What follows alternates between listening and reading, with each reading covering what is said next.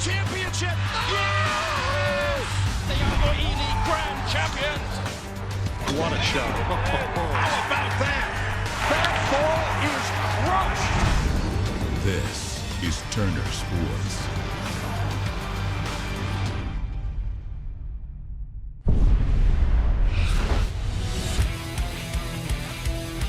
Winning a major title is something bigger.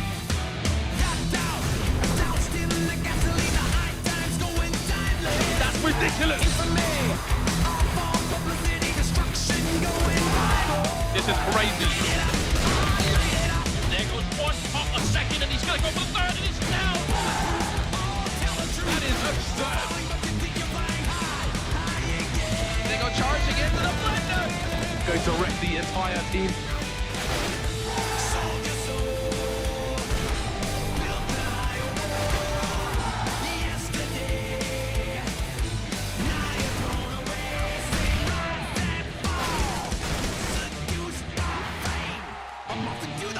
They are fired up. All the fighter is gone.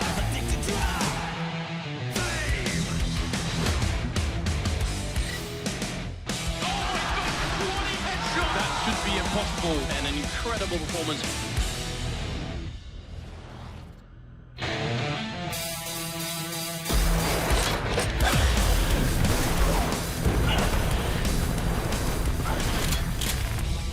Welcome to the last day in the G Fuel E-League Arena. On your screen is Magic's boy from North. He's got a book of evil plans. He's going to need it if the Danes are to win here because they're taking on the most electrifying man in esports. It is Shots from G2 Esports. Duncan thinks they're going to surprise. They hope so too as they get in the huddle.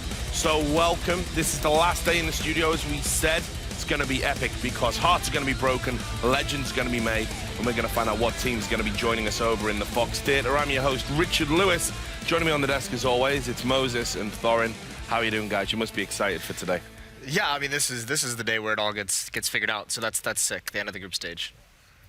Yeah, I mean, I think one of the interesting things about the group stage so far is we've had some upsets. There haven't actually been that many strong teams, you know? I mean, only really Navi's shown fantastic form. Virtus.pro barely got out of the group, even though they won 3-0. So I think actually at the moment, it just shows how up in the air this entire major is. Like, I don't think anyone's coming out of this group stage feeling like, yeah, we're definitely going to win the major. Yeah, hugely competitive. Let's take a look at the standings. And as Duncan alludes to, there's some big names up there in the 3-0. It's Navi and Virtus.pro.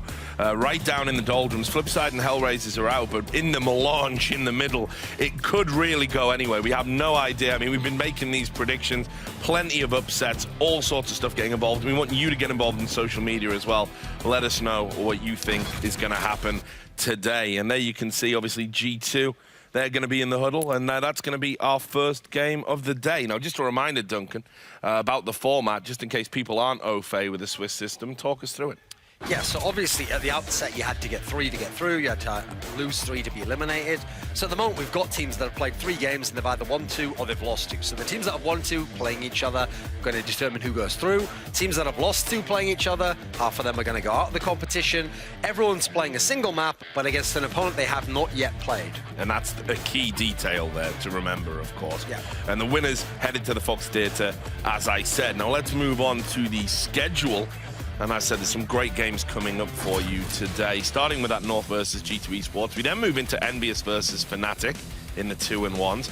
Mouse Sports versus Team Liquid. That's kind of the battle of the bads. I have no idea how that's going to go either. That's way up in the open. And then Godsent versus Optic. A lot of people saying Optic really unlucky to be down there. Luck doesn't matter, though. You've got to win those games. SK Gaming versus Astralis should be an absolute cracker. Then Gambit versus FaZe Clan. And then matches 7 to 9. Obviously, we've got to take a redraw to get to the final teams that are going to be joining us over there. And make sure you take a look at eleague.com for all the supplementary material. Duncan's been writing some stuff over there. I've been writing some stuff over there. And of course, there's the schedule and the social media tracker, which Duncan, I think, is still at the top. And the E-League prediction dog, which is still... Yeah, and then the E-League prediction dog. Get that dog to E-League. Yeah. Get him to the major. That's what everyone is saying. Anyway, we are going to take a short commercial break. When we come back, we're going to get right into the action. North versus G2. One of these teams is going to be heartbroken. Make sure you join us.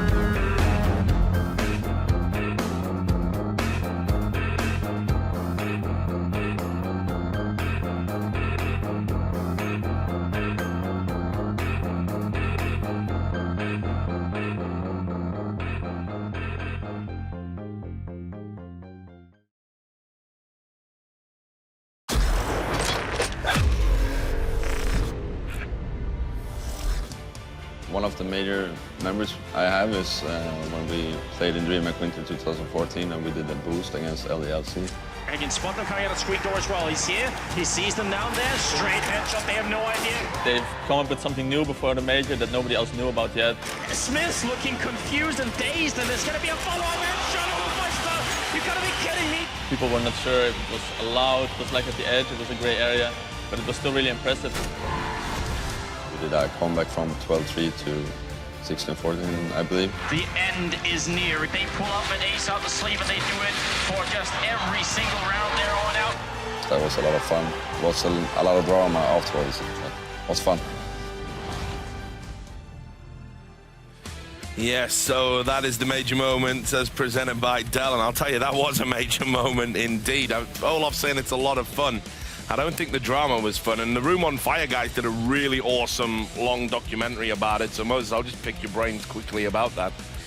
Yeah, I mean, would you call it fun? Yeah, I mean, it's certainly fun to watch to go back and watch it. But Olaf definitely thinking it's fun just sitting up on that perch. I mean, he was just unstoppable in that kind of a situation. So yeah, that was cool. All the drama around it. That kind of came out was less fun, but the Fnatic guys, what a comeback that was. I mean, that's the kind of stuff you want to see in a Counter-Strike match in a major, come out, all that preparation. Those are the kind of things that you want to see here. Well, we're going to see if we're going to see something like that now, because Duncan, here's North. What's going on with them? Yeah, they're a team kind of in disarray, but I actually think they're one of the teams that's really benefited from the Swiss system in as much as if this was a normal group stage, maybe they'd be out already. If they had to play 2 days, maybe they'd just gone out in last place. But I think because they do have quality in the team, you still feel like with each day's reset, they could get back to that really good level of having those star players and the very high, consistent level of skill. They've obviously got good tactics, they've got a good map pool, so I still think this is a team where just by surviving, they've still got it all to play for. They could still be in the playoffs. Yeah, definitely, and they've got a phenomenally talented roster. Bit disconcerting when they're struggling against Hellraisers, though, Chase. Yeah, that was really uncomfortable, especially because this is a team that is supposed to have this kind of system that MSL's put in place that makes them more consistent. But I mean, to be fair, they have been pretty consistent, but it's been bad placings. As much as this team looks great on paper, they haven't gotten it done since Epicenter in October. And staying with you, Jason, we're talking about how North could have done better. I think G2 could have done better as well if it wasn't for a few choice vetoes. Yeah, I agree that this is an event where they could have done better. And actually, I mean, even if you just look at the score from yesterday against Astralis, which is a pretty big stomping on Train, this is a team that played much better, that actually put themselves in very good scenarios. And if it wasn't for the heroics of Glaive, you know, they might not have won, but this would have been a much closer situation. So it's hard to be too critical of that Train match, but regardless, this team does at times look disorganized. They have the talent. It's just sometimes something just collapses in the mid-round. Yeah, so we've talking a lot about crazy vetoes over the course of this event. Duncan, are we going to see another one here? Well, that's the interesting thing, because I think we are actually. I mean, G2, we've shown that they're willing to play Nuke. Well, North definitely love a bit of Nuke, so they will not be banning that out. Cash is an obvious ban here. North might even go ahead and ban Dust 2 at some point. The real question is, will G2 ban out Overpass? Because I'm worried that they're going to let through a world where we have Cobble and Nuke as the maps that are available now. So they ban out Cobble, that's good. Why is North ban Train? They always ban Train and Cash, basically, if it's available. So, okay, here we go.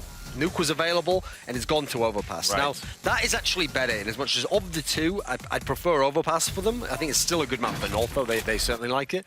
But that's the problem for the guys from G2, is they've been willing to play people on maps that probably put them at a disadvantage from the outset. Yeah, Jason, your reaction?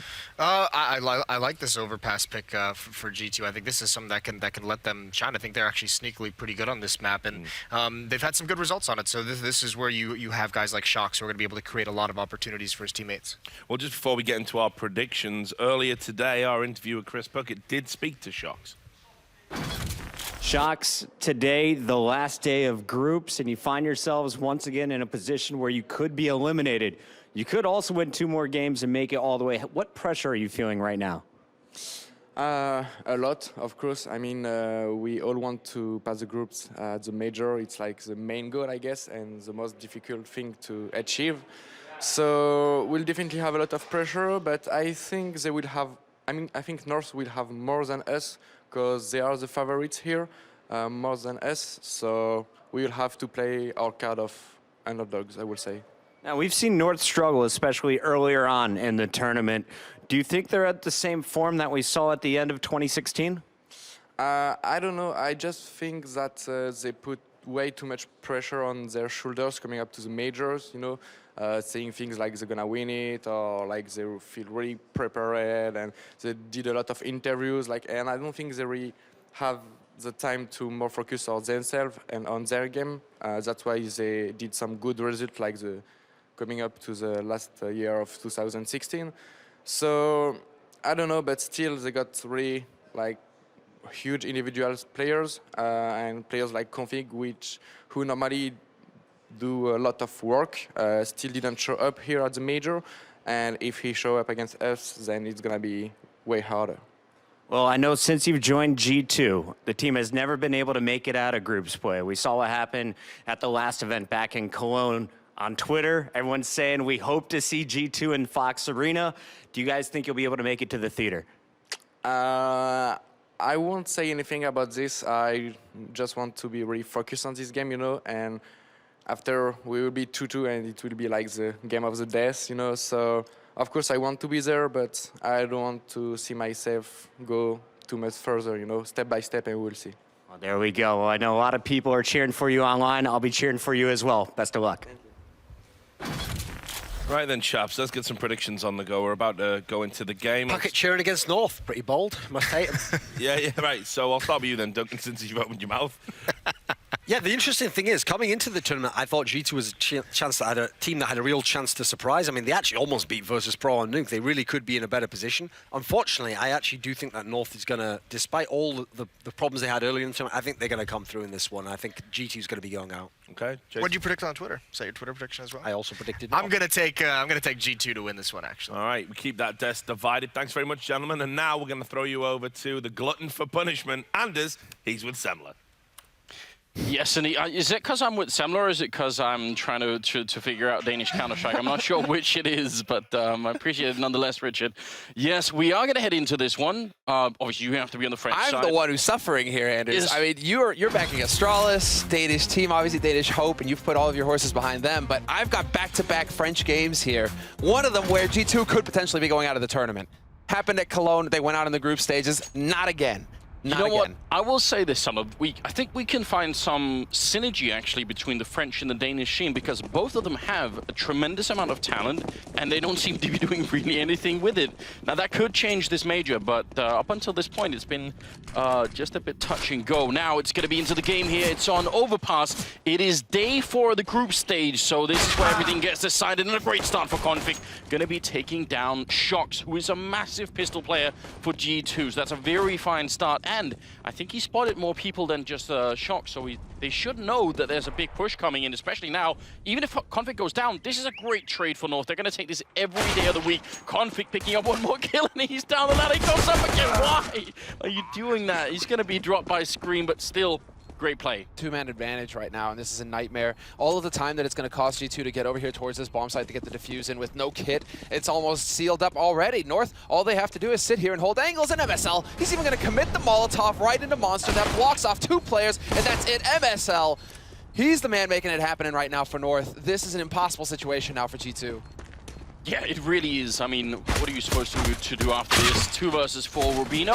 I'll pick up a kill and Cajun next, and the North team erupting from round 1. That's how you know they're fired up. I love watching Vegas.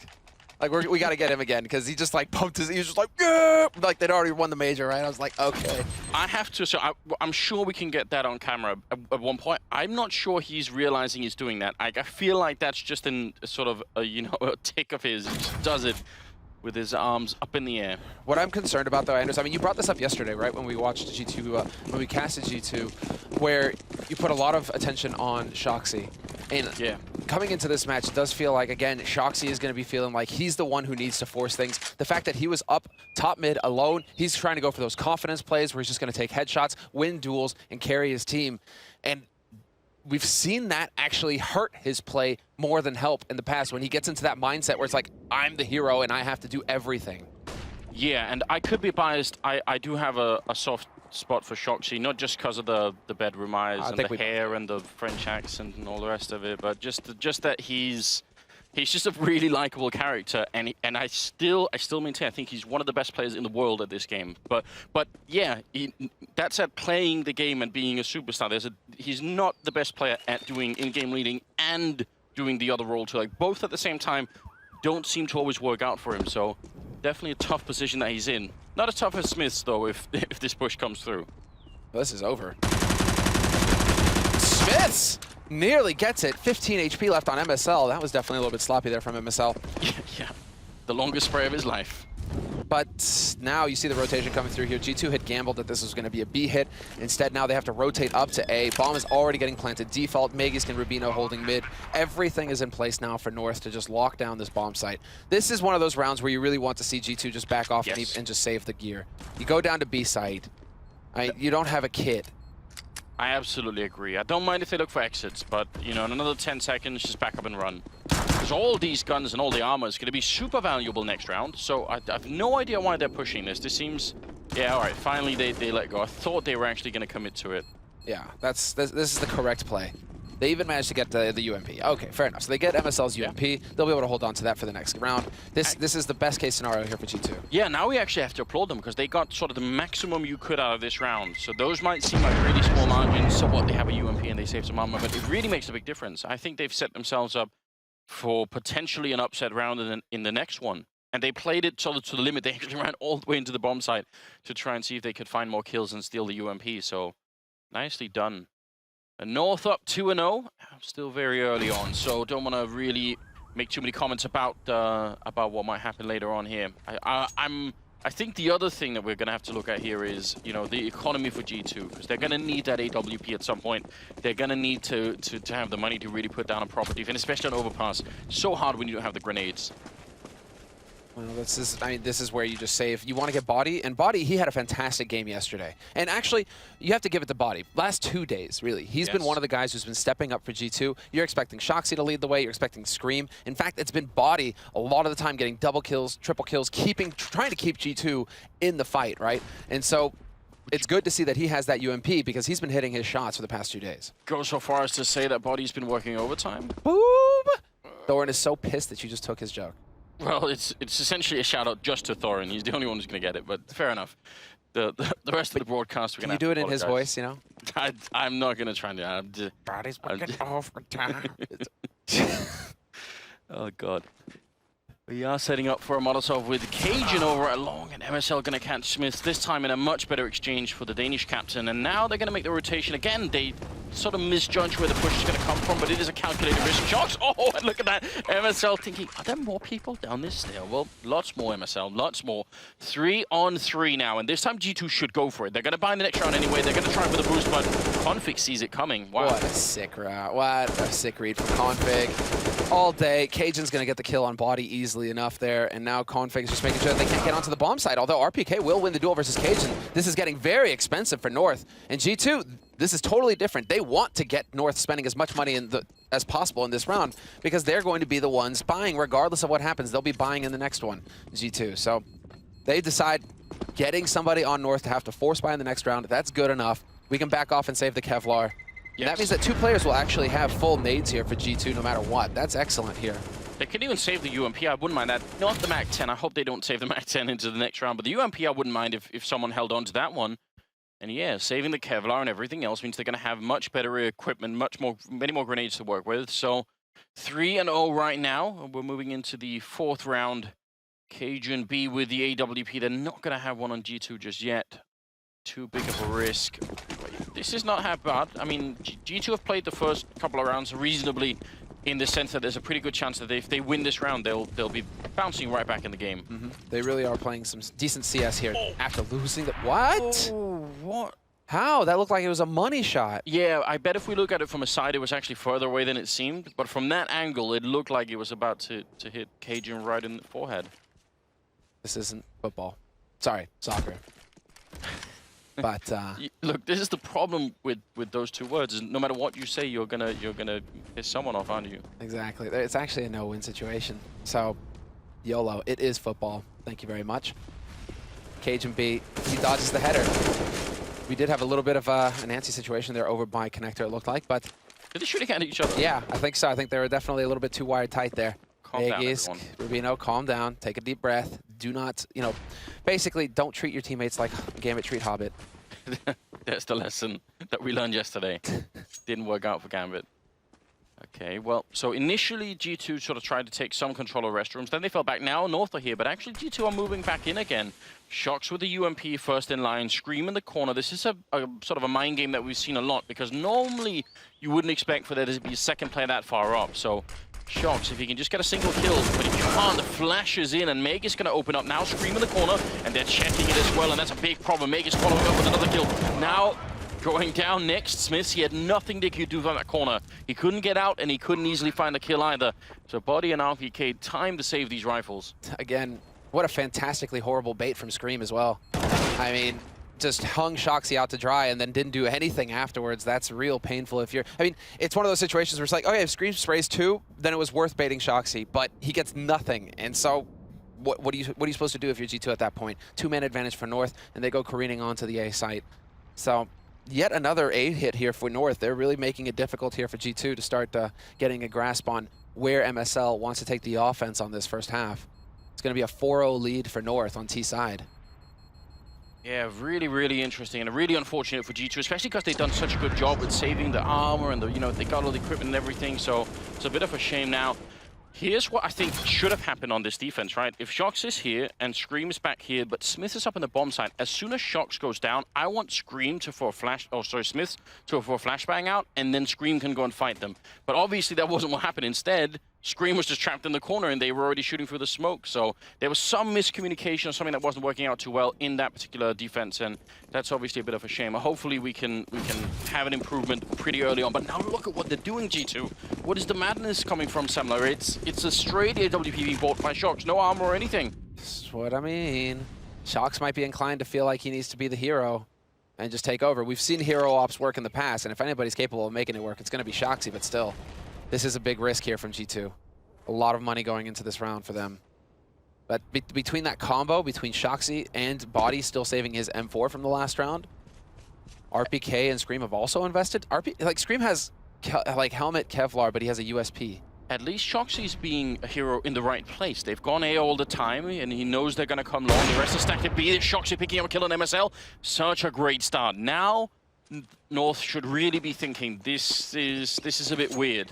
Yeah, what the hell is How this? does he have the AWP, and how do we deal with that? And they're playing right into what G2 want. They're saying, okay, we'll rotate away from the AWP into the stacked bomb site. Yep, this could be perfect. Smith's holding close with the C-75 as well. Oh, but why is Body leaving? He's the one with the rifle. No. Smith, this is it. Smith. Oh, he's not going to get the shot. RPK's going to trade, though. Well played here from RPK, but Aegis is there with the pre-fire, going to gun him down. Still a 3-on-3, and this is still a winnable situation for G2 if they could just pick up one more kill. But Scream, again, he only has a USP. All on Shox, 1 versus 2, goes for the flick, he misses it, tries for the pistol, but with no armor, he's gonna get shot down, and North will win the round regardless. 5-0 here for the Danish side. But I guess it's sort of a calculated risk, because G2 can buy into this round, and they should, even if Shox is not gonna have the most impressive equipment. That very nearly worked. I think if Body had stayed on the B bomb site with the rest of the crew, he was the only one with a rifle, this would have probably been a win for them. Look at the arms again. It is just like reflex at this point. Somebody who's very skilled with Photoshop and sort of making animations, can someone do one where he does the arms and then just flies off the stage, my people need me type thing, Yeah, to the stars, well, the wrong team, but still. Wrong team here. It's not a bad idea anyway. I think someone could do that. Guess if you want to go compass points, right? To the north. All the way up. Just fly up. Give him a Superman cape on and let him exit the stage. But then that contradicts what the message is, right? Because they're trying to tell us that the north is here, Anders. So I don't know what to think anymore. Good point. I don't know. Yeah, it is a confusing statement because it's obviously not, Now we're very much in the south here now. Further west as well. Maybe they're just bringing it with them. We'll have to ask them in an interview exactly what the message is that's being driven home here. Shox falling back. as they wallbang his previous position, so gotta be careful about that one. Config, as he's prone to doing, running through smoke and headshotting Scream right away. Smith's gonna get a kill on one, he has to get the second, no-scope, takes down MSL, and now going for a third fight. He knows Cajun's down there somewhere. Smiths, is he gonna be the hero of the round? He gets taken down by Cajun B. I think he probably did have to take that fight, because if he waits forever, he can't be quite sure if someone's gonna eventually sneak up behind him and maybe drop shocks as well. So 3-on-3 now, but a big round for Smiths here. Yeah, that's Smith's questionable, but still, it ends up working. Body is going to be able to bring it back to G2's way. They get a man advantage, and Shoxy's perfectly timing the flash. He's going to be able to catch out Cajun for free, and now he can upgrade to an AWP if he wants it. Magix is on his heels. He knows now as well, Shoxy. The flash turns away the duel, and he's not going to get the kill, but instead, it's RPK showing up to the rescue. Yeah, but only 15 seconds, Magis. You can't play this game. You're going to have to go for the run here. 10 seconds. No waiting. Goes for the spray, hits the shot, and Body's rotating in as well. I don't think he can have it. He doesn't have the time for it. This is not going to be a one round. It's a nice attempt, but ultimately, Body will win the round by staying alive. And I guess we have to give some credit to Smiths, especially that second shot. Really critical. He saves the op as well. And I was about to say, because Smiths has had a couple of opportunities now to get kills on the board. I'm glad that it is in this high-impact round that they finally have an op he's able to deliver. Same kind of flashy plays that we saw from him yesterday on Train. Now you see the flash that actually hits Smiths is the one that comes in from Cajun B, but it doesn't full flash Smiths. Imagine if it did, then he'd get the first kill, yes, but then he'd be completely destroyed. So that was really, really good timing there. 5-1, and we're moving into the 7th round. And now is the time where perhaps North want to change it up and start going towards that B site. They've basically gone A, well, they've gone B once more as well, but that was after opening up and running into shocks on long. So I think the plan was to go A until G2 started to adjust and figure things out. And now they want to try and test this B defense, it looks like. 4 players gathered up here for North. And so that's a smoke that goes really far in. Yeah, it looks like they actually want to push through. Oh my god, they're all on the other side. It's going to be a complete massacre, isn't it? They line up for Magisken. The easiest double kill of his life, and they don't have to do anything, North. I mean, they could try and run into B, but they don't have to. That's inspired play. We'll put it that way, Anders. It's inspired. Here's the problem with that. Obviously, it could be the case, as it quite often is, there's only one person holding down in that area. Yes. But I would still say that when the smoke goes that far in, anyone who's looking at it will think, wait a minute, that smoke is so advanced that it doesn't make sense. You know, someone's going to almost have to push up behind it. And the idea could be that the smoke covers the flash, but then there's going to be a dink, right, where the flash hits the ground. Any veteran pro player is going to turn away in time from that sort of thing. Yeah. I don't know. That was I think that whole play revolves around the idea that there's just going to be one person there, and there wasn't. So that's pretty much the end. Scream, good headshot on one. Can we get more? No, Config going to be able to take him down. And Smiths again in this corner. I'm not a big fan of this corner. Shots walking up behind though. Could have got a second kill, maybe Smiths. Now they line up for him. He's going to get the double kill. Now Cajun coming around the corner, but he shuts him down. That would have been the big opening. Cajun saving the round. Smiths getting a double kill, but I have to insist, that corner is so hard to play. There's every chance you're going to get either Molotov'd or just checked really quickly. Pre-fired. Yeah, it's so easy to do. It's one of the go-to spots. I think Shoxy is definitely going to be hating himself because he doesn't win that second duel. Because he gets the first one, but he's shooting the guy in the back. That's fair enough. The other one, when he turns around, I think Shoxy needs to win that duel. And in his mind, he knows it as well. He had the capability there to just save Smiths outright. Instead, it's going to be North bouncing right back into the lead here. 6-1, and a pistol round here for G2. So it looks like now that North, they really are starting to drift back towards B. Early in the half, they wanted to hit that A site. Now it's towards B. Config gonna just run right over. RPK, 3 kills for RPK with the P250. Cajun B and Rubino left alone. Rubino will bring 1 back, but this isn't good enough. No, it's definitely not. G2 need to slow down. They were just in a 5 versus 2 now. It's a 3 versus 2, so everyone calm down. They've got the bomb as well, so they don't actually need to fight at all. Grenade not doing anything here for Cajun B. They can steal this round, G2. They need it. They desperately need it. They are supposed to get the majority of the rounds on the CT side. And right now, that's not happening. Molotov also with really good timing, but they've got them boxed in. There's no reason they should do anything other than just sit and wait. And that was their last grenade as well. So now they have nothing here to hold back North. And if Body stays there, this is real tricky because Cajun B knows to check that angle now. That will open it up, however. If basically Scream is going to be the first point of contact, all Body needs to do is hang around on the right and bait a player from North out into the open for Scream to take the pick, and Body goes for the peek, and that costs them. that's it. The round, however, is not over yet. Smith is still alive with the CZ-75. He's going to catch Cajun looking the wrong way. And now Rubino very low on health. In Mac 10 versus the unarmored Smiths. Rubino picks up the bomb. 24 seconds here, Smiths. This would be great. He's already had some pretty good rounds in this game, but look at it. Great play here from the Norwegian. Gonna run all the way into the A-bomb side instead. And Smiths, he hears it, and is gonna be there to greet him maybe. Bomb is out in the open. Smith's gonna be charging in with the CZ-75. Has Rubino realized yet? I'm not sure that he has. So many angles, however, for Smith to clear on this. It is limited to CT stairs, but now the further this ticks, he has to start worrying about bank. Exactly, Smith is going to have to go and check that. That's going to waste even more time. And Rubino, he's only got 29 HP. He's definitely at risk of getting bursted down by the CZ-75, but spots him just in time, and he's actually going to take a run. Yeah, he doesn't have a kit, Smith, so what could he really do? He taps the bomb once, but it's only going to make sure that Rubino, well, comes back for the kill, but even then he wouldn't have time for the defuse, so triple kill here for Rubino, saving North, and honestly, I'm glad we're not seeing a shot of Shox' face after that round, because I can't handle it any longer. This is a round that you win, and this is the round that you... No, please. There it is. There it is. You can see the pain in his eyes, and I'm just not enjoying it. Well, that's where you have to wonder, are they calming on G2? Is it nerves?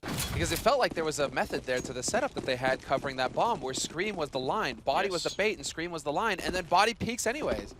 And you're just like, hey, so are you not communicating? Are you not aware of like where your teammates are? What's going on there?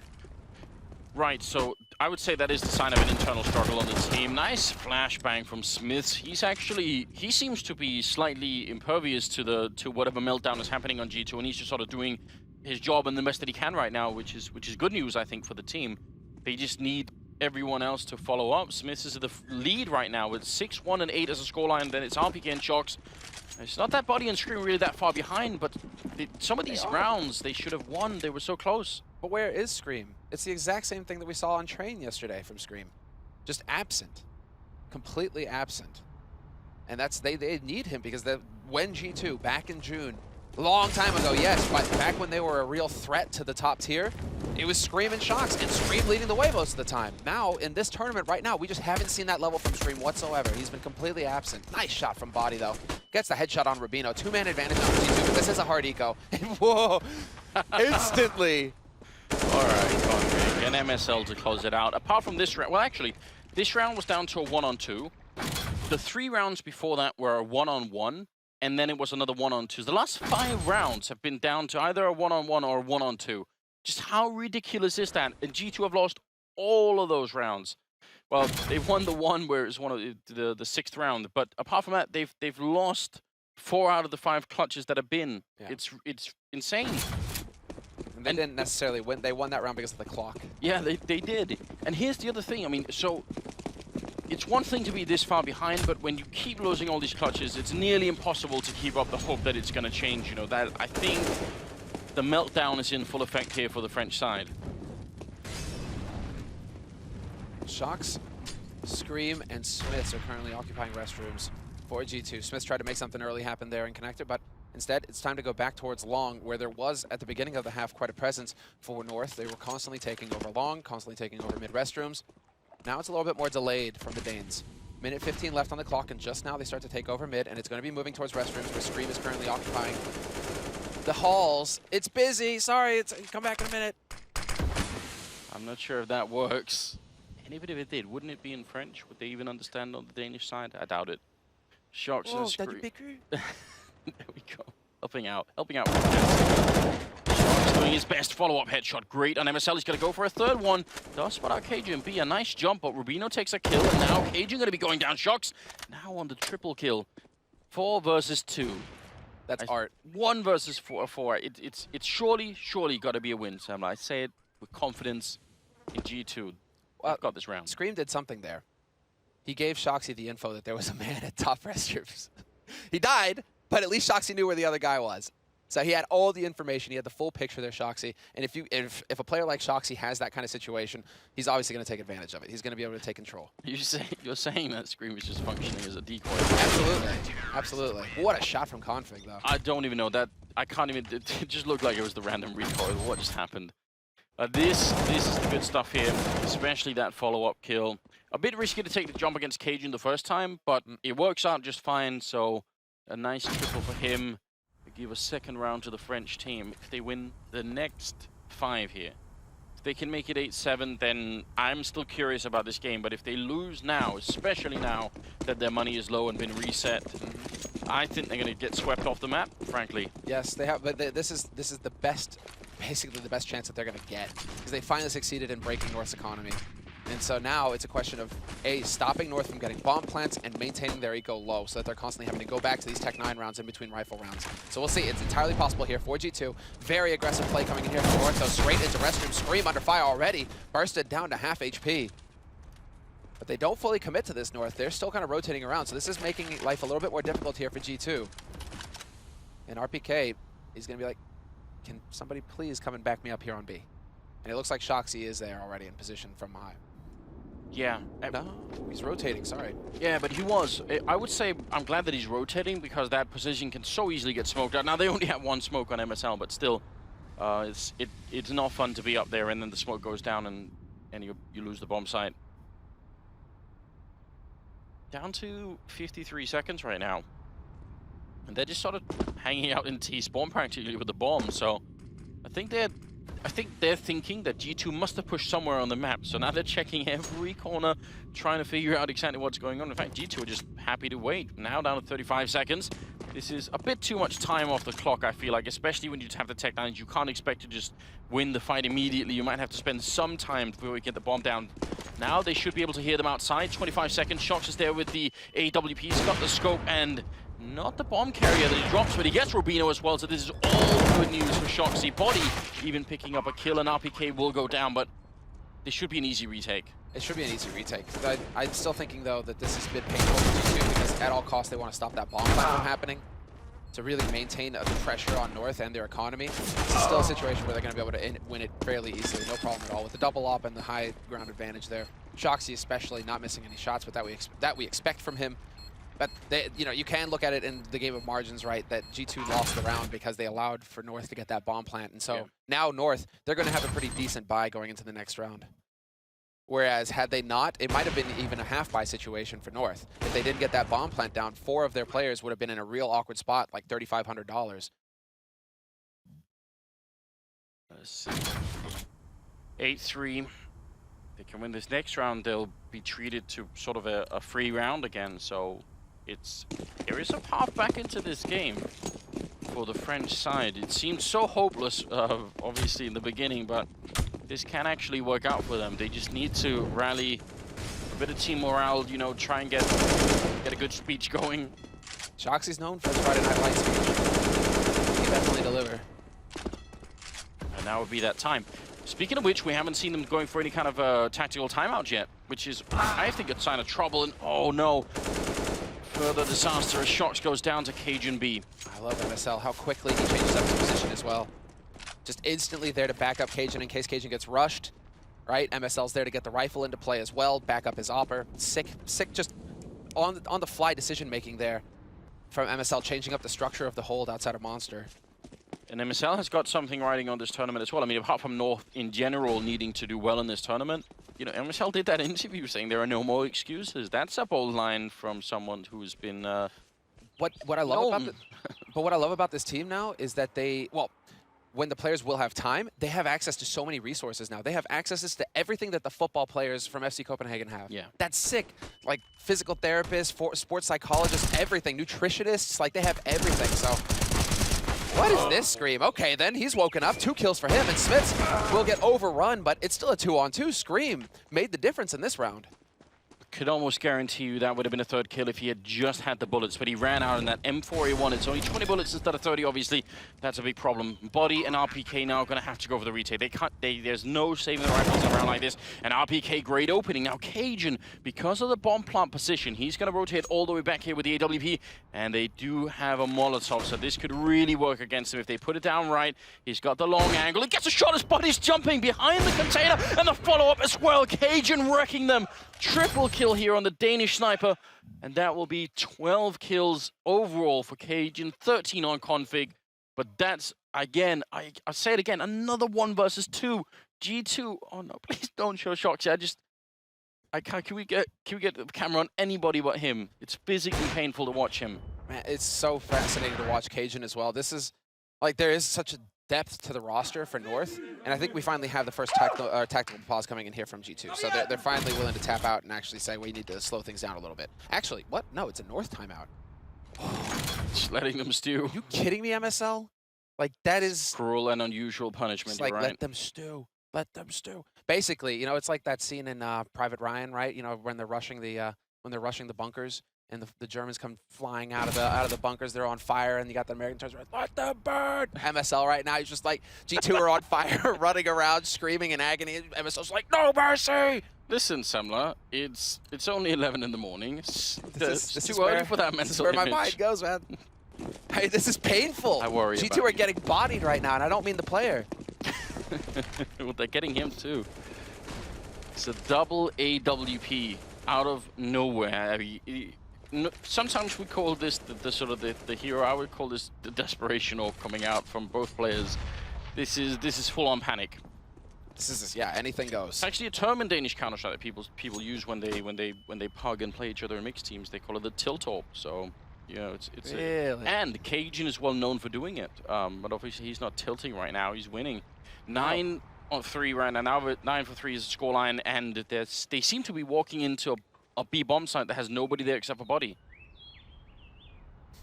This is going to be just a little awkward for Body. He does have the op, though.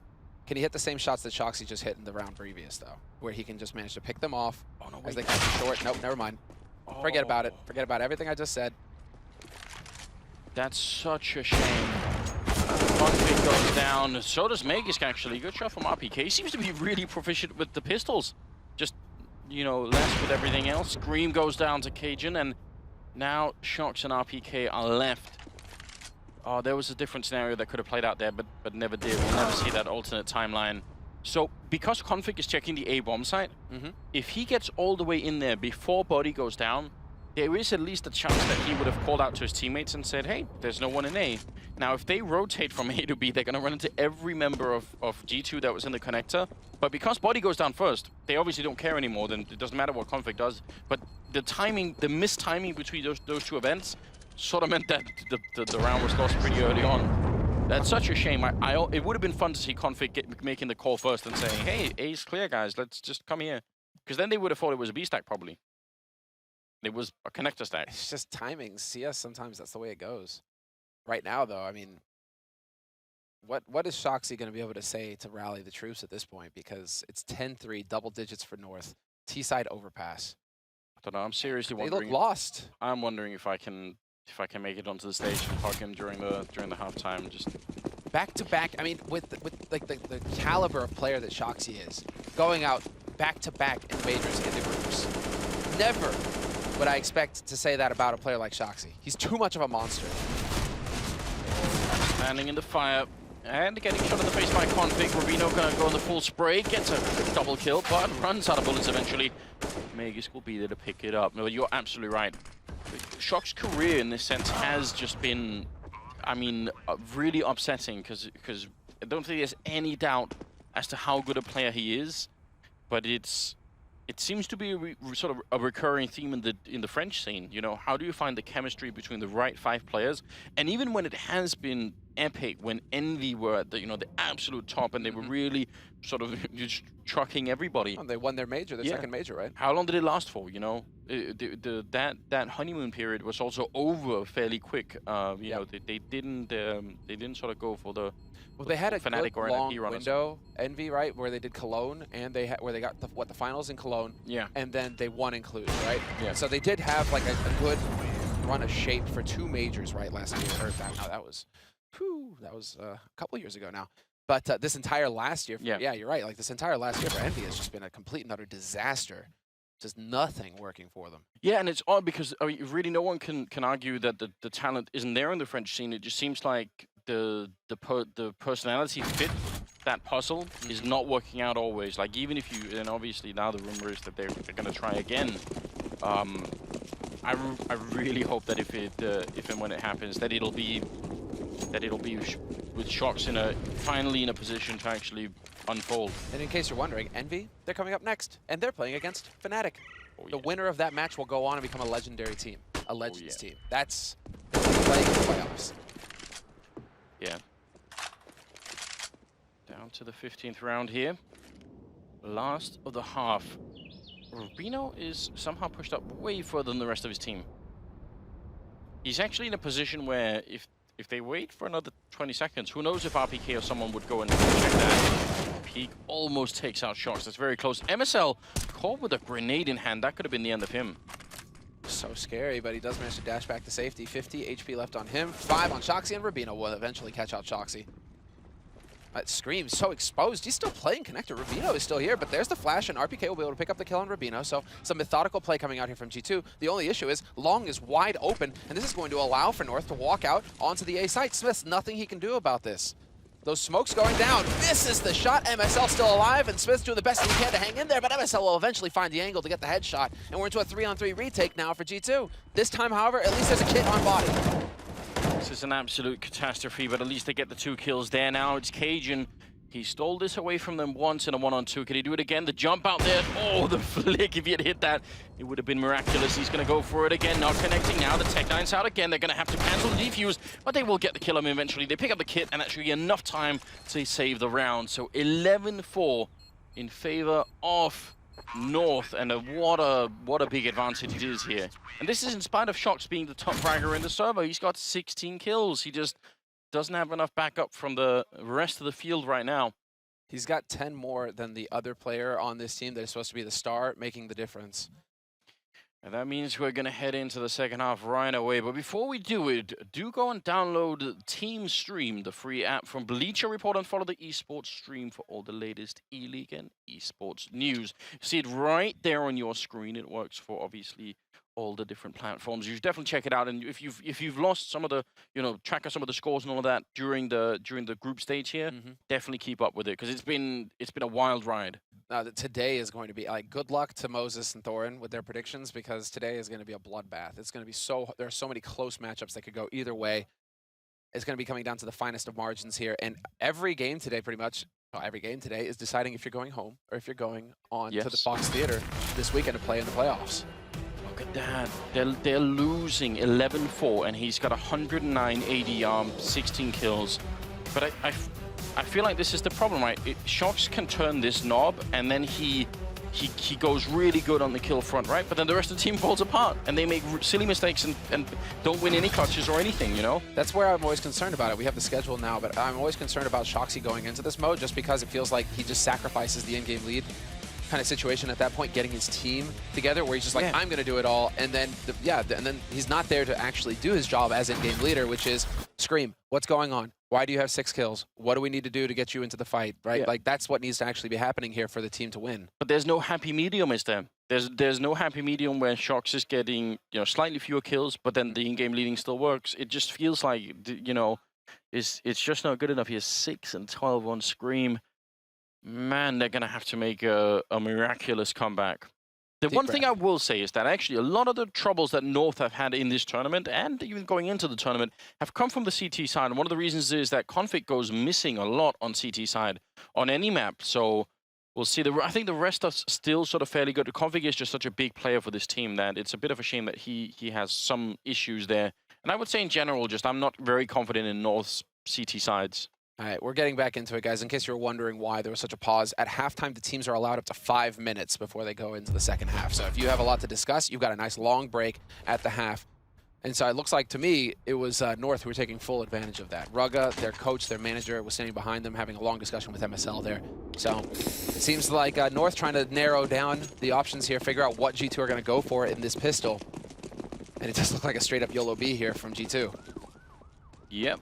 Tiny bit of utility for them, really not that much. Config is spotting outside and saying, all is clear. There's no one here, it's all good. And in just a second, he's going to find out that's not quite true.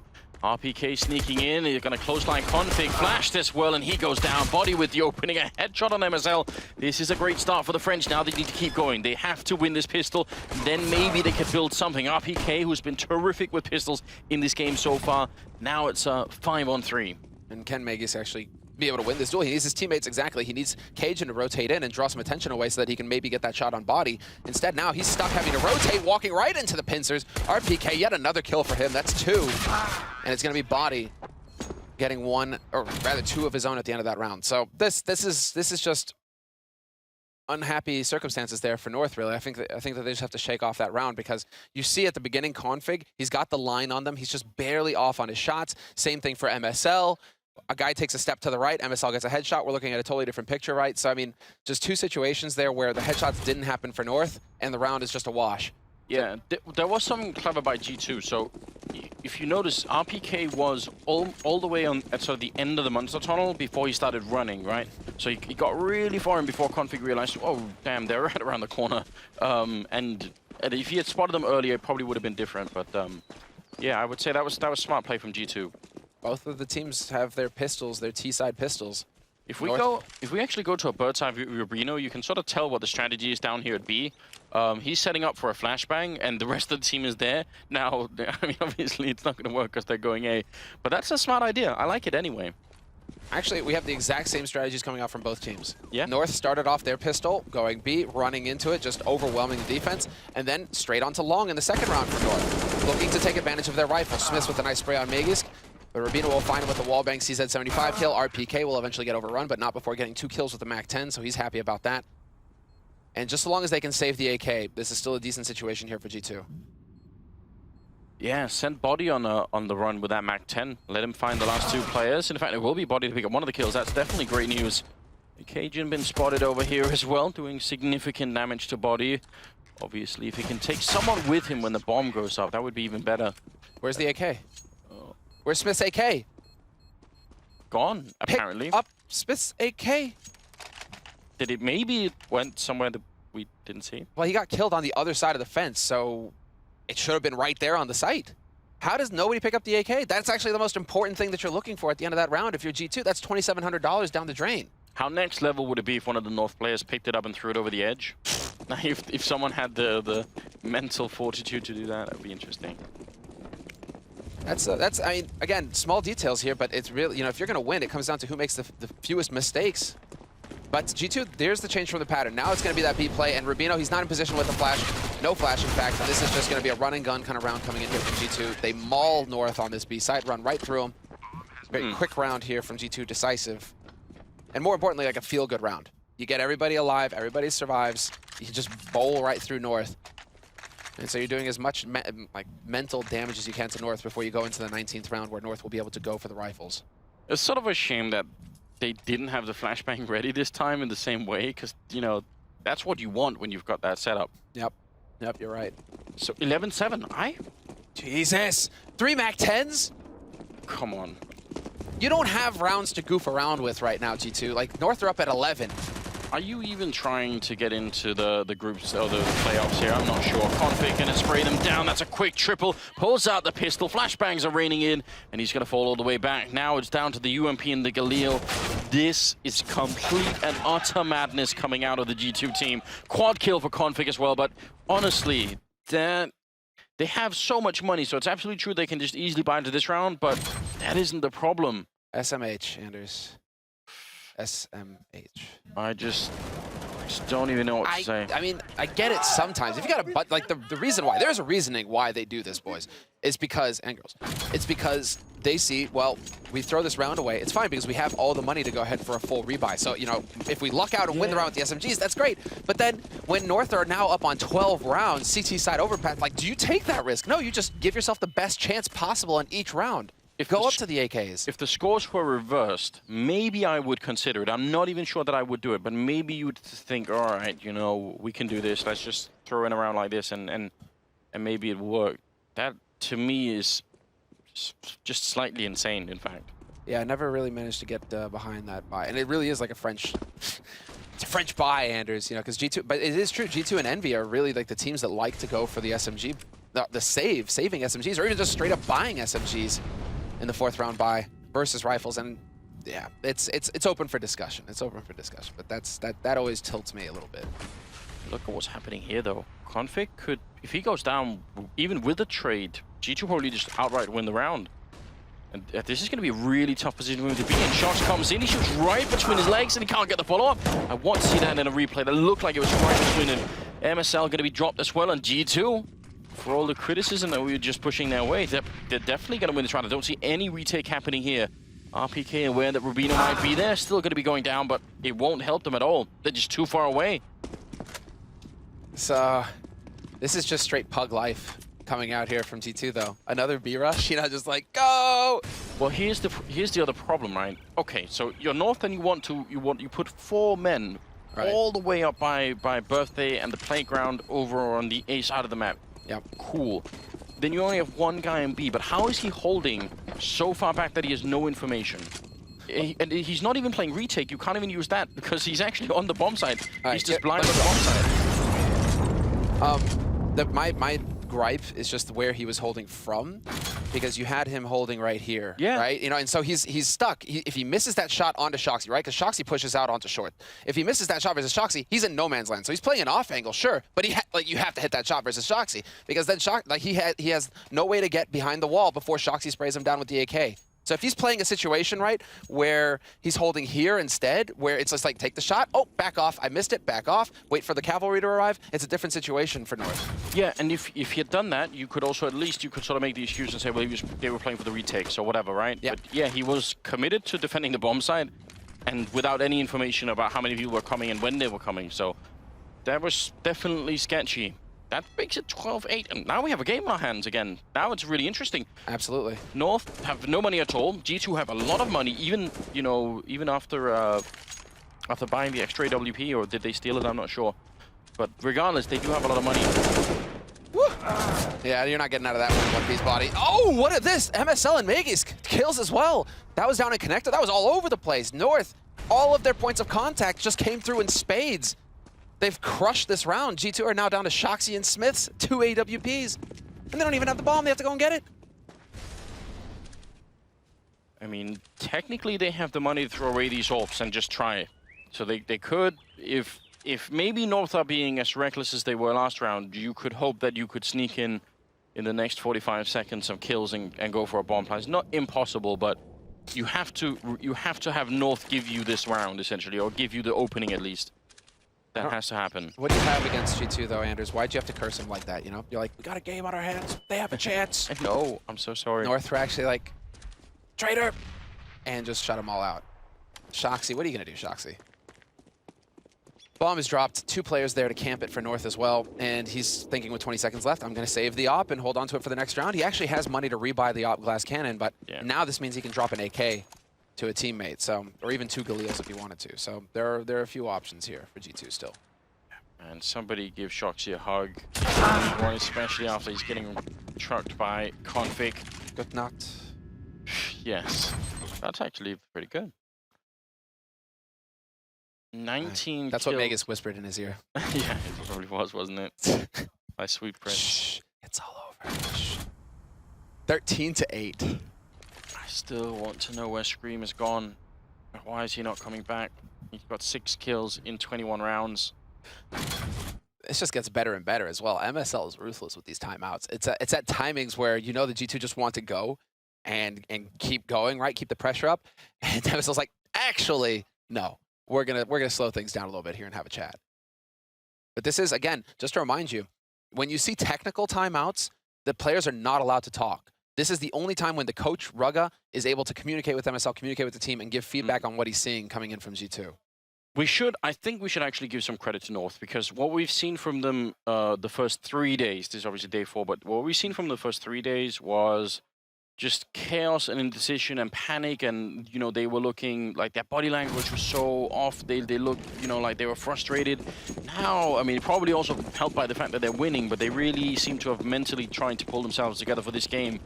And they had a good start, so that definitely helped out too. But I'm glad to see the North are at least trying to play the mental part of this game too, and really keep the team running.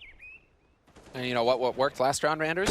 Aggro long, except that I'm not a big fan. Rubino's got to count his lucky stars there. Go and burn a candle or something, you know, like, thank you very much, because without a flash, you go peeking into the angle like that, you should die 100%. That was also the most asinine one-on-one, wasn't it? Just they're both crab walking and tapping.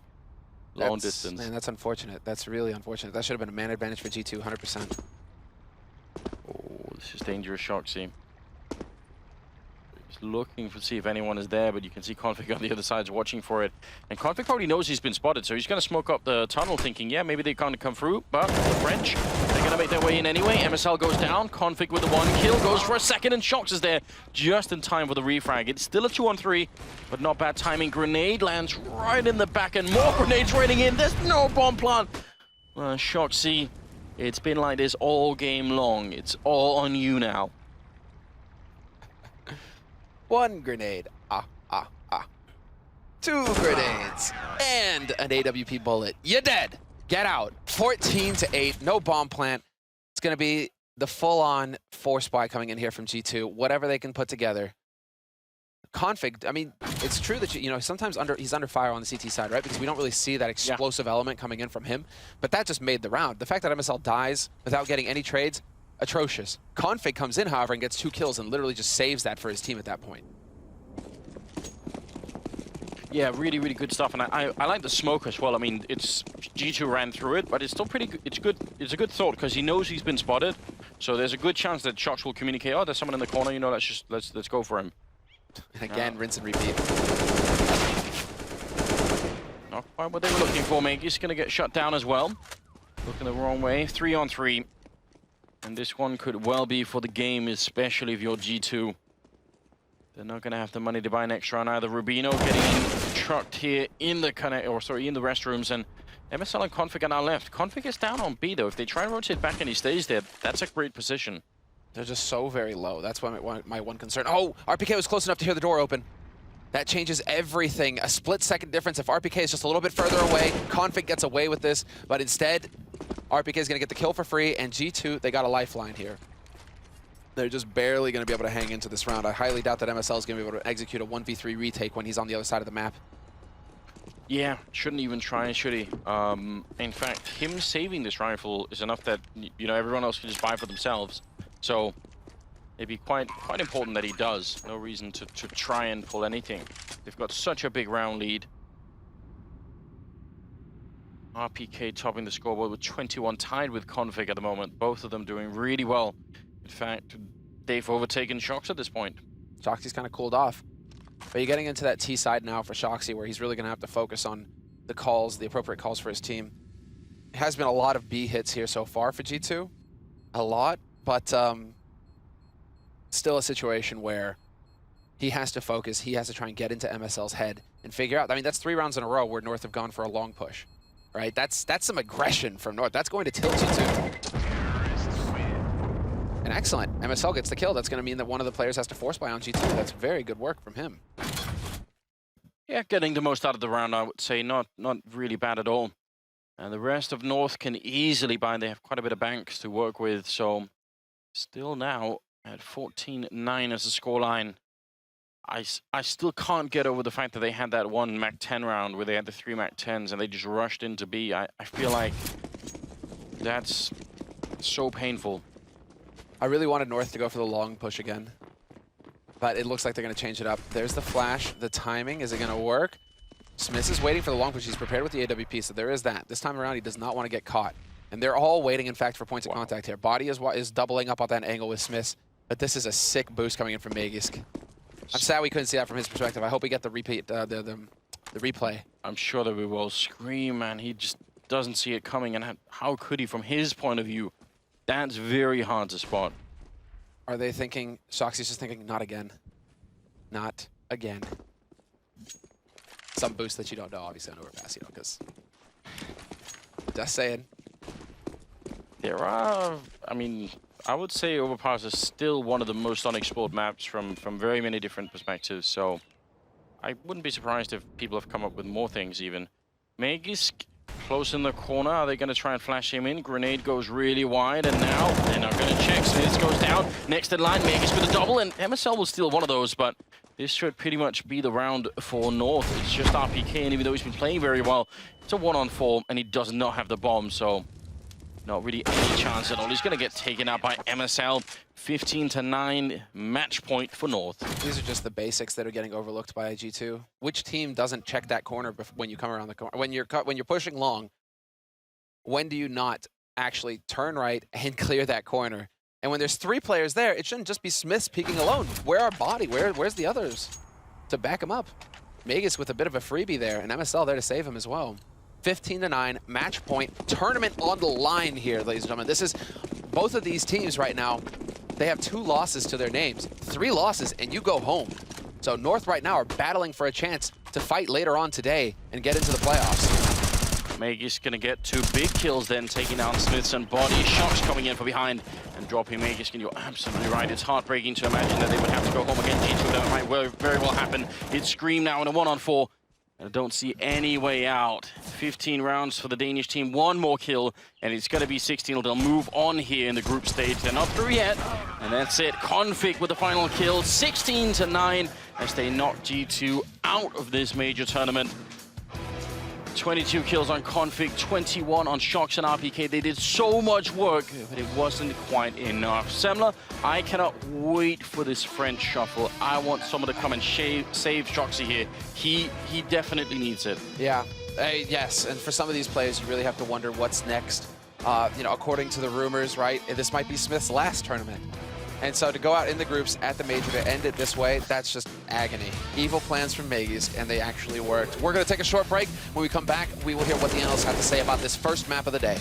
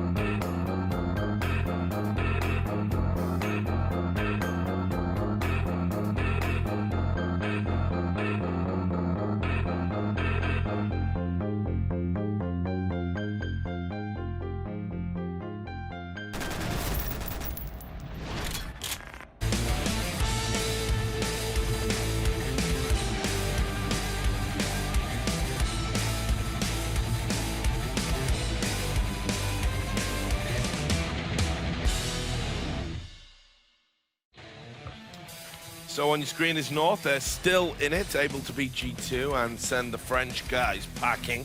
And they may be packing up and getting into another team, if rumors are to be believed. Pack it up, pack it in, let the French shuffle begin.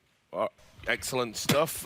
Duncan, you have said things. Where is that dog? Can we, like, seriously this time? Yeah, please. I'm your dog. Hurry up with the hound.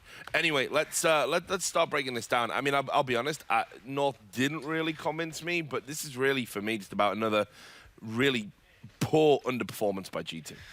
Yeah, and not only that, but the first half when they're CT on overpass, like they just don't seem confident at all whatsoever. A lot of the plays, I mean, heavy aggression, heavy pushes. You know, that round they try and flashbang through a smoke and monster and double push it. I mean, there are just rounds where they make really questionable decisions. It's just kind of say they're trying to do too much because they feel like maybe they're just holding and playing standard. They just can't do it. They don't feel that confident. And again, just like yesterday against Astralis, they lost a lot of situations where they had good man advantages. That round by RPK was just one of them. They ended up losing like a 4-on-2 or a 5-on-2 in that round. And you can't do that at this level. You have to be able to win those. You have to be able to close those rounds out. And yeah, North didn't really have to do anything special outside of some beautiful shots here from Cajun in this 1-on-2 clutch. But really, this was the death throes of this team, this G2 lineup. Yeah, and you know, I gotta say as well, we're talking about how there might be this French shuffle incoming, and there's a few names that haven't been mentioned in it. You know, Body's gonna be all right, it seems. Shock's obviously gonna be okay. But for the ones in the shop window, you know, guys like Scream, I gotta say, Duncan, I'm expecting him to come out and really want to make a statement about how he's still got it and how he's a viable choice for a team. Well, at this major, he just hasn't shone for me at all. No, he hasn't done that at all. I mean, yeah, that's the whole point.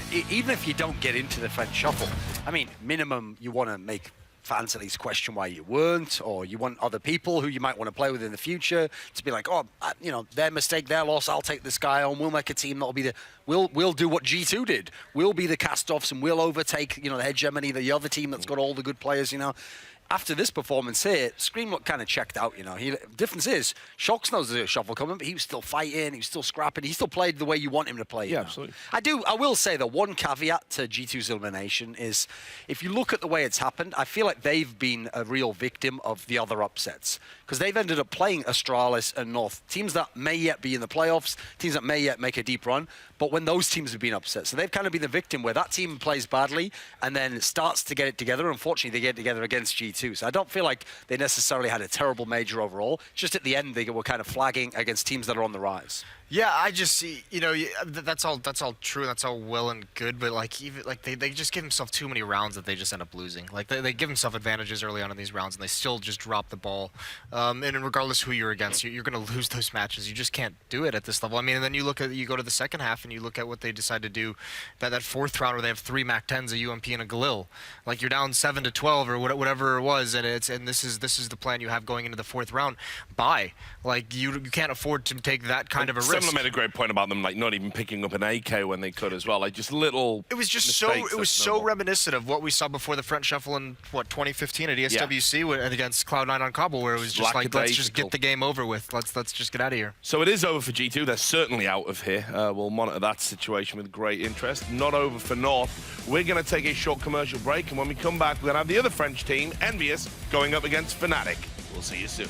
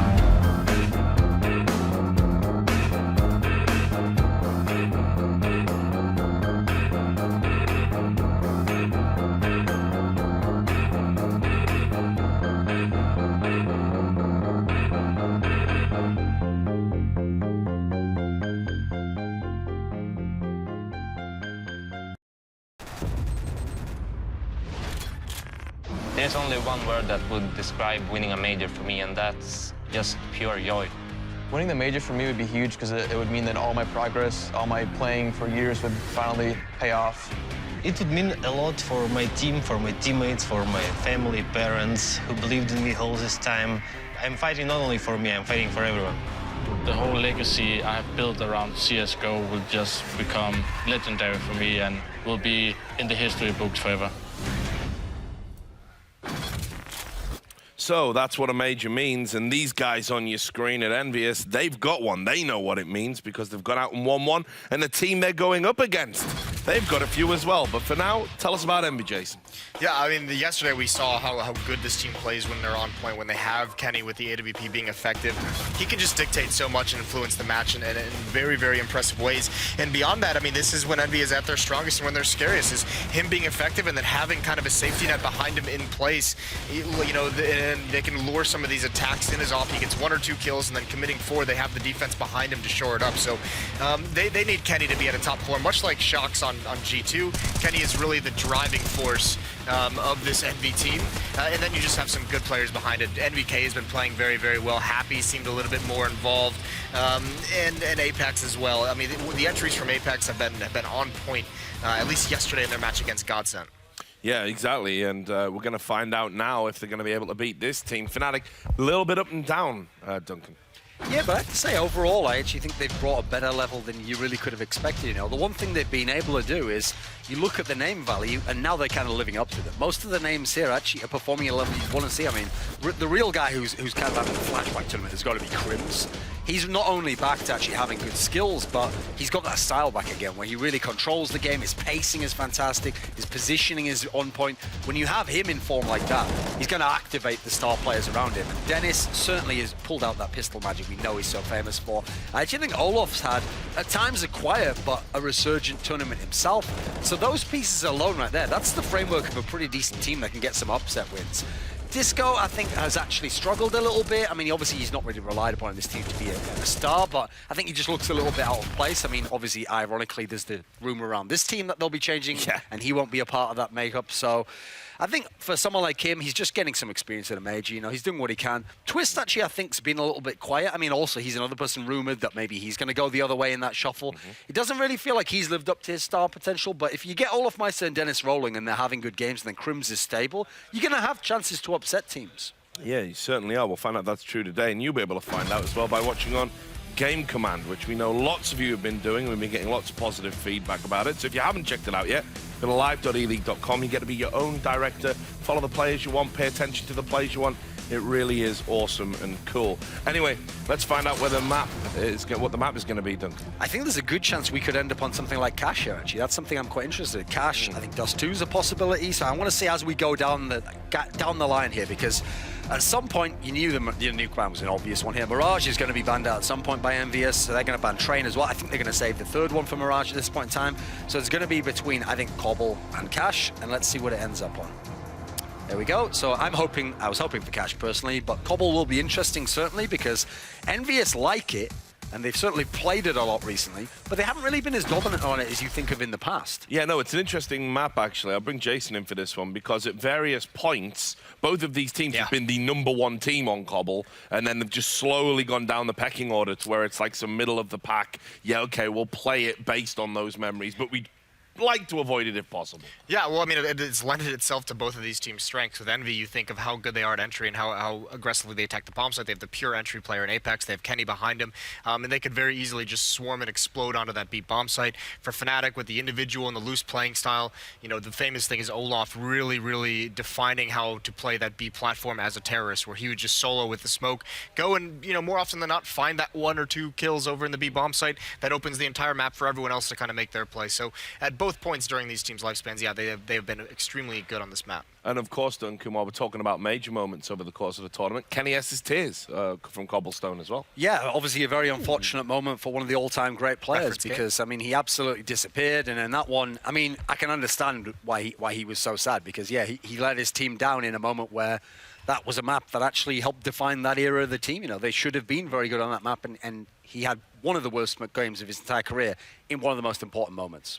Yeah, and of course, since then, he's been working very hard on cobblestone. You think he's back to his best overall or thereabouts, right? I mean, I don't know that anyone can ever be at that peak again, because for me, I think that's still the highest peak I've ever seen. I think it's even above Cold Zero, above these guys. Sure, it wasn't necessarily in majors. He didn't really have the team equipped to do that, but it was so insanely dominant. I don't know, first of all, especially since the AWP nerf, we'll probably never see an AWP at that level, but he's certainly very good again. And I actually do think that if that so-called French shuffle means we're going to get Shox and Scream together, Shox and Kenny S rather, what a time to do it, because they both look like they're really, really in form and able to hard carry individually. So I always wanted to see what would happen if you put that best AWPer, best rifle combo together in a team where it could work. Yeah, and I'll ask you, Jason, from a tactical standpoint, you know, are Envious doing more to kind of activate Kenny S? Because that's been the thing in the past where, you know, they've had teams built around him and it's like, look, you just go out and we want you to be the main guy. Or is he kind of finding form without that luxury and therefore there could be an extra gear to go? I don't think you can do that in this day and age in Counter-Strike if you want to be an effective team. That you can no longer just say we have Kenny. Everything we do in game is going to be around him, and he's going to have Titan style. Yeah, you can't do that anymore. But what they have done with the pieces that they have is, you know, use him very mobile. You can play around him, and you can start relying on what he's going to be able to do. And like I said, I mean, they get him aggressive sometimes in the CG side, like we saw in Cash, and they'll play behind him so that he can fall away and he can rotate elsewhere on the map. But they still have a defense set up in that gap he left. So I mean, with an AWPer like that, you can really dictate where your opposing team goes. Yeah, and just to recap some of the results we've already seen, you can see there, Fnatic, they did lose to G2. It was relatively competitive. Very good win over North. Potentially a surprise, depending on what side of the fence you were on. And obviously, as well, a win against Mousesports. But on Dust 2, it's got to be said, Mousesports comfortably, Dust 2 is their best map, and Fnatic manhandled them on it. So just some thoughts of where Fnatic are, because obviously you've kind of said, Duncan, and intimated a little bit that their main focus obviously is getting into that legendary spot, because when the roster swap inevitably does happen, which it looks like it's going to, that's the key thing to have secured. But I mean, is there a chance they could go further in this tournament? I don't think so, because unfortunately, here's the thing. The positive is they look like they can play a whole bunch of maps, and part of the reason why is they have some firepower that does seem to turn up, and I actually think, for me, the key is Crim's getting good again, because that's why you're seeing clutch rounds get won. That's why you're seeing rounds where they can win, not necessarily on great reads or great tactics, but just a guy who knows how to play the game and be an anchor for his team in some of the senses of what you need. So I think here's the thing. I think they have a chance to get out now. I'm not picking them at the moment to get out into the playoffs, but if they get there, I don't see how they can win a series, especially since they're already at this position now. They're not going to be a top seed, you know. It's probably going to be a tough draw. It's hard to see who they'd be able to beat in a best of three. Yeah, and just as well, Jason, just an observation. You can tell me if I'm wrong. You're the ex-pro.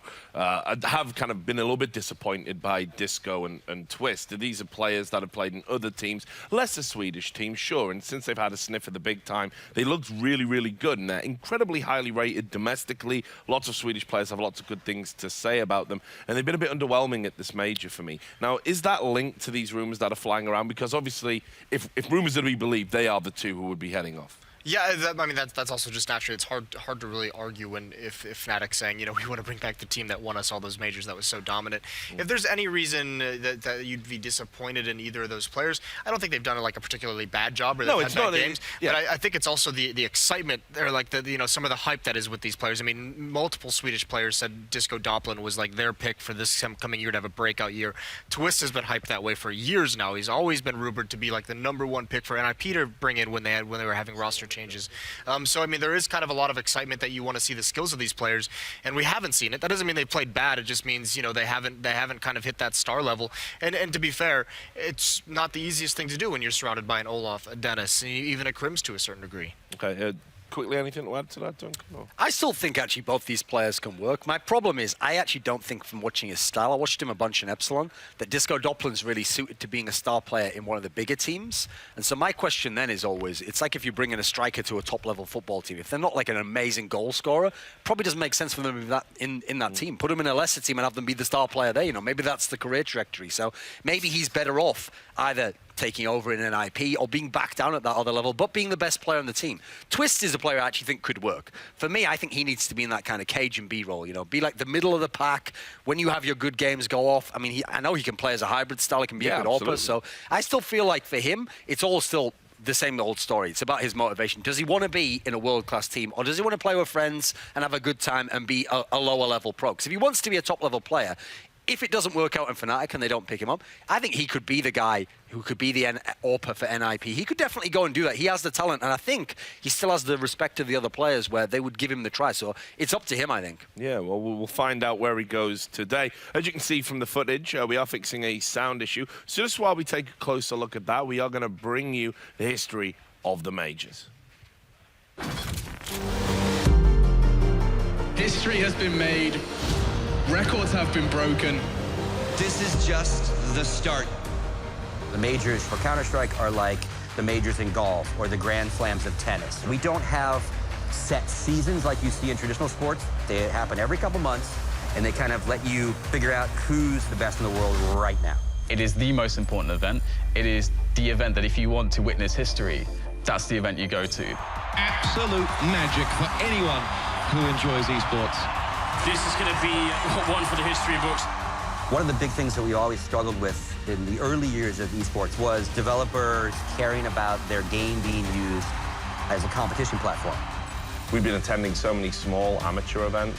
I think people were getting really frustrated. There was a kind of sentiment in the industry that people didn't put on grand scale events because they thought the viewership couldn't rise up to that level. Global Offensive comes out, and that is a Valve-made version of Counter-Strike, and that first got us excited. But then they decided to actively support the pro side of it, and the major system at its core was all Valve's idea.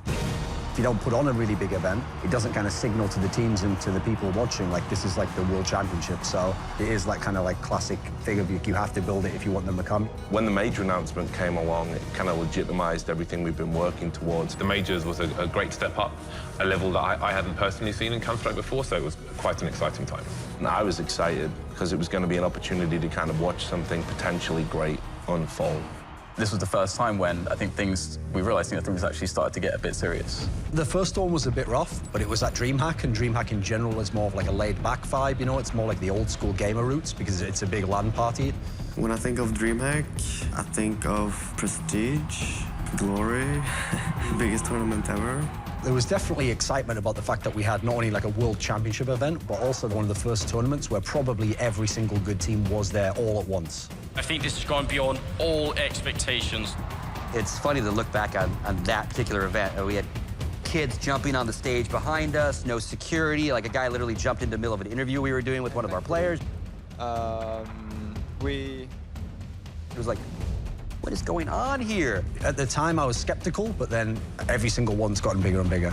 This is the biggest CSGO event of all time! In hindsight, we had no idea that we would eventually start filling stadiums with our game. It's always your dream. We didn't believe 1 million people would watch. Congratulations to CSGO. Over 1 million people watching. An amazing weekend. For these people, it means everything. They've made a commitment to becoming, professional players, and they've achieved that much. But this is the difference between being in this world and really succeeding in it.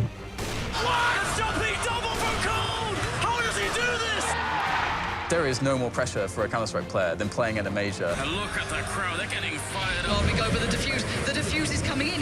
He's still going. Oh, Olaf gets it as the flames come in, and look at the little dance of happiness. Simple just jumping casually into the side. He's going to fall down again. Where is this come from? Simple, are you serious? This is a major. It is the biggest of stakes. Not many people get a chance to be in front of a crowd this electric, this enthusiastic about the game. When you see a lively crowd going crazy, you aspire to be in that crowd. What is it like standing in front of this audience? Unbelievable, just unbelievable. This is what esports is about. It's unreal. We're grateful to players. It's amazing. There's nothing that really compares to the scope, the prestige, and the achievement and the history that you get from winning a major. So that right there is what everyone is playing for. It is the major. And as I did say at the start in the introduction, obviously both of these teams have people who've won it, know what it's all about, have that experience. And I think that's actually crucial here. I think it's a crucial factor, guys. Yeah, it all comes down as well, because since they're both struggling with that experience, who's going to have the bigger mental game to be able to come into this? Especially considering Fnatic, they do feel like one-dimensional if they come in and win what they want to do in terms of if their individual plays aren't working, like they don't really have a whole lot to fall back on. They just have to kind of force it and hope that something kind of clicks. Envy is just, I mean, like both French teams at the moment, you just never know what kind of mental state they're going to be in with all the rumors. Like those are a little bit more aggressive, I feel like, than the Swedish rumors that we have. Yeah, and Duncan, obviously, as I've said, experience does go a long way, and that's why I like these teams that do have that blend of the younger players and players who've been there, seen it, and done it. You know, I think they're the guys that kind of really can go to that next level. Yeah, but that's the thing. I think Fnatic themselves will acknowledge that the blend hasn't been quite right, you know, especially because the difference is the older guys in Fnatic, the more experienced ones, they still want to be the stars. They're still like clawing onto that. Yeah, they're not it's not like all of them just said, okay, since the injury, never been quite myself, so I'm just going to become, you know, more of a team player. I'm going to set you up, Disco Doppler, to be the star. It doesn't feel like that. It feels like in Fnatic, you come in the team, and it's like they don't explicitly say they're the star. But it reminds me of Fnatic. NIP rather, where the fifth player always really has a hard time there, because you come into the team and they're like, okay, I play this spot, this is me, get right, I play this spot, oh, Forrest plays this one over here, and you just do whatever's left over, you know. So you're not really getting kind of the pick of what you would ideally be suited to do in another team where you're the star player. So I actually think both these teams are a bit of a mess in terms of a lot of talent, but not necessarily used so well. And that's why both teams have rumors circulating that they themselves are going to make some sort of a drastic change to the lineup. I actually think Envy, I mean, yesterday they didn't look so bad in how they were playing with their roles, how their system, how this team is supposed to work. I think that we really saw it. And if we see that same Envy from yesterday, I think this is going to be, I mean, maybe not a blow up, but I think it's going to be a pretty comfortable win for Envy. I thought that was a very, very scary Envy that is going to peel apart a very individualistic style of play. All right, well, we'll get into predictions in a second. We're just going to remind everyone at home of the schedule first all. We have got some fantastic games coming at you ahead of this one. Mouse Sports versus Team Liquid. Godsent versus Optic later on. I think that's going to be interesting, although Godsent, kind of all the criticisms we've been leveling at these two teams definitely applies to them. And then a little bit later on, we're going to move into the remainder of the game. It's going to be SK Gaming versus Astralis. I mean, that's a cracker. Out of all the draws that could have happened, and that's a bit ridiculous. Makes me happy. I'm sure it does, right? Gambit versus FaZe Clan as well. And then obviously matches 7 to 9 are going to be redrawn. And we're going to take a look at that. So we are still waiting here for this sound problem to get ironed out. So I'm going to start slowly building towards our predictions. Duncan, we've talked about all the problems in these teams. So how's it going to go? Well, I think actually this map, it seems to me fairly cut and dry how the teams play, because these are two teams that they're decent on Cobblestone. I don't think they're world best. I wouldn't even have them in their top 5, but both of them rely on their T side on this map. Neither of them have a very reliable CT side. Like a lot of them play the same setups over and over again, and they just hope they frag everyone. So I think it's going to be a massive amount of pressure on whoever starts on the T side on this one. I mean, I didn't notice who it was. I'd assume it was the Team B, so I think Team B was Fnatic, maybe. So that will certainly be interesting there, because I think that's a lot of pressure on them. They probably have to get double digits, I think, to be able to win this one. Envious, I have seen crumble on that CT side, so it'll certainly be available in the first half there. But I plump for the Envious guys to win this one. I think they have the better quality. I think they have a better team overall. And it's all on the firepower of Fnatic if they want to overcome this. Yeah, I mean, I think it's a tough one to call, Jason, because it's a little bit deceptive. We did see, obviously, Envious blow Godsent out in the water the other day. I don't think Fnatic represent a similar prospect, even though, you know, there is some overlap between the two teams and a shared history. But why are you thinking Envious are going to do it? I like the fact that they have Kenny as an opper, and he's looked so good, and the fact that they're not relying on him to do everything, but they're basing a lot around him and what he's capable of doing. I also think Apex is a very, very good entry fragger. I mean, obviously he has those games where if he goes off, it's just flat out over. But I think the only way that Envy is able to really lose this is if they get into some economic issues and they can't afford that AWP in Kenny's hands. I think that's going to be critical to their defense. Yeah, well, we'll see if it's right. So both of you were going for Envious, to be clear. All right, then. We shall see if the French are able to do it. The other half of the French shuffle. We'll see what's happening. And to tell you this story, we have, of course, got Anders and Semler. Well, here we go. There was a lot of going on the desk, and all I took from it was that these guys don't think it's enough to have Kenny on your team. Where's the faith gone? It's frankly disturbing. I don't see where this is coming from. 2014, Kenny will always be in my heart, and he'll always be in mine too. And I will never believe that he can't come back to that same level. That they'll always be out there somewhere. So I'm just going to disregard all of that and say they have Kenny, so I think Envy are going to win too. That's where I'm at with it. You see, if Fnatic were a more structured team, right, where they did their homework, they prepared for teams, I think that they would stand a better chance of beating Envy, because Envy have basically done the same thing on Cobble for the past 6 months, and any structured team going up against Envy are just like, well, we read them like a book. They do the same thing. We know exactly what to do to shut them out. That being said, I feel like Fnatic are just hitting better shots right now. I feel like they've got the firepower. Olofmeister, Dennis, Crims. It's going to be bloody. It's going to be just a straight Pug life match. But I think Fnatic in a Pug match actually come out ahead. So I'm siding with Fnatic on this one, Anders. I'm going against the Frenchies. Damn. All right. You've had your heart broken by the last French team. I see how this works out. Never again. Well, we are moving into the match here. It is a big game coming up between Envy and Fnatic. Best of one here. Day 4 of the group stage of the Eleague Major. Dennis already peeking out, looking for the clicks with the USB. A lot more people behind him. 6 are coming in. The flashbangs are in. Dennis goes down, but Crim's also getting the shot on Apex. Not bad at all. Crim's getting overrun, though. The C-set 75 from Happy. Kenny is out of the round, and now it's a 3-on-3. Disco Doblin, he needs help. He gets a headshot on Olofmeister coming in. Now it's all on MBK.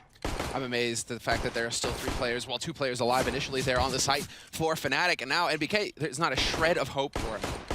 He has to go for like a Shoxy level clutch where he's just full Neo, dodges all the bullets, and it's never going to happen. Twist is going to hit a great headshot on him. 2 kills for Olofmeister. Very nice spread. And even Dennis, he put a wrench in things for Envious when they were trying to rush Plateau. The fact that he stayed alive for so long bought time for the rotation, and it bought time for the rest for Crims, really, to get a P kill to stop Envy in their tracks. So, Fnatic, like I said, I feel like they're just hitting better shots right now. And with a start like this on the pistol, we'll see if Envy are going to be able to bounce back. They're going for the force buy. It's a really good prediction from Fnatic to have that many people in the bomb site and exactly in those positions. Disco, man. Disco. Yeah, exactly. And a lot of the time, you know, you would have more people towards drop and maybe just Dennis to peek up there by the plateau, and then maybe that it wouldn't have worked out so well, but they had some pretty good positions, and that really worked out. We've got a lot of UMPs and MP7 as well. Seems like a rarity now. And then the 1 for Master on Olofmeister, so a potentially risky buy, not sort of, you know, a massive risk, but slightly risky. I like this better than the MAC-10 buy. Yes. Like, I like this much better. The UMP might as well be a mini rifle compared to a MAC-10, which is shooting peanuts at people wearing Kevlar. So, I mean, let's go with the UMP. You can still do some damage. You can still tap long range, and you do tremendous amounts of damage to armor with it as well. So, yeah, but Dennis should be going down here. If they come around the corner with all this firepower, there should be no way that Dennis doesn't just straight die. The one big thing is Olofmeister not that far behind, and he has an HE grenade. So if Dennis stays alive for just even 2 seconds, oh, Olof, he's walking away. You're ruining the moment, Olof. Yeah, there we go. Come back. Well, they just checked drop, and they didn't see anything, right? Good job, Olof. And they're not hearing any footsteps on plateau. It's going to be Dennis. Instant headshot, and he gets 2. Perfectly done. Twist is there for the cleanup on ramp, and that's it. Apex is alone now. Point blank with the CZ will find their headshot on Twist, but it's still a 1v3 sort of scenario here. 35 seconds left, and Olaf is not going to let him escape. 2-0 lead here for Fnatic at the start after winning the pistol. I think they got... I think Dennis got way more out of that than I was expecting. That double kill is really, really important. And then obviously in the middle as well, Twist taking 2 with the MP7. So just really great stuff there. And I think MBK was lacking head armor. Yeah, 2 of the players on Envy didn't have head armor in that last round. Makes a big difference when you're playing against the MP7 especially.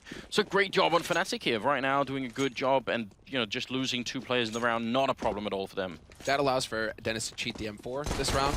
He's playing aggro, though, so he's got to be careful. You don't want to get caught with the M4. It's not necessarily the best gun to have up close like this, but Twist is there to cover him. And some sick wallbang damage going through from Twist onto Apex as well. This is a hard eco from Envious, obviously. No bomb plants yet, so they're just saving as much money as possible for the next round, the 4th round buy. Dennis continues to be aggro. You don't have a UMP anymore, Dennis. You got an M4. If you die, it's going to be problematic. Kenny's there with the 1 kill. Great that it's Kenny getting the kill just because he needs the money later on for the AWP. Happy. Get 1 more. Now I'm getting a bit annoyed at Fnatic because they shouldn't be losing 2 kills in a round like this. Yes.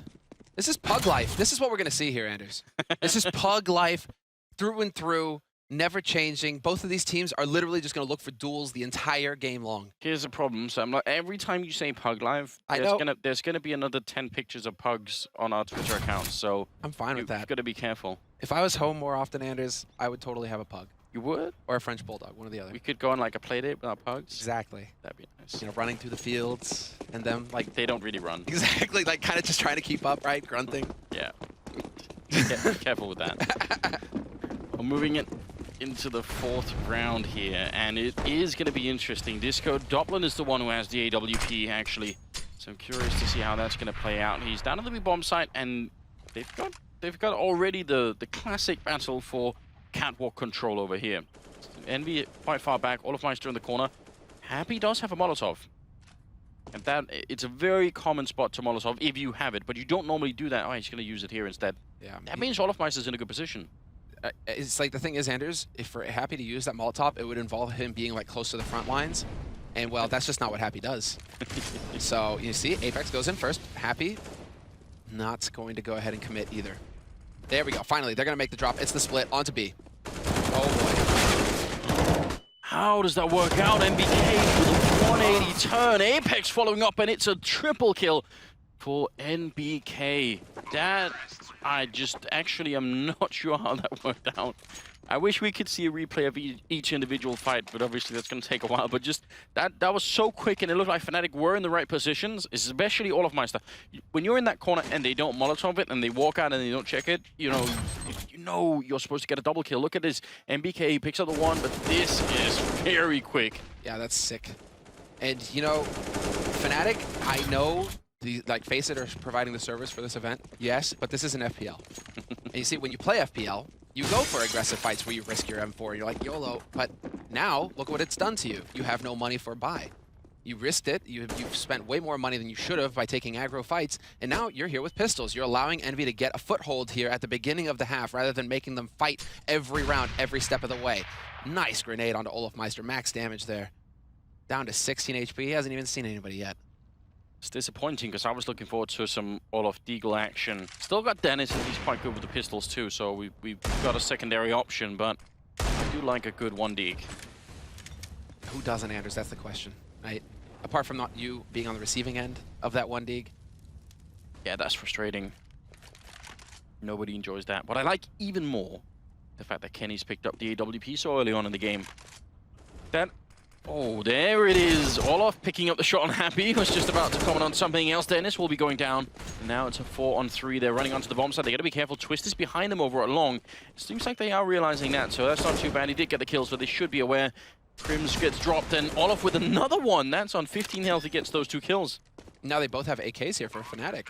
No kits, obviously, no Kevlar. This was a hard eco from Fnatic, but they still have a chance to do some damage here. Kenny's going to be holding close balcony, and actually you would think, why with the op would you hold so close? This is where Kenny excels. He loves like close quarters combat with the op, except for when he dies to, like, what is this?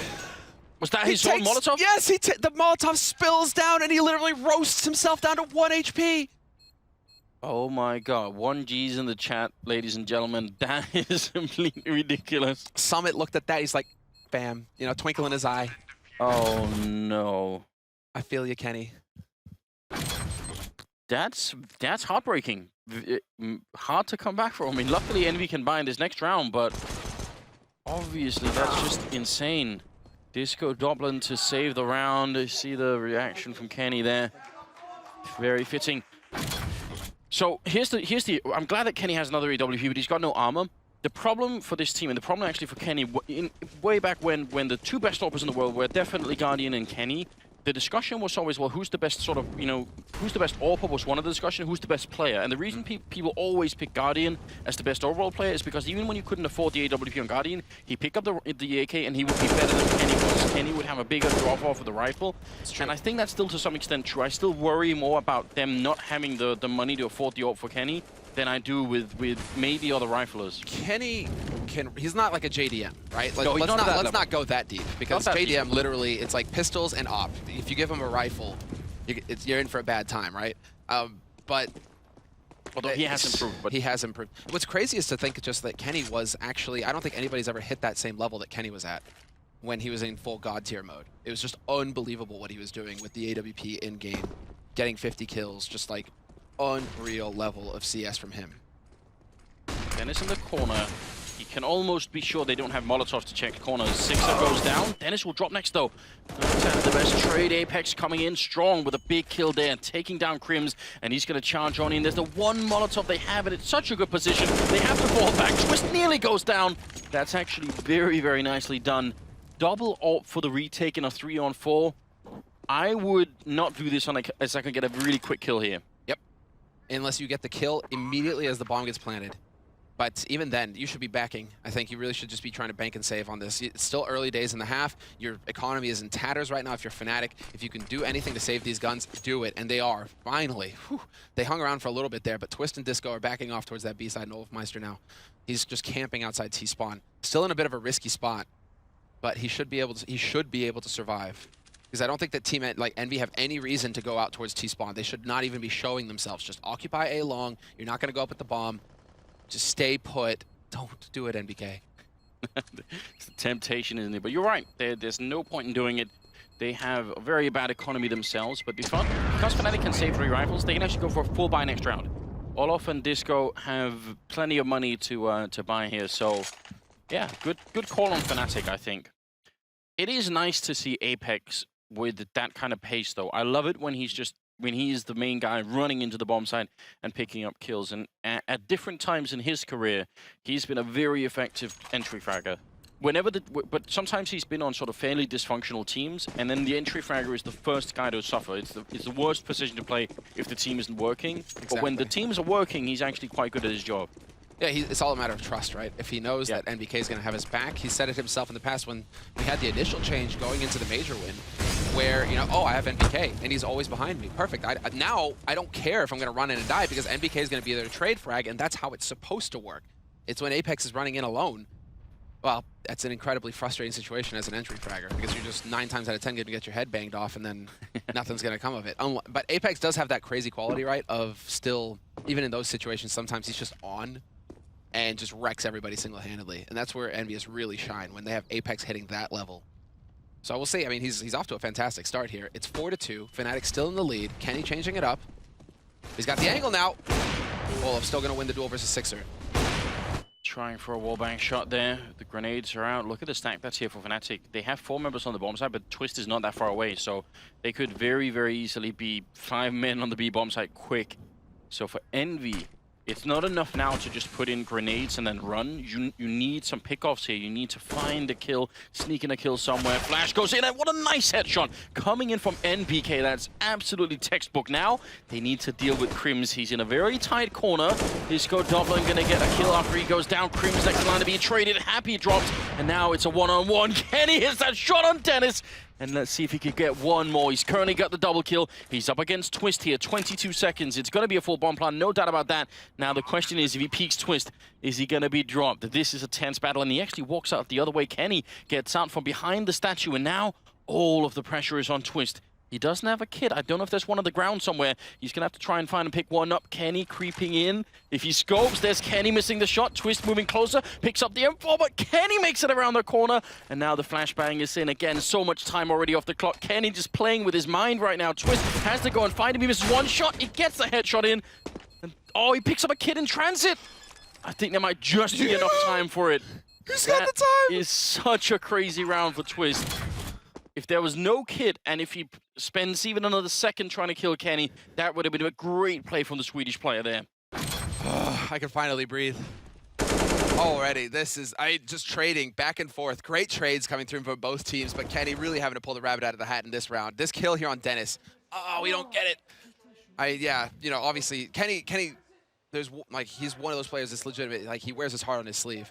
He just cares about winning. There's nothing he hates more in the world than losing. But that flick that he hits on Dennis, that's unreal. That's the kind of like the glimmer of what Kenny is capable of.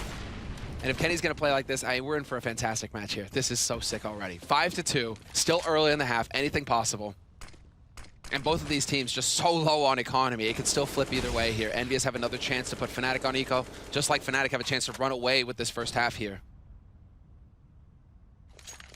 It is early days, but I'm impressed by the fact that Fnatic winning so many of these rounds on the CT side. That's actually where I thought, because you were talking about the pug style that we have sort of seen out of the Swedish side, that's usually where it's even worse. And what a nice HE grenade.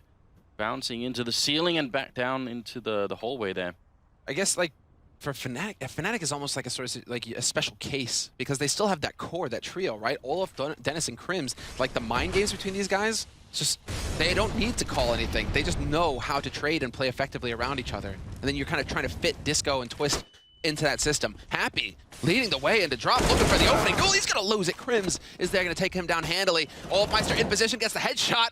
Blind on Apex, he will get traded, but still, man advantage for Fnatic going onto the site. Could change quick. Crims being so slow. I'm not sure if that was team damage there coming out from MBK, but he gets the kill on Dennis regardless. Still tapping away.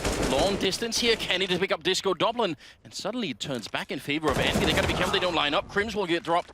He did take a kill first on NBK. So now 1 versus 2 Crims. He saved his team once. This time it's gonna get slightly more difficult for him. If they don't show themselves, how is he gonna possibly walk in and get the kills here? Especially because they know that he has the op. So there really is no reason whatsoever. You don't even jiggle peek in this position, right? You just hold your angles. What's happening to that player model that was sitting? Yeah, look at that. Oh god, that looks so weird. I'm sorry I got distracted, but that was just too odd. Actually, that is the most annoying position for that player model to be, because imagine you're trying to pick somebody off who's holding boulder, and you're on T side, and that guy's sitting in the way. Look at it. Look at it. That is the result of just a great night out in town, I can tell you. That's what it looks like, ladies and gentlemen. Completely wrecked. Completely wrecked. Oh, man. And actually, we did see in the slow motion as well, the MBK did shoot Sixer in the back of the head and put him down to 20 health, so a bit unfortunate. Sixer's only got 1 kill, but maybe it's because MBK is just making his life hard. Let's see, Dennis. He has managed to push out. Happy. Oh, they're holding the angles, and they're just barely going to dodge it. Nope, Happy spotted him just in the nick of time. That's unreal. Well, this still is a weird problem for enemy to be in. It's really important that they get that shot, because they're sort of boxed in, and they just need to fight their way out. Well, Happy will eventually find Twist, and Olofmeister is having the time of his life over here. He's eventually going to run out of bullets, but Disco, or rather Crims and Disco, teaming up. Olofmeister finds the headshot on Kenny, and now there's a bit of pressure. Apex will be able to catch Olofmeister trying to get to one of those rifles. I like that. Olofmeister kind of trying to go for the BDP. He's like, Kenny's just going to hold behind that angle. If I can pick up this AK, I can rush him down. Apex just happened to be in position to save his teammate. But still, we're just now getting into the 10th round of this half. 5-4. Fnatic still in the lead and going for a half buy, preparing for the 11th round where they'll be able to afford to get the rifles. Double eco is so annoying, especially when you had the great momentum of winning the first 5 rounds here. Not quite in a row, but still just having that lead. And now you have to let Envy mentally back in the game just by doing the double eco. Dennis again trying to creep in. Well, he looked like he was over on the other side, and MBK is the one covering the back line here. So still, Envy, safe defense, you have to say. Not giving any hostages to fortune just yet. There's a stack on A, though. Fnatic are expecting NVS to try and change up. So this is a little bit of a cause for concern, only because there's 2 players here on B. Disco and Olofmeister. Olof with that CZ up close can do some serious damage, and he's going to have to bait for his teammate, basically. He's going to have to be that first point of contact. Except that Disco gets forced out, and he's just managing to dodge back, but no, it's not going to happen. Olofmeister point blank in the chaos picks up a shot on Apex, but that's it. He was literally just sweeping the whole monitor with that C75. Oh god, that looked funny. He does get a kill eventually, so it's not all bad. I mean, what can you expect if you're Fnatic in this round? It's sort of difficult to try and win these rounds, maybe especially on Cobblestone. 4 versus 3. Exit kills, I think, is the name of the game once again. So that means Envy are going to be able to tie up the scoreline and make it 5-5. That, I think, is pretty important for the French side. I feel like they were dropping quite far back in the game here. Just getting a chance to make it even and see what they can do is not bad. Yeah, this is going to be key for Envy. They're a confidence team.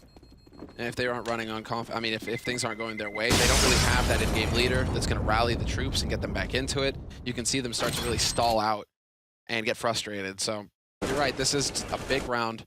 5-5 now. They tie it up. They're going into a bye versus Fnatic, though. So Fnatic now have the money to get something cooking. I'm curious to see if it's going to be the ops or if they're just going to go for rifles across the board. Not look for those early picks, but instead be ready for Envy to go for this aggressive play onto the B site. But it does look like we actually had Twist take the hit for Dennis. See that mark? I know exactly where that is. Where is it? It's on the B hallway box. If you sort of fly inside the box with the camera, you're going to see that mark on the other side. It's like right when people boost. I have no idea. But look at this. It's looking like the NIP grenade cluster that we saw a while ago. 3 grenades, and they're supposed to go into the B bomb site, but they didn't throw any, and I'm not sure why. They cancelled it. They were setting up for it, though. Curiouser and curiouser. Instead, it is going to be the shift over to A. So they aren't going to be going to B, and they aren't even going to commit the utility to make Fnatic think that there's going to be more B play. Disco has pushed Plateau as well, so with nobody here at a minute left, this has got to get Fnatic starting to think that this is going to shift over towards the A site, because there's been action on B at an earlier point in the past rounds. Twist will have heard them running in danger here now. He's going to go for the fight. Twist, what a great entry. 2 big kills, runs all the way through. They can't possibly guess that he's going to be here. Happy comes in just at the perfect timing. How is he not getting the kill? Twist is looking the other way. What kind of madness? We need to see that from Happy's point of view. I just have no idea what he was looking at then. Apex and Kenny are left now with 35 seconds here. 2 versus 3. Yeah, they're going to try and see if they can boost up and get the first kill, make it a 2-on-2, and that's perfect.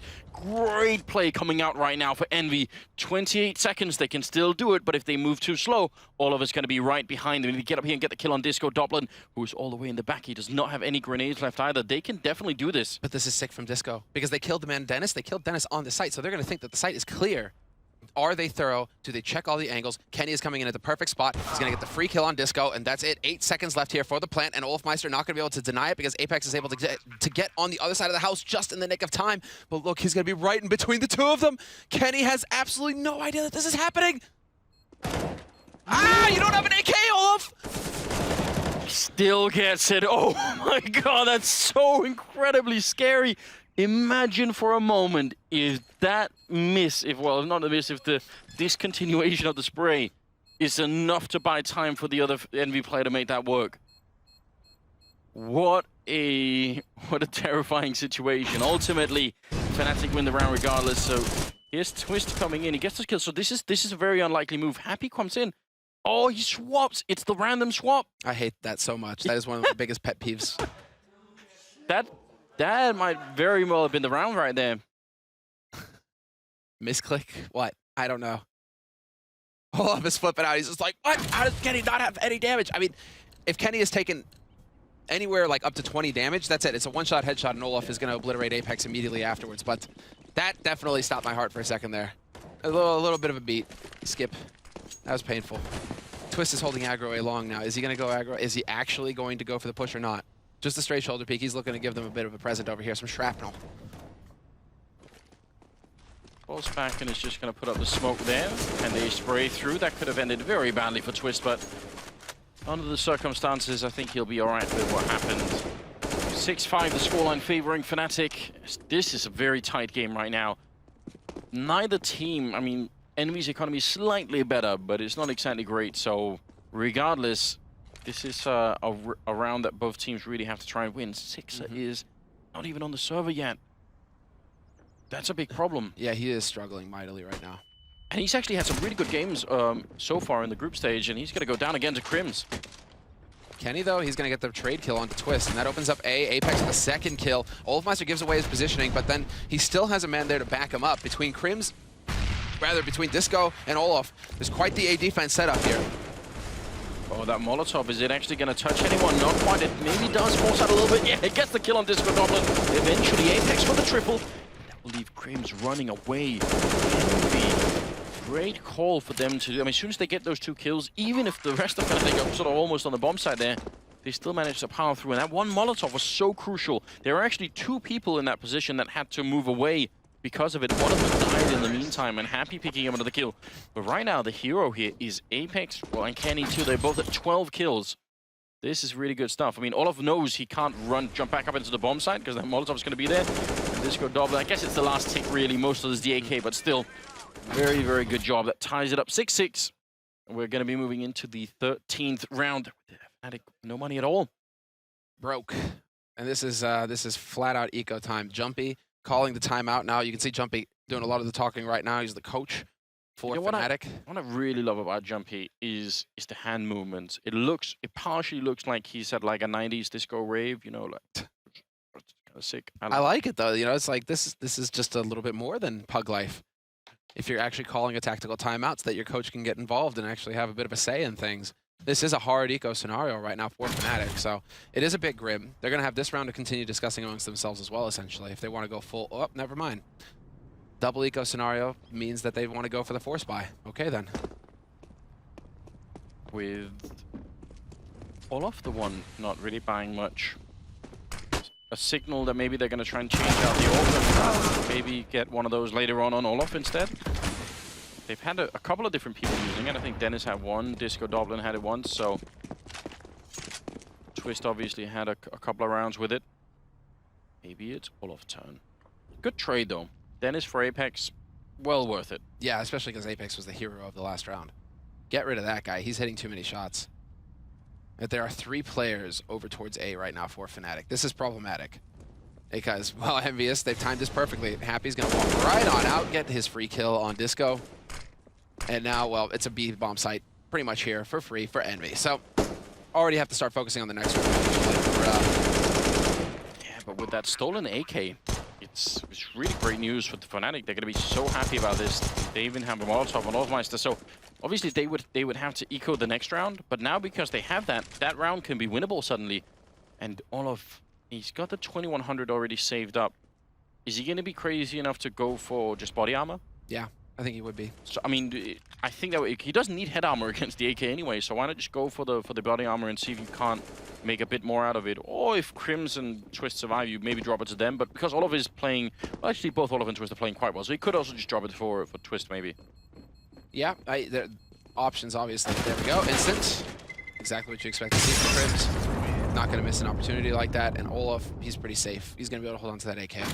So really, if you want to save the money and go for that AWP, right, in the next round, you would hand it over to Twist and manage your economy if you're Olaf. I mean, but he's got 4,050, so he should be able to go ahead and just invest in the Kevlar. Yep, and it's a very low risk for him because he'll still get that op if that's the plan. Yeah, he does go for the Kevlar, so yeah, a very clear sign that Olaf is also realizing, yeah, we don't need more than AK to win this round.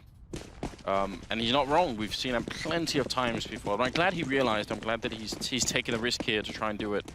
7-6 the scoreline. Finally, Envy are in the lead against Fnatic, who are playing on the CT side. I still think the T side would be better though. Olaf charging in, and Sixer. This is just a horrible game for him. They haven't been playing aggro plateau like that. Fnatic, that is, right? Going for aggro right off the bat, and so it works out perfectly. Kenny there to assassinate Crims, and Apex is going to find Dennis. So we're still in a man advantage here for Envy with a very quick play up onto A. And so it's not really working out for Fnatic. Olaf, though, with the wall bang, nearly drops Kenny down to 19 HP. Oh, and did he hit a shot? I think someone tagged Olaf all the way down to 10, was that? I'm not sure where that came from, but MBK is going to at least close it out. It was Kenny with the assist, you can tell. So he must have hit Olaf through the wall there. That's really crazy. You saw the health drop through the smoke, but obviously they couldn't see each other. And again, it's Disco Doblin. 1 versus 3. No bomb plan yet. They're not in a hurry, Envy, at all. And it's going to be heavily close out the round this time. 8-6. I think Fnatic, I don't know, 6 rounds, just because of sort of the state of the team, I wish they could get the 7th. I think that would really help them out. Absolutely. And even 6 rounds, I mean, even 6 rounds going into T side, Pug style, you can do some work. Oh, look at Sixer. Yeah, Sixer's destroyed. I mean, he's really having an off game here. But this isn't tournament life on the line. Just to make that clear in case you're just tuning in, both of these teams are 2-1. They're looking for their 3rd win and a place in the bracket in the playoffs this weekend. So if you lose here, you're still going 2-2 and you still have a chance. You're not out of it. I think a lot of people have been sort of suggesting that because of the potential shuffle that might be coming in for either one of these teams, right? They're saying, well, maybe they don't care as much. I think actually you might care even more. Oh, what a flick! It takes Kenny down to 14 as well, and Sixer's the victim.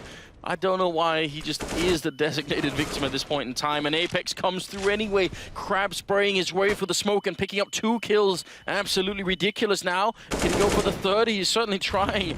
Bit of damage onto Dennis, the follow-up Molotov, but he's finally going to get taken out. Still a 3-on-3. My God. This is where, if you're Twist, you have to rotate very quickly. You have to get out onto the A site. They are hard rotating Team MVS. All 3 players about to go cascading through ramp up onto the A site. And so now, can they hit the shots? Dennis is rotated over to back up Twist, but Twist is alone right now. It's all on him to be the hero here. Bit of a shock for MBK. Gotta get the blood pumping. They have a massive health lead right now on Fnatic. They should not be losing this round. Twist dropping the bomb and also dropping MBK. Happy coming in. He takes one, goes for the respray. Can't quite get it. He got that kill. Maybe it could have worked out. Now 35 seconds. Kenny walking in scoped against Twist, who's right around the corner. He's going to go down. And now it's a one-on-one. Crims, if he had a grenade, that would be the end of the round, but he doesn't. He has to face Kenny. Oh, and this AWP. This could really work. Kenny gonna walk back up, and Twist is in the corner right by the truck. Kenny's not realizing. He's no idea he's that close. I think Twist has got a big chance to win this clutch. And Crims has now got the AK as well. Point blank. Yes. Kenny is the kind of guy who would hit that no-scope. You just gotta breathe. You just gotta take a deep breath there. But Crims is gonna spray him down. One bullet did the trick. Oh, man. It could have been. Now, that's going to be the end of the first half. Second half is obviously going to be coming out. We see the replay here. My point before we got so rudely interrupted by Olofmeister was going to be that if you are a team that's looking to make a new team and sort of do a full shuffle, whatever sort of team owner you're going to end up arguing with about, you know, how much money you should get paid and everything, if you have retained a legend spot, that's going to add so much to your, you know, argument later on. So even if the shuffle is coming, these players have quite a lot to play for in terms of making it on. It really matters to them, I think, how deep they go and how much they can do here. And even better, I mean, maybe if you do well, you've got to, even if you're not part of the sort of the best version of the shovel, if you have a good performance, you do well, you become more attractive and your career can sort of continue, right? I mean, the major is the prestigious, the most prestigious stage that we have in CS:GO. Everybody is watching right now and judging every little detail. And so now, well, yeah, definitely. That's why you can understand why Sixer is frustrated. Why he's definitely, you know, struggling to get his head into the game right now. He's sitting on 2 kills at the end of the first half. He has had a very difficult start to this game. You can tell. Look at him. He's not happy. So no, happy's happy. What are you talking about? Wow. Oh, okay. I see what you did. Dad humor coming into it. I'm sorry, Samla. I mean, that's the thing, I guess. He realized there has to be balance. Somebody's got to be sad.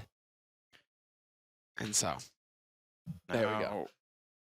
I mean, this is such an open game. At 8-7, sure, Envy have a lead. If they win the pistol too, I think if Envy win the pistol, they have a really good shot of winning this game, because then they'll have the money for the AWP for Kenny. If they lose the pistol, then it always gets a bit weird, you know. Then you only have that 1/4 round where you can buy the AWP. Yeah. If you don't win that, then chances are you won't be able to afford it almost at all for the rest of it. Like, it's going to be so close to you losing the game by the time you can buy it again. You don't want to be 6 rounds in and just then being able to afford to get the AWP. Yeah. That's a bit of a long wait if you're Kenny.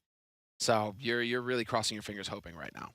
73.3 ADR, 14 kills. I mean, he's having an impact, but it's not like taking anything over. I mean, frankly, right now, when you have 4 players double digits like this, very evenly matched on Envy, it's still decent. It's just the only problem is you only got 8 rounds on your T side of Cobble. I don't think that's good enough. I think Fnatic have the edge. They have the advantage going into the second half now.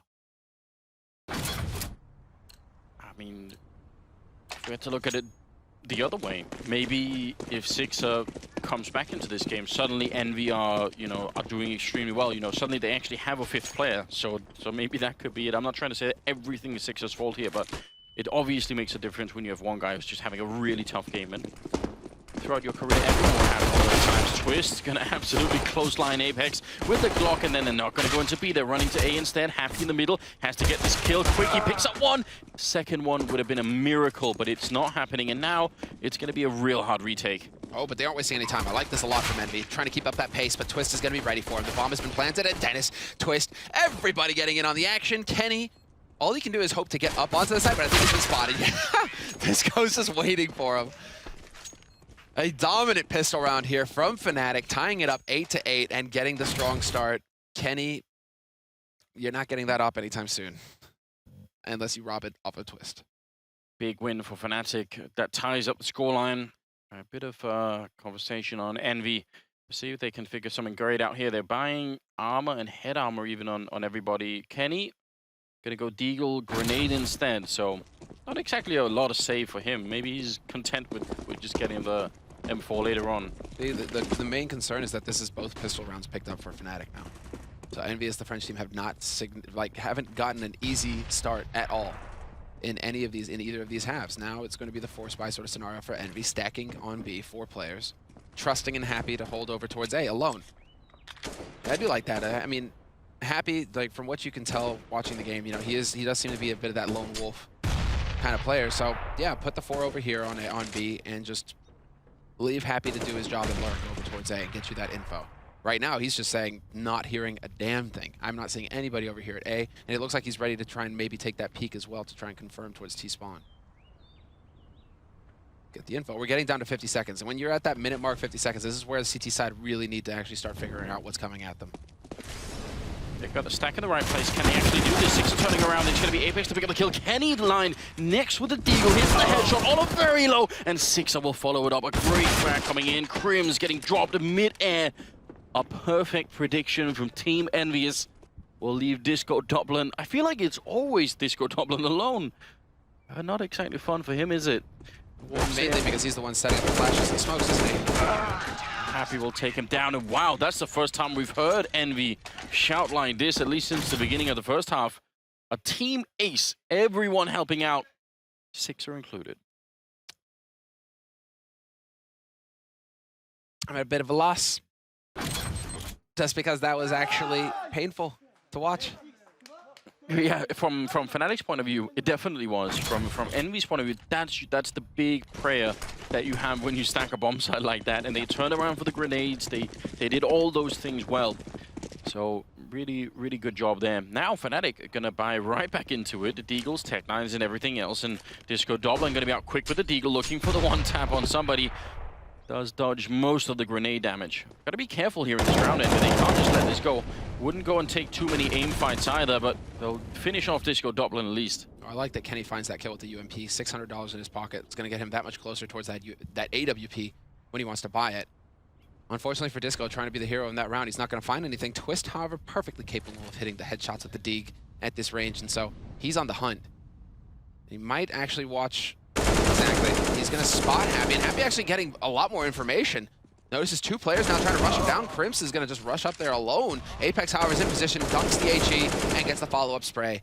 What? So they keep control here, Envy. Very good play. What happened to the model? Oh god, I wish we could get the replay of that. That looks so silly. He was like, he was sort of jumping out. Oh my god. 10-8 the scoreline. It's a nice attempt, I think. There's the grenade coming in. Look at this nonsense. Surprise. Oh, man. It's the little things, Summer. It's the little things. It feels like that could have been a contestant for the... Oh, we got the rewind as well. I'm loving it. That absolutely cracks me up. 19th round is coming in, and Fnatic, they don't have the money. I feel like that turnaround in the second round there was just so big for Envy. This is where Puck Life becomes really hard, Semler, because now, how do you get back in the game? That's just so much money being wasted for not getting a kill there. That should have obviously been a kill. 2 Molotovs and the spray in from Kenny, and Olaf just flies out of there. Yeah, he just dodges everything. Now it's going to be the straight A rush. Apex hanging around, getting just a little greedy. He's been so good with the HEs, and he continues to reign supreme. Quad kill for Apex. It's actually remarkable how often someone in Apex position, when they're playing as pistols, will continue to find, even as they're getting just whittled down, and you just think, well, why are you doing this? And so I'm glad that he fell back and used the grenade and everything. Quad kill for Apex. That's also, if you're keeping count on the scoreboard, 23 kills for Apex and 12 deaths. So he's doing a remarkable job right now in carrying Envy towards a victory here. He's got 20 kills more than Sixer. I feel like I just have to point it out because it's a ridiculous stat. On the other team, it's Twist and Olaf Meister doing a very, very fine job. But Apex should be proud of himself right now. Well, we have the second tactical timeout being called here by Fnatic. So Jumpy clearly wants to try and get in here and have a say as to what's actually going on. Yeah. You need to figure something out. That is absolutely for sure. AKs all around for Fnatic. They don't have the AWP to try and find with, and if you're looking at it, if you're paying attention, Kenny hasn't picked up the orb either. He's fine with having the AK for now. It works for him, and when he eventually, if he dies, he can always get it again. Always pick it up later on, so I don't really mind it. See, grenades coming out again. It's going to be another play for the plateau. Early grenades, in fact, coming in for Fnatic. It looks like they might want to try and speed it up a bit. Olaf, he can just clear the path. He's standing right at the edge. Has to eventually move back, but those smokes are down already, Fnatic. It's time to go. Do they have a flash to set this up, Envy? Where's the comms? The Sixer, he's waiting. He's going to get the spot. The spot's the info. Double kill, however, comes through, and Kenny I think got spotted as well, but Olafmeister's not going to win that fight. Instead, it comes down to Disco, who's just a second too late. Kenny eventually drops, but Apex will pick a kill. 24, almost gets the spray midair. Look how close that is. And now Happy quite far away from the bomb site. If he had a grenade, it would be an easy one-on-one here, but he can't rely on that. It's going to have to be manual labor all the way through here. Walks in with the M4. A spray through that chicken coop would also take out Crims. He's quite a vulnerable target right now. They haven't gone for the bomb plant yet, and that's probably smart. They want to make sure they know where Happy is. They've just heard the flashbang up until this point, but they haven't actually seen him. So Happy managed to lurk his way in here, and he goes down. Dennis with a great headshot, and that will be Fnatic making it 9-11 here. This is a critical round for Fnatic. Absolutely. This is where it's the make or break sort of scenario for Fnatic because they're so low on money across the board. Yes, they won, but they're getting $3,400 that they had no bank to fall back on, whereas Envious, they had 11K on Apex to start that round off. Of course Kenny's going to get his op. No worries. They're going to have the full buy, all the gear, everything necessary here for them to start getting that lockdown going on the CT side. Happy, definitely a little frustrated that he lost that duel. Understandable. Congrats to anybody who is winning Dragon Lores off the souvenir cases who are currently watching right now. Yeah, trade one of them to me. Yes. That's all I'm saying. That's like that congrats, or it's like, congrats, but I still hate you. Well, you have no idea. This is a big game because it's Kenny. You could get the signature with Kenny on, so that Dragon Lore would be worth like $20,000 or something. There's not even any kind of a joke that probably would happen.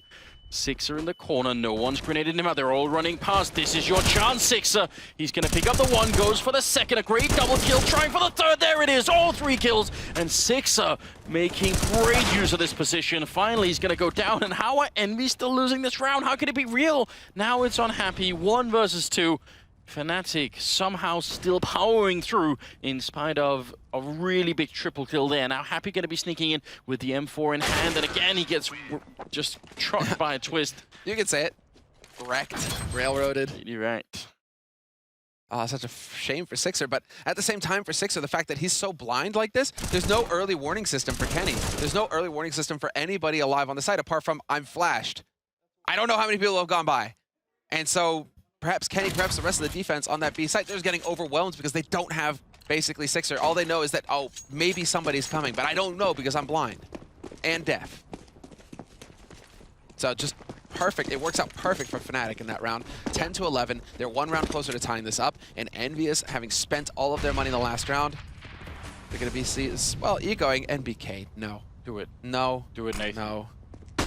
I'm so ready. No, just stop, please. NBK, I thought we were friends. This is the best, especially the sound that it makes. Yes, there it is. Dennis, gone and out. Again, I'm praying for slow motion replay, Samla. That's all I want. You don't deserve the gun, NBK. I'm just glad that the gun stayed up on the shelf. But you might actually get a teammate to come over here and boost him up to get it. that is an option, but it's only a UMP, so it's not the end of the world. Apex gets the ride. Oh no, run and gun. Thought that he would win that duel with the 5-7 versus Disco, but Disco will get that man advantage now for Fnatic. And Fnatic still has so much time. It's a minute left on the clock. Yeah, they should be just fine here. I feel like in a, in the real world, it would be unwise to taser someone that has a gun pointed at you. I think that would just cause all the muscle to go crack. Probably just kill you anyway. So I reckon those are not actual police tactics.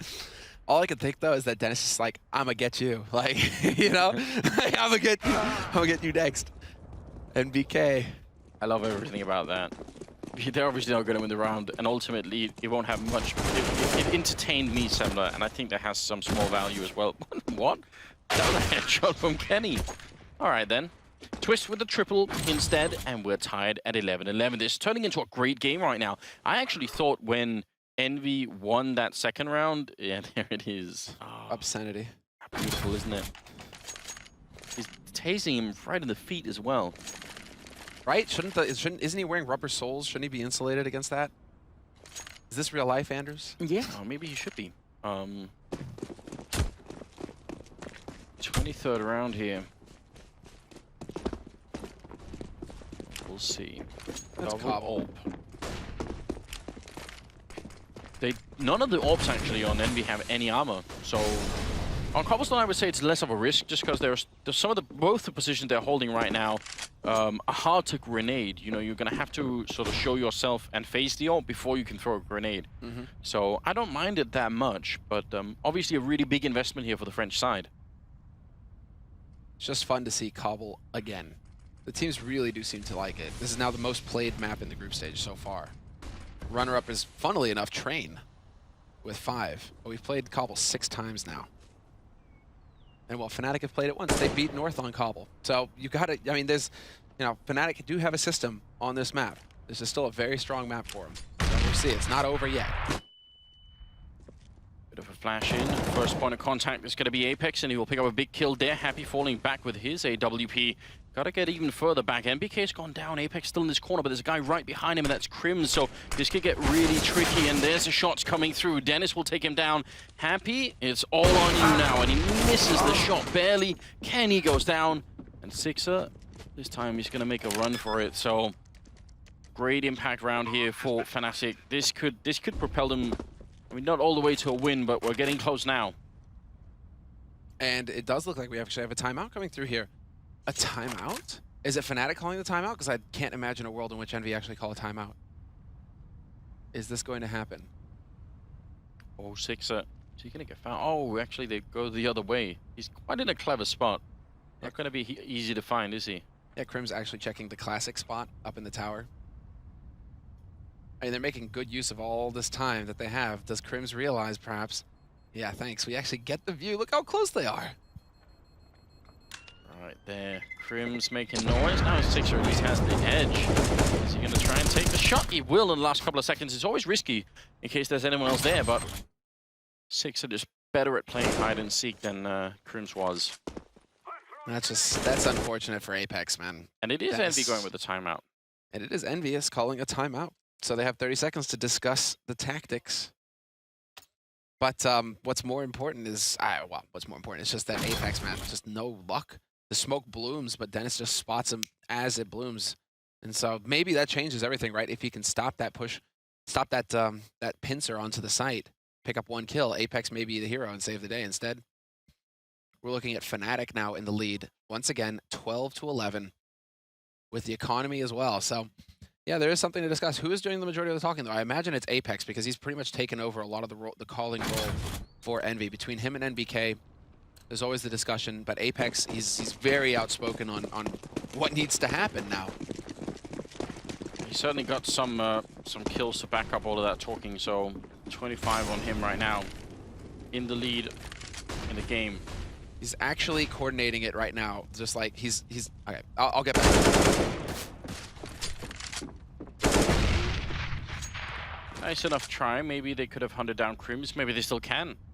They're actually getting dangerously close right now. Crims is going to be in some trouble if they take either side of the wall, but they're a bit far away, and now it should be the end of Crims. Still doing a lot of damage, but Happy will pick up the 1 kill, and that gives them another rifle to work with. Up on the bomb side, Apex is alone, and obviously realizing this is not going to be a good day, is it? He does almost get the kill on Olofmeister, but just take these rifles and run. I'm not sure what Happy's doing. Apex is so pissed. He is so mad right now. But, all right, now that they're saving, we can talk about it. What was interesting there is that after that timeout, Apex was doing the majority of the talking, and he basically crafted that round from A to Z, because once they got into it, he's like, okay, I'm putting the flash, I'm putting the Molotov, I'm putting, like, go. He's just calling everything step by step, right? Like, this is what we're doing this round, boys. And it doesn't work, unfortunately for them. It's only the 1 kill. And Happy, I mean, Happy is going to be able to save that rifle, and Kenny should as well. So they do get something out of this eco round, Envious. Just have to hope that Apex is going to continue to keep his cool, because he's doing the majority of the work right now. If he has to take over the in-game leading, as well as dropping 25 frags. A bit rough, isn't it? A slow couple of rounds here for the French side, as they just didn't have the money. They had to save, and they did do a good job of stealing another rifle, so some things are working out for them. Now they have the AWP on Kenny again. And the scoreline is 13-11, so you almost have to imagine if they can't win this round. Here's actually another really big issue for them. It's the fact that in the bank, even after buying, Twist has $12,850. That's a lot of rifles that can be dropped, even if Fnatic start losing rounds. So a really big uphill battle here for the NV team, and now Olof going to be charging in onto the plateau. AK in hand, did they run boost up there right into the waiting arms of Olof, but Sixer will get the refrag. Can he get another one? He pre-fires it, gets the kill, picks up the AWP. Sixer looking for the triple, he can't get it. Twist will drop him, and Crim's next in line to take down Happy. What an explosive round. Apex and NBK, this round you have to save. Then you got to sprint if you're Apex. You're hoping, but Crims has already got the angle, so you're a dead man if you peek this corner. And sure enough, Crims, easy headshot on Apex. And yeah, again, Apex showing the range basically of expression that he has in his face.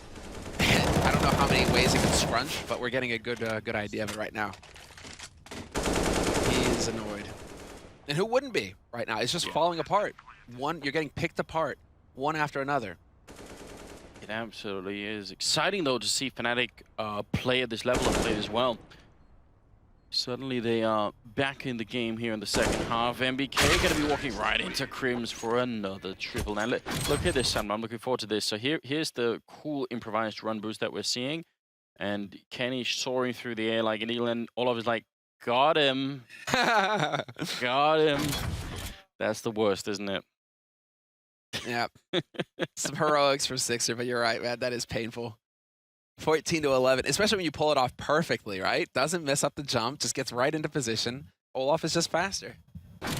So 14-11, Fnatic in the lead, 2 rounds away from securing a spot in the playoffs. They've battled over the past 3 days. It's time to get the job done. Nice grenade. Probably going to spill down behind the box in case anyone was there. I don't mind it. It's now or never for Envy, and what's the solution? They're still playing a fairly passive game. No attempt to sneak in anywhere. No counter boosts coming out in drop. And Plateau is always going to be hard to be aggressive on, so not many teams are willing to try that. And Fnatic right now, they are using quite a few nades just to bait a response out of Envy. Envy's some discipline, though. Not really giving them too much to work with. There's that. It's 1-2, and he gets the third. No, Apex survives with 22 HP, ends the Reign of Terror. But that's a man advantage, a huge advantage here for Fnatic going forward in the round. How does Dennis, when you're getting peeked by 3 people, he sprays 2 of them down?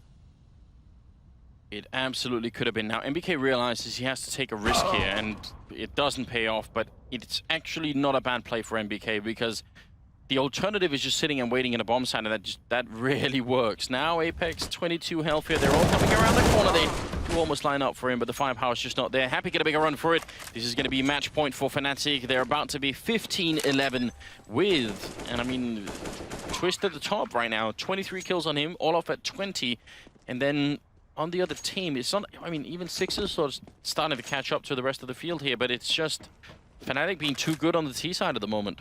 Yeah, I think it's just more spread out, right? You have Apex, who's just far and above the rest. He seems to be hitting his shots. As for the rest of them, they're struggling far too much right now.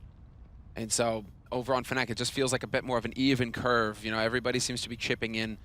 And so it just feels like Fnatic are better right now in this match. And I feel like that was really what it was going to come down to between both of these teams. Neither of these teams with like massive tactical depth, with you know, that tactical mind to fall back on.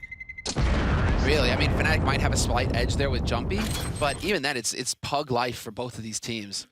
So it really was going to come down to who's hitting their shots on this day, right? Who is going to be moving into the playoffs, because, you know, we're in better shape at this moment when we are clashing. Yeah, very interesting. Obviously, if Envy lose this, they're going to go to a 2-2 scoreline, and at that point, it's you know, you're back against the wall. Very dangerous position to be in. Another timeout. If I'm not mistaken, that's NKJ, who is the analyst for Envy, standing behind them. So Envious do have an analyst, just saying. But that's become a staple for most top-tier teams right now, having an analyst who's there to watch demos, break down strats, prepare the team for the match. So whether or not they're able to actually apply what he's talking about in-game. A lot of talking going on at the moment, you can tell. A resume is coming in here. 15-11, ladies and gentlemen. Envy, they would need to win 4 rounds in a row to break it into overtime and then try and take it from there. Otherwise, it'll be Fnatic to take it and then move into the playoffs here at the Eleague Major Very exciting, obviously, for the Fnatic team if they can make it that far. Definitely would be very cool. Dennis going to try and creep in over along. He actually turns, they actually bump into each other. That could have been very dangerous, but Kenny going to fall back to the next corner. Not a position I would play when they are definitely going to have Molotovs. He's counting on Apex. He's counting on Apex to create some kind of space for him here, because now he's in a bit of a tight spot. Gets the Molotov, or rather the smoke down to cancel out the Molotov just in the nick of time. Apex still alive in danger though, and he's going to catch Dennis. Full flash, spots the bomb as well, but Disco's there to trade the kill on Kenny. We're back into a 4-on-4. Fnatic still with an advantage here. Not giving up so easily. Grenade and flashbang not really doing anything to Happy Door. Sixer up on the plateau. Olaf go for the spray, but he's a bit late with it and finally does get the headshot there. Maybe giving a chance for Sixer to survive. He's not going to be able to do so. And now as they push in, it's NBK long range. Even with the M4 there, he's going to win that fight. He's a little bit careless just running in like this. Makes me worry. The rest of the Fnatic team are just getting very close to his position right now. He needs some backup. He's going to get one more headshot in. Still now a 2-on-1 twist coming in with a big double AWP scope. And that's going to be Happy now. 1-on-2. Hello, clutch round, my old friend. That's actually what is playing in Happy's mind right now, because this is the third time he's in a 1v2 retake. The bomb is planted. He was miles away, so he has no info on where these guys are coming from.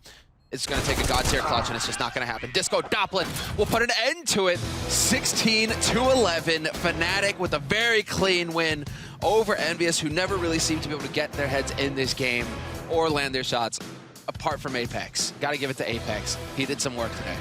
He absolutely did. He ends at 27 kills, but Twist also comes up at 25.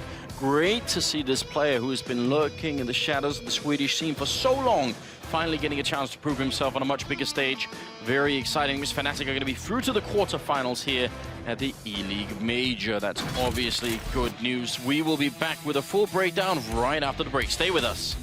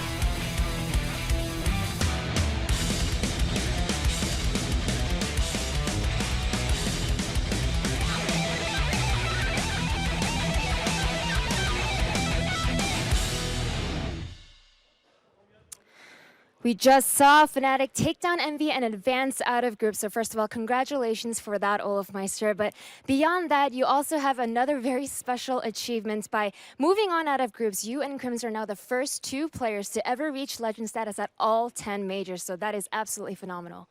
Yeah, that's something I'm really proud of, and I think Crims is as well. But mostly I'm just happy that we got out of groups. Very happy. Now, talking about this game with Envy, I know that when you were playing North on Cobblestone, it was really on the T side that Fnatic was able to take back the lead, and that was the case this game as well. Was Jumpy's calls a big part of the reason this time? I mean, Jumpy prepared us really well for them. We kind of knew what they did, and I think that we should have gotten more rounds of CT as well. And we fucked up, Eco round, and yeah, it was a big part, but I think that Dennis really stepped up as in-game leader lately, and he's doing really good. And I think that maybe he gives a little bit too much credit to Jumpy, and instead of giving it to himself. I mean, Jumpy is really good, but Dennis is really good as well.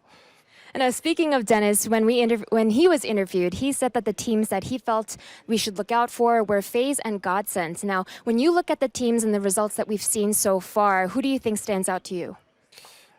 Nav and Virtus Pro, they went 3-0, so I mean, I have to say them. All right, well, congratulations again, Olafmeister, and best of luck. We are going to head to a very short commercial break, but when we come back, we'll have more action here at the Eleague Major.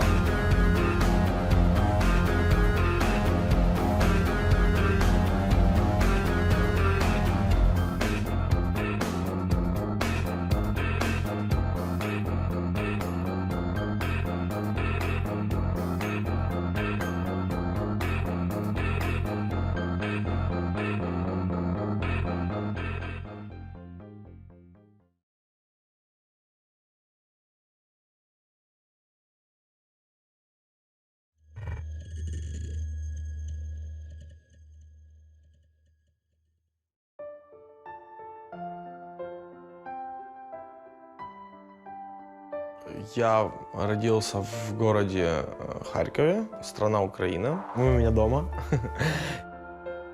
Я живу в Харькове. Здесь живут мои друзья, мои родители, моя девушка. He is a real man. He is a very strong person. He is the kindest one in the world. But when it connected with his game, he's crazy. In his heart, in his soul, in his brain, he's breathing just with this.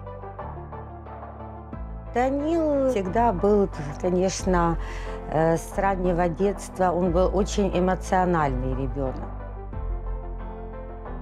12-13 лет он начал увлекаться компьютерными играми. И где-то примерно лет с 12 начал ходить в компьютерный зал, играть, увлекаться КСом. Ну и пошло-поехало потихоньку. Это было начало большого пути. В 2005 году я первый раз полетел на чемпионат мира World Cyber Games в Сингапур. И уже в 15 лет он мне объявил, что его пригласили в команду. Ему выделили $500 чемпионат. И вот в этот момент я уже четко заинтересовался, чем занимается мой сын. Папа же, он думал, что это я мужчина, мне нужно заниматься серьезными делами, и мне нужно становиться на ноги в этой жизни, зарабатывать деньги, летать потихоньку по миру. То тогда уже потихоньку родители начали смотреть на это с какой-то перспективой и с тем, что с этого может что-то получиться. В 2006 уже у него была команда ДТС. В 2007 у него была команда Virtus.pro. Мне предложили играть за команду Na'Vi, потом уже постепенно мы начали играть и выигрывать. И я увидел, с какими темпами развивается КС в мире. Понял, что за этим будет стоять будущее. Мне было около 22 лет, и в этот момент я присоединился к команде Na'Vi. Никто не знал, что из этого получится что-то большое, что эта команда станет чемпионом мира. У меня была мечта выиграть чемпионат мира по Counter-Strike. И Na'Vi у нас получилось это сделать. Это останется на всю жизнь в моем сердце, в моей памяти.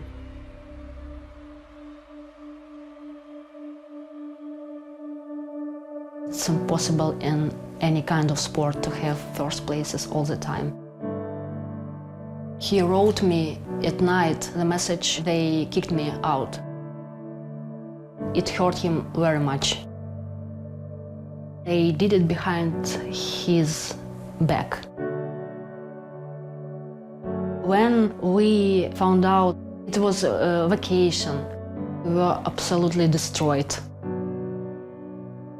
Na'Vi was his baby. Я строил эту организацию с самого начала. Но есть такая русская пословица: все, что не делается, все к лучшему. Вперед. Натус Винтер — это была такая ступенька для большого карьерного роста его. Часть моей жизни, которой мы вместе, 7 лет, мы были около 7 лет вместе. Na'Vi дало мне очень много всего, честно. Это был огромный опыт, это с Na'Vi. Я стал другим человеком, я начал смотреть по-другому на мир. То сейчас из себя представляет Na'Vi. Хоть я сейчас и не в этой организации, но тем не менее. Не было бы счастья, да несчастье помогло. Это было начало нового пути. Когда любишь свою работу, когда получаешь удовольствие от своей работы, не имеет значения, где играть. В Na'Vi, в Gambit или еще где-то. Я капитаном был двух команды Na'Vi и команды сейчас Gambit. Я присоединился к команде Gambit в октябре, и тогда я уже узнал то, что будет у нас. Я был очень удивлен и очень рад тому, что у меня будет такой капитан, очень опытный, очень сильный, и я очень рад, что я с ним в команде. Finally, he got the team which he deserved. They are great guys. У меня появилось сейчас как второе дыхание. У меня появилась большая мотивация действительно тренировать этих ребят. Зевс нам помог выиграть DreamHack. Я думаю, во-первых, своим духом. У него есть какой-то дух победителя. When Zeus came in our team, I feel like we know how to win now. He knows how to win. He bring it to our team. This mentality of champions. Зевс очень позитивный человек. Он очень любит во время серьезных игр расслабить обстановку, немножечко скажем, подшутить. Я сделал вывод, что хороший капитан, наверное, это в первую очередь человек, который должен обладать двумя важными факторами. Первое – это то, что он должен разбираться хорошо в игре. И второе – это он должен быть, естественно, лидером, человеком, за которым должна идти команда, в которого должна верить. He said, if you want to win the titles, you have to leave this game. When you sleep, you have to think about game. And whole day must be about CSGO. They are working 24 hours every day to reach their goals and to win. I know that Zeus can bring us to the victory.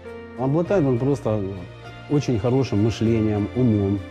He thinking all the time about his work. He cares so much about all people who depends from him. Я стараюсь слушать свое сердце. Я стараюсь бежать там за чем-то, а принимать правильные решения, подумав, взвесив. He is on his point right now. He can do damage.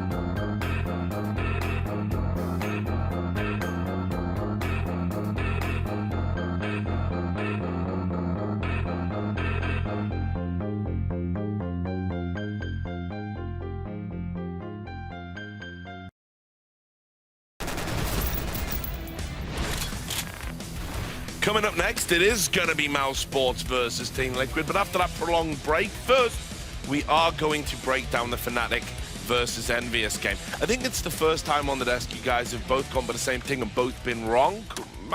No, there was one game. You don't have to correct me, Jason, when I get things wrong. Throw me under the bus. I gotta keep you straight. You know? All right, brilliant. That's the task in itself. Yeah, right, so why don't we get into these highlights and let's talk about why Envious lost it. I mean, I gotta say, obviously some people might point at Sixer here, but, you know, is that the full story? I mean, you would have liked to see them have, I think, a little bit better on their T side. They could never. I didn't really think they ever got any like kind of solid. I mean, they won some runs, but I don't think they ever had like a solid plan that really worked out well for them. The reason why Sixer is going to get highlighted here is because he just kind of got exposed over on B platform the different way. I mean, that's a tall task. Well, you know, I mentioned before the game even started that Olaf has really pioneered how teams could attack that B platform on the T side, and I mean, Sixer was going up against him on that CT side when he was on defense. So tall task to have to do that in a variety of different ways in which Fnatic did it, but really it was the individual plays on each side of the map for Fnatic on the T side pulled this Envious defense apart in many different ways, sometimes initiating on the B platform, sometimes that was later in the round and they initiated over towards A, so very tough for Envy to get a good read. Yeah, and Duncan, I thought things looked good for Envious, especially when they took that, second pistol. They started getting into this kind of commanding lead on the CT side. I thought they were home and dry, so what went wrong? Yeah, I actually thought the first half was fine. Like, it still looked like they were on course to maybe be able to win this one, but first of all, they lost so many clutch round situations here. Anytime it was a 1v1, 1v2, somehow they would just find a way to lose it. And it wasn't even always misplays or getting outplayed. Sometimes it was just that scenario of you're looking this way and the guy's just behind you where you didn't think to look. Added into that, though, I have to say, that is one thing Fnatic have really impressed me with throughout this major run, is that they're just getting so many clutches out of Olofmeister, Krims. Yeah. For some reason, those players, the game sense is what's come back on. It's not just the headshotting. They just put themselves in the right positions and win these clutches. Yeah, and it's got to be said, that obviously does mean Fnatic have hit that three-round mark. They're going to be in there again. I think that's quite an achievement. That's given ridiculous, given everything that they've done. I wasn't sure they were going to be able to do it. But meanwhile, frustration and high emotions in the Envious camp, and we've done it for Nico. Got to do it for Kenny S as well. Sure, Very expressive player. I mean, he was all over the place. It's always a roller coaster when he plays. I have to say, though, one thing about this game, that since people are going to criticize Sixer, and Kenny S didn't have a great game himself, lost a lot of those clutches, I have to say the guy I feel really bad for is actually Apex, because when he has that type of performance, they nearly always win, That's usually the talisman that carries you through, so he did everything he could in this game. Just the classic mistake as well of underestimating the Swedish Counter-Strike. It's unreal at this point. These guys are still able to do that, even in this tournament with everything seemingly being against them. Yeah, I know. It just shows how good the core of that Fnatic team is. Twist as well we should bring up, because I know I personally have highlighted him as not being anything that is jaw-dropping or not anything that's lived up to some of the excitement. He had a phenomenal game here on Kabul. Right. So we're ready for Mouse Sports versus Liquid. Duncan, tell us all about the struggling Mouse Sports.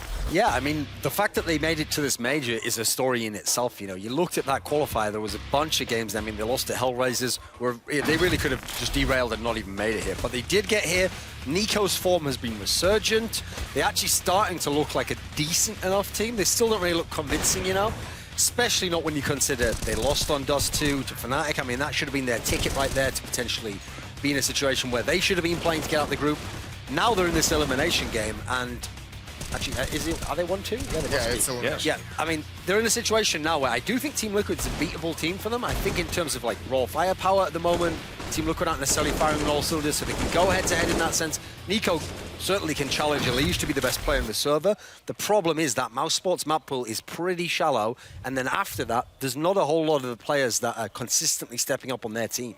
And meanwhile, Team Liquid, Jason, tell us about them. They certainly like to play a lot of rounds, I can tell you that for free. Yeah, I would assume they've played the most rounds of any team at this major. I mean, two games, they go into multiple overtimes. And I mean, the crazy thing is you come into this and you look at this roster, and you'd say certainly against Mouse Sports, Liquid has the much, much deeper roster, considering you have JDM, you've got Nitro, you've got Pimp, you've got Eleague. But really, these players haven't been playing up to their potential, and that's the big thing. Some of these players have had, a little bit of quiet games, but I mean, you're always going to bring up the fact that much like the Danish teams, this is a squad that has a lot of trouble closing out games, whether it's the choke factor, whatever it might be. They seem to just make the wrong decisions at the wrong time that prolongs these matches, never lets them get out of it when they have their match points, despite some very good-looking play for the most parts of these games. Actually, in both of their losses, they put themselves in position to win them, and they just haven't done it. So, I mean, that's the big scary part for Team Liquid, is no matter what happens, they just don't seem to be able to close it out. Interesting point that you bring up choking. I did say in a vlog that I did earlier today that if ever a team needed a sports psychologist, it would be Team Liquid. And actually, Team Liquid management tweeted back at me saying, we've listened to your comments, very interesting. I don't know if they're alluding that might be something they might do. So they are the OG chokers. Yeah, indeed, the OG chokers. Anyway, let's have a look at the OG map veto. Duncan, what's going to happen here? Yeah, this is where I'm really interested, because I feel like actually the guys from Envious can put from Team Liquid rather, can put Mouse in a difficult position here. We all know the Mouse Spot maps they want Dust 2, they want Cash, but Team Liquid has a bunch of other maps. Now, interestingly, Team Liquid themselves have been banning out Cobble during this tournament, so I want to see if that continues, because they obviously only have the 2 bans here, so will they use it at this point in the game? They ban out Dust 2, yeah, they've just taken out the 2 strong maps for Mouse. Nuke's still in the equation, though.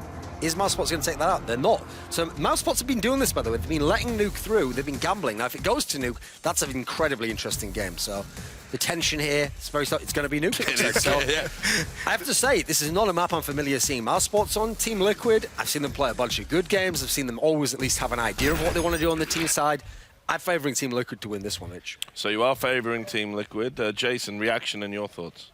Yeah, I mean, I as well. I can't recall seeing Mouse Sports on this map, and especially after we saw Team Liquid yesterday, the different ways that they could do things, the different tactics they kind of had on both sides of the map is going to be very, very tough. I was actually decently impressed at times with Team Liquid in some of the decisions they made in rounds, but I mean, there were just way too many massive mistakes. They don't make small mistakes; they make massive mistakes. Huge. huge. And yeah, I'm also going to take Team Liquid to win this game. Okay, so you're both going for Liquid. Just a quick question. I mean, is there a chance that Mouse Sports maybe have been leaving Nuke in there because they've been, it's the ace up the sleeve? Almost certainly. I mean, Mouse Sports already knew before this tournament and before the qualifier that they had a shallow map pool, and they must have known teams are going to key in on that. So I think that's why they've been letting it through, or at least not banning it, because they've been thinking to themselves, like, we might need to play that as a wild card. Problem is, if you've never played it in like an official match on LAN like this, it's going to be hard to see how you're going to win on that. You're going to have a real surprise factor, but then have confidence in it. If there's one thing Mouse Sports don't have, it's confidence. All right, well, thanks a lot. So we've had some solid analysis there for this Team Liquid game. We're now going to hand you over to our commentators, Anders and Semler. Thank you very much, Richard. We're certainly ready for this one on Nuke as well. I'm so shocked that we're even seeing Nuke at all in the group stage here. When you're playing best-of-1 games, I thought for sure that would be the first map to go every single time. But it isn't the fourth time we're seeing it now, if I'm not wrong. So very exciting, and I agree absolutely. We've seen Liquid on this map before, not so much Mouse Sports. So given the map choice, maybe you would have to favor Liquid a bit here. What do you think, Samla? This speaks to me that both of these teams have prepared at least something on this map. If you're looking for just like an out-and-out aim fight sort of style, you're going to go for your Dusty, you're going to go for your Cobble, you're going to get into those kinds of maps, the likes of what we just saw from Envy and Fnatic. If you're going Nuke, it's one of the most tactical maps that we have in the pool right now. And so who's going to have the depth? That's the real question. And I agree with Thorin. I don't feel like we've seen much from Mouse Sports on this map, so it is a little bit up in the air. I'm going to side with Liquid on this one. Some grenades for an execute, maybe just to try and get down into secret here, which is a pretty common thing. Actually, they're going to get the second grenade in. So those two grenades are pretty much a sort of a mainstay of playing T-side Nuke if you want to get safe in here. Not all teams use them, but some definitely do. And they're just going to make their way in. They do have Kriz on the Tech 9 and Armor too, so that's always an interesting feature as well. Team Liquid now realizing, those smokes out in Yard probably were a big indication now. Can they actually retake this bomb site? Because the bomb is not that far from going down. They've got to be very careful here. It's a bomb plant with everyone alive on the CT side. Hiko and Pimp coming into it with two really big kills, and Pimp following up on Lowell. So Mouse Sports get everything they could possibly want, and then they get absolutely nothing after that. Railroaded comes to mind. Now you're locked out. P2K in Nico's hands, but he's only going to get the one kill. And in the meantime, Nitro with the kid had been defusing the entire time. So you're done. Mouse Sports, you did get the key bomb plant. That much is important, absolutely, because you're going to get that money and you want to get it as quickly as possible on T side. But, right? You just got completely stomped. 3 players in Vent for Liquid. They were ready to shoot up A or B. Like, whichever one it was going to be, they were ready to pounce. Yeah, but you would think that might have been a big disadvantage. You have to get out of that vent somehow. There's a massive choke point, right? So if you're trying to get out of the vent and the Glocks are shooting at you, I mean, it's just that Mouse Sports just didn't hit any shots at all when they were coming out. A bit shocking, honestly. But that's how it goes. Second round is coming up here, and there's Deagle in the hands of Nico, but that's pretty much all they have. They've got no armor anyway. They're obviously going to be buying in the next round. Door is open, and Pimp is ready to receive. 3 quick headshots there. It's well done. Clean work from him.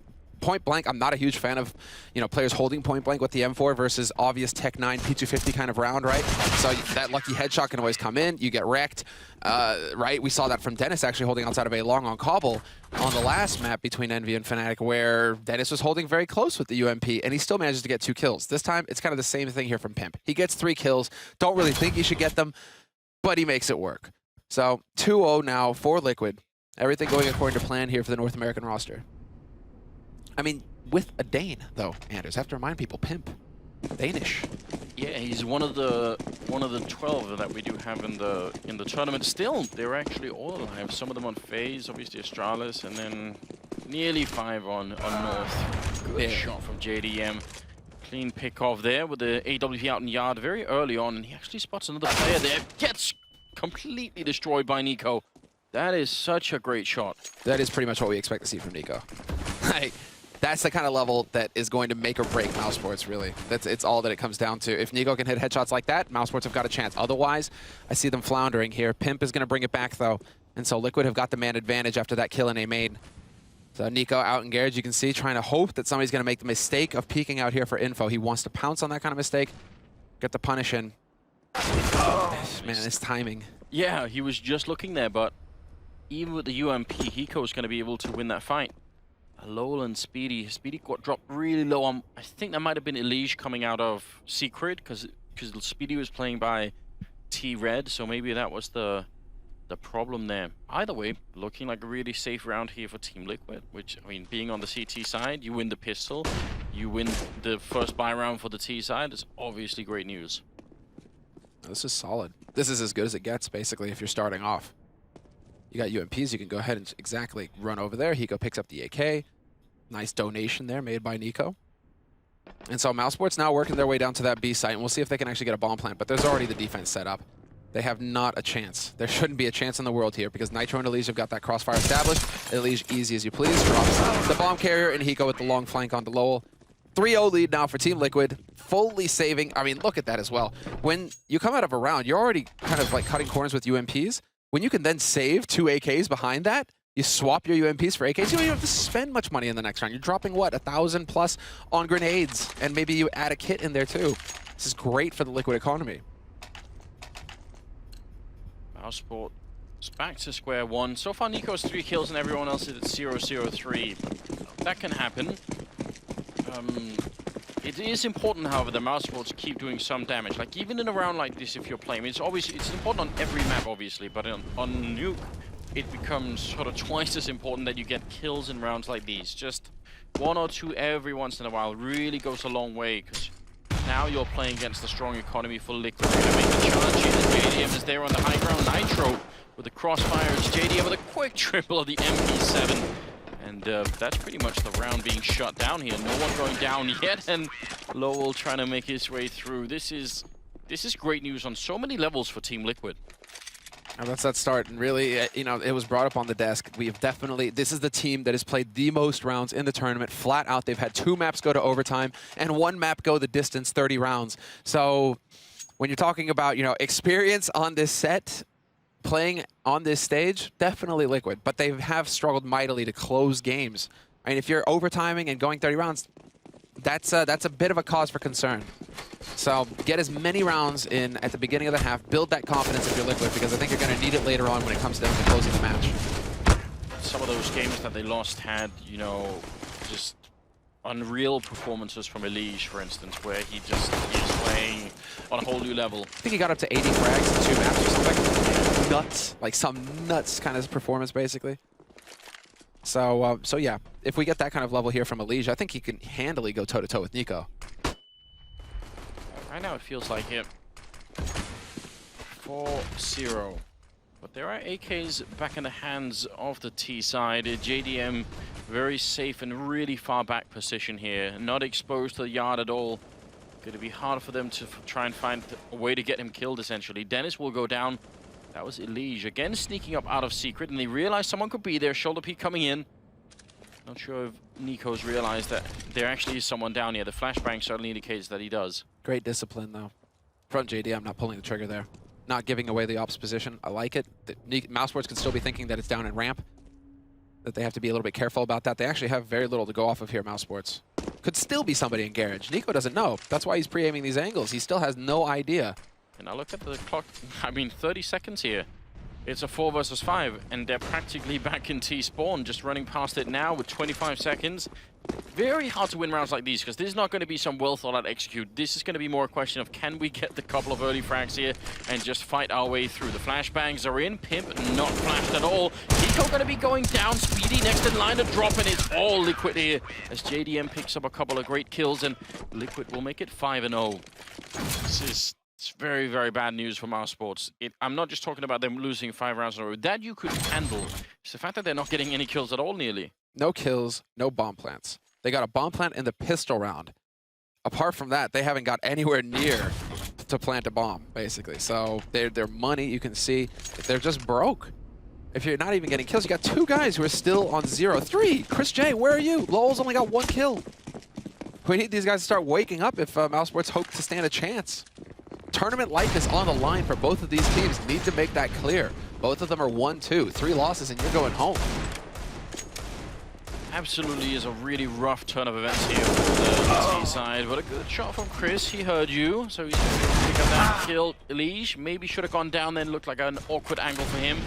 He gets the refrag instead, and now they're going to be able to use these rifles and all the grenades to their advantage. Hiko picking up 2 pick kills and maybe going for a $30 spot out of Lowell, and that will be the triple. Next in line, Chris, not much that he can do, so looking promising for a moment, but they are going to lose a 6th round here.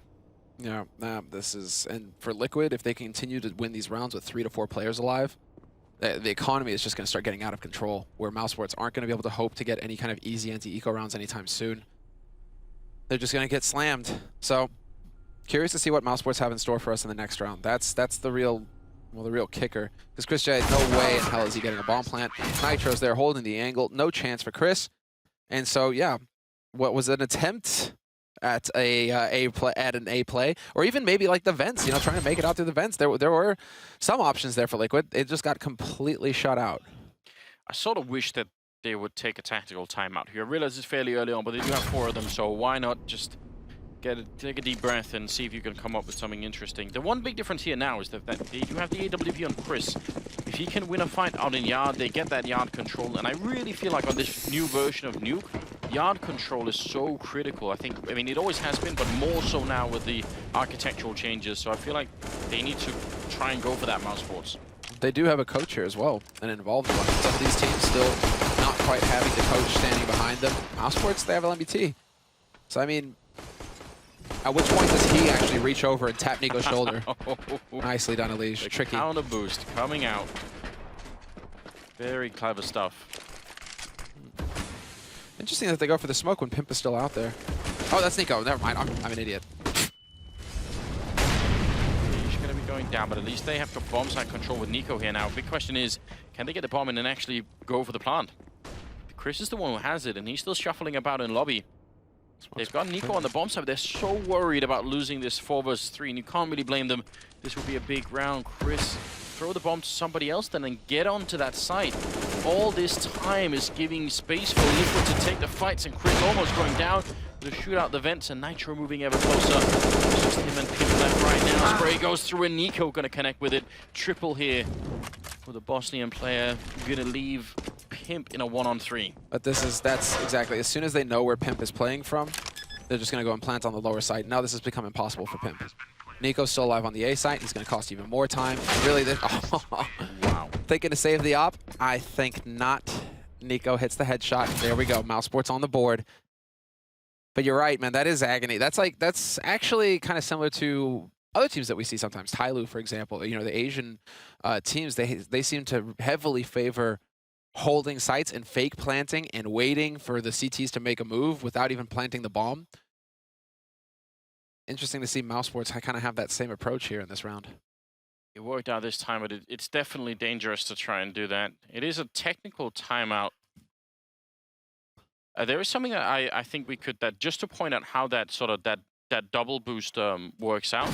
It could be interesting. So you can boost right here, and it's fairly simple. But the cool thing about it is you could do it quick, because one guy can be running on the sort of the main, and the other guy can be up on the railing, right? So you don't really even have to go in and crouch in the corner. You can just jump on the other guy's face, and you can be up here very, very fast. I think people sometimes underestimate the power of that railing, and that's really just what I wanted to show. But it's faster than it seems. But you do have to run quite a distance, and if they're pushing Yard fast, that double boost will be dangerous. Yeah, you're a dead man. You're right. And just to remind you, in the meantime, this isn't like a tactical timeout where players can talk.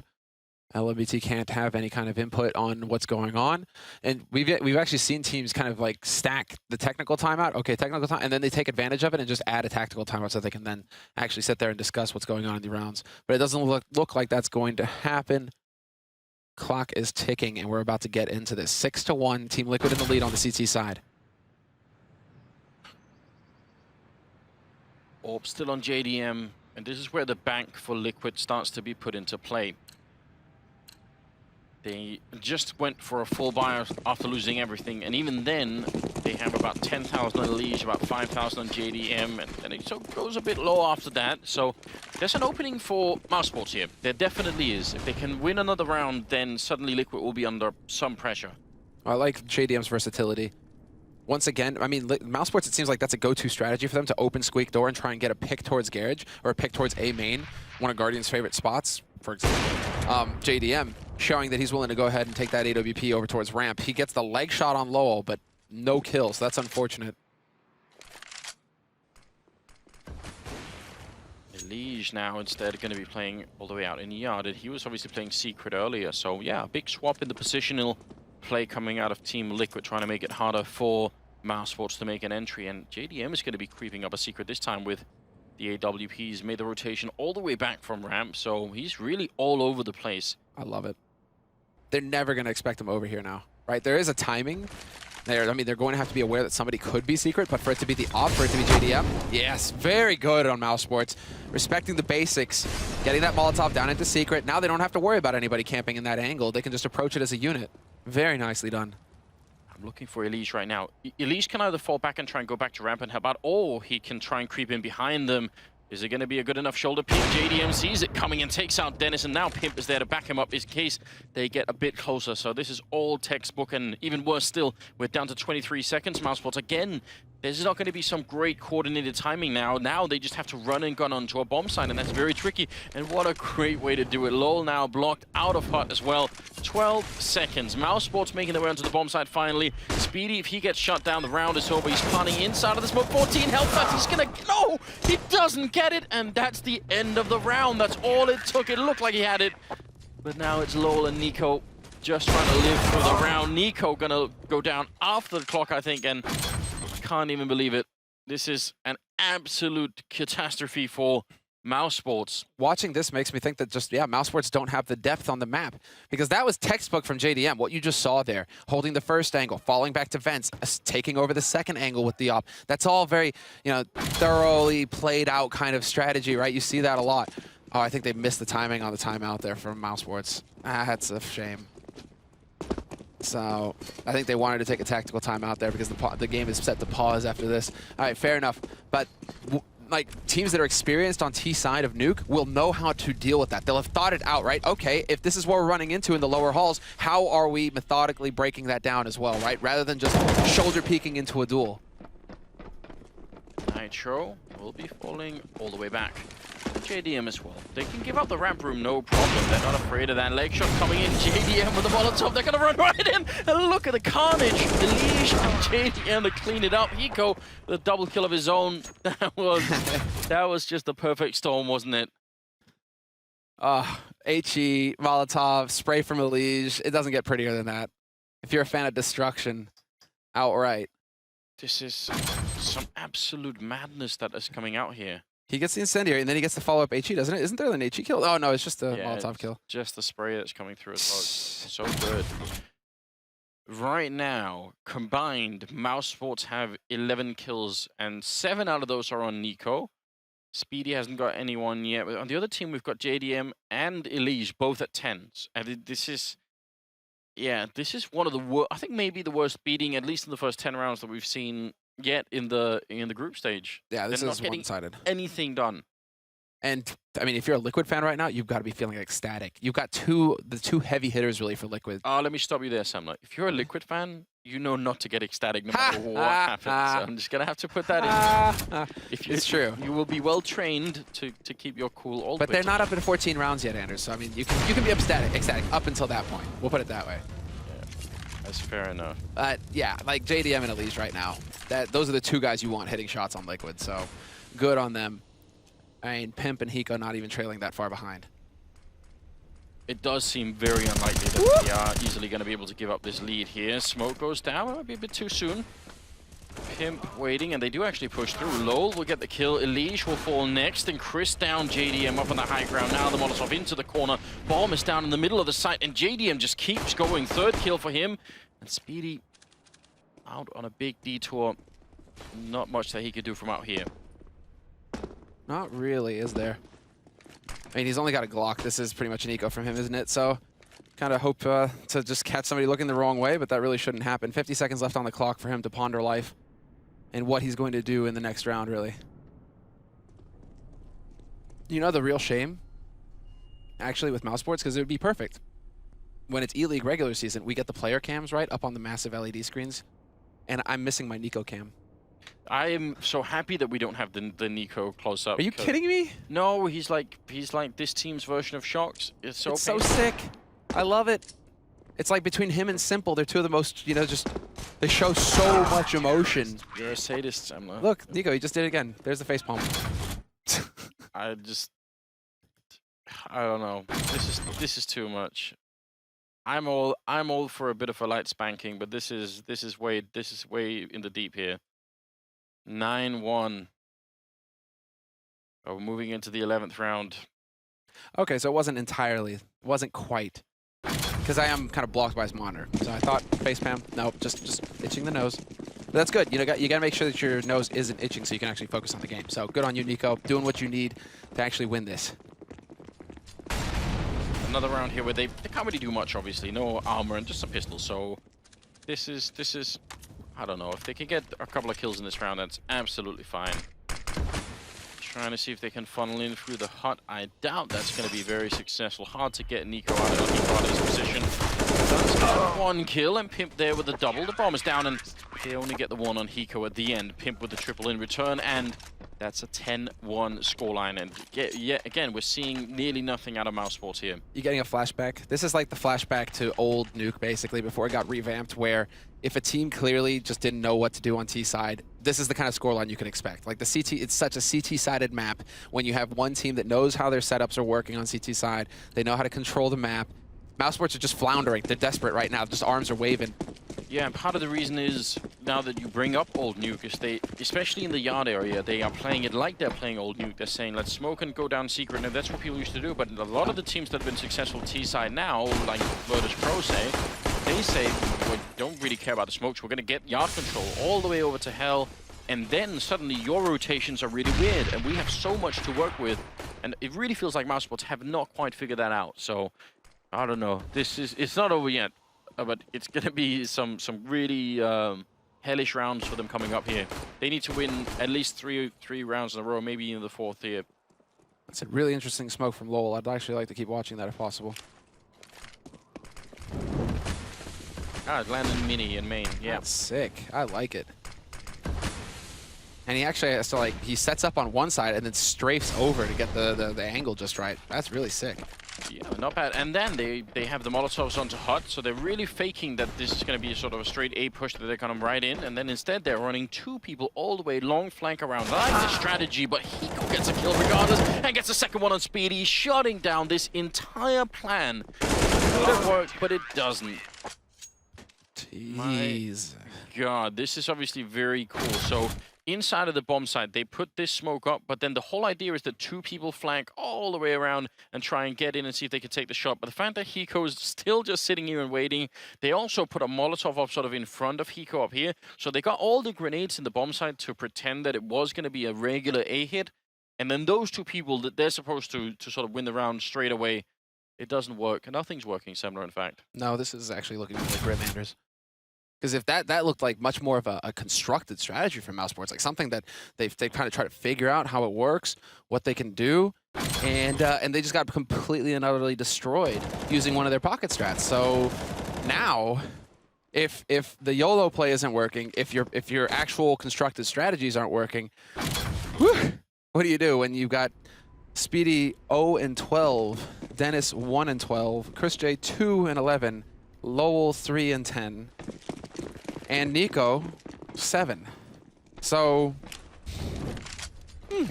I think Liquid can be feeling pretty happy about themselves. They're going to catch if it keeps going like this, they're going to get a lucky break after 2 maps of overtime and one that went 30 rounds. Maybe they get a 16-1, and you know, something actually goes their way. Yeah, at this point, the Mousesports team, they're also completely quiet. There's not really any energy left at all. You can tell in their faces. Their coach is like reclining back against the wall. He's just like, okay. I mean, a really, really rough turn of events. It is the reason why initially I said I was surprised that not more people have, or that people have even picked Nuke, because this can happen. You see again a great smoke up onto Heaven there, and they're going to try and see if they can maybe break their way in to the bomb side one more time. Please, let us in, please. Just Molotovs everywhere. No smoke on Mini this time, so Eleague can go ham. He's going to get overwhelmed, however. Lowell and Dennis coming alive. JDM misses the flick.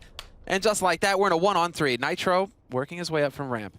And so the decision, exactly, is where does he want to try and make his approach? The smoke is still up on Squeak door, and he has no idea if somebody is holding on the other side. So that's what he's trying to figure out right now. Nitro, if you have a heart, if you're even human, don't steal this from them. They don't deserve it. Smoke gonna go up, Nitro getting 1 out of 3 kills, and now he's gonna toy with them a bit, throwing out some flashes as well. He's really wanting someone to come and peek him. He feels like maybe he can bait them out, but it will be Dennis to pick him up. And that will be a second round here for Mouse Sports. Here's the problem, right? If this was old Nuke, I could live with Mouse Sports getting 2 rounds, because the way that I always thought of old Nuke was you just really need the rounds here as the buffer in case you lose the pistol. That's really all you want. So if Mouse Sports win the pistol in the second half and it was old Nuke, I'd say it's cool, they can still win the game, they can come back and do it. But this version of Nuke, I feel like there's many more options for the T side, and I think Liquid are going to know how to use them. So I still think they're in a pretty deep hole. It's great that they got that round though. Still building. Don't give up again, you know. You're gonna be out of the major if you lose this map. So the whole idea of giving up just can't even be on your mind. Oh, well, Eleague's gonna have to give ground once again. That time around, it's like Eleague is constantly trying to get up the stairs and then to the right in that little cavity there, right by the secret stairs. But that incendiary preventing him from actually making that play this time around. He was using it just a couple rounds ago. But now it's gonna turn into the standoff. 1 minute, 8 seconds left on this clock. 11-2 scoreline with Liquid in the lead. This is all or nothing now for Mouse Sports. They desperately need the last 2 rounds in this half. And they've made a habit so far in this first half out of running the clock very low. In fact, so low that by the time they get the signals to go, it's just chaos and they just run onto a site, and it's not really been working out so far. Now we're going to get the double push out of Secret here. But ready and waiting is Nico, and that could have been a kill. What's interesting is they only show the 1. Pimp is still hanging around there, and he will be forced to back up, but they only show the 1 player. A little bit of misinformation, but it's going to be an upper side push here. And Hiko, look at us just blindside him. It doesn't happen, but we do have a very quick rush coming in here from Nitro through the ramp. He's going to be able to assassinate Lowell, gets a follow-up as well, and there's already JDM in position. Don't kill your teammate, JDM. Oh. Wow, I heard the scream there. I hope you guys did as well. That was finally something working out for Mouse Sports. And again, they left it so close. It was almost not going to happen there. And then with the flank in through lobby, that could have gone horribly wrong, but they did it. 15th round is coming up here. Now we have Team Liquid with a tactical timeout, wanting to make sure, absolutely sure, that they win this game, get the 12th round in there, and lock Mouse Sports out of any chance. That's such a shame for Hiko, really. I mean, Lowell he gets the AK in the split-second time, basically, to save himself there. Because otherwise, if Hiko gets that kill on Lowell, which he should have a split second earlier for Hiko, he gets the kill on Lowell. I don't think Mouse Sports pick up the round, because then you're dealing with Nitro and Hiko, able to split, 1 from Hut, 1 from Squeak, and, you know, Dark Days. So 11-3. We're talking about the finest margins here when it comes to picking up these rounds right now for Mouse Sports. Still a rough game for Speedy. He's 1-1-13. I don't just say that to bully him. I mean, it's just a case where he's, you know, the whole team has essentially been beaten up, but he seems to have been taking the worst beating so far. This is really tough. We're looking at a 11-3 scoreline favoring Team Liquid on Nuke in an elimination match, but there's the opening. Chris J wins the battle against JDM down in ramp room. That's a big start. Very nice work. There's the aggressive opping from Chris. Now that he's finally got that op to work with, I'm pretty sure he's feeling pretty happy about it. And Nitro in the off angle, holding way wide, hoping for somebody to pop that Squeak door open again, but not going to happen this time. Instead, Mouse Sports taking their time with it again, looking for the yard smokes. Interesting smoke, actually, blocking off Big Red themselves. Just seeing if maybe anyone is going to peek around the container. I mean, sometimes the CT team will hold all the way up there. Chris finding another kill on Eleague. That's really big, taking out one of the star players here for Team Liquid. 5 versus 3. Another round they cannot afford to lose. They can't give this one up. They've got everything going for them here. They're making their way down. They even have time on the clock this time. Nitro, the only one in position to potentially steal it away, but they know where he is. They saw him right then and there. And now he's going to be trapped in on Nitro, down and out. Nico even taking a second. This should be a sure thing. So suddenly we actually are at 11-4. This half is likely to end with 3 rounds in a row for Mouse Sports. Who saw that coming? No, I didn't. I definitely thought that Liquid were going to be able to keep it going. There's the flash attempt. Nico's covered from it. Nicely timed. Nice timing there. There's a good spacing from Pimp to follow up on the kill, and he's going to be able to pick up the second one as well. Swaps out to the AK. Going to get that one-shot headshot maybe. Shoulder peeks on Dennis. Looks for the fight, but Dennis wins it. 11-4 at the end of the first half in the end of it. So, like, a good recovery. And you're right. If this is Old Nuke, if we're going to play it like Old Nuke, still a decent scoreline for Mouse Sports. 4 rounds. They have a little bit of a buffer. But it's definitely looking, it's still looking pretty grim, I think, for Mouse. Yeah, well, I mean, this is obviously very exciting. Luckily for us, as we do have the break here between the 2 halves. Earlier today, we had Pocket talking to Pimp, so we're going to check out that interview real quick. Pimp, you're a veteran of the major scene. You've been to 5, but this is your first one with Liquid, and today you guys are coming in with a record of 1-2. You're facing elimination, but you could also win 2 more games and make it to the Fox Theater. How are you guys feeling on this big day? I think we feel good. We've had 3 very close games, been to overtimes, all of them. So I feel like we have had a chance of winning each game we played, which gives confidence going into the next 2, because it's going to be 2 for sure. We need to win these, and we need to make the playoffs, because that's been the goal from the very beginning. And I think these teams deserve a little bit of success now. We've had a rough half year, and it'll be good to start off this year with a little bit of success. Well, speaking of the overtimes, we saw a double overtime yesterday, a triple overtime earlier in the week. What's been the issue? Why haven't you guys been able to close out games pretty safely? Yeah, I don't know. It's like we crumble in the high pressure situation for some reason. We make some dumb decisions, and then again you gotta give it to the other teams as well. It's not like only our fault that we're not winning. It takes another team to beat us to actually beat us as well. So you gotta give some credit to the other guys. But it comes down to the high pressure situations where we have failed a few times to close out the matches. I think we've had a match point in each match we played, and only won. So that's obviously not good enough. But we just gotta do better today and make the playoff. Well, you had the highlight of yesterday. Today we're looking at a matchup where you'll be playing against Mouse Sports. Who's our player to watch from Liquid? You always have to watch Eleague. Like we're trying to make the best out of him, and he's a great player, obviously. And then the other guys of us will hopefully follow up and do our work. Eleague is our main carry, I could say. But like we're setting him up, and he's delivering right now. So watch out for him, and hopefully the other of us can play good enough to secure us a win. Well, I know you guys have a lot of support in this tournament. Is there anything you want to say to the Liquid fans before I let you get back to your keyboard? Sure, I'm happy for all the support. It's been awesome being a part of Liquid in a major. Never tried that before. Support is massive, so I really want to give something back to you guys, and hopefully we can win it out today. Excellent. Well, best of luck, my friend. Cheers. There we go. Thanks to Pocket for a great interview. Very timely, very topical. We do have Eleague currently at top of the board here with 101 ADR, 16 kills and 6 deaths to the 81, 11 and 13 there for Nico on the other team. He's also currently the best fragger on Mouse Sports, which is pretty much what we've come to expect. The big question is, can they win the pistol round? If they cannot, then I don't see them winning this game ever at all. Even if they do, I think it will be a massively uphill battle here. It is an elimination match. So either Liquid or Mouse Sports is going to go home within this game. That's pretty much what's on the line. Yeah, that's everything. The most prestigious tournament that you have to start the year off. And it's true, Pimp, they've had a rough time.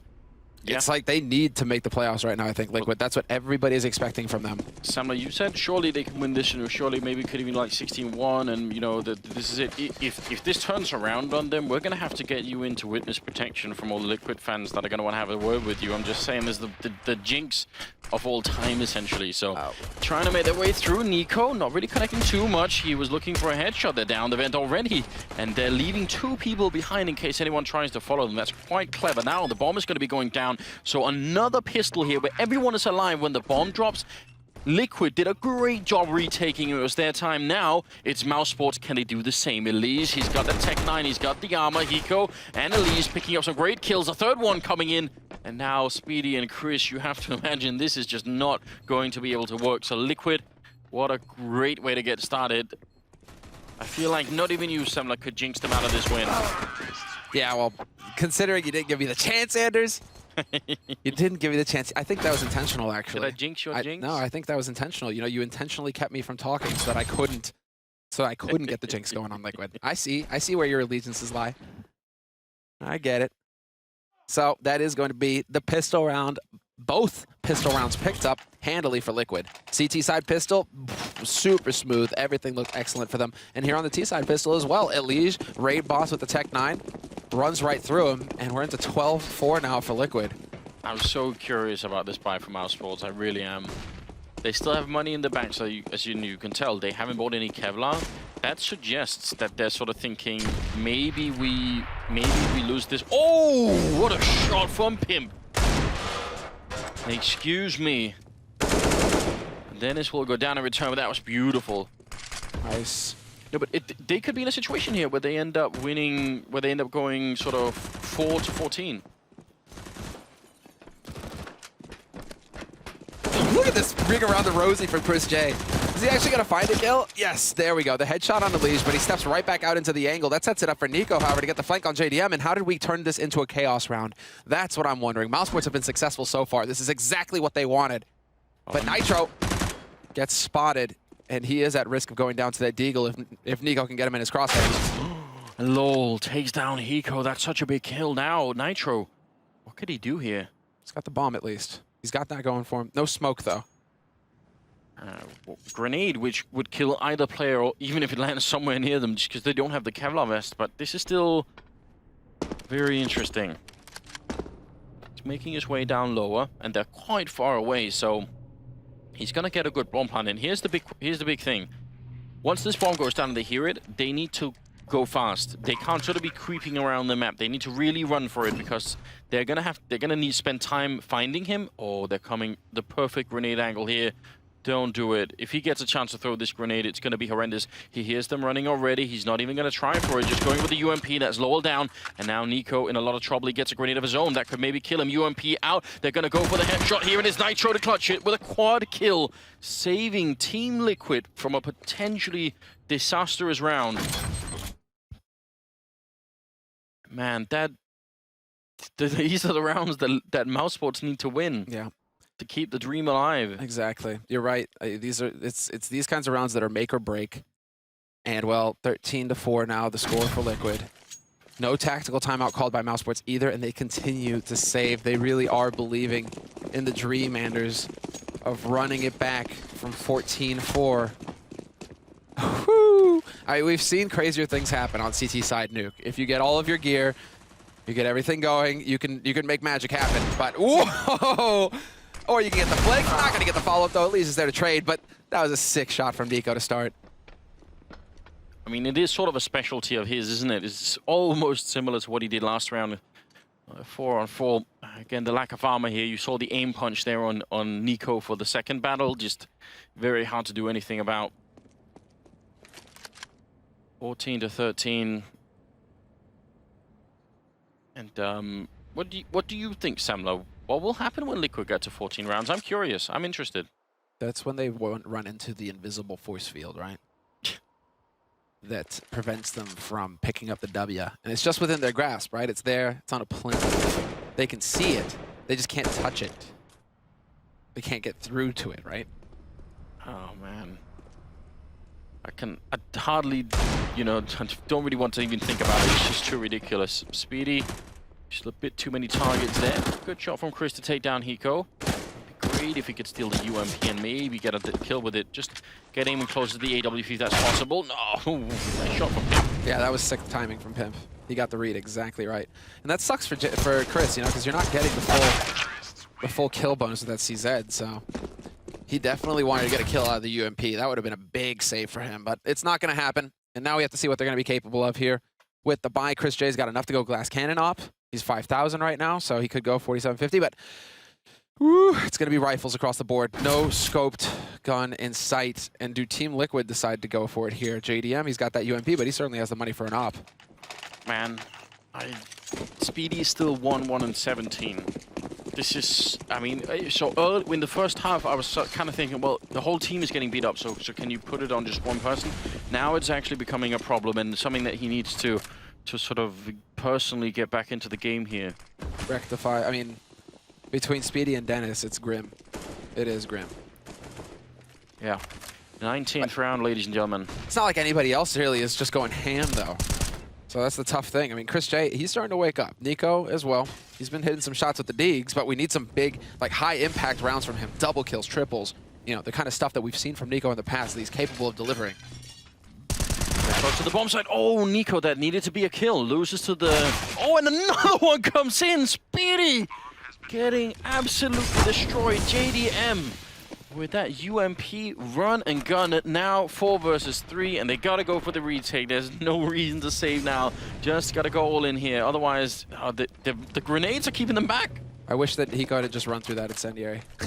He obviously can't know how close it was, but he could have probably caught somebody in the back there. Another kill. Dennis will find Hiko in the end, and it looks like Dennis was the one hanging around, so they left him behind, the rear guard.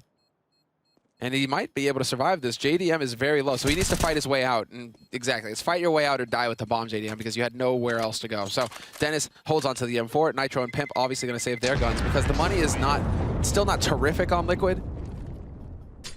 Boom, good try. Points for Pimp. So yeah, these are the 2 kills. First of all, obviously Nico should have won that fight, but he goes down immediately. Then the next one, it's so ridiculous. There it is. There it is. The double. I love it. The double facepalm. I mean, it's just... What else can he do at this point in time? He knew just as well as we did that he had the angle. The UMP so strong. 15-4. It's looking very, very grim. And it has this whole game. Team Liquid 1 single round away from staying alive in the tournament and maybe worse still, knocking Mousesports out of it. Liquid, can they do it? What a sick shot from JDM. Oh, I'm just like shaking my head. That was so quick.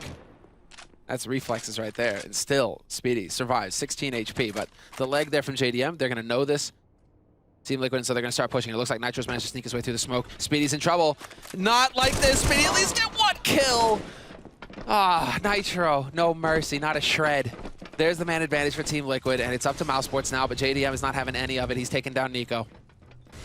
3 more kills. What an absolute beating here. Team Liquid really showing up on day 4. Eleague gonna get the headshot on Dennis. Lowell and Chris are left. They open the door there, but Lowell, just 4 people waiting on the other side. In fact, the whole team practically. And now it's Chris, 1 versus 5, and he's gonna pick up 1. He's got a grenade, but there's no one who believes this can happen any longer. And Team Liquid, that's gonna be at 16-4 as they make their way through and knock Mousesports out of the 2017 Eleague Major tournament here in day 4 of the group stage. Just absolutely heartbreaking. They end up on Nuke, and they did not look like a team that were prepared for it at all. No, that's one of the more devastating losses that we've seen here. Obviously, it's devastating you've lost, you're out of the tournament, but I don't think that anybody on Mousesports can say that they performed up to the level that they needed, like that, and probably that they thought that they could bring on Nuke. Yeah. None of them got rolling. Even Nikos was struggling. Like, it wasn't until the very end where we started to see something, but nobody really felt like they were able to hit their shots or do their job. And so I'm not even going to point at one player in particular and say, well, you know, that's tough. It's just... But you do see that Speedy's the only one remaining sitting out. It's obviously a really, really tough turn. It's one time you don't want to have a really bad day, but it can happen. We are going to go to the analyst desk coming up right after a break, so stay with us.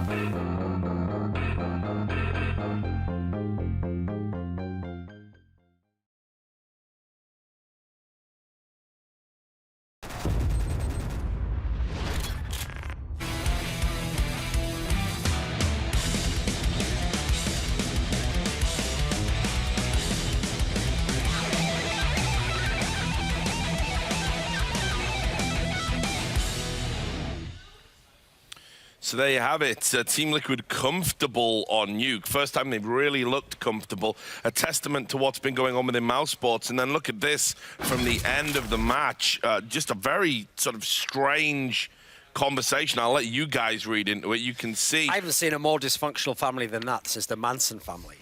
Well, I don't know if I'd go that far. I mean, it's mostly just the frustration of like trying to talk about what went wrong and trying to fix something, but knowing there's no more fixing it at this point. You can't fix it anymore at this tournament. Like, you're out. And this is obviously, you know, what's happening with Spitty here. You can see very emotional. And, you know, look, while we can be sympathetic, at the end of the day, this is a major. This is where you need to have your A game. And honestly, I don't even think Spitty brought his B game to the major. I'm looking at the numbers. Forget the kills, which is second. 26 ADR. Pretty poor. Not his worst. As a team, though, they were terrible. That isn't his worst performance. They had no clue how to play this map. Yeah, I was going to say, I don't think you can even blame Speedy or any player or Speedy even, because we've talked so much about how bad map vetoes for certain teams and at certain points have been in this tournament. This might be the worst we've seen. They played this map, I think Kadian tweeted out, they played this map once last year. Yeah. And this is a map they say to save our tournament. But what did I say? What did I say? If you want to shift that mouse, here's all you need to do. Yeah. We veto Cash, we veto Dust 2. Your move, creep.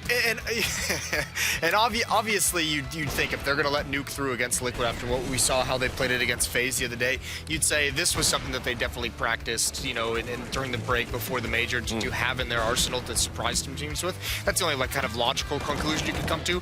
But watching this, that conclusion doesn't seem logical in any way, just because they seemed lost. I mean, the basic tenets of Counter-Strike are just confusing to them on this map, it seems like, because this is why you can't really look at this and say any one player caused the issues, because obviously no one really felt comfortable or knew what they were doing, and that's the big thing that it comes down to for me from Mouse. So who takes responsibility for the awful veto then, Tom?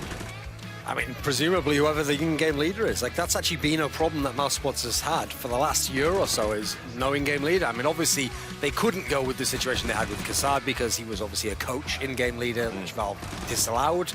But famously, ever since they let God be God, they've never had anyone who's been able to properly take that role on. Nico's been a superstar player, and that's carried them a decent amount, but it's never going to win them tournaments. Yeah, and look, I got to say as well, you know, I mean, look, we should talk a little bit about Liquid. They were certainly the victors. I don't think Liquid have necessarily fixed any of the problems they had in this tournament overnight. I think this is just Mouse Sports being so poor, they made Team Liquid actually look good.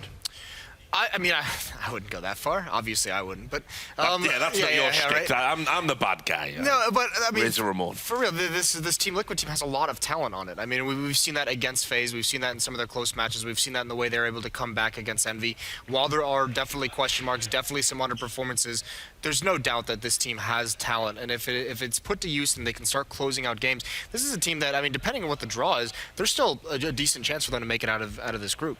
Duncan, your thoughts about Team Liquid? I think Team Liquid's been all right. Like, they haven't really convinced me in as much as they haven't looked like it's seen as dangerous. Like, they're going to go deep in this tournament. Yeah. Like, the top dogs really have to be scared. Like, oh, Team Liquid might upset us. But one thing I will say from this is something that helped them in this match here is their map pools actually turned out to not be that bad. They have been able to play a whole bunch. Nuke's certainly helping them out. I mean, they almost won the game against FaZe. They've been able to get an easy win at this point in time. So that's something where I want to see going forwards. Like, what happens if the team that they play against can't play Nuke, for example? Maybe they can get a decent veto and then have a shot to get out of the groups. I didn't have them getting into the playoffs, but same here. Depending on who they draw next, maybe it's a possibility. All right, well, let's take a look at the standings. Obviously, this is the day when we're going to find out who's going to be in the Fox Theatre with us. You can see Fnatic, they're there. So they're going to join Virtus Pro and Na'Vi. Confirmation down at the bottom. Obviously, Hellraiser and Flipside already out by today. G2 Esports out and Mouse Sports out as well. So just some reactions there, guys. Yeah, I mean, just a bit of a bummer. Crazy Sat Yanko tweeted this one out. That Shox hasn't been in a major playoff since what, Katowice in 2015 or something like that. Almost 2 years at this point. That's astounding that someone of his quality has missed playoffs so frequently. All right, well, look, we're going to take a short commercial break. When we come back, we're going to find out what's going to happen next. One of these teams is going to be going home. Godsent versus Optic Gaming. You don't want to miss this one. We'll see you soon.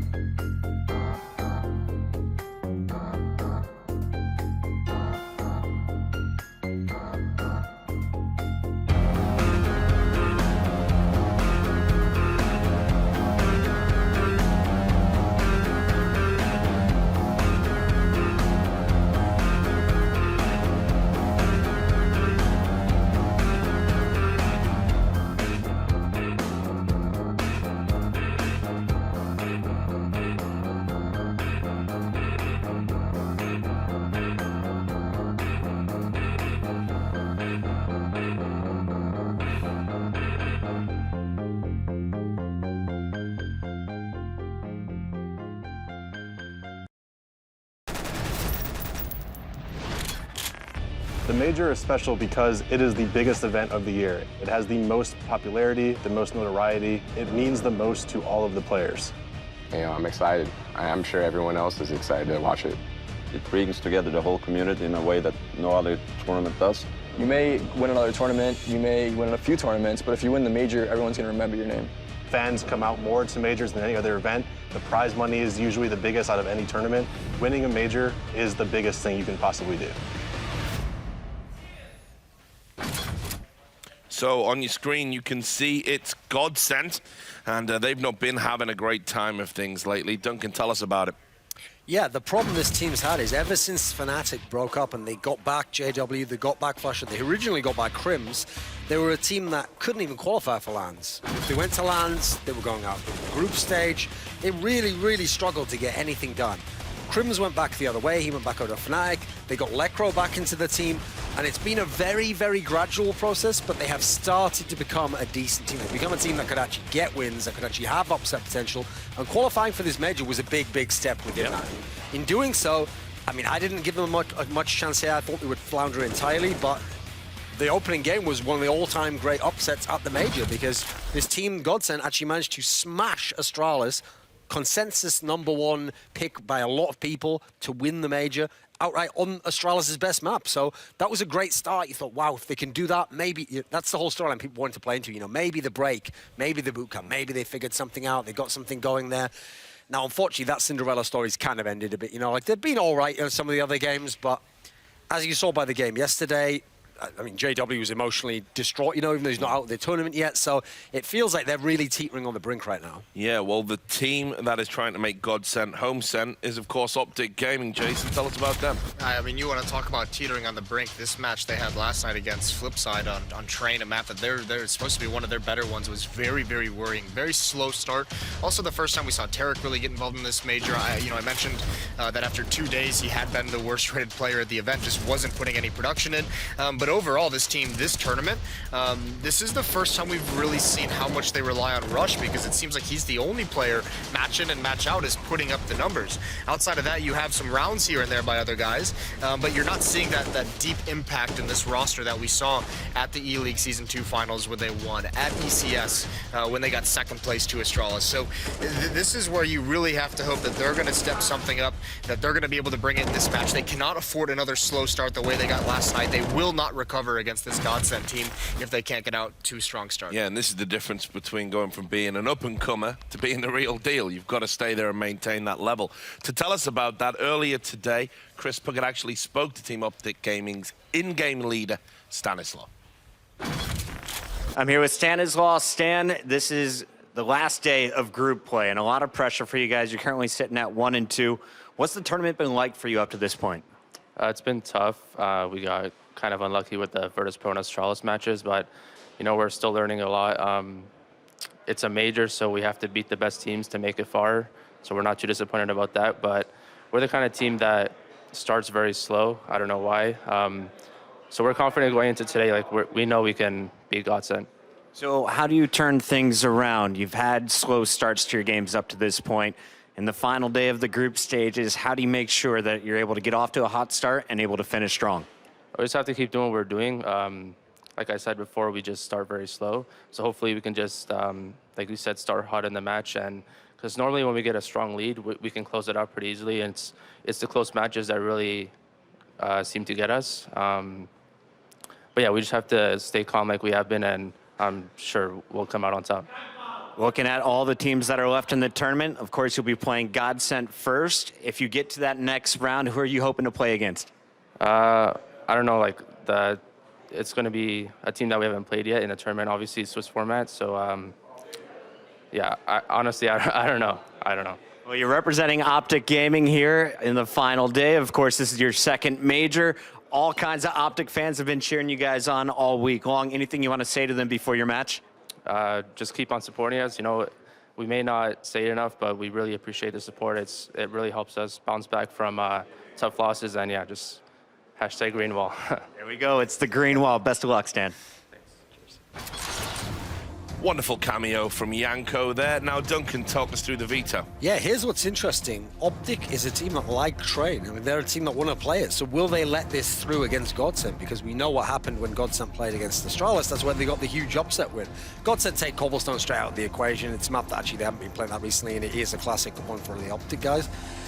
Optic, I want to see who it is who bans Nuke, because I feel like Godsend might be able to make Optic do it now. No, Optic's actually gone with the Train ban themselves just to say, let's just get that out of the equation there. Yeah. But the overpass ban from Godsend means there's not a whole lot of maps left for Optic, actually. They're hoping Cash maybe comes out, and it's actually what it's going to end up being. So the interesting part here is there's a few players on Godsend have been very good on Cash in the past, but Optic have had a few upset wins on Cash. So I feel like this isn't the greatest map for anyone.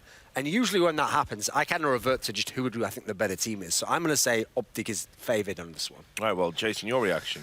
Yeah, I'm actually glad to see Optic ban Train out. I was worried they would let that through. Since obviously I had that same fear because you also have to imagine North American teams are not used to going up against European teams and having the deeper map pool in that kind of a contest. So it's probably a new feeling for North American squads to have the advantage in the map veto like that. So I'm glad they approached it properly. Yeah, and the interesting thing is Godsend. I mean, they got beat up on this map yesterday. Let's just be frank about that. They got crushed. And again, I know Stan well enough to know that just in case this was an option, the guys he will have gone and looked at a demo. He will have a rough idea of where the flaws lie for Godsend. So, you know, I have got a good feeling about this one. I'm still trying to figure out really how Godsend can get through a veto. The only good thing that's really come out of the sort of Godsend era for me has been that they can sort of play overpass and certainly Train. Yeah, well, I mean, now we're starting to see much like we just talked about with Mouse Sports, is if you start taking, I mean, this is a team where if you take away the maps they want, the few they have, then there's big question marks all over the place. So I mean, with Train taken away, you don't really feel like there's a map they're going to be super powerful on. So yeah, Optic is definitely favored in this matchup. Right. So I guess fairly easy predictions to get from you then, based on what you've said. It's Cash, so you're both going for Optic, I presume. Yep. Yes. Yes. Double, triple, I'm working on it. Very verbose, Moses. Thank you very much. Anyway, we are now going to throw you over to our new commentary pairing. We've tagged in James Bartle and DDK for this one. Cheers, lads. It is going to be a good match of Cash, one of my favourite maps, a nice open map, lots of AWPers on both sides as well, so there's lots of action to be had. Do you favour a team going into this, Dan? I think you have to lend a bit of favour to Optic. They have had a bit of a rough start to the major in its entirety, and as we saw it from Stanis on the interview, you know, it does take a while for them to get going. So we'll have to see if they can get going in the most important part here. And indeed, because they have lost a couple matches already, they are getting an easier matchup. Godsend, not as strong as Virtus Pro, not as strong as Astralis. So yeah, I feel like Optic have a really good shot here. They're starting off on the CT side. I think get a good economy, kick things off like that. There should be no problem. For those of you on GoTV, I would suggest watching Tarek for this particular map. And I'm not sure who I'd say on Godsend just yet. Maybe I'll come back to it later. For now, it's the T pistol for Godsend. 4 people moving over towards B. JW maybe cutting people off towards the vent a bit later on. Tarek, so he's got a nice angle already. Stanislaw baiting. Moving towards the headshot position. This is a nice crossfire, actually, but Tarek's got a face early. No kills for him. Flusher gets a pick. Now can Stanislaw hold the push? His team are coming through the vent, and JW's looking for the flank. Yeah, they're actually backing away. This is very odd, isn't it? And they're going to be caught here also by the rotation. So I think at the moment, Optic are wondering, you know, what actually are these guys doing? Because they could have, they had a window there to actually charge onto the site to take down Stanislaw, get the bomb planted. But they've all fallen away. And even though 5 of them are alive and they have a 5 versus 3, 4 of the players are really tagged up at the moment. So these USPs are much more dangerous than they normally would be. Everyone very tagged now. Very strange situation. No, how is nobody dead yet here for Godsend? Rather ridiculous circumstance, and Naf is finally going to get a kill there, and the bomb goes down. This is so weird, and everybody could just fall to a single USP bullet at this point. Mixwell alone versus 3 needs to avoid the crossfires, the trade situations. He's spotted now. Flusher will move into main. He can double peek with JW.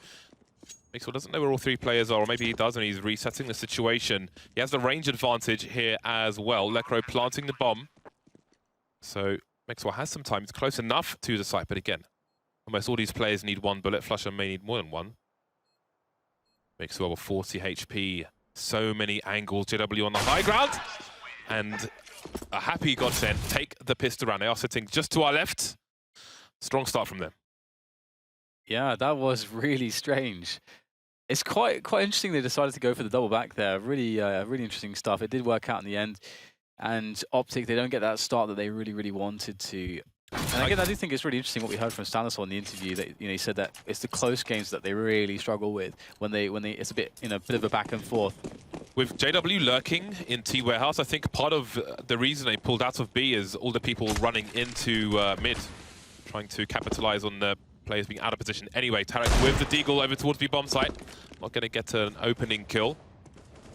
Headshot, a position most people will face from, but it can provide an off angle as well if you just crouch in there, if you have the relevant setup. An MTV bomb site, and again, questions for Optic. Do they position themselves for some exit frags, or do they just hide on the map and not give Godsent bonus money with these UMPs in play? Yeah, and I mean, if they carry these deagles into the next round or try to prioritize some level of survivability as they look for exits, they will be able to find lots of spots here to use these guns in the next round, and ones which are much more favorable, as opposed to if they just rushed in here like, oh wow, Naf actually finding a pretty funky shot there through the event, but as you can see, just all running through a choke point into an AK. I'm fairly sure they could get way better engagements to holding onto those deagles in the following round, as opposed to just rushing in like that. So we'll have to see if they throw away Tarek's deagle, although he's going to get the kill onto Flusher, so he should be able to survive now, and maybe even pick up the gun if the bomb does blow it his way. But no, Pronax around the side will prevent that from happening, and it will just be the AK of Stanislaw that take him to the third round here for Optic. On the plus side, Optic ran into the AK, so that's $300 per kill, as opposed to a UMP, which would have been a lot more money for the T side. Godsent 2 for 0 at the moment. There is Mr. Schneider, got quite the history himself. Former Fnatic player as well. Lecro is going to the MAC-10 on this anti-eco. We'll see. Well, Mixwell's got the AK, along with some Kevlar. Stanislaw has Kevlar as well, but they've opted to have Stanislaw on a deagle and Mixwell with the rifle. Mixwell will be playing alone on the B bomb site with a 3-man stack on A for Optic. So this deagle of Tarek could be really nice if the timing works out well. They don't actually have any flashbangs, and there's a bunch of nice pop flashes to work with. But wow, look at that Naf finding himself a very nice shot there. Is eventually traded, but perhaps he's done enough damage here to thin out the numbers somewhat. If there's just another deagle kill to be had here, there'll be problems here for Godsent. In fact, they're losing members all over the place. Stanislaw wrapping around the back. He's picked up a UMP as well, and that bomb is down in front of him as well. So he's going to be looking at a fairly defensible spot here, perhaps good for one kill. And in the meantime, Mixwell is trying to find himself a position as well. And they have no idea where Mixwell could possibly be. And he's in a bit of a weird spot too, by the door. Both these remaining Optic players, the ones with Kevlar, that may make things a little more difficult for Godsent, especially with Lekaro half HP. The door is open for Mixwell. Oh, it's suddenly closed. Opportunity found though. JW spots him and the wallbang will be enough. That could have gone Optic's way, but it wasn't to be. AK's collected by what remains of Godsent, and now it's time for the full buy. Normally I'd say watch Flusher on this map for Godsent as well, but it's too easy for me to pick him every time, so I'm going to say Lekro on the Godsent side. Been lots of conversation about him. We see JW just spots him, and then Mixwell walks into the wrong angle and takes it in the face. Can't really get more wrecked than that.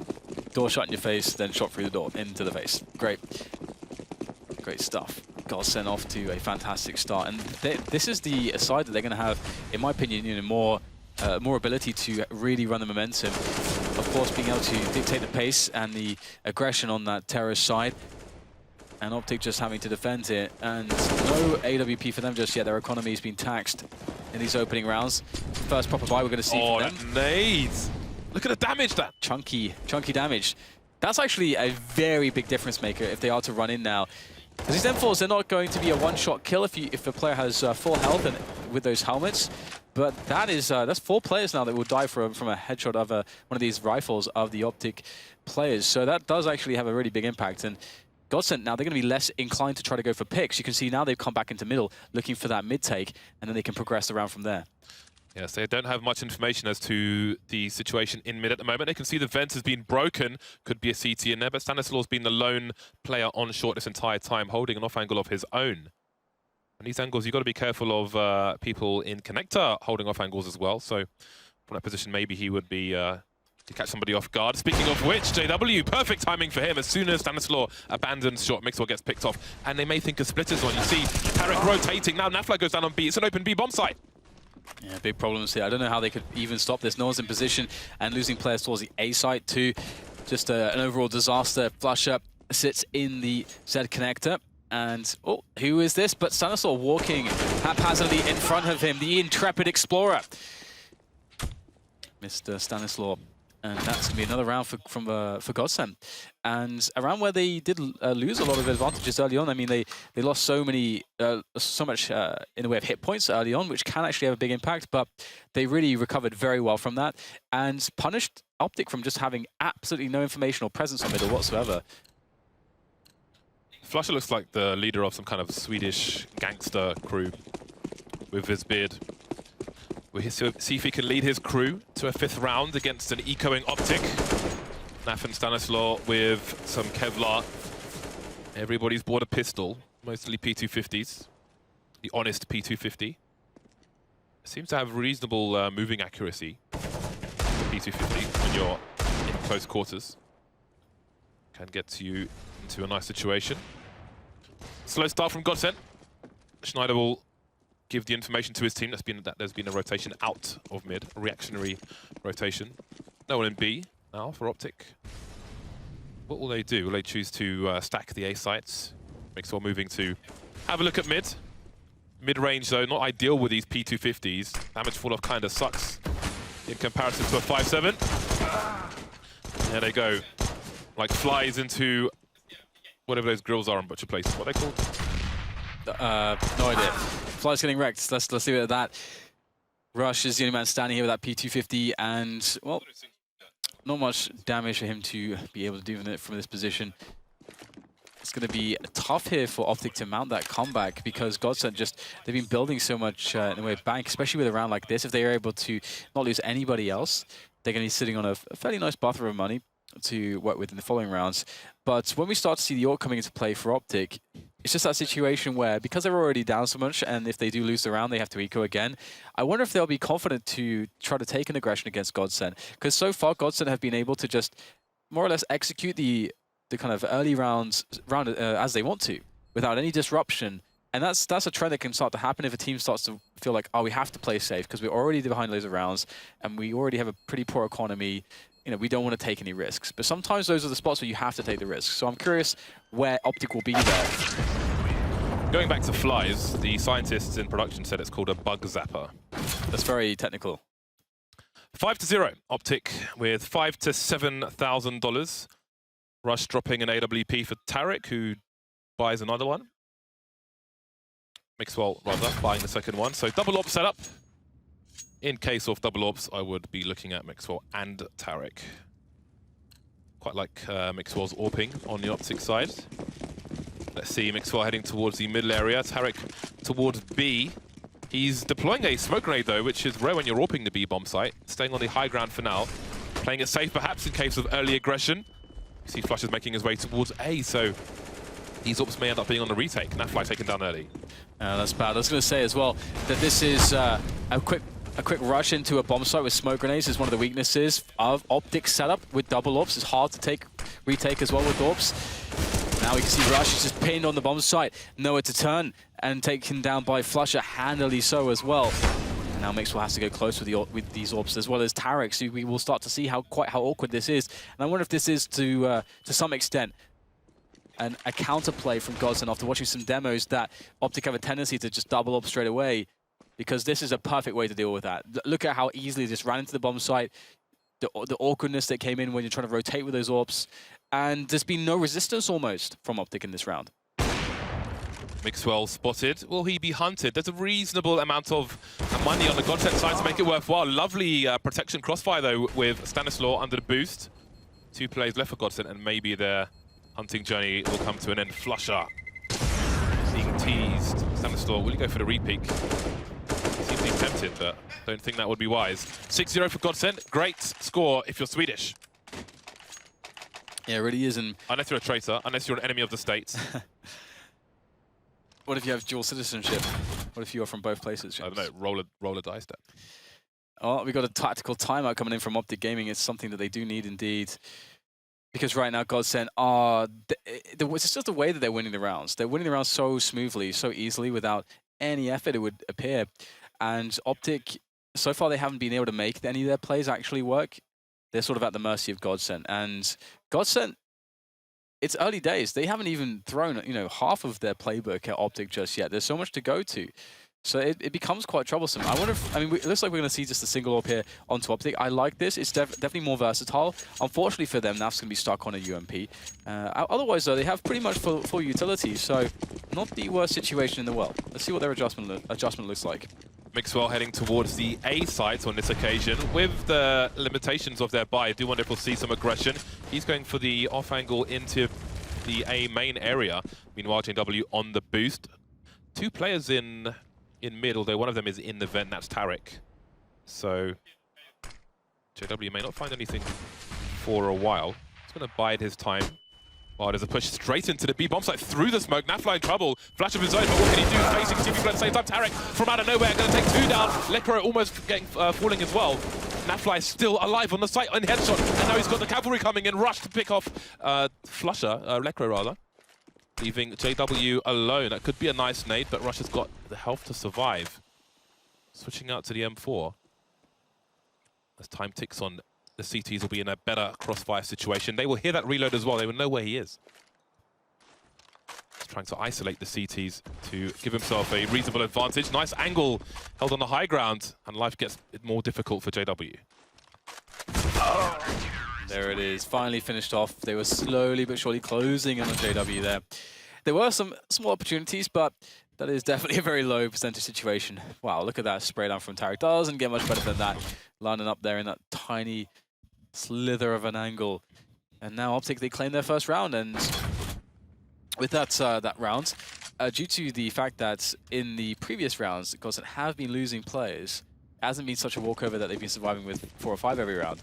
Actually, their money's fairly stretched here, so there's quite a window for Optic to turn that momentum, to turn the tide, but they have to get things done here, and already we see a fast boost up from Godsend into middle to get JW into some picking conditions there as, wow, we see Optic super aggressive there, mixing things up. There's the response, aggression on A. This is madness all over the place. This has turned into absolute carnage. Headshots on the A site leave the bomb site completely open. His 3-man procession continues to rotate. JW, though, cutting one of them down. Spots another one. Can't get a fatal kill, though. Rush, oh, it was a little bit lower.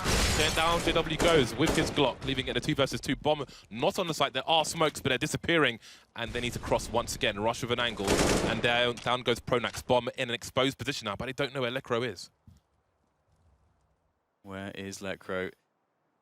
Up onto the forklift. A lot of space for him to play with. That bomb though needs to be picked up. The CTs understand this situation in advance. And there it is, the peek from Tarek. And it will be good. Lekro goes down. And you got to love the response here. So fast from Godsend to realize that there was a push from 3 players on B storage. So they instantly hit the A bomb site because of that. Very smart from Godsend. And very, very cool to see that Optic didn't lose the round because of that, actually. Godsend forcing it up. 3 AKs. They do not want Optic to build any money. There are still advantages to be had, and they will take the appropriate risks in order to exploit that. Mixwell with the 1 AWP for the CT side. In mid for the time being. Pronax peeking early. Can't get picked off, though. Mixwell down to 50. Lucky to be alive at this point. Flusher up early as well. They can Molotov. They can force Stanislaw out of this position. There's the molly. He's got to come up with a flashbang, though. Can he make it across? He can't. Lekro to take him down. Yeah, it's a bit tense now here for Optic. Losing man early on the CT side of Cash is never easy. It's really difficult to pick which spot you leave open. And often, it requires a response in that sense. You've got to try to get information somewhere so you can get the bodies in the right places. Where is the response here from Optic? They don't have any so far. They've gone super passive on the B-bomb side. They've got no information towards A. Mixwell's very passive in middle. So right now, Godsend could be doing so many things, and Optic just are not going to know well enough in advance. And so that leaves them in a situation where they have to deliver individually. We need to see the Optic players having an amazing defense here. But will they be able to? Godsend are starting to ready up the push, and Optic are actually shuffling towards A little bit. This might work out for them. Yeah, Nafly's rotated into Mixwell's position so he can go towards the car. And again, it's going to be about the bomb crossing to the site. In the meantime, players being picked off. There is a smoke, so Mixwell can't stop the bomb, but Nafly can stop Flusher from holding down the middle area. That allows a two-pronged assault for Optic in what's going to be a post-plant situation. More smokes going down, but there are no nades left apart from one flashbang onto Pronax. Just to slightly delay these players. The boost comes in, and they won't find anybody in main. Schneider around the forklift area. Hope for his sake someone's covering his back. He's in a very tight spot. Nafly and Mixwell coming out. Mixwell, they're not ready to take the shot. There's Nafly, down he goes as well. Tarek spotted, 3K for Schneider towards the end of the round. Godsent very happy with that. They took a gamble with 3 AKs and it paid off. Very bad timing for Optic to lose a round. They haven't yet secured good enough economy to keep the buys rolling in. So very nicely done by Godsent in that round. And, you know, they got that early pick-off and they just played it well. They just got the bodies into that bomb side of choice. And, again, Optic, they didn't really get ahead of the play too well. They did make some good guesses as to what was happening. But Godsent right now definitely looking a bit sharper than Optic when it comes to, you know, hitting those shots, and that's always dangerous when you're up against any Swedish team. But that said, the eco here, the PT50 eco, is going to be all about A. The push comes in, Flusher, very blind, but not for too long. But still, blind enough that Tarek will have a bullet straight for him, and now it's going to be a 5 versus 4, quickly evened up here as Schneider starts to wrap around, but Naf answers there as well. This is a bit crazy, but the bomb in the meantime is making its way safely to B. Yeah, he saw Schneider trying to back up, trying to get out of that headshot range, but he couldn't do it fast enough. Godsent trying to calm the storm. Rush has picked up an AK. Very nice exposed plant from JW while the rest of his team running distraction. Pronax with a nice and unexpected angle. Down JW goes though. There's the first one. Rush with a nade in his hand. Stanislaw trying to pre-fire. P250s and a Mac 10 left. Less than ideal for the side. Pronax getting dinked though. There goes Lecro as well. This is falling apart for the T side. Optic, how are they going to do this? This is so weird. This is so weird. Pronax trying to play off the pop flash here. Very low players all over the place here. They don't have anything, but they're just swarming. It felt like even though they went down 3 players, it's just constant swarming action. That's so weird that this running with the PT50s can be so successful. Why doesn't it work for me, James, when I'm playing matchmaking? It looks okay with Godsent losing a Mac 10 in main, but then things fell apart from there. Schneider too deep on shorts, and it's very awkward trying to shoot people around those barrels when they peek from that forklift position. The AK gets picked up by Rush, and then it just continues to collapse the round for Godsent. Again, they've got a buy, though. They've got 4 AKs out. Some grenades. There's opportunity, but Optic definitely better equipped in this particular round. Will we see a fast play through a smoke again from Godsent? Always nice to have that smoke down. You see the very fast Molotov as well. That grenade, though, could do big damage. Only to Pronax. Mixwell going forward rather than back. Attack, the best one with defense. Random angle will pay off the numbers game. Too many T's there. JW goes down. Tarek in defense once again. Got to be careful, though. Yeah, this is looking very tough now that they've lost the main defender on the bomb site. Mixwell, he did get that one pick off, but will it be enough is the question. Now we'll see Flusher going for the default plant there. As you can see, it's got some visibility towards B storage. That's a good safe plant to make. And right now, Optic are trying to set up that coordination into the B bomb site, but 3 from the vents is going to be very tough, actually, if we have a proper defense. And there it is. They line up for Lecro. Too easy, knocking him down. 2 versus 3 now as we do get a trade from Stanislaw, but Lecro is not done. He could be in for the 4th frag soon, but nope, stolen away by Schneider. And that will be the round there for Godsent, just barreling into that B bomb site. Back and forth we go with the trade of rounds. Optic, 2 players on 5K, and the rest of them pretty damn low. Anywhere, any holes are goals, they say. Godsent in a good position, and this time Optic go for the force buy. Random assortment of grenades on the CT side. There's a scouting player on Tarek as well. We've seen nice stuff from him before. JW needs to be careful with such a close position early.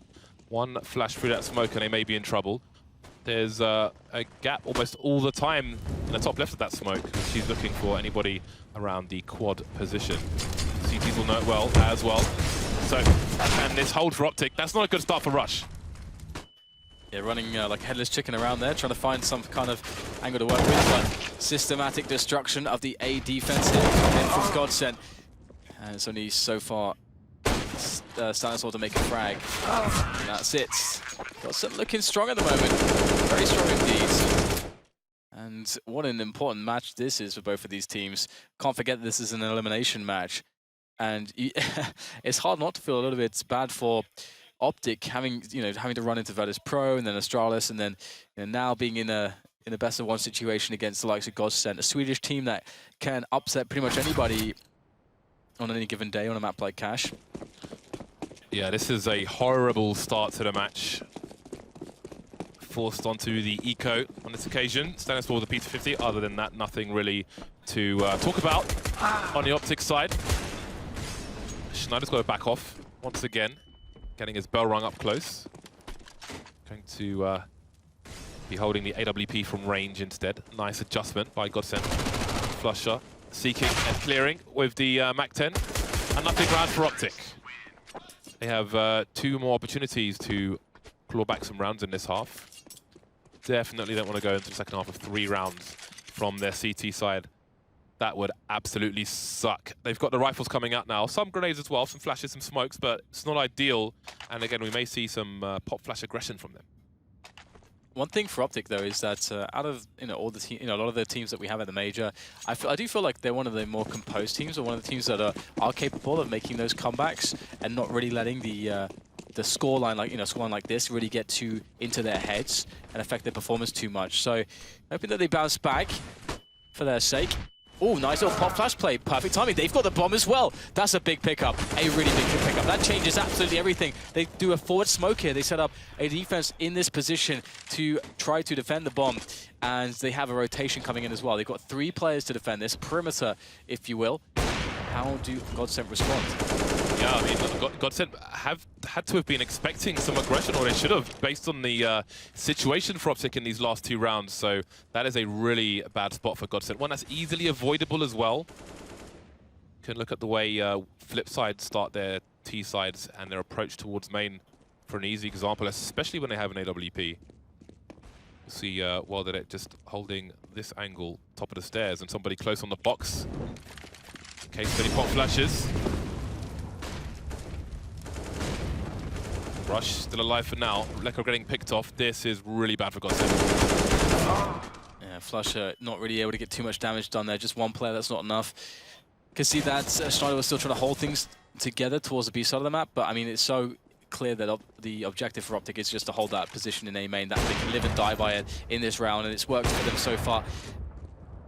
Godsent now starting to come into position. Schneider caught in the back there by Tarek, and it's just JW left. They know exactly where he is, and it's kind of crazy if you think about it that this round has been lost, and lost because of a pretty common mistake that you don't often see. Because typically, I mean, they were running a default, and when you run the default, you usually put the bomb in the middle, because the default type rounds allows you to kind of respond if there's action towards A or B, let's say, in this sense. So for Pronax to have the bomb there when the rest of it, like 2 of his teammates are towards, the B side of the map. I mean, they did have 2 at squeaky doors, so perhaps there was a plan there to try to get in fast. It's hard to say. Last round of the first half, both teams on the bye. 2 ops on the T side. Schneider picking up the second one for Godsent. So we'll see if they can have a better time with things. Again, he's smoking off the front of the B area. Smokes off the most common angle from the CT side. Stanislaw picked off early towards mid. Looks like he was going for a push. Had Mixwell in for support, but that hasn't worked out for them. So this is interesting, actually, because we have 2 AWPs on this T side. So it's a little bit harder to use that advantage of the man advantage positionally when you have the AWPs. They're less mobile, less dynamic. You can't hit areas as fast as you would be able to with rifles necessarily. But at the same time, it is a 5 versus 4, so that intrinsic advantage should be enough for them to work with. And they are moving as a unit at the moment. Optic Gaming, once again, we saw this from them previously. They haven't done a push anywhere to really identify what's going on. They are starting to move into A main now to really see if there's anybody here, and they've detected nothing so far. We can see Mixwell and Rush are in that position. Now you'd want to see one of them actually start to rotate already, because Godsent indeed are actually going towards connector. You would rarely expect this. This is a problem. JW spots one, but there's the bomb in an awkward spot with 40 seconds left. How do they force Nafly from his position? He can be on the high or low ground as well. Very hard to re-peek into that. Rush, running distraction at the same time. JW going to get his bell rung immediately. Off he goes, leaving Schneider alone. So indeed, Optic are going to get 2 rounds on the board. I don't think Schneider's got the time to clutch this. 3 players, 20 seconds to collect that bomb. This surely can't work out for him. Looking for a pick on the high ground, Molotov on the low. And it's just a case of dying at this point for Schneider. He'll do what he can. The nade flying in as well. 5 rounds for Optic, a surprising 5 rounds at this point, but a very important 5 rounds. They have a fighting chance now. Yeah, and that was a really weird round in many respects. A lot of credit needs to be thrown Nas way just for covering that angle, realizing that Connector was a real possibility from Godsend, because it's not often exploited to such a degree that you would even have the bomb sent through that position as well. So pretty crazy play, and spotted out by Naf. He only got the 1 kill, but that let his team understand exactly what was happening, and indeed allows for this 5-10 situation. Now, so much does always rest on this pistol round, so it's going to be interesting to see what they choose out of their playbook. It's hard with pistol rounds as well to, you never want to necessarily make them too elaborate, because the more elaborate they are, the more split your team is, the more things that could potentially go wrong. So I would actually expect Optic in this situation probably to try to keep it more simple. You see a comparison with Lecro and Nafly. Lecro, a man who's getting a lot of attention in this tournament, been doing well for Godsend, continues to do so here with 16 kills on the board. Nafly, a guy who went nuclear towards the end of last year. Can he keep that consistency for the remainder of the tournament? He'll need to with a 5-round deficit versus Godsend. Should be back into the game soon. Just a short break for the players before we begin once again. Yeah, so far it's been really interesting to see how the performances have been going in this tournament. And here we do have the ADR leaders of the major. And Flamey is a guy that's almost always up there, isn't he? And we saw some great stuff from Eleague. Liquid having many 30-round and plus matches. And Cold Zero ever the consistent man. So, to be honest, like fairly expected names. I mean, nothing really jumps out at me. How about you? No, this is a pretty solid lineup of players, and it's very strong stuff for Na'Vi if Flamey is popping off and firing on all cylinders as well. And they probably look the strongest, I think, in this so far. You see they have gone 3-0 in the Swiss stage. They'll make their way to the Fox Theatre for Friday. VP as well, up there with a solid 3-0 scoreline. Do you have a favourite so far for the tournament? I think, well, Na'Vi, based off of performances at the major, Na'Vi have by far looked the strongest. There's been almost no hitches for them. And the scary thing with Na'Vi is that they haven't had to play a T side yet. That's the crazy thing. Their CT sides have been so good, they've read their opponents so well, and they've innovated there in such a strong fashion that no one has even seen their T side. So, yeah, Na'Vi definitely an easy favorite for me at the moment. And it's really refreshing too, because when they put Simple into the lineup initially, they had problems. It's game time. Optic have got 2 guys on grenades, 2 smokes are in tow, and the Molotov as well, which may be used to clear out an area, maybe used post-plant, as we saw Mousesports try to do on Cobblestone a few days ago. We will have to see, I wonder, will we see a short smoke, for example, one for the car position? So many questions. Could have a post-plant smoke as well, as you commonly see when the T's plant on the A site. 2 players boosted to start things off. Won't be ideal for range, but the numbers game is good. JW on the flank. This could be a massacre, Dan. This could be a war crime, but it won't be. Rush, he's facing the right direction. He's just waiting, but has he given up the ghost? Has he given up the game? The Ghost doesn't know what's going on. They're not rotating just yet. This is so important. What a beautiful frag there onto JW. They are going into the rush with a man advantage. Lecro, lots of work to be done. Finds one, instantly traded by Stanislaw. That's good work here from Optic Gaming. They do need to plant the bomb still. Don't have to rush things too much. And indeed, they will be able to get the bomb planted. And we have Godsend repositioning themselves to try to get, to use the time that they have, as well as them having a kit and a smoke, to figure out the best approach. And interestingly, you would not often see this kind of approach where they all rotate together through into A main. Schneider holding the wide angle. Can he get killed? Mixwell, no, he almost clutching it himself. Flush versus 3. The T's can set up now for the trade track. Who's going to peek first? Nafly on the high ground. Both other players on the site. This should be not doable for Flusher. He's got the defuse kit, but how can he find these kills? He can't. Optic straight back in the game on the pistol. That is so important for Optic. I mean, it can't really be understated, can it? Getting that pistol win, already such a deficit, allowing themselves to start off with a decent start into this second half and not really feeling like they're behind, but instead feeling like they have space to work with despite the 4-round deficit that they're currently staring down.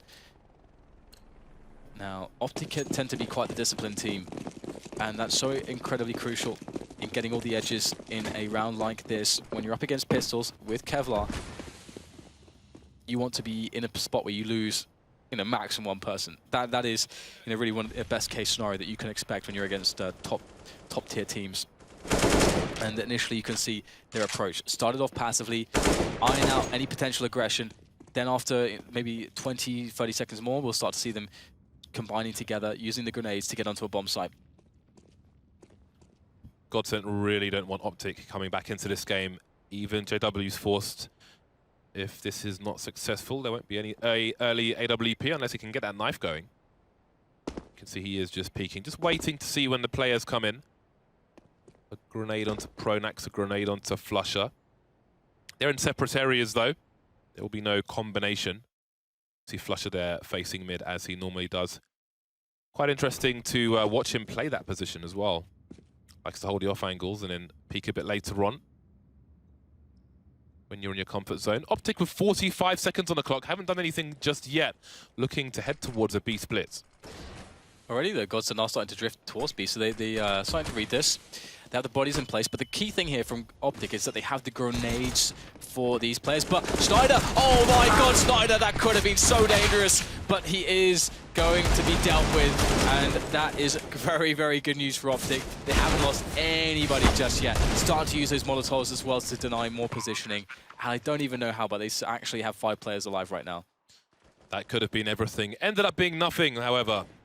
JW and Lecro have a fair amount of money to try and hold on to at this point. But maybe they'll choose to take something away. Nafly picked off, but he can't really recover his weapon just yet. We'll have to wait for the explosion, so no Ts are in the vicinity. Stanislaw keeping an eye on things, and there we go. JW eliminated. So he will be saving no money for a future round. Lecro with 21 HP. Optic, we've seen some comebacks already on the T side from them, and you have to wonder if Godsent will be ready for the duels once both teams get into the buy rounds. Man, this Snyder situation is so scary, because if Tarek, or the player who's at the back, oh, it was Mixwell. So yeah, if the player who's kind of at the back there doesn't notice, and Snyder gets an instant kill there, the other 2 players, it's so confusing that there is like this good window of time where Schneider gets to actually maybe just kill 2 extra players. It's so dangerous. That was a lovely spot that he found himself in. Doesn't work out this time for him, but Optic Gaming, they're going to be loving it right now. Surviving with so many players in that round. They have the MAC-10 still on Naf here, and they're going to be against players without helmets for the most part. And we can see that they're going towards A. Oh, they're going to spot the run boost there. Easy kills for Tarek and Naf. Oh, that's a great way to start things off here for Optic. Schneider's playing on off angle though. But Stanislaw's checking it. Nice stun. Schneider looking for the value play with the knife there, but no knife for him. This is going to be a brief round, probably, unless Lecro can get more done. Tarek is tagged, so he won't want to peek. It's a nice combination of grenades. So we'll see if Lecro can last. He's picked up a MAC-10 now. If he gets close, maybe he switches to that, but can he get close? There's Tarek he's facing, but I don't think he should re-peek with 24 HP. No reason to go down. You have to give respect to Lecro when he's got a deagle. I mean, if there is, one thing that he is reasserted every single tournament, is that you don't want to mess with him when he's got a deagle. He's one of those players that just brings the magic out on a somewhat consistent basis with that deagle in hand. But he will be taken down, so it really seems very smooth so far for Optic Gaming, and they're going to be going up against Godsent, who, as you mentioned previously, JW did get the Deagle Kevlar, so he can't afford an AWP in this situation on the first buy round. So this is almost like a mirror. Optic doing to Godsent what Godsent did to them in the first half. And now Optic only 2 rounds away from evening up the scoreline. So the comeback really is on. Yeah, this is an important half for Pronax to turn up in terms of fragging power. 4 kills at the moment. He'll need more than that if Godsent are to win this match. 2-1-2 start for the Swedish side. JW potentially in a position to rotate between mid and A, should it be required. But it's Flusher who's heading towards A with nothing going on in mid for the time being. Optic asking questions with a smoke towards quad. Just teasing. But the entire Optic side are here. Schneider and Pronax playing very deep in the B bomb site. A rotation will be long, so Godsent must prevail on this A site. This is going to be tough, isn't it? Lecro, he finds himself a good first one to start things off with, but he is blind though, does get eliminated. Nice trading coming in from Optic, but playing from a player behind has left them in a sorry state of affairs as the bomb still needs to be planted. Still needs to be collected as well by Stanislaw, who's the only player with any semblance of health on him. And at the same time, the flank is starting to come in. Pronax is running all the way around the back. He's going to find himself rush in a fairly timely manner. And Stanislaw also has problems of his own on the site, and without the proper support here, both of these players are kind of playing almost by themselves, and Rush, you'll see he'll go down. Everything on Stanislaw's shoulders now, 30 seconds to play with. A very tough spot indeed against two players. Taking a risk, giving himself options with that plant, and he'll move towards main. But Pronax, who's going towards Squeaky, but they're going to come from the same direction. If they peek one by one, Stanislaw's surely going to do a 180 if he frags the first person. Spotting Pronax, and there's Schneider facing at the same time. Pronax will come out on the side, and that is Godsent back to winning ways. Two players surviving will be spectacular for their cash, of which they do not have much. Optic are going to come back with yet more fire. Look at all the money on the T side. He was really unlucky, James. He had 9 bullets, and he couldn't even reload. He actually had just 9 bullets. I think if he actually had, let's say, a full clip there, he'd feel more confident to spray down that first player, use the cover, and maybe get another one-on-one with like at least 5 to 10 bullets left. That's kind of that's one of those times when actually having not enough bullets in your gun loses you an important clutch potentially. So it doesn't happen too often, but when it does, it stings. And if you're not Scream, it's a little bit tough. 1-2-2 setup, slight change for Godsent. JW going close to mid with that close quarters gun. Has a significant damage drop off, as all SMGs do at range. There'll be no boost, but he'll be under the boost for the time being. It's a nice place to bounce a grenade off the ridge in the wall. No one does it in professional matches, but if there is a boost being attempted, it does colossal damage to the T's on the other side. Slow start from Optic. Molotov going through into the vent area, maybe suggesting a B play, maybe helping the players approaching B, Stanislaw and Tarek. Stanislaw gets himself a peek there. Pronax, wow, I'm not sure how he won that fight, but he will be traded. Very, very big trade as well. Tarek, will he actually get confident to try to take over checkers? He's backing away, actually. And the push comes into mid. JW against the masses. He's got Flusher in for some support too. Trades incoming. Mixon needs to deliver another one though, but Flushers won't allow it. Despite the bomb going down, Flusher realizes we have the man advantage. Don't have to push my luck right now in this position. And Optic, I mean, it's not over for them either. 2 versus 3 with 35 seconds left on the clock. As far as Godsent are concerned, they could go to A or B at this point. Schneider on the B bomb sites alone. He will hear the sound, he'll raise the alarm, but again, it's a very long rotation for Godsent. A smoke grenade would have been very useful for him to put at front of the site, but he doesn't have that. Peeking in his own flames, and he will fall to his own flames. That was a gamble that did not pay off for him. CT's coming in now. Flusher from the vent. We've got Lecro from CT. Looking to go on the high ground, I think. Post plant. Does Flusher know that both T's are on the site? Yeah, Lecro looking for that first peak. Spots ahead, and they seem to realize what's going on. Tarek gets the duel, but Flusher finishes them both off, finding Godsent into that 12th round on the board. Lovely stuff there for Godsent, and this gets scary now for Optic. They did get the bomb planted, and they have lost a couple in a row now, so that is going to be some money for them to be able to buy with. But it does feel like Godsent are starting to find their feet in the CT defense. This was quite the play. Oh, Schneider. Oh man, okay. So he had 100 HP. He chose to stand in the flames, right? That's the last place they're going to look, so it's reasonable. But he got tagged down. I think he got tagged for like 50 when he was in the flames. So suddenly, he can't afford to stand in there anymore, and he gets barbecued. 4-round lead for Godsent. Optic with 5 AKs. JW on the AWP once again. Moving into the middle area. Always got to be careful of a fast peek through T-Warehouse, which he's looking for. He will stay in connect. So no one in A to start off with for Godsent. Trying to read a fast play from Optic, but there is no such play. Three-man push on B storage here. Get that info for Godsend. It's going to work out for them. Stanislaw goes down. Early man advantage here for Godsend. And unlike the previous situation where Godsend were doing receiving that from Optic CT side, Optic, well, the Godsend don't have, Optic don't have players on the A side of the map, so they can't just rush down the A bomb site when they see 3 players so early on B to try to punish that play. So instead now they're just sitting here with almost no utility and at a man deficit, committed into that B bomb site where you have both Schneider and Pronax sitting on the back of the bomb site. Fast rotation too. Already Godsend seem to realize this is coming. This time Schneider has a smoke grenade. He could choose to drop it in front of the site, but he's going to put it in the back to put out the Molotov. That limits where he can stand. Down he goes, down Pronax goes as well. The kills are flying in for the T side, but it's down to 2 versus 2. The CT's out of position. The bomb can go down. I think it's being planted for Checkers once again. And Mixwell's made his way there. I think JW might have heard him. No nades left here for either side. It's all about hitting the shots now, walking into the setup.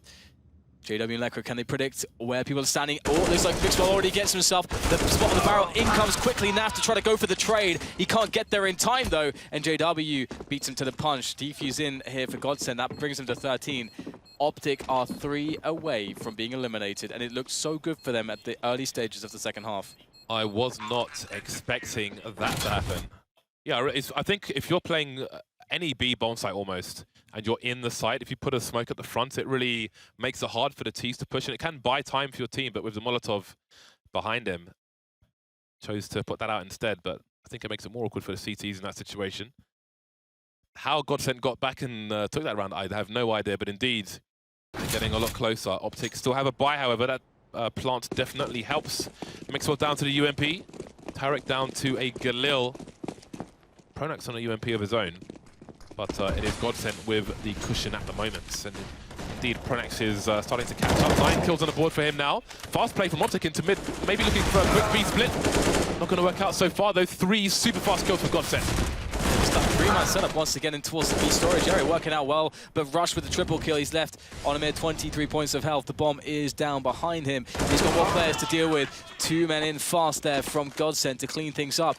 And another gamble early in this round from Godsend on the CT defense, but they just had superior numbers, surprisingly, to the Ts here. As the CTs, it's kind of crazy.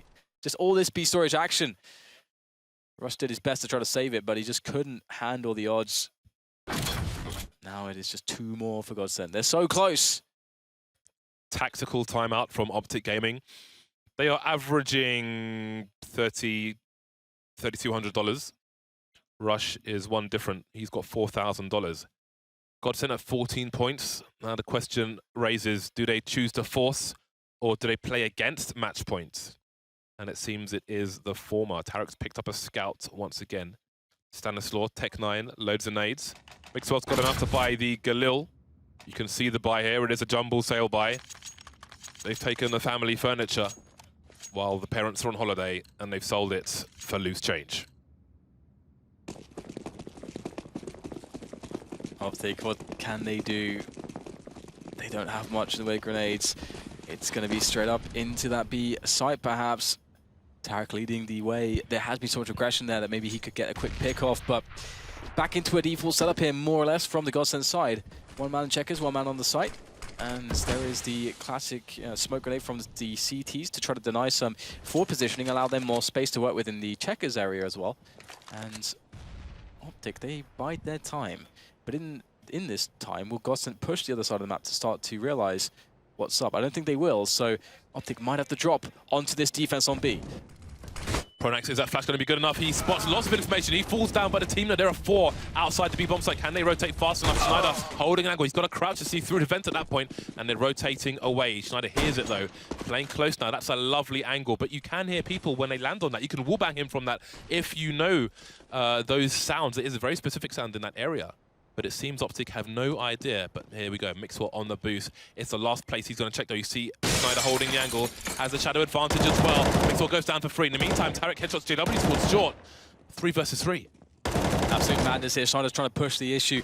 Pursuing, oh my god, just unrelenting is Schneider. Seemingly finally gives up the ghost, but there's still a player behind him trying to refrag this situation. Nice pop flash comes in, but somehow now survives on 1 health. And now has 2 players left for Godsend. We've got Lekro sitting in a nice position there towards the A-bomb site as we have another skirmish there in the middle area from Flusher, holding down Naf. He's pinned in middle, and Lekro's great positioning comes into play. Tarek has to hit the shot, misses the first, no chance for the second, and Godsend find themselves on match point. So many match points.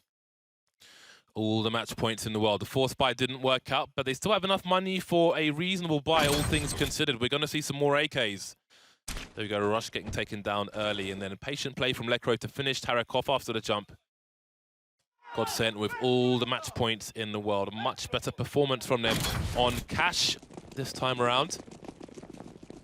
2 AKs being wielded by the CT side. No sniper rifle on this occasion. They won't be too concerned. Stanislaw just jump peeking, see if there's any fast play, but he can't see that now because of the smoke. It's a pop flash angle for Pronex. May come in a bit later on. Optic, 2 towards A, 2 towards B. Stanislaw has to make sure no one's boosting and no one's pushing through mid. They have 2 nades left. They have 2 grenades. That is not a good sign for Optic. On the attacking side, you need grenades to deposition the CTs, to close down positions. It is very tough in that spot. I do wonder if, why they didn't maybe get a Tech 9 in there just to have one guy who's got loads of nades. Because now they're in a spot where they have to just get these raw aim battles going in their way, and it hasn't been too consistent for them across this map so far. And Lekro with that push in Squeaky, he could start to put the pieces of the picture together as that bomb is still down in middle for the Optic Gaming side, and Lekro could find everybody there. Could be a free one, but no, Stanislaw able to recover after just being in midair just moments before, getting the kill onto Lekro. And that information doesn't mean too much to Lekro gathered. But there is time, there's not much time left, 40 seconds to go. Schneider still in the fence, shutting things down. This is awkward for Optic now. A second kill, a third kill. He's got a bomb at his feet as well. 2 players remain for Optic. The rotation coming in from Stanislaw. He's got 20 HP. Rush trying to clear the B bomb site, but he can't get into the vent to get the bomb. Stanislaw must succeed here, otherwise that's GG. Down he goes, and that's the end of the round. Optic are leaving the major. Rush finally eliminated by Pronax. Great quad kill coming in from Schneider to clean things up. And a clean result it was, 16-8, a surprising result. Optic Gaming, many would have pegged as by far the favorites here. They said they were slow to start. I don't think they ever started at all, and it's hard to blame them in some spots. They're up against Virtus Pro and Astralis early in the Swiss system. Very tough major for them, and a lot to think about as they move forwards. But speaking of moving forwards, Godsend still in the tournament. I think for a lot of people, they expected them to exit maybe a little bit earlier.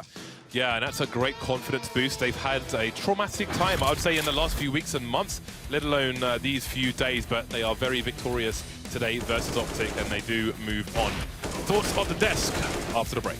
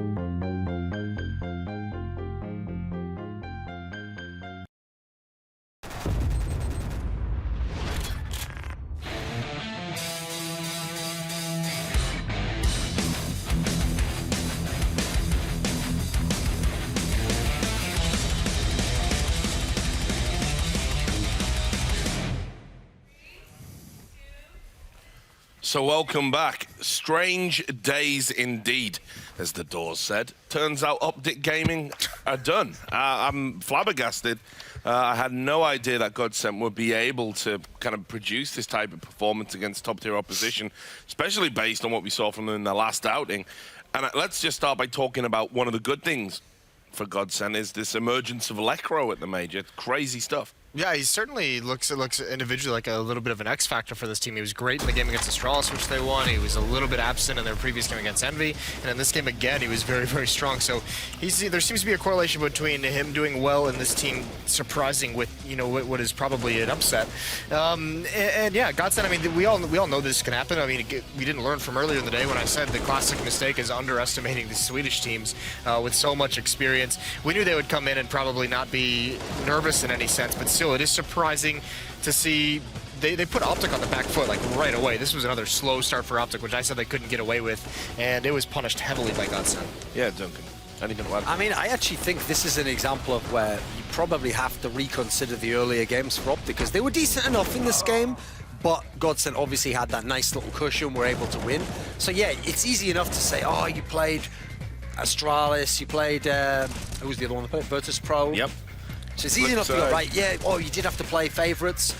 Sure, but there's a reason you didn't win those games, and now you're playing against a team that, I mean, no one considered Godsent a favorite. So listen, I still think Optic were hard done by. They remind me of G2 to some respect, last major, where it's like, sure, against a different set of opponents, you probably would have made it out, but I don't think they came in top form.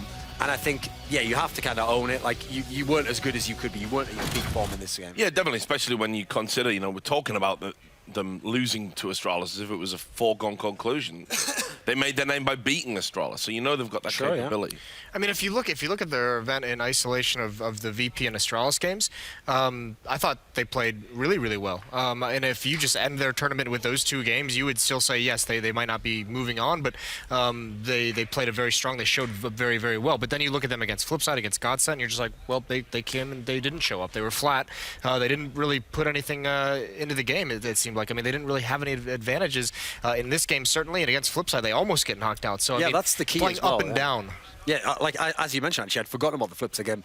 They won that one, but that was touch and go for a while, actually. It was looking like Flipside were in position to win that. In fact, I actually think those two combined, the fact that they lost to Astralis on train, and Astralis themselves had lost to Godsent, and then the fact that the Flipside game was so dodgy, I think that scared them away from training this pick ban, actually. It made them think we got to get it towards something like a cash. And so I don't think the pick ban went badly for them either. In fact, I think across most of these series, they'll be fairly happy with what they got. So, unfortunately, it's one where you have to say, yeah, a shame you had to play such good competition, but it's not as though you were cheated out of this. Let's talk a little bit about Godsent, because obviously they're the ones still in the tournament. Have you ever seen a more Jekyll and Hyde team than this? I mean, in terms of how bad they can be, it's crazy. And yet they're getting wins here, yeah. I mean, they just... It is something where, I mean, much like Fnatic, at times some of what they want to do just doesn't seem to happen in their games. Like yesterday against Envy, they didn't, like, Lekra obviously wasn't there, JW wasn't really there. Some of their players are a little bit more quiet. They didn't really seem to have any, like, big impact that's going to create anything for that team in the map. In this game, they just exerted their will, winning the early games, and they're put in clutch situation. They're winning those as well. Flusha was stellar.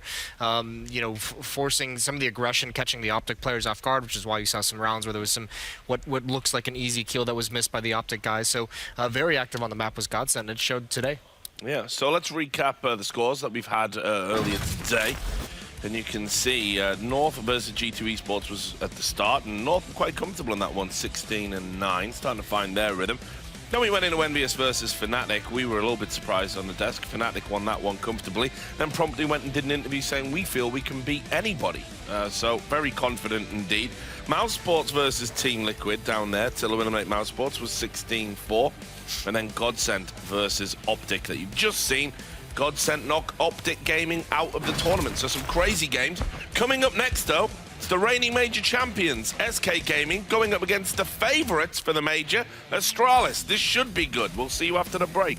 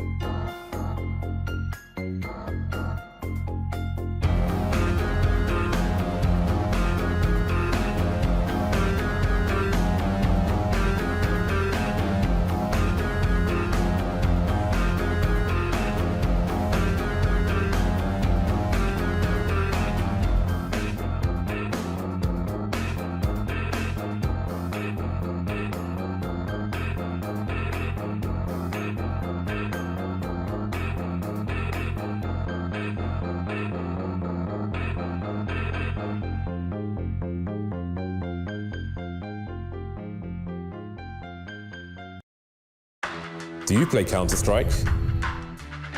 Do you want to play with the pros? Do you want to play against this guy? Going in for his team. Or this guy? Perhaps even this guy. Okay, maybe not him. Sign up now to Faceit.com and take your game to the next level. Play against the pros only at Faceit.com. My name is Forrest. I'm GetRight. Freiburg. You want to beat an old-timer like me? Come try us at Faceit.com. The home of all the good stuff. Well, I hope you like Italian food, because this game should be a spicy meatball. SK Gaming versus Astralis, a classic rivalry, very close together. Duncan, tell me about SK Gaming. Yeah, I mean, 4 members of this lineup won 2 majors in a row, are the reigning champions right now. They've got Fox in here, who's been out of action for a while, obviously a former FaZe player, but he's had experience at majors himself. He's been in the playoffs before, he's been as far as the semi-finals. It's that integration, though, that's the problem, because we know Cold Zero is a fantastic player, one of the best players in the history of the majors. Fallen is the player who has disappeared, though, ever since they brought Fox in. So it feels like trying to accommodate Fox, who wants to be that AWPer, and trying to figure out who's going to take up FNX's roles has really kind of limited Fallen. And this is a guy where, for me, he was not only the best in-game leader last year, I think he was the best AWPer, so he had such incredible impact as a player. And with him kind of fading in that sense, like, fair play to them getting 2 wins so far. That's really great, but that's really the conundrum I think that's going to stop them from going too deep in this tournament. Yeah. Anyway, well, we can talk about Astralis, the Danes, many people's favorite pick. Jason, tell us about him. Yeah, well, I mean, this team, that core, that Zipnex, Dupree, Device, been playing together for so long, and it's been since Glaive came in that really KRB finally was unlocked in this team. It seemed like they were struggling to get them both kind of going at the same time. It's been happening, and I mean, not even needed yesterday in their train match against G2. Glaive was unreal. Now that's a performance, an individual performance out of him that you probably, more than likely, will not be seeing again, at least in this major. It's going to be a while before we see that. He was winning everything. He could do no wrong, but this team really is going to live and die. Device is such a huge, crucial piece for them. The AWPer, to get picks, to be able to have impact in the mid-round. He's a massive piece. They have guys around him who have actually, to be fair, didn't really show up at the beginning of the major. I mean, the opening game they had against Guts, and they got crushed when it was only Device and no one else. So that supporting cast is still very, very critical, but Device is always going to be that mainstay. Well, what promises to be a great game, we've put it on our great game command, and that's going to put you in charge. You can be your own director if you so wish. Choose what players to focus on and what not by going to live.eleague.com. Right, let's get into these vetoes, Duncan. How's this going to go down? This is where I actually see Astralis having quite a big advantage. I mean, we know traditionally SK loved some Train. I don't think you want to play Train against Astralis, personally. Nuke comes right out. It's a map that SK doesn't really want to play in general. A Mirage ban is actually a little bit weird from Astralis because SK hasn't necessarily been good on it recently, but they have got wins at this major, and that's the logic behind it. Banning out Cash, that's a map, obviously, which is the perma ban of SK more recently. I want to see if Cobblestone comes out. Yep, they're a natural ban for Astralis. They don't play it anyway. Now, SK gets the choice. They take out the overpass that they lost on Eleague. It is not going to be Train, so sadly we won't get that classic there, but we will get Dust too. And interestingly enough, this is a map SK certainly has liked for the last few months. It kind of saved their bacon in a few tournaments and allowed them to get some top 4s. Haven't seen them that many times in terms of Astralis, though. Well, just as soon as the randomizer was over, everyone readied up, so we got to go quick. Prediction, Duncan. Yeah, I think Astralis is going to win this. Moses? Yeah, I'm taking Astralis as well. Okay, both for Astralis. Thanks very much. It's a shame Anders isn't going to be doing this one, because I'd like to see the pained look on his face, but instead you are going to get James Bartle and DDK. Thank you, Richard. It is time for black on black crime, the noir shirts of Astralis versus the slate shirts of SK. Dan, who do you favour? Astralis as well. I mean, on the desk, they're unified in Astralis. I think this is one of the better maps that Astralis can play at the moment. We haven't seen necessarily them hitting their top game just yet, but Dust 2 has forever been a great map for the core squad of this team in Device, Dupree, Zipex, and so on. And it's obviously, you know, we talk about SK at this tournament, and it's often about their struggles with stand-in. I mean, you were talking about how this is a better map for them, but for me, this has Astralis written all over it. Yeah, I think considering SK have a stand-in and you know, the struggles with that and the roles and so on, I think it's one of the better maps for them to play. But again, they are up against a formidable opponent. Some who have said they are the favourite for this tournament, at least at the beginning. We'll see if that does prove to be true. Fox heading towards long. He's carrying the bomb, so Wouldn't want to get too excited in that area. Zipex and Glaive await. Device up close once again. We have timing, jumping frag coming in there. Actually, I think it was Third that was jumping in the bait. coldzera cleans up. Again, no bomb spotted just yet for Astralis. They don't know what's going on. And split possibilities are real, as we have SK starting to constrict the space around the A bomb site. These long ranges are being played by with the TT USPs, but they're not really finding anything at all. Everybody's still alive and standing pretty strong at the moment for SK on that bomb site. Wow, there was nothing much to say for Astralis in that one. Kind of crazy. Great start for SK, especially on that T side, and that's going to better allow them to get the orbs rolling in soon. SK are facing us. They're not next to us, but they're facing us. And that was a very explosive victory from the side. dupreeh, half of the Get dupreeh show. Last man to go down in that round. These guys are mad hype early. At the hotel this morning, I saw Fallen and Fox having a conversation. I think it was a strategical one. Fallen had a lot of paper with him, a lot of notes. Printed, of course, neatly arranged. Organization is key. And I will be quite curious, because yesterday we saw Fallen picking up the AWP when he was up against the likes of Simple and Guardian on this map. Today, I wonder if it will come back to Fox. It's interesting. We'll see as time goes on. But right now, Fallen is on the Scout, and generally that's something that he always did very well on with Dust 2. It was always very annoying for his opponents to deal with. So quite cool to see that again. And already SK, they're looking for Astralis to overextend or try to give them something, but there's nothing right now. Astralis just waiting for them to push, and that is what has to happen very soon because time is starting to run out. For those of you in GoTV, in this match, might recommend 4 people actually. Well, we'll come back to that in a second as SK may imminently make some serious moves. Device is in T spawn at the moment. He sees a lot of players. He can't engage them from that range with a P250. He might as well throw plastic darts at that point. But he can give warning to his teammate. Zipex rotating, but he's moving into an awkward position. This isn't the worst site in the world to push with no time on the clock against a force buy, but this is somewhat scary. Bells are being rung. They need to clear the site. 20 seconds left. You've got people in the red headshots, though, being deployed, and that is a good enough cleanup from SK. I was getting worried, Dan, but they prevailed. Yeah, actually, that was a really fast series of headshots from SK Gaming when they were running in. Oftentimes, you don't see it be that quick and clean. Astralis got so much damage done. I think there's a lot of times they're going to win the round from that some of those positions that they had. That so 3K, though. Quite impressive. So Dan, I'm going to put this question to you. For those of the spectators in GoTV, who would you recommend watching in this match? On the CT side for Astralis, I think Device is going to be one of the players to watch. He often plays mid and is very has the power plays with those AWPs. As far as SK Gaming go, I think Cold and Fallen are the ones that I would go with on SK's side. Easy picks. Marvelous. Yep. Early pick off from Astralis. They've got 5 USPs, some honest USPs, and they've got themselves a kill and some good damage onto Fur. I do wonder what has become of Cold's weapon. And maybe that will... there'll be some greed in Astralis. Maybe they'll try to pick it up. Fallen throwing his scout on the bomb, and you do wonder... Well, throwing his scout on the floor, sorry, to Fur. So just so Fur can take control of that, take a back step with his low health. Nicely done. There is the weapon. On the floor. Didn't really show us where it was, but never mind. KRB by double stack. Should get taken down. The rest of this anti-eco should be a formality. Fur may be at risk, but I think the rest should be A-OK. Lovely grenades. Fade away there from Fur. Glaive last man standing. He picks up that UMP, so he can get some bonus money as the Astralis head towards their first buy. Ooh, he could actually... This is a bit awkward now. Yeah, he might actually be able to do something additional here. They do realize what he's up to. They can hear him running all over the place. He's not really making any attempt to disguise his footsteps, so he will go down in the end. But yeah, making SK think twice about that one. Yeah, there's no Raw this time with the victory of that round. Awkward towards the end.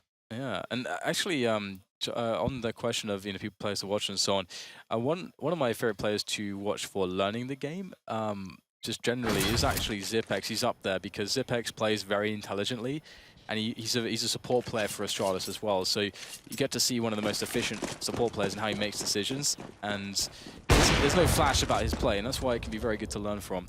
And we'll see, he often plays the A-bomb sides. He's often the anchor on that side.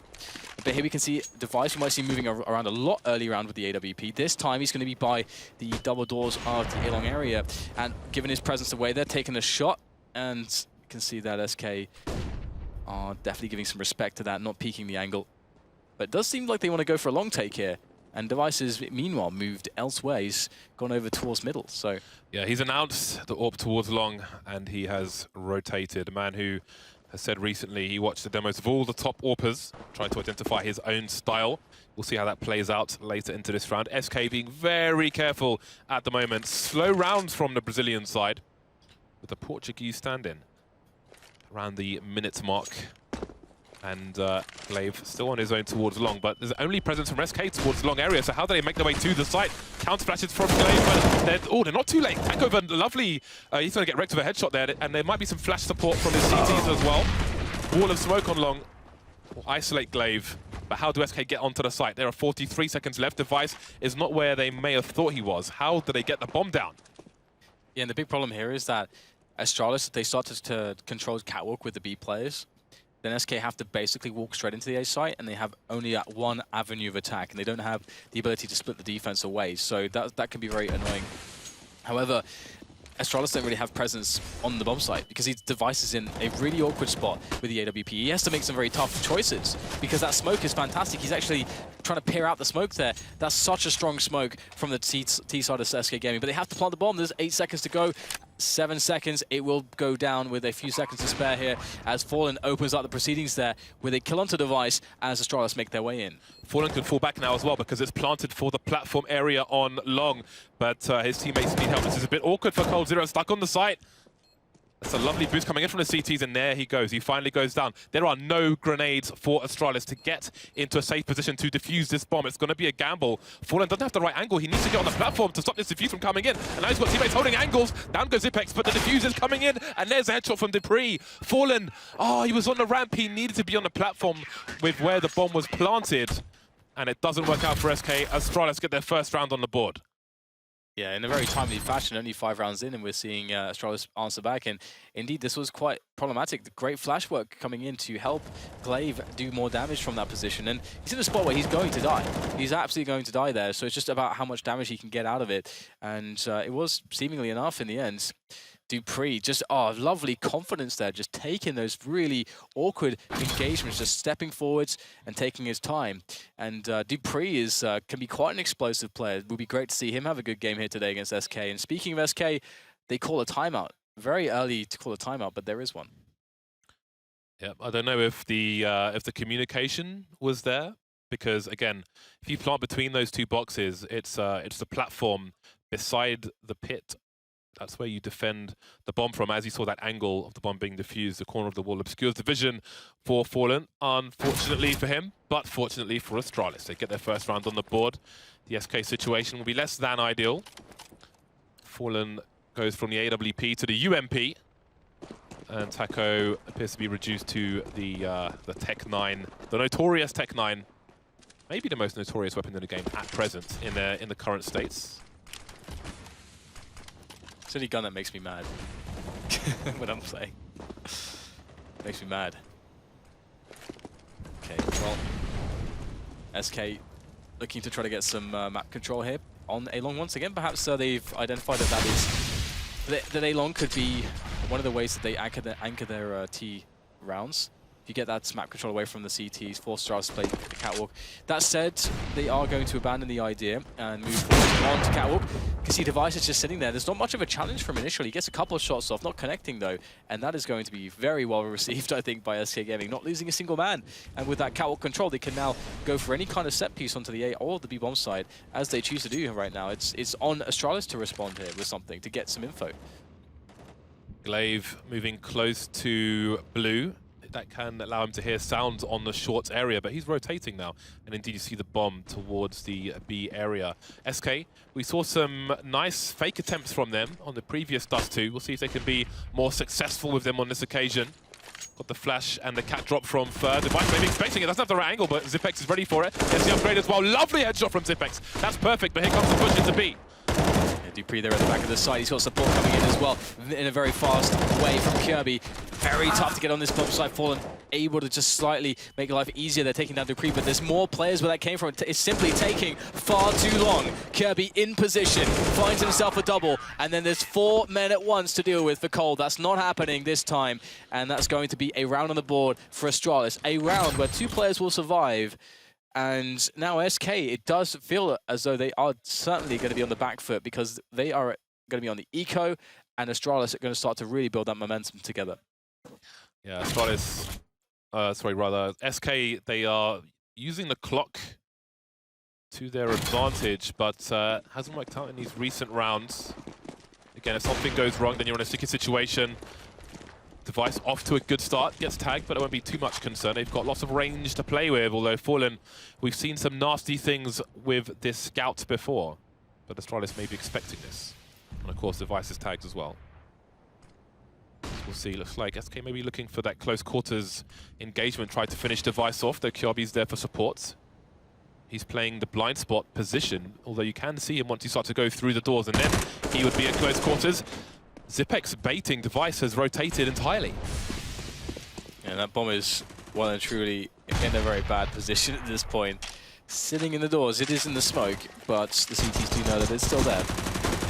And kill coming in from Fur onto Zipex. So perhaps that bomb might be recoverable after all. Still going to have to deal with Kirby though, and but the smokes are starting to dissipate. That will give it a nice advantage there for Kirby. Still can't get the bomb. Problems there.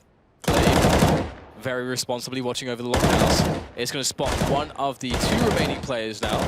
So that's giving Astralis the ideas, or rather the kind of overall sense of what's going on now is well and truly in their hands. They know exactly what's happening. That is a stunning shot from Fur though.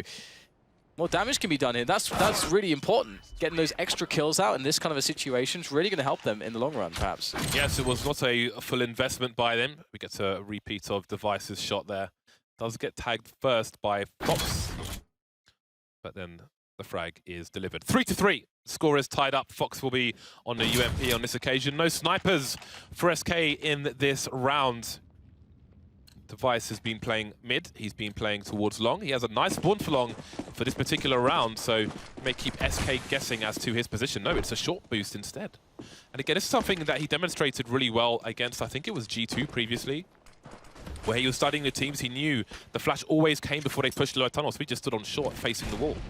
Heard that flash and then started to peek, so very dangerous player is Device. Glaive, how are you in T-spawn with a minute 30 on the clock? Please explain. That's crazy. They went for a 2-man push through tunnels. They already have a man in D as well. This is kind of a crazy setup. And already Dupree coming out from lower catwalk. And in the madness, this might slow SK down on catwalk. And that's amazing for Glaive because that gives him the space to work with to basically get the info. Okay, long is safe. We know that they all must be right now. Oh, great nade. Man. And they know exactly that every player's on the catwalk right now. Shrapnel boys. It's Glaive moving towards top mid. Now that long has been confirmed clear. Device towards the car position. And he's not going to overextend. They've got the man advantage. They've got the information advantage. He can just hold an off angle in case SK chose to rotate. They've still got time to do it, but there's the bomb down on shot. He can start to flank now. Device missing the second shot, but there's so much distraction for him as well. He needs to deliver, getting heavily tagged. Here comes Glaive from the back. First got no idea what's going on. Down he goes as well. No kills for SK. Astralis are going crazy on the other side of the studio. Oh my god, he's just going for it, isn't he? I think that roughly translates to... Nice. Glaive just, yeah, going a bit nuts there. And that was quite the play, just getting it, like, after 10 seconds, he's basically in dark. After 15 seconds, he's well on his way to T-spawn. And obviously, we saw Device missing a couple of shots there, but just because his teammates are able to set up such a good picture of what's going on the map and to coordinate in such a manner, it's like the team overall is doing so well that the individual doesn't have to shine just yet, which is fantastic. That's a great base to work from as a team. And now all they have to deal with is some pistols. They've been doing well against that previously. Now Device is getting himself some frags on the board. That's 2 for him. Kirby in for some action as well. And just Fox now, they know exactly where he is. He will not be going to, he's not going to live for too long. He's going to be taken down by Glaive, in fact. And that will be a 5-3 scoreline. This is starting to look really good right now for Astralis. It's nice to see the rifle support setups for Device as well. Something that SK used to show us really well on Overpass in particular, but we see that from Astralis.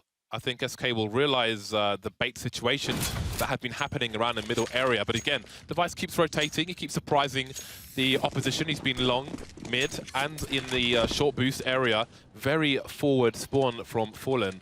Lovely, sorry, forward play rather than spawn. He didn't spawn in Suicide.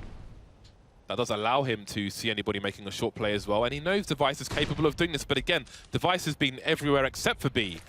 So he is definitely keeping his opponents guessing. And he's just, look at this, the thing is that at this point of the round, he's just confident to sit here, just facing. There could very well be not, but he spots a player. Doesn't want to bite off more than he can chew though, so he's playing passively after he does get the spot. Doesn't want to go for a re-peek, which is really good because he's getting, the most mileage he can out of, being in mid for an extended period of time. And now we see the repositioning. Great spot just in time here to maybe catch somebody. We can see with our X-rays, obviously the players can't see that, but he was there in good time. However, unfortunately for Device, he didn't get anybody peeking at that moment. It was very close though. And again, Zipex with the rifle support there, so they know where Device is. They're going to run up the stairs, aiming at him. Zipex probably gets at least 1 free kill in that situation. So again, it's the small things for Astralis which may put them in a good spot to take this match of Dust 2.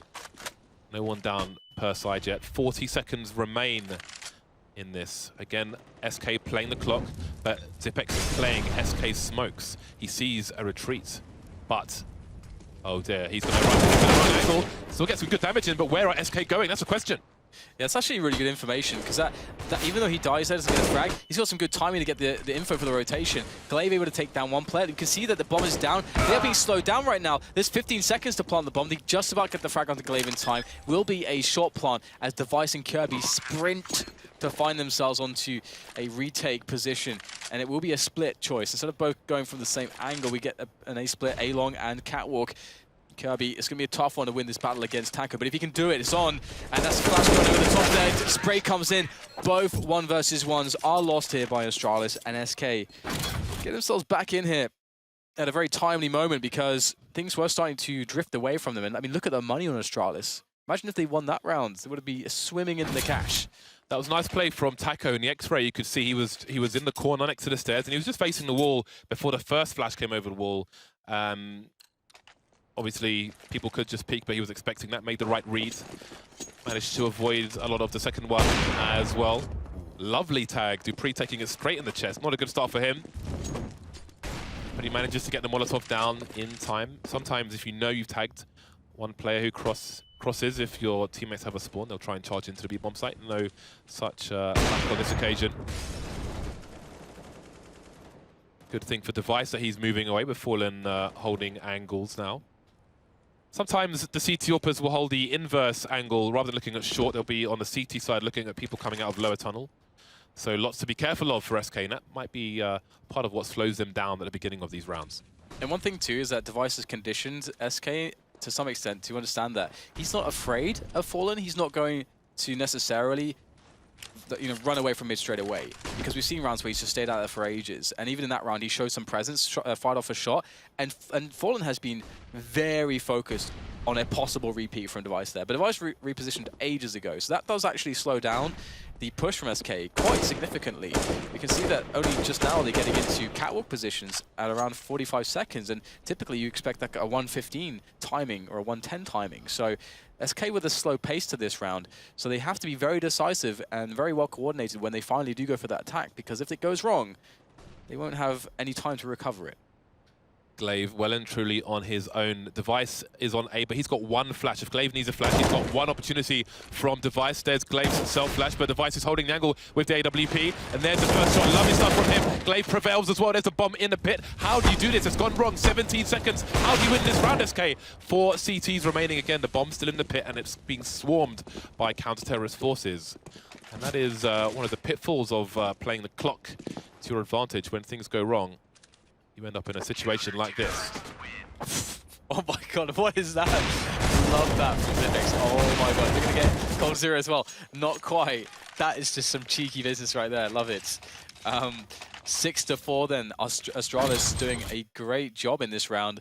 And again, as mentioned, if SK give too much respect to Astralis and allow Astralis to slow them down too much, then, you know, that's going to happen. You're going to run out of time. You can't correct any mistakes or any things that go wrong. So now perhaps they're going to go just completely the opposite. Less weapons to work with, straight into that A-long position. Already, though, 2 kills coming in for Astralis as they back away to secure the A-bomb site and to stem the bleeding and sit on a 4 versus 3. That is not the start SK wanted. They threw the smoke for the corner, but faced before it went down. Then the second player just succumbed to spray through the smoke. Puts SK on the back foot immediately. Off angles being held by Astralis. Man advantage as well. Kirby in the middle position. And there goes Cold Zero. Amazing, isn't it?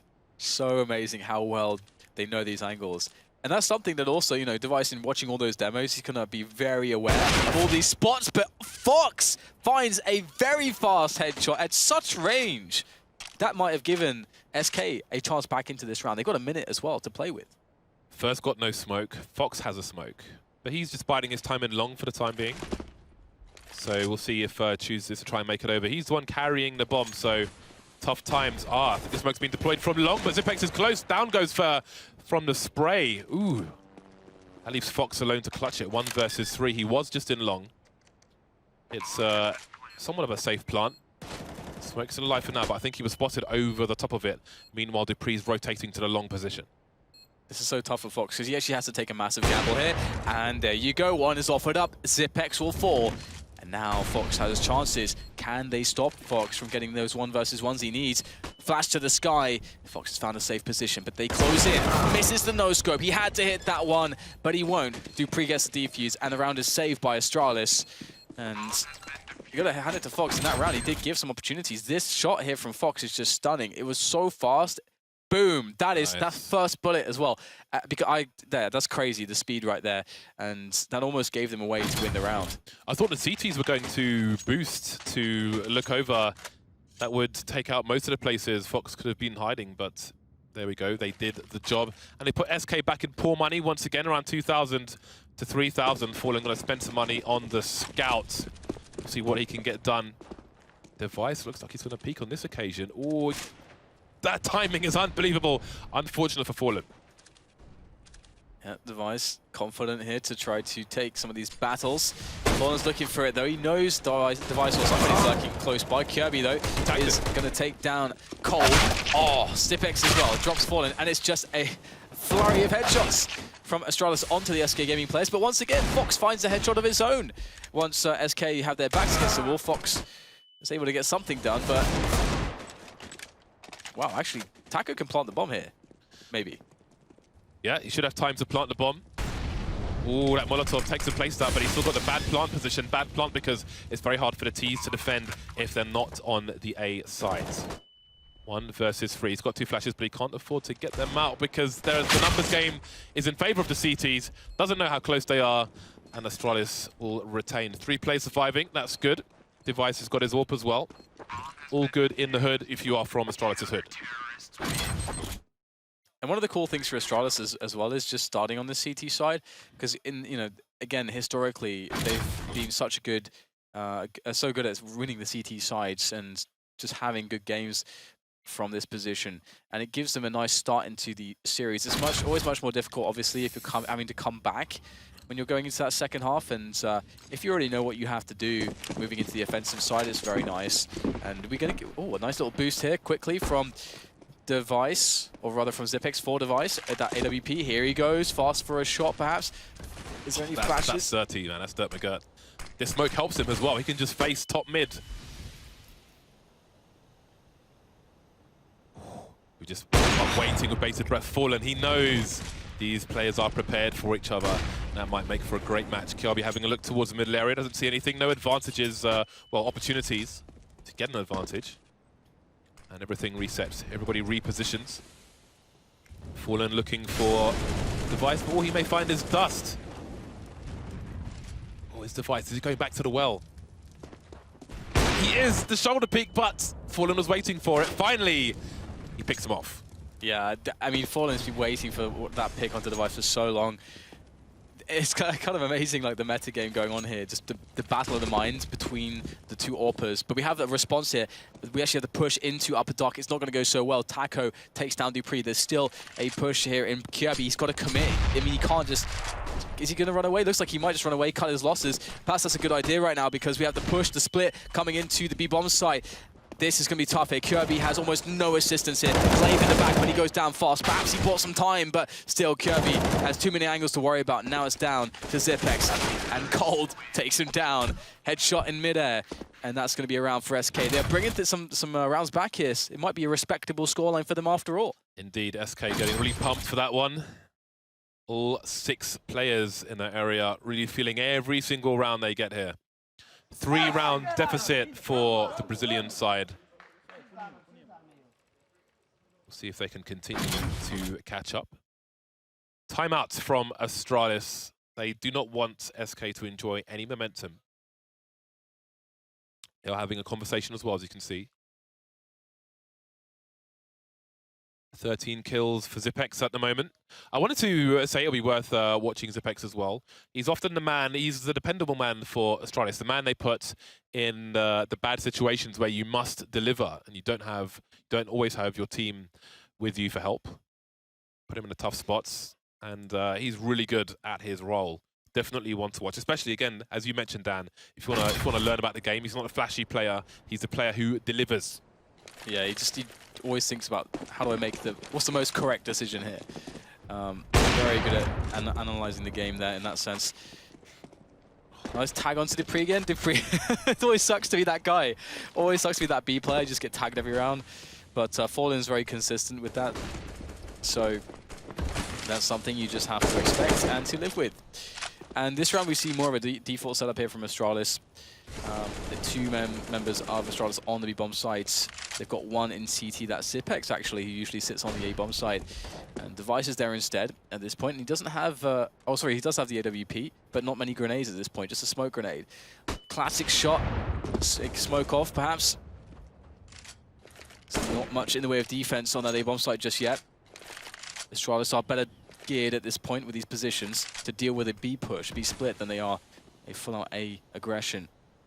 Seems SK want to identify what's going on in the middle area, or at least get a pick there, but they won't pursue it. No one seems to be going through the doors at this point. SK moving towards the long area now, as I wanted to say many of the grenades had depleted for Astralis, but again, Astralis, a notorious team for holding on to grenades for the longest time. SK maybe not expecting this smoke grenade, and Zipex still has 1 more to deploy. Playing from Zipex's position, he can smoke long. Fox having a look, no bomb shown just yet. SK coming in for the split now. Yeah, the split is oncoming indeed. And here is Astralis. They want to meet the split, pushing now into long, but it will be Fox that knocks them down. Device can't respond with more than a single frag, leaving a completely clear bomb site for the taking. And the bomb has, you know, just 2 or 3 seconds left to spare the plant, no problem at all.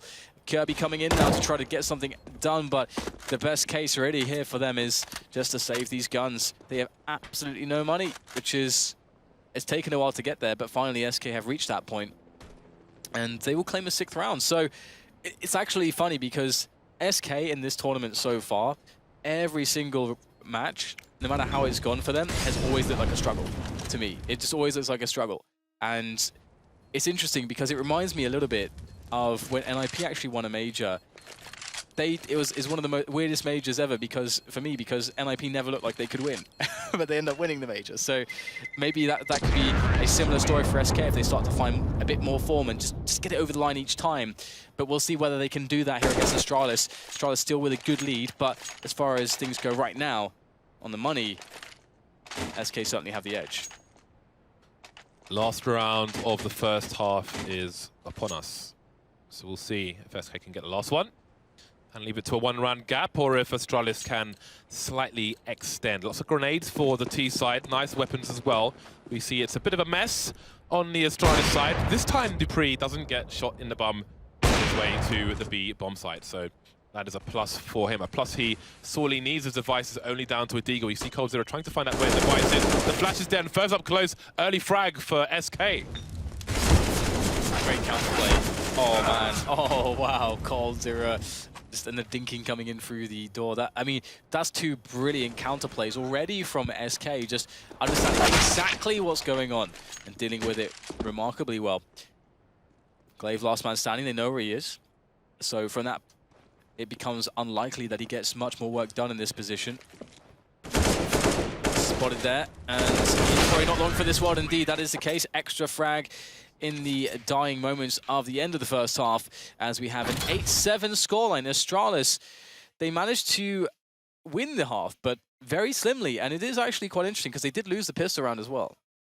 Yeah, I'd say it's more of a lead than a victory, just the one round. And I don't know, I mean, again, going back to the fact that SK have a stand-in, what side do you think might be easier for them to play? It is a tough one. It is a very tough one. I don't even know necessarily how to answer that. The thing is that Astralis have become a much more rounded team, and they were able to play pretty damn well here. Despite losing the pistol round, they found, we could see good performances across the board. We didn't see anything like insane from Device, who, as a player who can really explode, but it was definitely enough.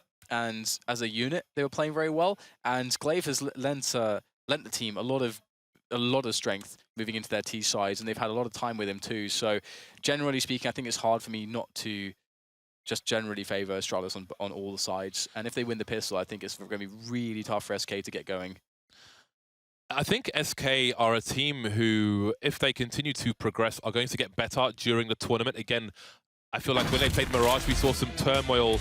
But indeed, if they do make it to the Fox, if Fox gets to the Fox, production wise for that, there you go, then things may get quite exciting if you are Brazilian fan or Portuguese as well. Friday to Sunday at the Fox Theatre in Atlanta, a classy and classic place. I'm going to be there. Hopefully you'll be too, Dan. Well, we'll see. We'll see. I am a little bit under the weather right now, but I'm sure I will recover in time for the epic showdown at the Fox Theatre. Taco has one kill on his StatTrack knife. It's got one kill, Dan. I have over 6,000 kills on my StatTrack knife because I'm a fan of Surf Deathmatch. But enough about me. SK have gone. Let's make sure no one's got their headsets off. No, they were all good in the hood. SK have got Fallen on the defuse kit. Everybody else has Kevlar, looking to abuse the range of their weapons. And again, Astralis, as we've seen quite commonly from T-side teams in general, have two people with grenades. Glaive with a flash smoke, and Zipex with a smoke Molotov. Yeah, I do really like the Molotovs. Teams are just working out better and better how to use those Molotovs, get loads of value out of them.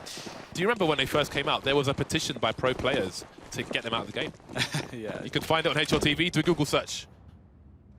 Oh, Cole's going to find a lot of players here. There's the first one. Can they trade it, or will he just start to demolish all of them? There's the second one. Cole has to go for the reload, has just enough time. Fur with the cover as well. Cole in for another. And now there's no one left standing apart from Device against 4 players. What does he do? There's the first kill. Finally, the refrag onto Cole. But after that triple kill, which just completely shook the Astralis lineup, it's going to be hard for Device to get much done here.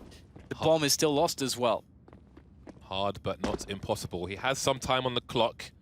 It would be better if he had the USP, but such is life. Beggars cannot be choosers, and Device is a beggar right now. Taco holding the off angle. But, I mean, there's opportunity for Device to avoid a crossfire, at least before he goes through these doors. Will he check CT, though? Oh, Taco with the dirtiest angle. That's good enough for the pistol round for SK. 8-8, pair of 8 stat. Yes, that means that the SK have now won both pistol rounds, but it is far from over. We didn't get a bomb plant there from Astralis, which means that they're going to be buying Tech 9s. It means that they're going to be buying Kevlars and helmets, and maybe we'll have one guy on grenades, or maybe even 2 men with grenades, potentially. Depends how much money they have, so they can get themselves on a set piece onto a bomb site. In fact, 3 smoke grenades and a bunch of Tech 9s. Do not be Do not be fooled. This could potentially be quite a strong round from Astralis if they're able to get into a good position to launch those smokes from. Typically, it would actually be catwalk. Previously, I think we saw yesterday. I can't remember which team did it. They actually tried to fake A. It actually might have been SK. They actually faked A to make it look like which is what is so commonly the play in this kind of round, where you go for the plant with the wall of smokes on A. They did a wall of smokes, then went B to catch the rotation. It worked out quite well. Very cool to see Astralis attempt the same thing, but we'll have to wait and see. Fox going to be the man on long. Fallen around the A sides at the moment. Fair and Taco have chosen range with their M4s, although those UMPs definitely not bad against armor. I think they have the best armor penetration of all the SMGs, if I'm not mistaken. Cold Zero and CT for the time being. SK with 2 deep in towards B, probably a smart idea. Whereas tries to push the tunnel, then Taco could abuse that M4 from the headshot position. Now it's Astralis' turn to play the clock, perhaps looking to exhaust such grenades as smokes from the SK side. SK with a reasonable amount of flashbangs. That smoke will tell a story. In comes the split then. It will be A after all. No fake shenanigans. Fox have lots to deal with there. Shot in the side of the head by Glaive as this push starts to encroach upon this A bomb site. Fallen trying a cursory glance here or there with the UMP holding its position, causing distraction, making life tough now. No grenades left here. dupreeh has to take down Fallen. He gets the kill onto Fallen as well as Fur. dupreeh delivering massively for the side. They have to get the bomb across. Can they do it? It's still in no man's land, and it's not going to work out for them. SK Gaming defend with 2 players left. That is absolutely brutal stuff. Kiabi, the man towards long, all of 5 HP. Talk about a gauntlet run. That is absolutely horrible for the Astralis side. Such opportunity towards the end of that round, and let's not forget, I mean, Dust 2 is a dangerous map to be carrying the bomb if you get picked off, because again, way long ago there was an update to the game where if you drop the bomb, it doesn't fall at your feet, it flies forward. So if you're running along catwalk, for example, towards the A site, it can fall off the ledge. It can fall off into CT spawn or into mid, depending on where you get picked off. So you really have to be careful where you position yourself. Horrible stuff for Astralis. Puts them on the pistols. Fox in no man's land. Fur able to clean up though. Pre-firing Kiabi. He'll get taken down despite the ding onto Fur's head. Still alive. No dong. There's no dong, Dan. There is no dong, no. That is true. And there's no round here for Astralis to be won. Device will go down as well, and that is the victory there for SK Gaming. It was more or less a formality. One of the most impossible maps when you've got no Kevlar and just Glocks to do anything on a T side is Dust 2, and the CT side as well. So that is going to push, or put us into a position now where Astralis do actually have a buy. They've got the AKs out, no AWP just yet. They have a bunch of grenades as well. But they are going to be aware that this is a point when SK can bring out the orbs. But not only one orb, but we see a second orb on Taco, actually, who typically will be going B with that. So that's going to be interesting. Yeah, Taco playing AWP on B may allow them to just leave 1 person in the B bomb site and have 3 people over towards A. That is the case at the start of the round. For playing around in the smoke towards the middle area, Astralis taking their initial map control. You see that deep grenade towards the top of mid. That can be very painful if you're trying to make your way up short. And that grenade comes flying in, but it's Fur to take the initial damage at the beginning of this round. Again, Fox alone towards long, very close with the smokes at the moment. So we have questions being asked by Astralis with that smoke in CT. Maybe trying to pull SK out of position. Nice tag from Fallen, but he would have wanted the frag, of course. Kiabi lives for now. Grenade starting to wane, to diminish on the Astralis side, and with a minute to play with, they need to try to use this cat position to get a play onto a bomb site. And SK have players spread all over the place. SK are pretty well tooled up to deal with a B play. They're more vulnerable against an A play right now because the additional player is actually in CT spawn, which can provide crossfires between Fur and Cold as the players do run into B, as well as faster rotation times. And it looks like Astralis will barrel into A. This is the best case for them strategically. If Falling can hold, though, if he can hit the shots, that could be what could save them. And they are slowing down, but they should get the bomb here. Fallen, he's forced to retreat. He knows some Ts can be on the low ground, so he needs to back off and play for the retake. CT firmly in control of the T side.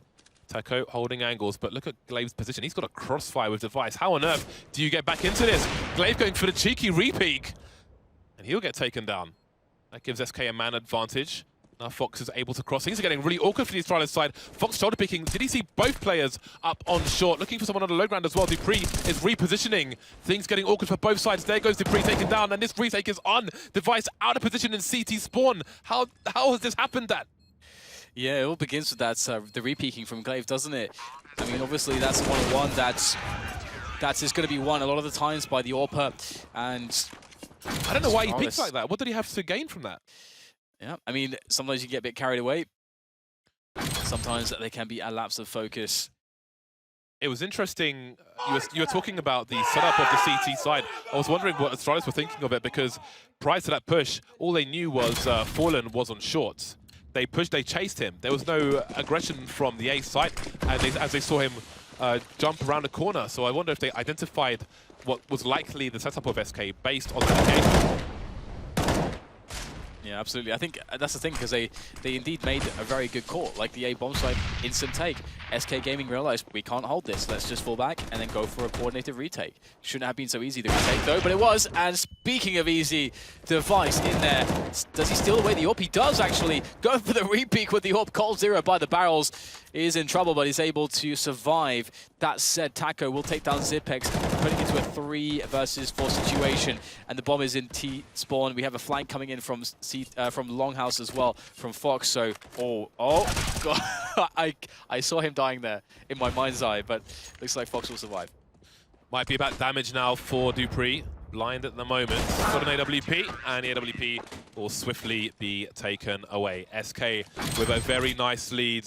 Lots of barking from the coach, keeping them focused on the game.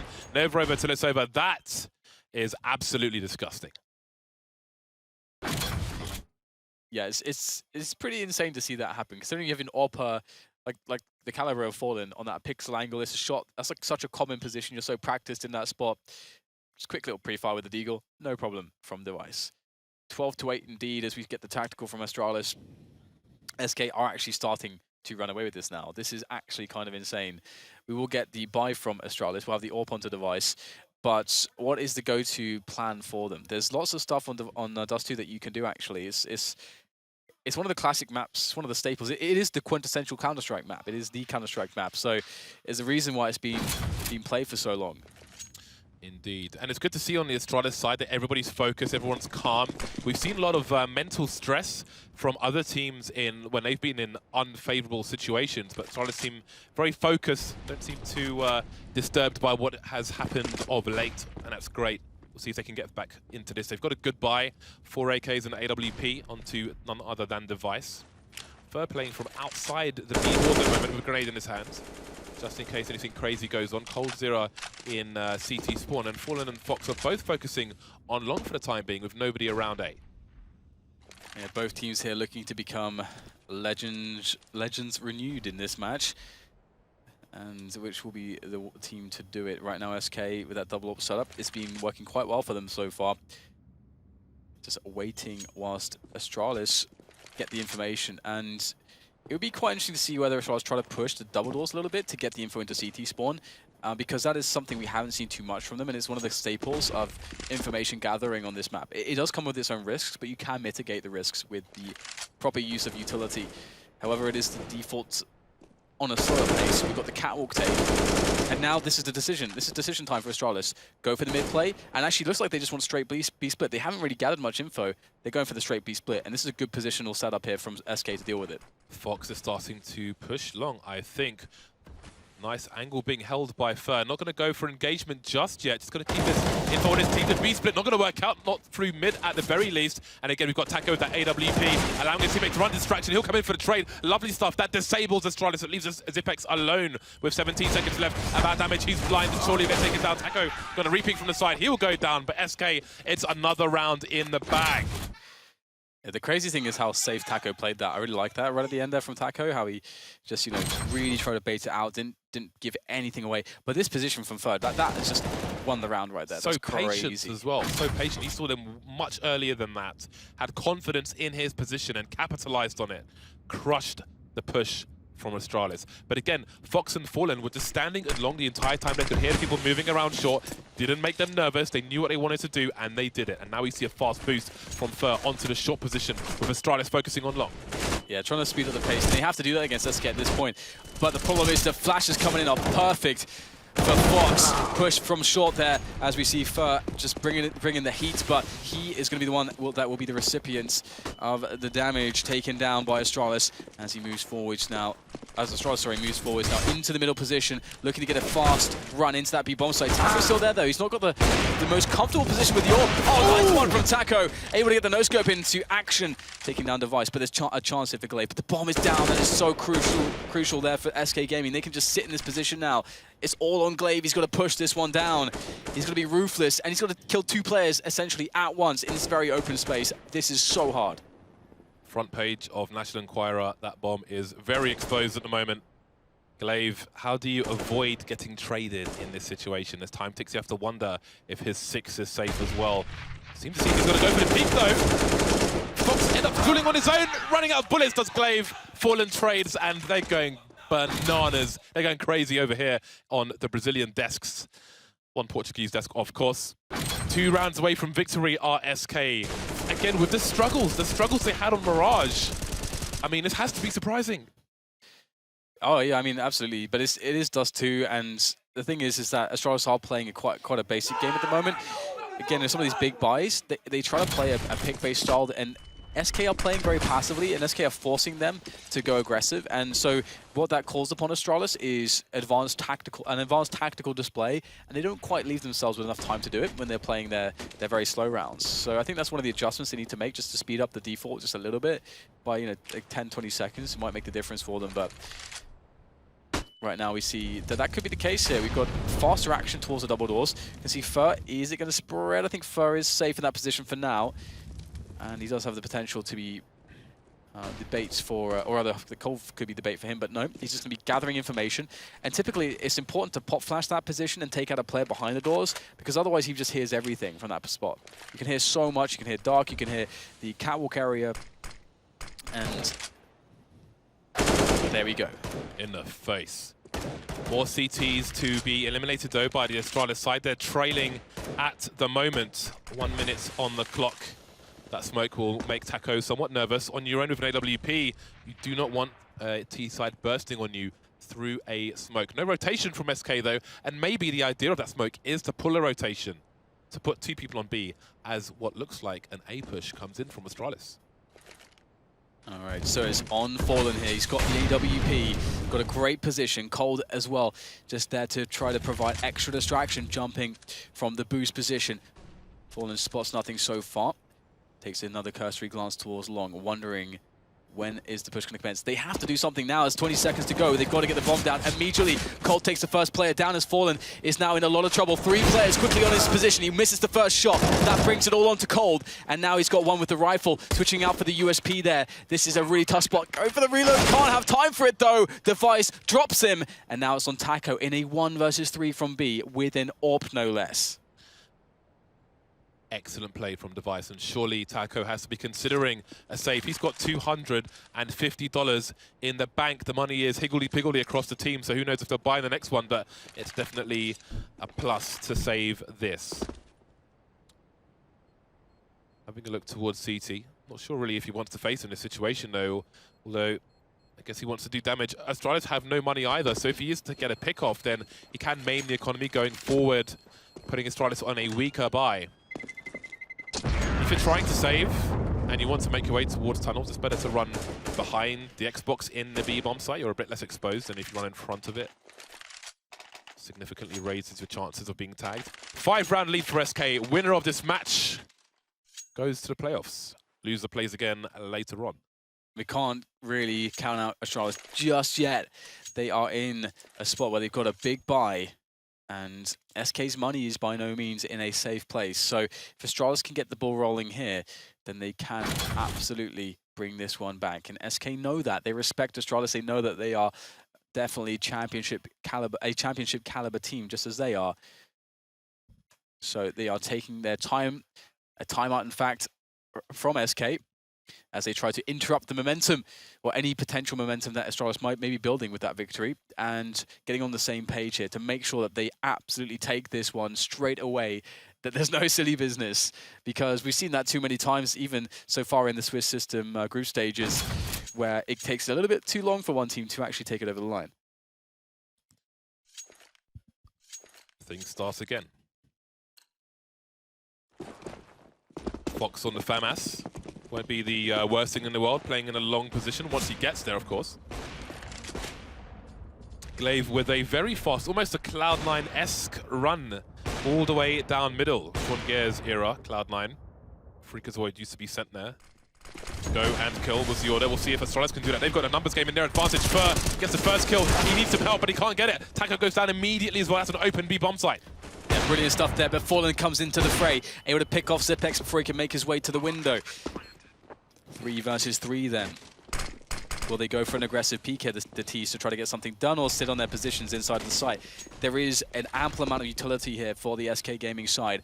And Device, he has to get this kill on the Fallen. If he can kill Fallen, they only have to worry about the front of the site. There it is. Peek comes in. Device delivers. Fallen's gone. And that leaves Fox and Cold with their rifles to get in on this one. Cold is way out of position. And indeed, as I mentioned previously, their money is not good. They're going to run tail between legs to save and bring those rifles into the following round. Yeah, the lost bonus sucks as well, so Astralis may have an opportunity to get more rounds on the board with less resistance than normal. Double figures now for Astralis in terms of rounds. Everybody save for Dupree on double figures for the Astralis team in terms of kills. Opportunity knocks for the Danes. Great round as well from Astralis.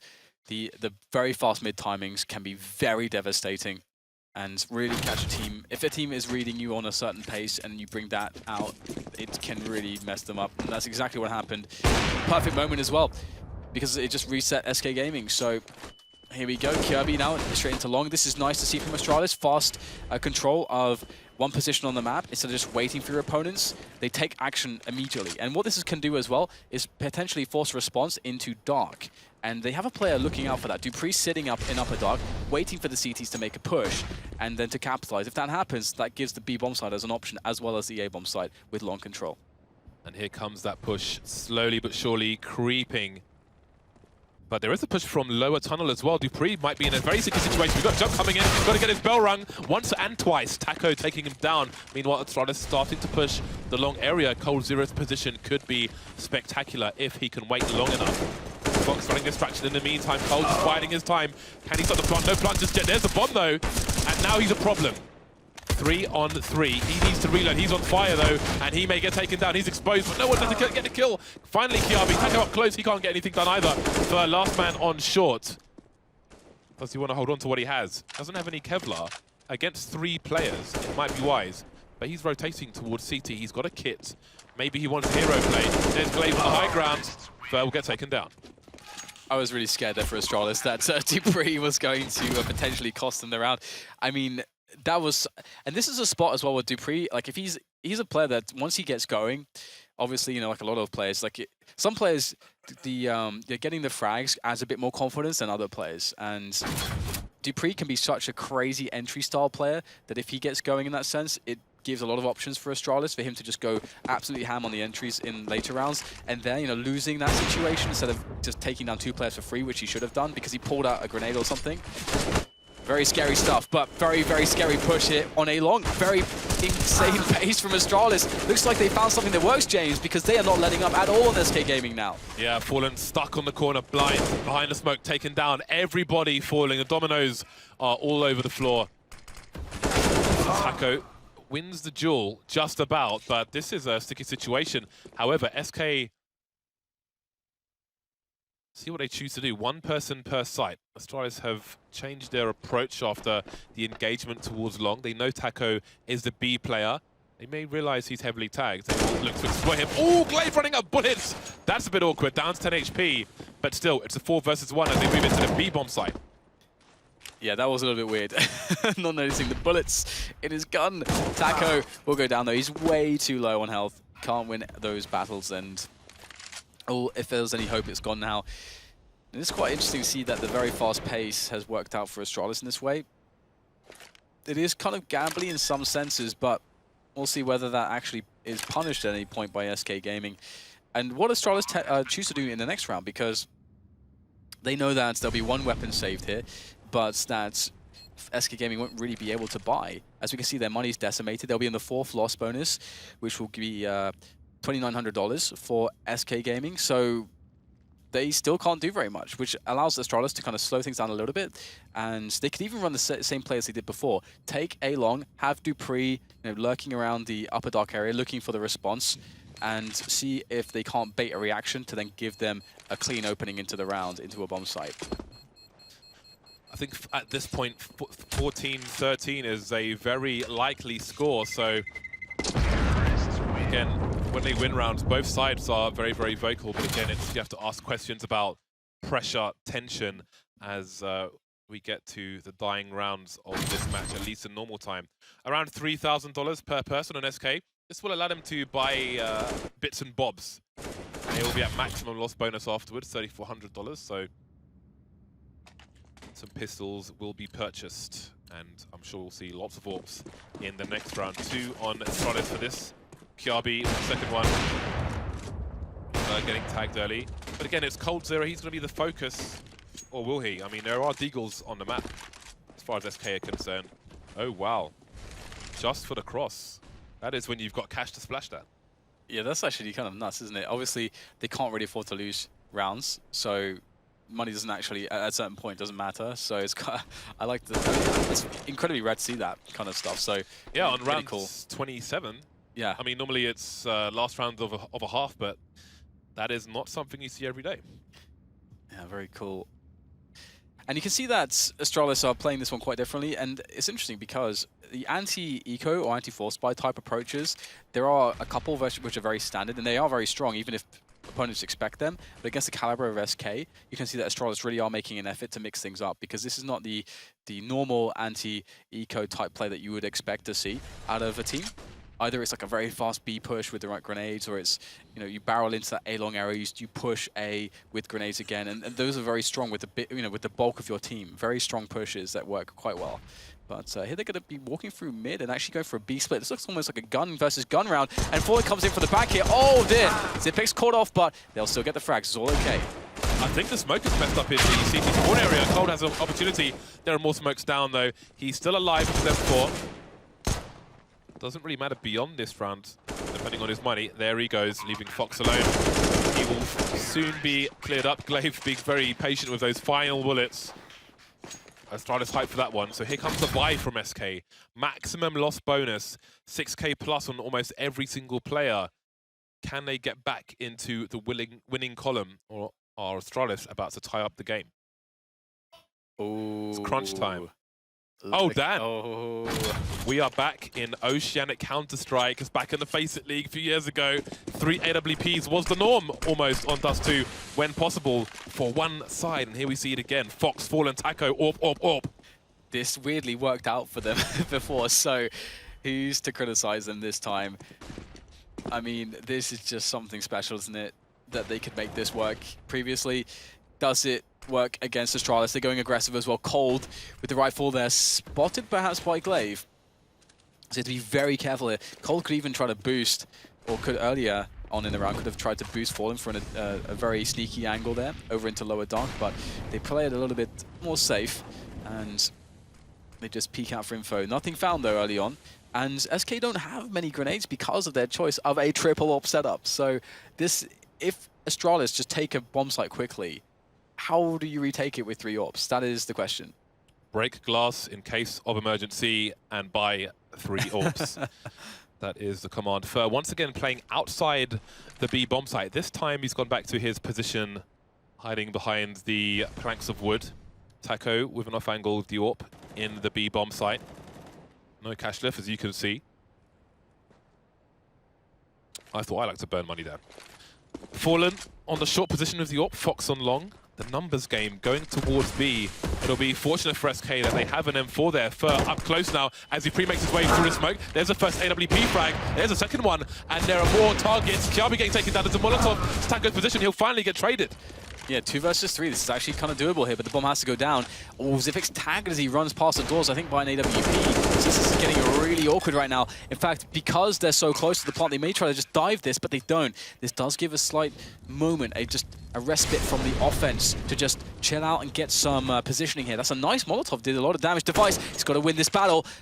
Fox rather in the tunnels. Oh, he goes for the reposition. Still safe though, as the rest of the CTs come in on the front door, trying to kick it down. Device patient, tapping away, already with 2 frags. Just needs to kill Fox now as he comes around the corner, trying to get that AWP into play as Device is toying with him, and there it is. Device saves it with the triple kill. Astralis win an incredibly crucial round. You can hear that tick, tick, tick. He didn't have time to crab walk into the angle. He had to go fast there, but maybe he thought Device was more forward than he was. Clutch round for Astralis. The money is broken for SK. The gamble didn't pay off, but they're still gonna have some money to spend based on that lost bonus. So the UMPs are coming out amongst other things, and it's Astralis taking the tactical timeout, maybe just to get those adrenaline levels down to reasonable, manageable levels after a very important round. Yeah, and you got to hand it to Taco. I mean, Taco did play excellently there from that position. He got 2 kills, very pressured, all the grenades sailing in, trying to dodge there. I mean, it's generally like a pretty decent defense from Taco, but of course, Astralis picked such a good round. They set themselves up so well for that one. It was always going to be difficult to deal with, and Device with the clutch. Beautiful stuff there. The question now is, what is left for SK? What are they working with here? We've got a Scout, 2 UMPs, a FAMAS, 3 HEs, a Flash. If they are to lose, for the most part, they're going to have 5k in the next round. Fallen will have enough for an AWP. Fox will be shorts. And again, that corner not working out for them. Fallen fell last time. This time it's Fox. And then we have the car position being held with a UMP, 2 HE grenades and a smoke. There isn't a single flash on SK in this round. Following that push towards long, for them to try and get any real estate back, to try and help them get some kills, even the numbers once again. Taco on the Deagle. This is a very ropey buy indeed. Yeah, and Astralis understand that this pace has absolutely been much better, and we can go into that later because Astralis are in a spot now where they can start to pressure. Once more, they've kept a lurker towards the B side of the map. This time it's Xyp9x, who I think more commonly does tend to do that in these positions on the T side. And he's looking for that aggression. He's looking for the info play. SK, they're pressured to try to respond in that way. Astralis know this, but because Astralis have such an advantage just inherently with better weapons, they don't need to wait too long for, let's say, SK to hang themselves here. And SK start to move in now, as do Astralis, and that's important. Fur catches Xyp9x, the lurker's gone. 4 Molotovs, but none towards the car position. Cole gets a kill, traded, falling up close with the Scout. Again, a boost is possible. The CTs could boost as the bomb tries to get planted here. That might be the smartest play, and there we go. They're waiting for the plant to come in. Dupree planting it for long, but he can't get it done. Lovely reaction from SK. They've got a man advantage now. 20 seconds to go to plant that bomb. Things starting to get a little bit weird, but Kirby rising to the occasion with 2 kills on the AK, leaving Fur for the clutch. UMP there as he listens in by the elevator position, perhaps unknown at this point, but Kirby is covering the angle, and Device is waiting as well, looking towards short. They've got everything covered to Astralis. There's surely no way in, and indeed that's the case. Kirby finds himself that triple kill, and Astralis somehow are making their way all the way back. They're on 15, they're on match point. Can they deny SK overtime? Lovely boost, great reaction. Very much limits where the bomb can be planted, and you're almost never going for bad plant in that situation if you are on the T side in front of that single box. So you'll be exposed more often than not. Nice Molotov as well, trying to delay the plant even more. But as soon as they lose that round, it's just Bro Fist all round for SK, and again, they've got that max loss bonus, falling on the AWP once more. No tag from the Ts this time. Kiabi had the second AWP, he will drop it in T-spawn. No need to dispose of it, it's the last round of normal time. Fox on long with the FAMAS. Playing around the doors, so not a big deal. SK with a read. You see Coldzera moving towards CT, and Fallen's up close as well. So Fox is going to be a very important person. If he goes down, then that may change the formation. Although it seems Xyp9x will have a passive look towards long for the time being. And Astralis, I mean, they did find so much success with the faster paces. Again, you don't want to be too predictable, but generally the idea, the ethos of trying to get in SK's face a little bit is definitely better than playing passively against how SK are approaching their CT side. And again, Astralis a bit quicker to have positioning on catwalk, so it does seem like they've adjusted these timings a little bit, and they could go for the straight up A play, but they're yet to take A long. They don't have too much information into A as well, into rather middle as well. And there is indeed a player, they're cold. But maybe they have to read that this is the setup, and if they do, A is the best place to go, and it does appear to be that the place that they are going to attack. Is Cold Zero in a position to stop the cat drop? He has got the first kill and the second one. That means Fallen could hold his ground here. He knows the low ground is safe. Still going to move back towards the platform area. 5 versus 2. This is horrible for Astralis. How do they get back into this? They got to get a bomb down. Fallen finally gets picked off. No one else in long. They don't know that though. Device, he's tagged. They're in a lot of trouble, Astralis. Can they hold this down? Can they take themselves to the Fox Theatre? Important position here by Dupree, a forward position. Now, it's not always anticipated. This is a bit of an off angle. Will Fox look for it, or will it be a free kill here? Dupree needs a free kill. The flash comes in. He's exposed, completely exposed. Device now, there's one. Needs 3 more, but he can't deliver. Swarmed on all sides. And that's the round there for SK. They will take us to overtime. That maximum loss bonus came in handy just when you thought it was safe to book your place in the playoffs. Overtime is here. Grab some Biltong. We might be here for a while. Lovely. This hold is so important from Cold. If he goes down there, then Fallen is forced back all the way to long, as you saw in the previous round. But because Cold gets a 2K while standing on a box, no less, that allows Fallen to keep his position for longer. Such a key difference. And that brings SK to overtime. Everything is reset. All advantages are gone. Yeah, Cold is basically the most consistent player that there is, that we have pretty much in the last year or so. It's been unbelievable, the performances that he puts in the moments that he puts them in, as we've seen on the videos that Eleague have been producing, as well as Valve here at this major. Cold is quite the difference maker. And now as we go into overtime, the question that we beg to answer is, who has the advantage? I don't know if anybody has the advantage right now. This is pretty tight. Kiabi out quick. It seems SK have learned their lesson when that smoke goes down. They're not going to stand on a corner and get sprayed on this occasion. Straight back to the site. They managed to escape in time. Taco's making his way towards T-spawn, and Astralis, they're abandoning long. This could be a disaster for the T-side. This is just insane. Taco basically just sprinted straight to T-spawn. Oh man, there's just no way that you expect this. Oh my god, he's got to see Kiabi's moonwalking as well. He's only got a UMP, Dan. He got to go for the burst. The crazy thing actually is that they trade 1-for-1, and with 1:20 left, actually that is fine for Astralis. That actually puts them in an advantage. So this suddenly got very weird, because this is all about how both teams play the mid-round. SK Gaming, they decide to go for the decision to go for info on catwalk, to allow Fallen to get into a position where he can get a pick so that an advantage can be had here. An extra grenade coming in. That shows us that right now SK are essentially herding Astralis towards B. They know what's up, and right now the positioning so fast to rotate to B that SK are in a great spot. As long as they don't get taken down on catwalk, nice frag, and it's unreturned. First playing the off angle, the blind spot. He probably won't be checked. Will he let them go past? No! Jumping 180 from Blade. What is that? Leaving Fallen alone. This has turned into a disaster. We saw plays from that off angle previously where the first person was allowed to go past. Went for the initial engagement. Complete disaster for SK. Fallen has a decision to make. I don't think he's going to commit to this. He might try and get a cheeky frag through the window, but it's MR3. He can't really afford to lose AWP. Looking for the first player, forced to overextend. Point of no return. Astralis first round on the board. What just happened there? Well, Glaive took 1 point of damage. I don't know. I don't even... Like, that is so weird. Because that position from Ferret is just godlike. Okay. There we go. Yeah. I couldn't even see him from first perspective. Yeah. Smartly looking for it, covering his teammates. Really nice stuff, and even they can't believe what's going on. It's crazy, right? Because SK played that round so incredibly well. They herded Astralis. They knew exactly where they were. They took out the best positions. What? Device through the door, straight in Taco's face. In the face. After losing around the first round in overtime. That is a very bad way to start this next round. That was a reaction. He swiped him in the jaw. He swiped him down. God damn.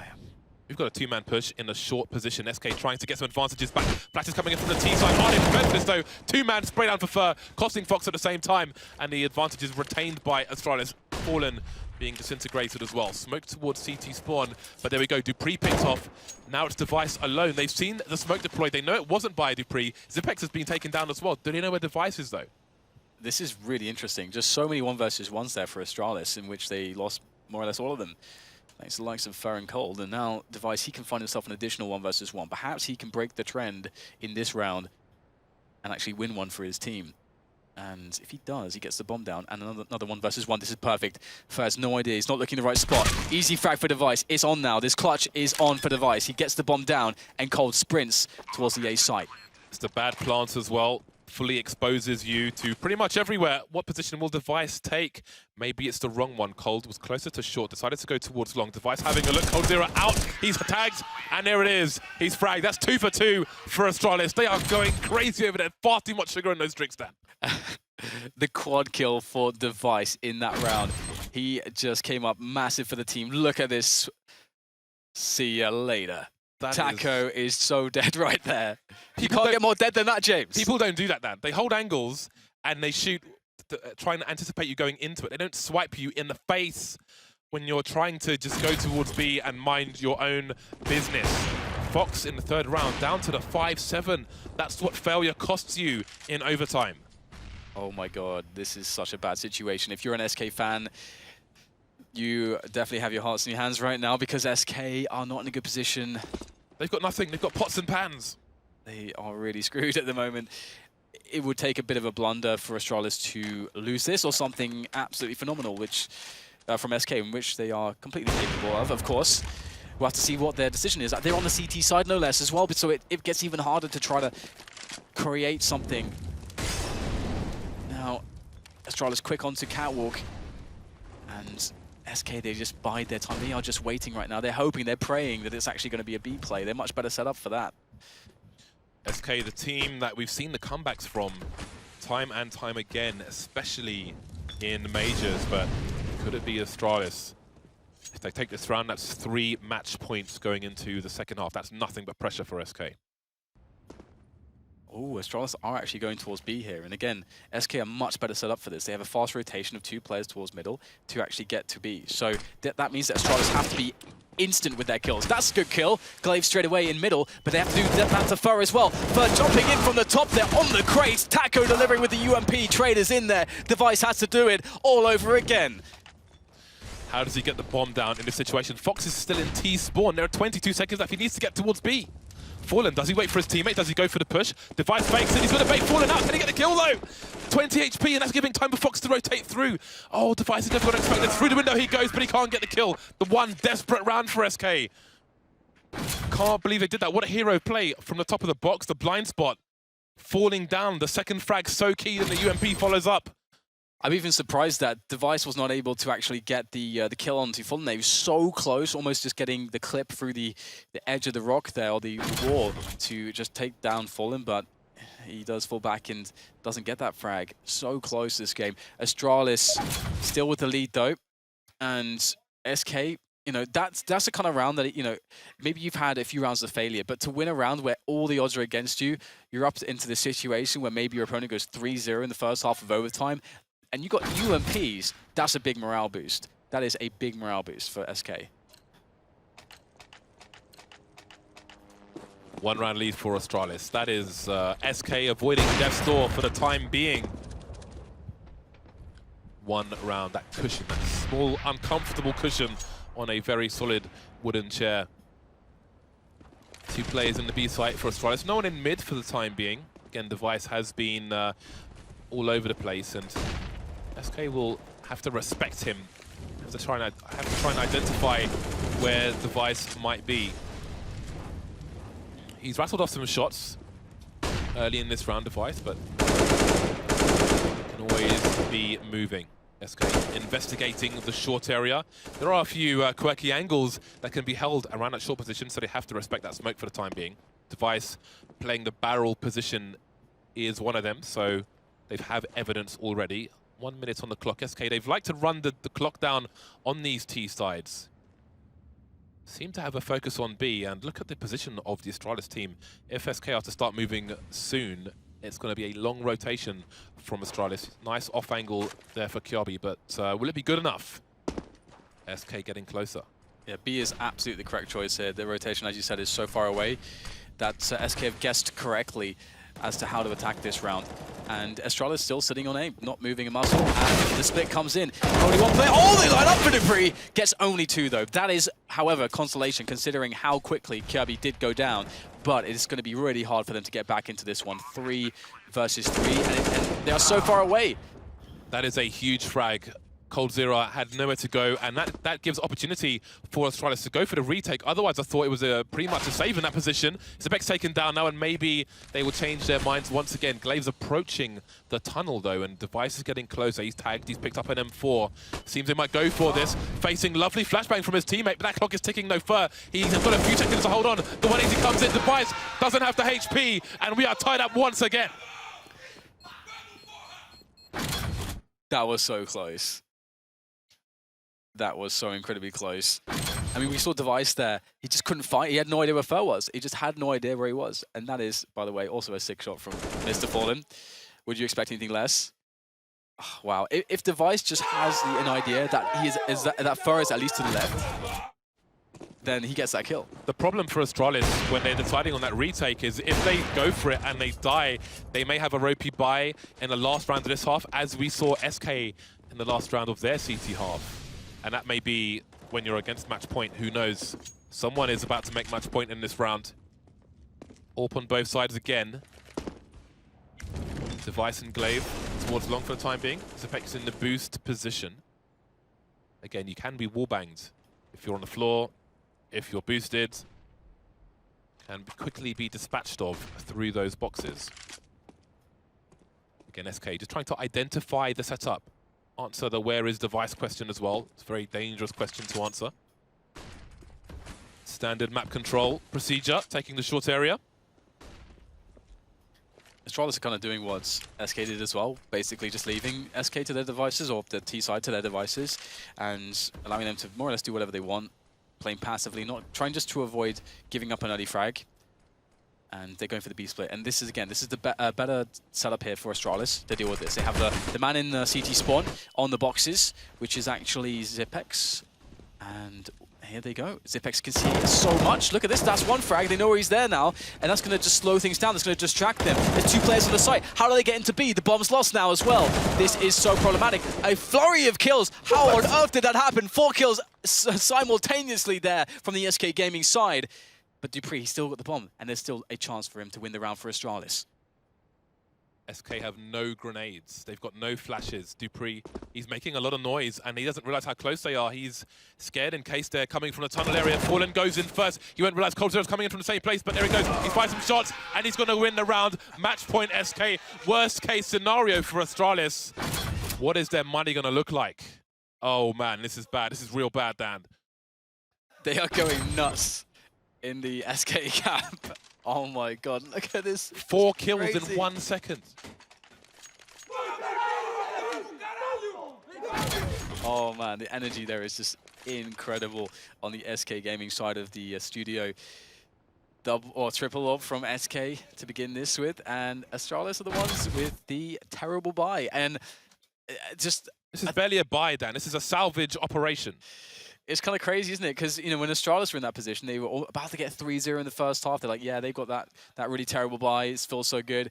And now they're in that position, and they know that they have to do it, and SK already did it. And if they don't do it, then it's just completely over. At least for SK, they would have just been facing a 3-0 first half. But for Astralis, there's the additional pressure where there is no other chance. They have to win this, or they are going to be having to try to qualify later on today instead of right now. And SK instead will be the ones to be renewed legends. SK, they've been playing slow rounds already, and this is a good opportunity to do it again because Astralis, oh man, almost inevitable with 3 AWPs facing you. Life goes from bad to worse. There goes Glaive as well. This is a brutal start. Device going straight through the smoke. Can he get anything back? He can't. They are disappearing very quickly. Loser of this match has to play for their tournament life later on tonight. SK may make the playoffs, this would be humongous. Zipex holding an off angle, but what can he get done? There's one kill, but he's the last man standing. He's got 19 HP. The pop flash into long. Cold Zero's far away, but he's too far ahead. So the SK side, they make it to the playoffs. They conquer. They had a lead, they lost the lead, but they take it in overtime. It's so crazy. Just a struggle. Every single game for SK is a struggle. But finally, they at least secure the playoffs, and that is massive. Astralis still have a chance in this one, but a defeat like that, when they would have absolutely felt that this was their game to lose, it's going to be hard to come back to, because before, teams had a day to recover, a sleep to recover, but not today. Today, we find all the results of this major who will be making it into the playoffs, and SK have now been added to the other teams such as Na'Vi and Virtus.pro. SK continue to surprise and maybe impress as well. They push forward in this tournament. Thoughts of the desk after the break.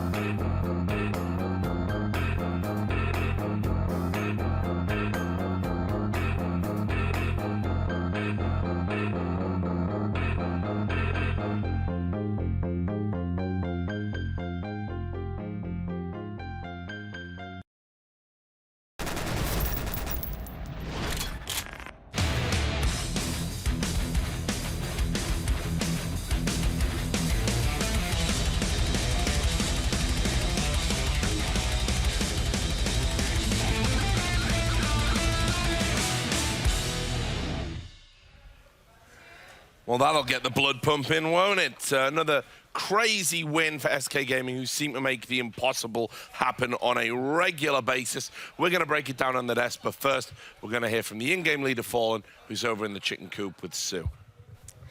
Thank you very much, Richard. Fallen, first of all, the score was 14-8. It looked like your team had all but won, but then Astralis was able to come back. So many great plays back and forth. In the end, how did SK walk away with the win? I think we had a very good read on what they want to do on this two. And the game was very won for us at the 14-8 point. I don't think we played without focusing or trying to do crazy things, but they started playing well. And the couple mistakes we made were enough for them to come back to the game. And I mean, that just shows how good Astralis is right now. And from an individual performance level, I would say that I'm not on my best right now. Maybe some of my teammates are not on the same level as we were on the past year. So we need to bring this back. And in order to get wins, in order to be able to beat Astralis this time, we tried a different approach than we did against Na'Vi. Against Na'Vi, we tried to play a little more freestyle, trying to figure out things during the game. And for this game against Astralis, we came with everything prepared. We knew exactly what we wanted to do, and things just worked out as we expected before when we were watching the games. Well, with this win, you are moving on to the playoffs. I know before this major, a lot of people had doubts as to how SK would do with the stand-in, but how does it feel to have all the hard work from boot camp pay off and move forward? I think Fox played amazingly well. I mean, a lot of rounds that were very substantial and crucial for us. For example, the round when he went long A with 30 seconds and got 3 kills for the AK, he did some good plays. He was very strong during our lead on holding long A as well. So Fox played amazingly, and we had a couple of time to practice with him. Of course, some stuff are a little shaky right now, but we have a lot of stuff going our way as well because of the practice. So props to Fox. I think he is fitting really well, and we have a chance to win this major. And now your team has shown multiple times, even at this major with the game, even versus FaZe, where you were able to come back, that you have one of the most resilient mentalities in the game. So what kind of advice would you give to some of the teams that are struggling with that a bit?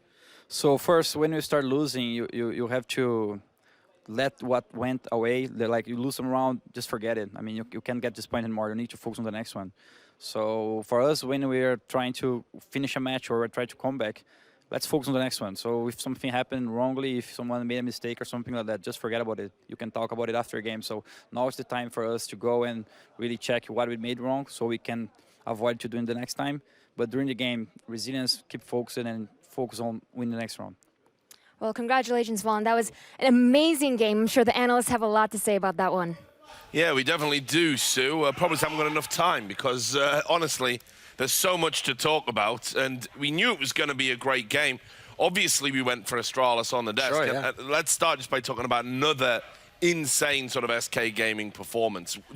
They look like they're going to win. They let Astralis back in, but again, mental fortitude and resilience like no other team I've seen in Counter-Strike.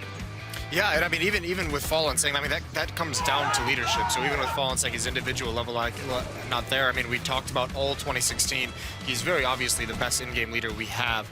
And it shows here with how he has his team prepared. But again, Cold and Fur, especially in overtime, Fur was a monster. But the 2 stars leading the way and everyone else behind that, I mean, Taco, Fox, they just played a solid game. And it got really dicey at times. It seemed very, very awkward, especially at the end. They had that big lead, and then they got into this economic trouble to kind of allow Astralis to get back into it. Even regulations started off with SK. It worried me because they were staying very, very clumped up as a group. They weren't doing normal map control kind of a play style until later on, and they had to adjust. But just a brilliant game plan that they put together. Yeah, what are your observations? Well, one of the key things about this game is the interesting part is because we know SK Game is not playing with the full 5-man lineup that they accomplished all those feats last year with. You want to just say, right, well, with the standing year, you shouldn't be able to get wins against top teams like this. This actually, to me, reminds me of before they made kind of that golden lineup and when they were just a team that they would upset and they would get into the playoffs. Because the thing everyone kind of praised Fallen for at the time was he'd taken this group of players that we'd never heard of from Brazil, some of them not in the team now, and he'd given them this style where he'd seemed to almost teach each player how to play that style himself and then be part of the unit. And if you watch this game here, you couldn't even tell this is a team with a standard. The number of disciplined plays they had where someone flashes and the other guy waits for him to come out, or they go in together on a 2vx and they're looking in the right angles. I mean, if Device doesn't get like 2 or 3 ridiculous clutches, this would have been an SK victory many rounds in regulation, And look, I wanted to say that this was the first real performance I think I saw from Fox where I thought, you know what? He might actually be able to do a job for them here. You know, he looked like an SK Gaming player. And I want to say as well, like, yeah, you can obviously look at Cold here. He was the best player of the game. Like, him and Device were unreal. But actually, on the stats there, another person I want to point out is Glaive, because Glaive, he was the whole key to that T-side, you know? He's the guy who's calling the strats, and he's going in as well. When you guys were saying yesterday, well, game of his life, I'm like, actually, he does throw those in quite surprisingly often. Well, yeah, but I mean, yesterday he was winning like 2v4s every other round, and like a 1-on-3. I mean, this is a phenomenal performance from him, obviously, but even with 30 kills, the biggest impact he has is, once again, leading a team that is known for collapsing and choking in pressure situations. That kind of a comeback from a leader is so impressive for him to be able to call the tactics, get them back into it. Well, while I've got you here, Moses, obviously we do like you to break down things a little bit tactically. So you picked a round out for us that you said was crucial. Yeah, well, I mean, this just kind of signifies how this half started, or how the first half started for SK on their T side. This is what I was talking about when they stay clumped up. Look at them moving up catwalk. They have no map control. There's no one watching for this B push, so Dupree's able to get that, but as the mini-map comes up, they have no control anywhere else. They have to stay on catwalk because we can see it, but look at Glaive flanking. They don't know if they lose that kind of control, so they're boxed in. He's going to have a quick flank once the execute comes in, but this was very untypical of SK Gaming that we've seen in the past. This is not what they normally do, and they had to go away from this later on, so good adjustments to recognize this kind of a style wasn't working out, and switching it is something that eventually did. But if you stay in this kind of a setup, because they did it earlier on the fourth round, they had all 5 out towards long for the whole round, that's where you get beat up and quickly flank. So Astralis, I thought that was actually going to cause SK to lose this match, because I thought if they kept with that style, that first half would have been an abomination. Yeah, just really, really crazy stuff. Let's take a look at the standings just to remind you at home, because obviously this is the moment of truth, and there you have it. You can see Na'Vi, Virtus Pro, SK Gaming, and Fnatic all hit that sacred 3-win mark. They're going to be at the Fox Theatre. Down at the bottom end, we see Mouse Sports, G2 Esports, Flipsize, and Hellraisers down there. Yeah, I mean, this is just, I mean, those top 4 teams obviously looking great. Surprising that Fnatic's there, that SK's there. Those are teams that we thought might have been able to slip, especially against someone like Astralis. But the veterans right now showing that they can do really, really good work at this tournament. Yes, so we're going to go to break, and then we're going to have another awesome game. This one should be really close. Gambit versus FaZe Clan. Make sure you join us after these commercials.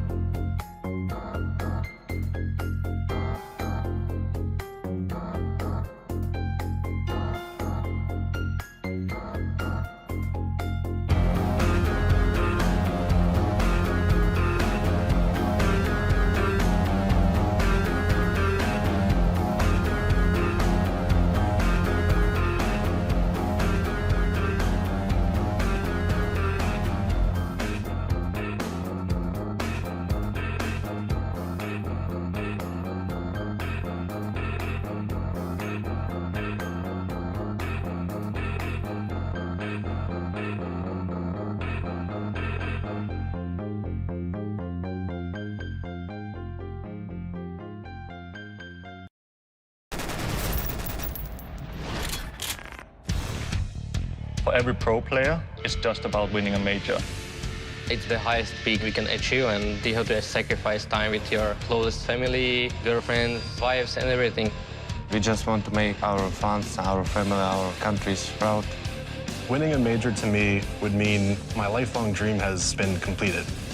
Everything I put into the game, all the time I invested, all the money I've invested, all the opportunities that I've denied because of the game ended up being a success.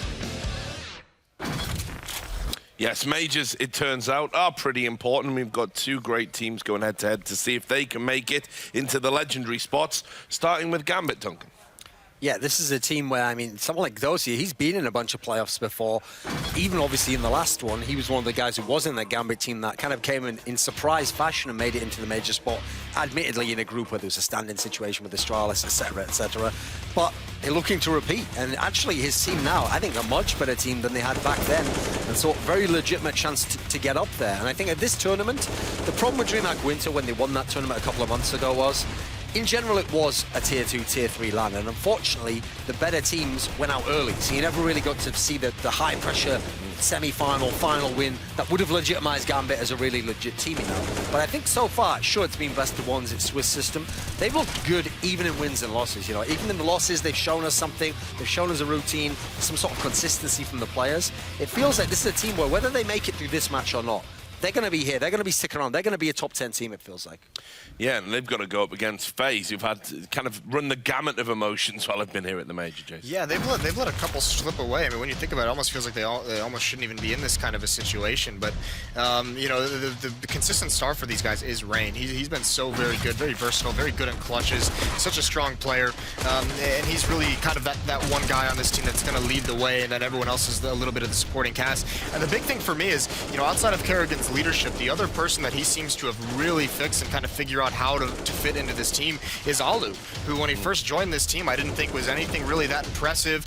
He was pretty quiet, didn't seem to be having too much of an impact. Now on this team, it was bot Alu. It was what? Bot Alu as opposed to God Alu. Oh, yes, the two Alus. Yeah, just appealing to the kids, Jason. Yes, nice memeing. It is lit, I believe you said yesterday. Yeah. Well, some of that sounds like that. Well, no, but Alu has been, I think, very, very good, and then that's even before you get someone like AZ who can single-handedly take over games. Right, so we're ready for the map veto, Duncan. Should be an interesting one. Yeah, I mean, this one can really go all over the place. Like, Gambit has actually just impressed in terms of the maps that they can play at this point in time, so I want to actually see, is Gambit going to ban Nuke? Because FaZe has shown us they're willing to play it. I mean, they played against Team Liquid.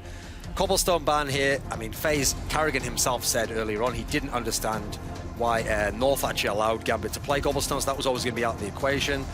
Nuke has been banned finally, and so we're going to end up on Overpass. Now, this is an interesting one because we know this is a Carrigan map. Like, he has led some of the best teams of all time on this map. The old Astralis. Yep. Classic on that map. Very, very good. T-side. Especially, so always had very creative A hits. So, I mean, this is one where I think it's a tough call, actually. Personally, I decided I was going to take FaZe for this anyway, and I think the map only cements it for me. Yep, so that's going to be... I'm going to take FaZe. Jason, just some reactions to that veto and then a prediction, please. Yeah, I mean, I like the idea of Kerrigan, you know, this being one of his maps. And obviously, Alu, as much as I said he's been effective on this FaZe team recently, this is going to be a good map for him being the AWPer. But I'm going to trust in Adren being one of the best players of this major so far, in my opinion. I think Hobbit has performed very, very well for a young star. I'm going to go with Gambit on this. Finally going to back Gambit after all the promises you've I have backed Gambit multiple times in this tournament. Absolutely, that happened. Not that I remember. Anyway, we're going to go through to our commentators. It is James Bartle and DDK. Thank you very much, and it is really hard to call. I agree with him completely here. I kind of, at one point, I'm leaning towards FaZe. On another side, it does feel like this could be the tournament where Gambit actually do some real damage to a lot of these top teams. And I mean, it's Overpass. It's a great map for Gambit. Yes, Gambit are a team who are definitely capable on Overpass, so I would not count them out by any means. Interestingly, on the subject of Astralis, we saw some interesting strats from them. There was a super nice short B play that they had. Maybe we'll see that on Carrigan's FaZe clan. For those of you in GoTV, last time on Overpass, I recommended Mo on the CT side for Gambit, or in general. This time I'm going to recommend the Clutch King of 100 ping, Dren, and I would say AZ and Rain for the FaZe clan. So let's see how this pistol starts out. Alu leading the charge towards the fountain area. Can often see Shox doing this as well. Kind of made this play famous at an ECS final. But no early engagement. Everyone alive for now. Lots of grenades on the Gambit side. Yeah, starting to bring themselves to position by Sewers and readying for that B hit. Perhaps the bomb's already there by Monster as well, which is not necessarily. I wouldn't want to use the word as serious as committed, but there's no real reason for them to have it there unless they were going to go for the B play. So definitely looking to see that one come in. And 3 members now to Sewers, and we've got FaZe just sitting there waiting. And the problem is when you've got not much in the way of counter grenades, and they've only got a smoke on Carrigan, is that the Glocks get close really fast. The Tech-9, the raid boss Tech-9 gets really close really fast, and that's problematic. And already you can see the damage being done. Kyoshima! Whoa! 3 quick kills from him, looking for a 4th cheeky one, but he's going to get out of there somehow. Unbelievable stuff from him. That leaves Zeus alone in that short position. He's getting some frags of his own though. 1 versus 2 now. The Tech-9 may help. Spots ahead, but Alu has to hide. Can he get a 1 versus 1? That's the question. 38 seconds left on the clock. He has some time, not all the time in the world, but oh, never mind. Opportunities taken away by force, courtesy of Alu. But a great individual performance from Kiyojima in that pistol round. It's honestly ridiculous because after that first one, sure, but then it gets to this point where you can see he's moving between 2 spots constantly, and he's almost not. He basically almost doesn't stop pressing, you know, either S or W or A or whatever key it might be. He's moving constantly. That's the point. All the keys. All the keys, and it's impressive that he's able to keep the composure to hit the shots there. And now with Gambit not getting the bomb planted, they're going to go for the force up. So they are all in. They are all the way in to this force fight. Should be able to get some damage done. It's not so hard to close the distance on this map. Alu, that's 5 HP. Will have to disappear. Maybe throws them forward to a player with more health. And indeed, he will do exactly that. Pick up the UMP. Smart play. Good reaction. Zeus looking for close quarters engagements in connector, but no one's there. Very dangerous place to be as a CT when the T's are on a force buy. Don't want to give up a nice weapon for them to use and abuse. See congregation of Gambit players towards that short B area. Again, just looking for the close quarters engagement if possible. FaZe forced to passive positions. The cool thing here too is that because you've got a couple of deagles, you can already see like the likes of Adren. He's able to actually try to work the very long spaces of the map and see if there's an opening there actually. And because he's able to arrange, maybe get a one-shot kill with that deagle. So he's trying it. He's seeing, okay, how far can I actually get up long? And he actually managed to get almost all the way up long. So it does tell them a little bit about the setup of FaZe, that on A that they are particularly passive. And interestingly, he's going to be grabbing the bomb now, and they're going to be going for the straight-up B hit, which is actually a more vulnerable site too. 30 seconds remain. Dozier and Hobbit, they even realize they're in there. They do now. Shots being fired. No one down just yet. Hobbit first to fall. Can the bomb get planted? Mo disappearing as well. Adren making his way through Monster, and Zeus will emerge from the short B. Down goes AZ, and they may retract a bit, the CTs. Allow them to go in for the retake. Kishima picks off as well. There are weapons to collect here for the T side. Not just that, there's a real chance to even win the round at this point. Wow, Zeus into the angle with the Tech 9. And Dozier making that deagle sing. Just going to be Ali. He's got 5 HP. This is very precarious, to say the least. Oh, Zeus is going to be bringing it straight into Ali's face with that M4. That is... The cool thing about this round, for me, is that it's a round, James, where it's the force up. And there's so many teams that don't really have much of a plan. But I really feel like looking at what Gambit were doing across the map, that you could see a very concerted effort to try to get into specific positions and work out what's going on. Shoutouts to a man whose name I cannot pronounce. He does great artwork, and there is yet more here for the Major. Thank you for your contributions to the scene. The funny thing is that you have the fellowship there, the congregation of the fellowship. And to be honest, if Gambit were to make a really deep run this Major, it basically is like they're going into the center of Mount Doom there against the crazy odds. Well, you could say the same about SK, and they just became legend status. Quite the struggle for them. We have a push from AZ, which will force some players back. That's some nice map control for FaZe in the early stages of this. They're going to be forcing straight back. They do not want to give up any rounds. We'll see if Gambit can hold on to what they have. Gambit with Zeus at the helm, shown great improvement. Always had dangerous players on their side. The likes of Adren, the likes of Dozier, Hellraiser's refugees.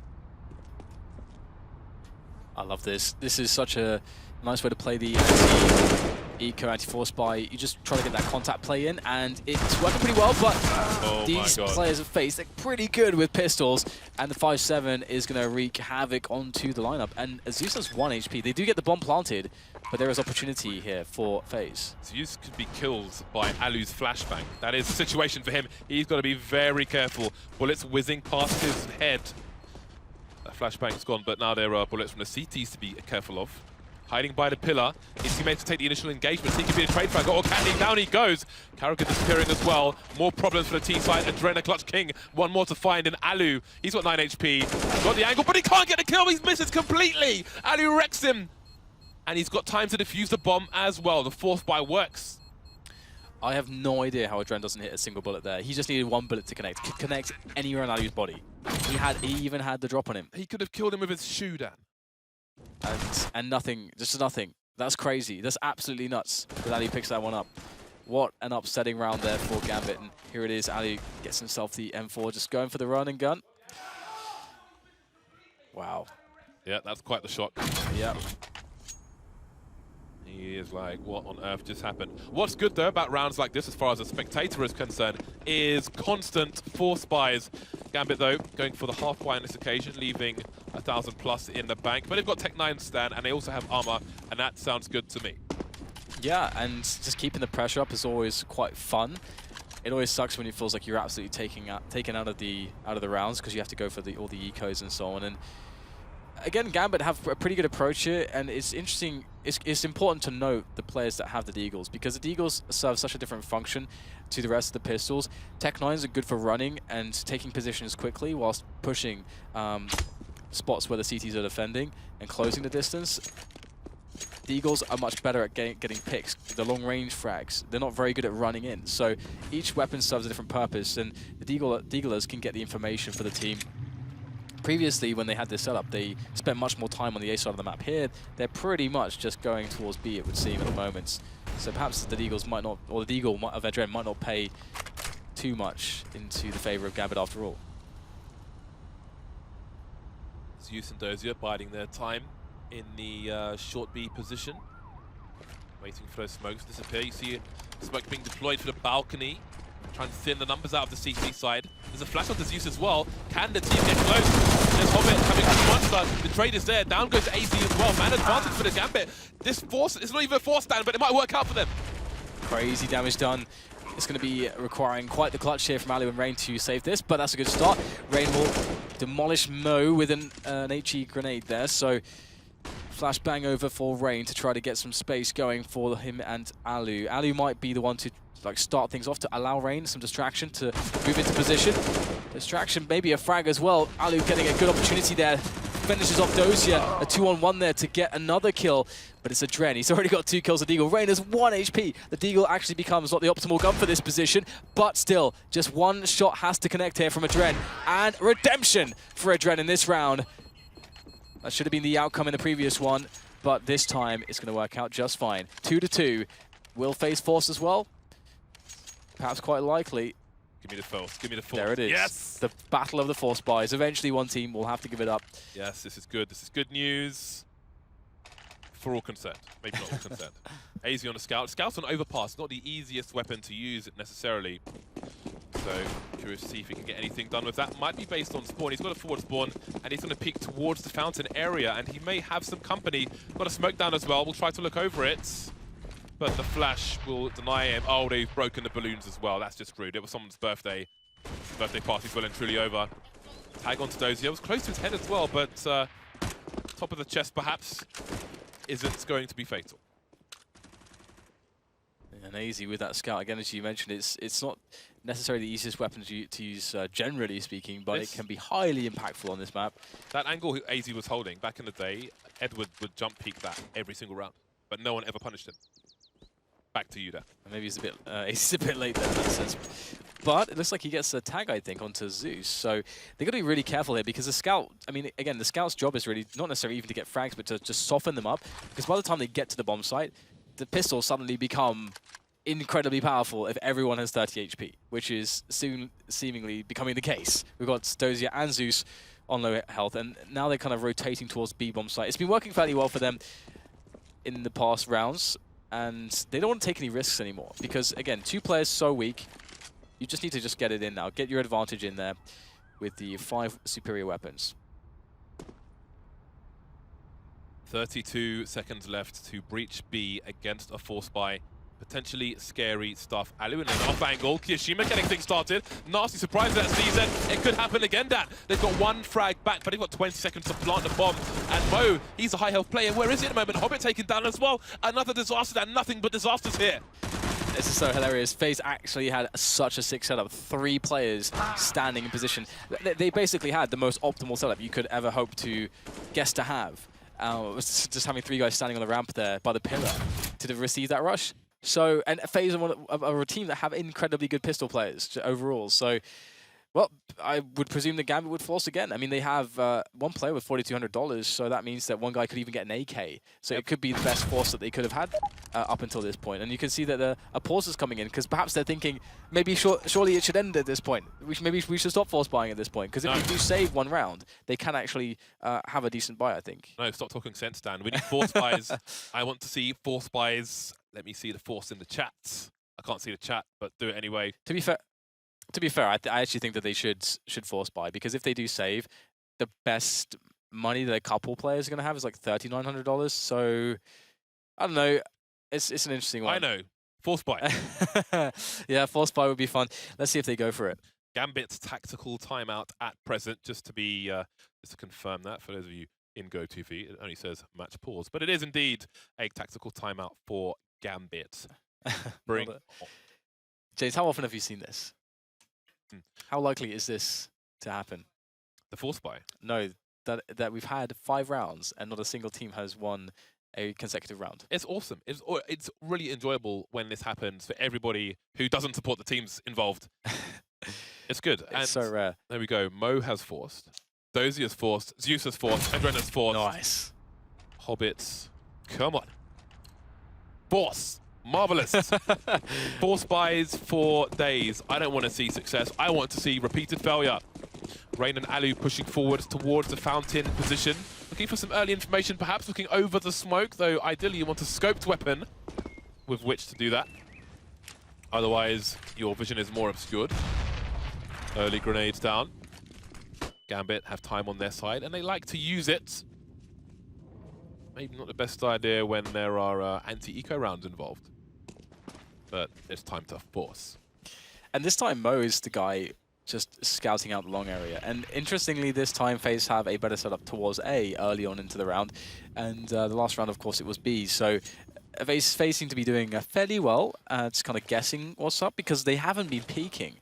They're trying to make sure that Gambit are forced close to the site, which allows them to prevent Gambit from isolating 1v1s, essentially. And that's really important, because FaZe have such a defensive advantage, and so they should use it if they just stay passive here. And it looks like it's going to work out, and because Hobbit's already taking damage, and FaZe, I think, are working out so far what Gambit are up to. That smoke allows him to get closer to the site. Rain spotted in the position he can't retreat from. So far, so good for the T side. But again, the bomb needs to go down. He's still got some time with which to try and clear this site. More smokes down. Bomb getting planted. And looking at the close, that's a risk. He may be exposed there, but they're backing off the site entirely. Mo gets taken down. How do Gambit hold this now? They've still got that one rifle onto Zeus now. Mo's fallen. So I would say advantage FaZe in this situation. Great headshot onto Kiyashima, no answer. What do the plays on long do though? The CT's being drawn out even more. The force is working down again and again. Alu, last man, 3 people to try and take down. He got 2 flashes, no smoke. He's got a fake. The meat shots come in. The force has worked that. Oh my god, that's amazing. Again, that is just incredible. Oh, wow. Just the entry frag immediately, and that smoke was so fine. We could see Alu looking for the gap in the smoke, but he couldn't quite find the gap in the smoke. Wow. Watching in your room? Is your room on the roof of a building? But that is a Fox Theatre. We will be there. Dress classy, people. It's going to be nice. Back to the game, though. There is another force buy number 6 in 7 rounds. This was such a sick headshot. Boom. That is godlike stuff there from Zeus. And that was so important, because then they started to really try to just eliminate that AK, seemingly the biggest threat, allowing Adren to peek out once again from long to take down the distracted players. It all the stars aligned. And we have a timeout now from Gambit, actually. So Gambit taking a timeout. Like, guys, how do we end this? How do we end this perpetual force situation? ABC of anti-eco. I must make a correction. It's force buy number 5, because one Gambit round was a half buy as opposed to a full force. So there we go. So the question is, how do we anti-eco? This is a sorry, anti-force buy. This is a stronger anti-force buy, well, a stronger force buy rather, from FaZe. M4 onto Kiyashima. So life becomes more dangerous for Gambit. Look how forward the CTs are. Wow, they're going to go straight to the party area, take down Alu. No picnic for you, Mr. Alu.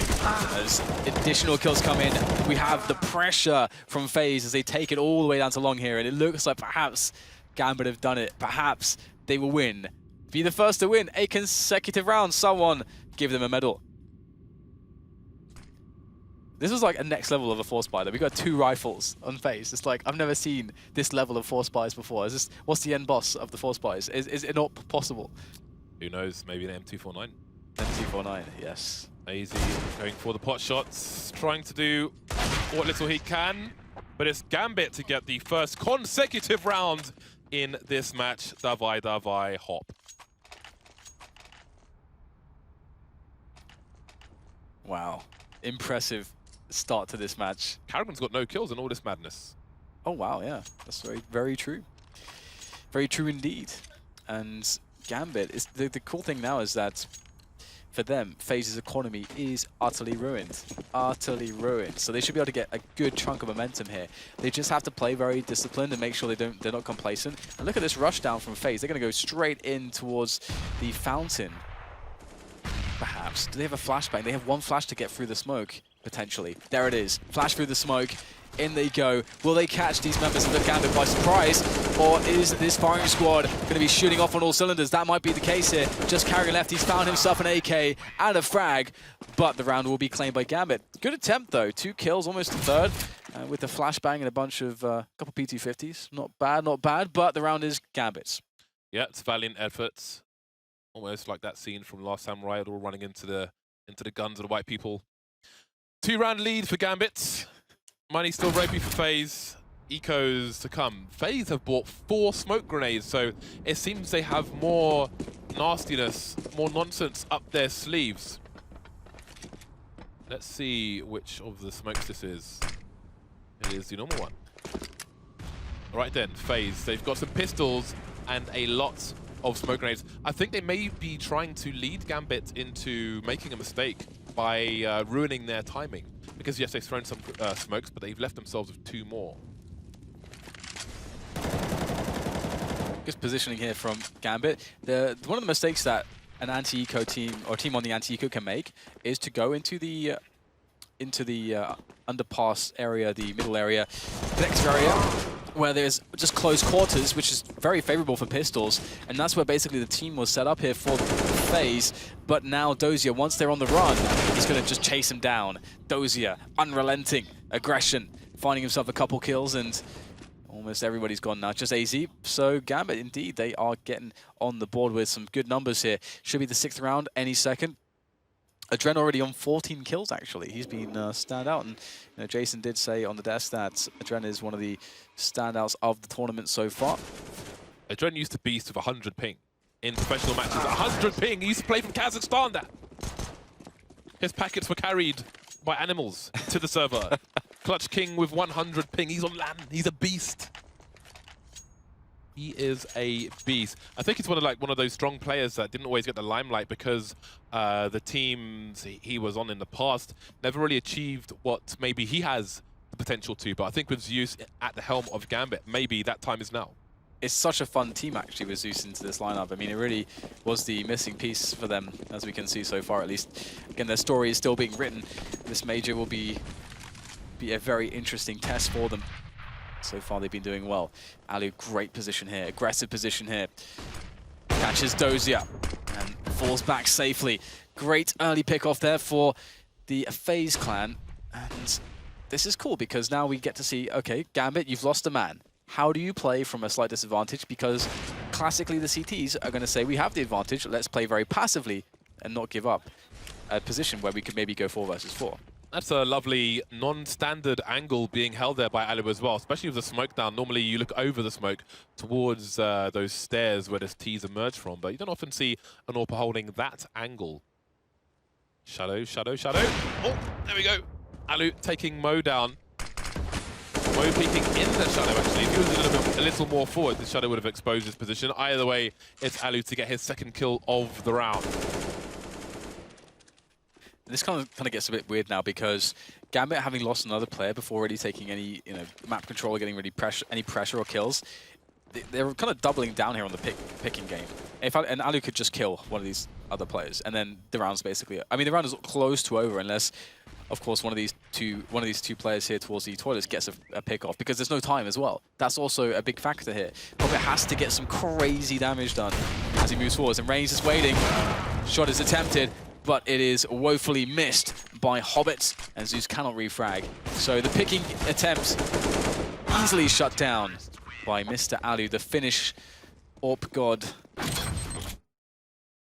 Yeah, non-standard angle being held by Alu, and but normally standing around here, you're going to get flashed regardless. So I'm surprised that Alu didn't get flashed at all. When you see that smoke go down, normally the Ts will throw some flashbangs in that direction just for safety, because it's hard to see if an AWPer is behind the smoke looking over the top of the smoke. See all the shadows on the map. Most of you at home might not know, but the full screen map actually shows you the direction of shadows on the map. So can be a learning tool. Alu going for that early pick. Look at the grenades flying in, manages to avoid all of them. So this is an important one for Gambit, because they're running out of the cache, and FaZe could start to build some security. They already discovered that playing picks against Alu can be problematic. So this is a good opportunity for them to take a change of pace and try to play more strategically, more tactically, to get some space and to take away some positions using the grenades. And Hobbit's playing contact here through the sewers into Monster Tunnel, looking for that first engagement. Very passive here, announcing his position into the B-bomb site. Kiyoshima delivering already a defense there, taking down Zeus, and now the rotation comes in. 3 men left for Gambit. They're starting to lose their lead. People on fire as well. Hobbit gets taken down. Dozia, he's in the red, 15 HP. Those flames are very, very close. His teammate can't help him. He's stuck behind the smoke for the time being, and this is giving the CTs time to get into superior positions. Yeah, Trent's going to need a massive round here to save this. I don't know how he could possibly go about doing that. Able to find the shadow. Can he get the drop on AZ? The flash coming in at just the most inopportune moment there. Trent probably had that frag. He's still going to get it, but this time he's going to lose so much health that it does decrease his chances overall here. Dozier desperately awaiting an opportunity to plant the bomb. The cross to the side is so painful. Adren somehow gets another kill. And now Alu and Rain might have a bit of a task on their hands. Both these players are quite weak, and they have to plant the bomb still. This is so late to plant. Only 8 seconds. Adren has to cross for the bomb. He's got to lay it down right now. Trying to fake it. He's going for the kills. There's maybe one, but he dies after time. That is, oh man, that's huge. Yeah, that's a good round from FaZe. Could have been much better. Damage was done to the economy, but they've got another round on the board, and Gambit are in a position to put pressure on that economy. Gambit have gone for another timeout, a tactical timeout, but the buy's definitely coming in. There's the final kill for Rain, so it's becoming a tight match. Gambit strung 4 rounds together. As was their right, being the winners of the forced buy war. And what a war it was. Yeah, FaZe quite deadly here in these passive setups. It's interesting because what I would love to see Gambit do is a round that North are very good at, and maybe one of the best at running, which is you slowly take control of the map towards the A side, and then you try to get the wall of smokes, get the plant down, and you don't even care about the players sitting on the site. You wall them off with the smokes, you plant, and then you just fall back to the toilets and too long, and you force them to have to push those positions post plant. That is a round I'd love to see from Gambit, because it would completely change the kind of game that FaZe are playing right now. And right now, I mean, they're not really showing that they can beat. Oh, that push from AZ. Very scary stuff, but the trade is going to benefit Gambit more. Yeah, they've got time on their side, and we know Zeus likes to play it slow. Mo will be lurking outside the B area. Not too far forward, just in case there is a push from short B. Alu looking to give his team an advantage once again. He has rifle support, but it's a bit far back. Dozier firing off some warning shots. Zeus heavily tagged at the moment. It's a nice flash from Dozier for anybody facing the balloon area from inside the toilets, and that allows Adren to get into position. So FaZe slowly being forced backwards, and that means a lack of information for the CT side. And that's a cool forward smoke there to cover position. It's fairly telegraphed for 4 players left, and with less than a minute on the clock, that Gambit are likely trying to work A. And it would be really cool to see that wall of smokes play. They have enough smokes to do it. It's a nice grenade there. Almost killed Zeus, actually, down to 19 health. So got to be really careful. They can't afford to lose another man before they run the execution of a set piece onto the bomb site. That would be very detrimental because they don't have many grenades left. And here come the grenades. Rain's in such a position to win the round. Yeah, they've telegraphed their intentions. Rain, it should be easy frags for him. There's the first one. Now he can run distraction, trying to stay in the corner, but it's a 1-for-1. Alu on the site. He knows what's going on. I think he might have hit both at the same time there. 14 seconds for this bomb to go down. They're running out of personnel, but what the hell's happened? Karrigan and Alu go down at the same time. Both heavily tagged. Kijima can't stop the plot. The trade from Gambit's there, and they are back to winning ways. That was just so close there, that sprint to stop the plant. The smallest of margins. If he gets that kill like a few milliseconds before the plant goes down, they win the round. That's so close. so close. Oh man, Gambit just stealing away that one, and that was so tense. Rain was in such a crucial position there. This is turning out to be a really close match between these two teams. And a really interesting one as well because of the way it started with all the force buys. Now we get a very bad buy here from FaZe. They got a couple 5-7 and a Deagle. This buy sucks. And an AWP. What do they do with it? Aggression on sewers, actually. This could work out. Flash in from, I think the CTs actually flashed themselves.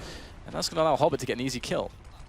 Yeah, that's unlucky for Alu. He had the most forward spawn in that direction. I'm not sure if he had the cash, but you can throw a flashbang off the wall. That pops as you face the area. That kind of forces the teams to look away or become blind. Gamble doesn't pay off, but Karrigan's rescued the AWP, it seems. So maybe there is still opportunity for FaZe. And again, it's a situation where Gambit have to be careful, but not too careful. Not careful to the point where they have no time for error correction as they approach a site with the bomb.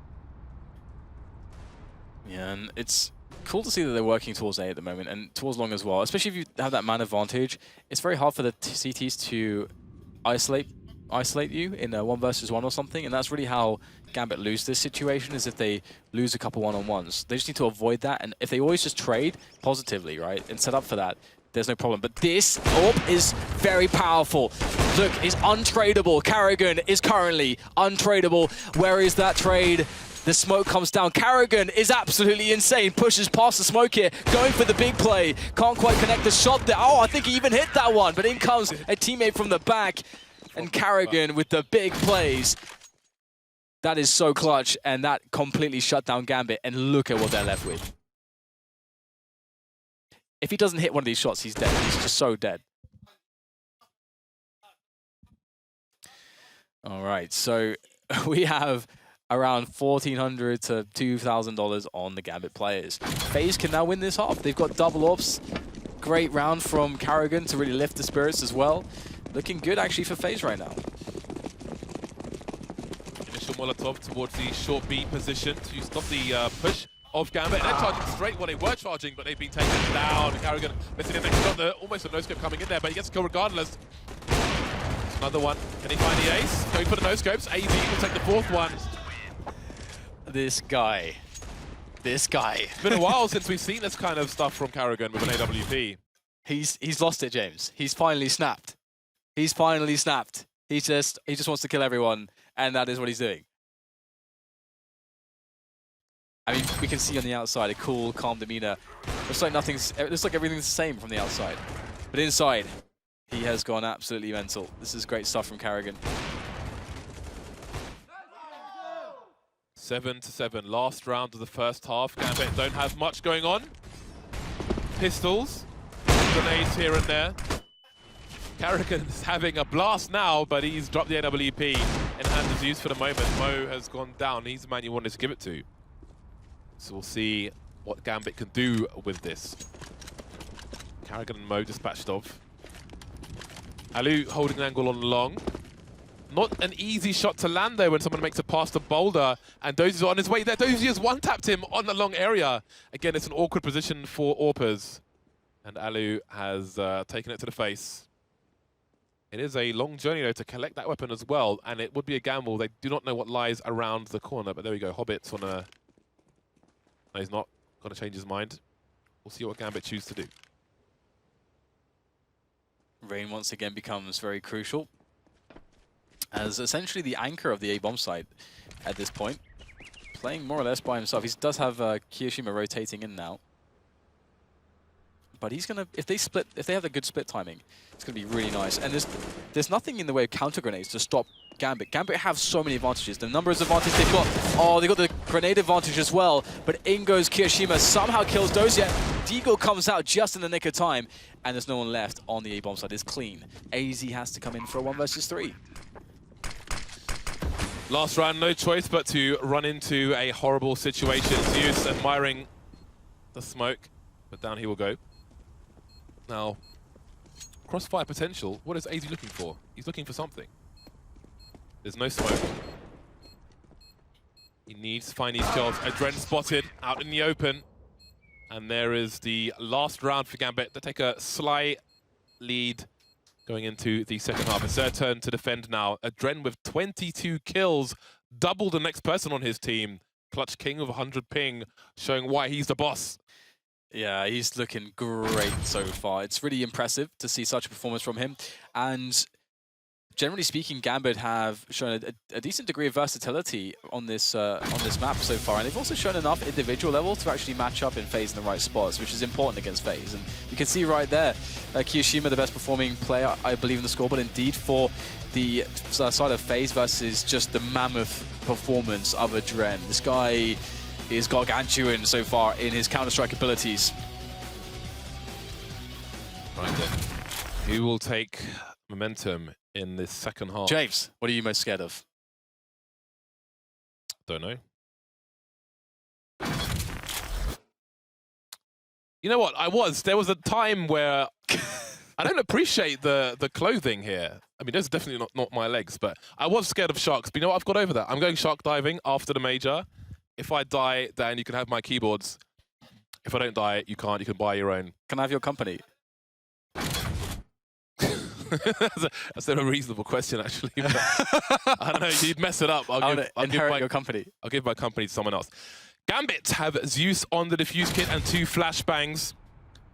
FaZe, as we've seen commonly today in T-sides, in pistol rounds, 2 men with grenades. Karrigan, smoke flash, AZ with a smoke and a Molotov. So we may see a smoke grenade going towards the balcony if they choose to go towards B. The bomb's headed there for now. Again, Gambit with a forward position with these pistols. FaZe looking to move fast, perhaps. Yeah, they've got the ability to just swing on in there for a fast rotation indeed, and Hobbit's actually backing towards A. And a lot of teams on the CT side do like to just get in for a really fast mid-presence to make sure that they can get in and rotate and stop the bomb from going down, get the frags in a forward manner. Adren, Zeus coming into play. Adren and Zeus with the 3K, and now it's just 2 players left. The bomb is yet to be planted. Kiyoshima sniping them down there with that Glock in hand. 2 versus 2, still time, and they are going to use that time. So what did Gambit choose to do? Do they play together? Do they put 2 on a site and rotate together? Or are they going to go 1-for-1? Are they going to split up? Currently both standing on the balcony towards B. As time continues to tick, will they change their direction? The bomb has been left very passive. Kiyoshima is miles away. He'll need a golf cart to catch up with Karrigan. Karrigan leading the charge. And maybe he's made some sounds. He's got Adren's attention. 3rd kill for Adren. Now Kiyoshima has a decision to make, A or B. The CTs sticking together, though Hobbit's just keeping an eye on the back, but he's not going too far, not going all the way into B. But if they hear the plant, they'll need to move fast. Ooh, Kiyoshima, he's heading back towards the A site. And now Hobbit and Adren are changing positions, but Hobbit staying behind Optimus. Oh, spotted there. Running straight out. Not going to wait for his teammate. He wants the headshot, and he will find the headshot. Pistol round goes to Gambit. That's actually hilarious right there to me, because I was expecting the same thing. I was like, yeah, Hobbit's he spotted him. Wait, wait to delay so your teammate can come and help you. Nope, it just instantly takes the foul, instantly. And maybe that's better. Maybe it's better because it doesn't allow the opponent to actually get into a more ideal peak for him. Either way. Adren, 25 kills, man. In that pistol round, you'd say to him, Oishin Kulto, which is like saying, you are a G. Nice. Yeah, he's playing so well. It's so fun to watch the veterans when they have those resurgent performances. It's really nice. Adren with so much history. And now FaZe, they're back into force by territory. You saw a lot of this in the first half. Will Gambit be able to quash it straight away? In it comes. Mo looking for some money. Just 1 kill for him. Hobbit has a trade though. The bomb's down. Spot some information as well. Got to be careful of the long area, not overextending. And who walks straight into the crossfire. Pistol out. Carrigan can't get finished off. 2 kills for him with a Tech 9. But now it's AZ alone with the bomb. Zeus doesn't have the ideal weapon. Now he's collected the ideal weapon. FaZe re-peeks, he might be in trouble. He can do good damage with the Tech 9 from that range, but he'll need 2 shots to the head. You can just buy some time now. We heard Fallen say on HLTV, sometimes the best thing to do in a clutch is just wait. As Taco did on Mirage. See if AZ can be as successful. Got a bigger task on his hands with 2 players as opposed to 1. Gets close. There is the dink through the corner of the wall. Good for 99. But he needs that 100. Not going to work out for him. Another round in the bag for Gambit. It's funny, I think our mics keep getting set off because we're in very close proximity to the Gambit side there, and they are loud. They are a loud team. Yeah. So you can see Zeus commanding away there, calling the shots. He keeps saying something with B. I'm not sure what it is. Do you know what it is? With what? With B. I have no idea. Maybe it means bananas, or maybe puppies. Who knows? Sure, it's innocence. 3-round lead for the Gambit Gaming side. Good opportunity to extend that, to build some cash with FaZe on mostly Glocks. Kishima and AZ harassing towards B, but really, how much harassment can you do with a P250 and a Glock versus rifles? And there's no Deagle as well, and they're really spread out at the moment. I mean, it's so cool to have 1 Deagle at least in a round like this, because you can't do anything on these ranges. You can't do anything. Sometimes you need to shoot someone in the head 3 times with a Glock to take them down. That's how much it sucks in situations such as this. But that situation is easily remedied with the P250. Has almost double the 1-shot range, at least in a pistol round, of the Glock. We may see a boost over the smoke. Again, it's about the numbers game for FaZe, and it might just work out. They could get a plant from this because they're swarming the site now, like the Zerg army. Getting taken down, though. There is the bomb plant, and now they can try to do some more damage. That grenade's not going to help Alu. It manages to dink a Dren, but a Dren just racking up the kills. Something disgusting at the moment. He caught the bullet with his teeth. That's how gangster he is right now. It's a crazy spot that Gambit are in, because they could just... I mean, if they are able to just keep this momentum up now against FaZe and have like a dominant performance, I really wonder what kind of team Gambit will be in this major moving forwards. They've become quite fun to watch, because they've got a bit more diversity than we used to see from some of the... Because there was a period where, I think Thorin alluded to it on the desk as well, where you're looking at more of a tier 2, tier 3 type situation on their lineups, and they're forced to a spot where you have to be more strategical and tactical to win against the good teams. But we're seeing now Gambit have more versatility than Strats, a deeper map pool, and also the ability to compete against some of the top players with individual skill too. Very important at the major, of course. And you're back into Mo's hands, as Ali will be opening on the T side. AZ holding a somewhat passive angle. He's pretty close though. In connector. If you've got T's moving towards short B, it's always good to have somebody holding an angle on the door so they don't get pinched by the CT side. Something for those of you at home to install into your repertoire. Here comes the push from AZ. Kishima in a position to trade, but Gambit have a crossfire of their own. There goes the Hobbit, and there goes the Dren as well. No clutch for him on this round. Mo forced backwards, but can he get the pick on AZ? Yeah, Mo, he can save them. He can still save them. If he goes off like Carrigan did from these positions, then he can get something done. But you can see he's a little bit too quick to some of these angles and missing a couple opportunities to maybe fire off a shot, maybe get his team a frag back. They've got 2 players on A against 5 players from FaZe. That is tough. Zeus looking to meet the 2 players around toilets here.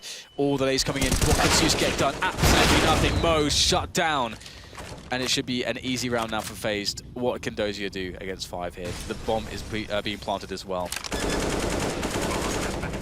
Do wonder what his plan is here in this 1 versus 5. May not want to retreat too far away from the site in case he expects the T's to hunt him, but then it's an awkward site to hide around when the bomb goes off. Don't want to get exploderized. So we'll see if he can hold on to this. FaZe going to get their 8th round on the board. And I mean, FaZe, in terms of like fragging Their frags are better spread out than the Gambit. Adren is doing the heavy lifting at the moment. And just a point about Adren, to talk about his dedication to this game.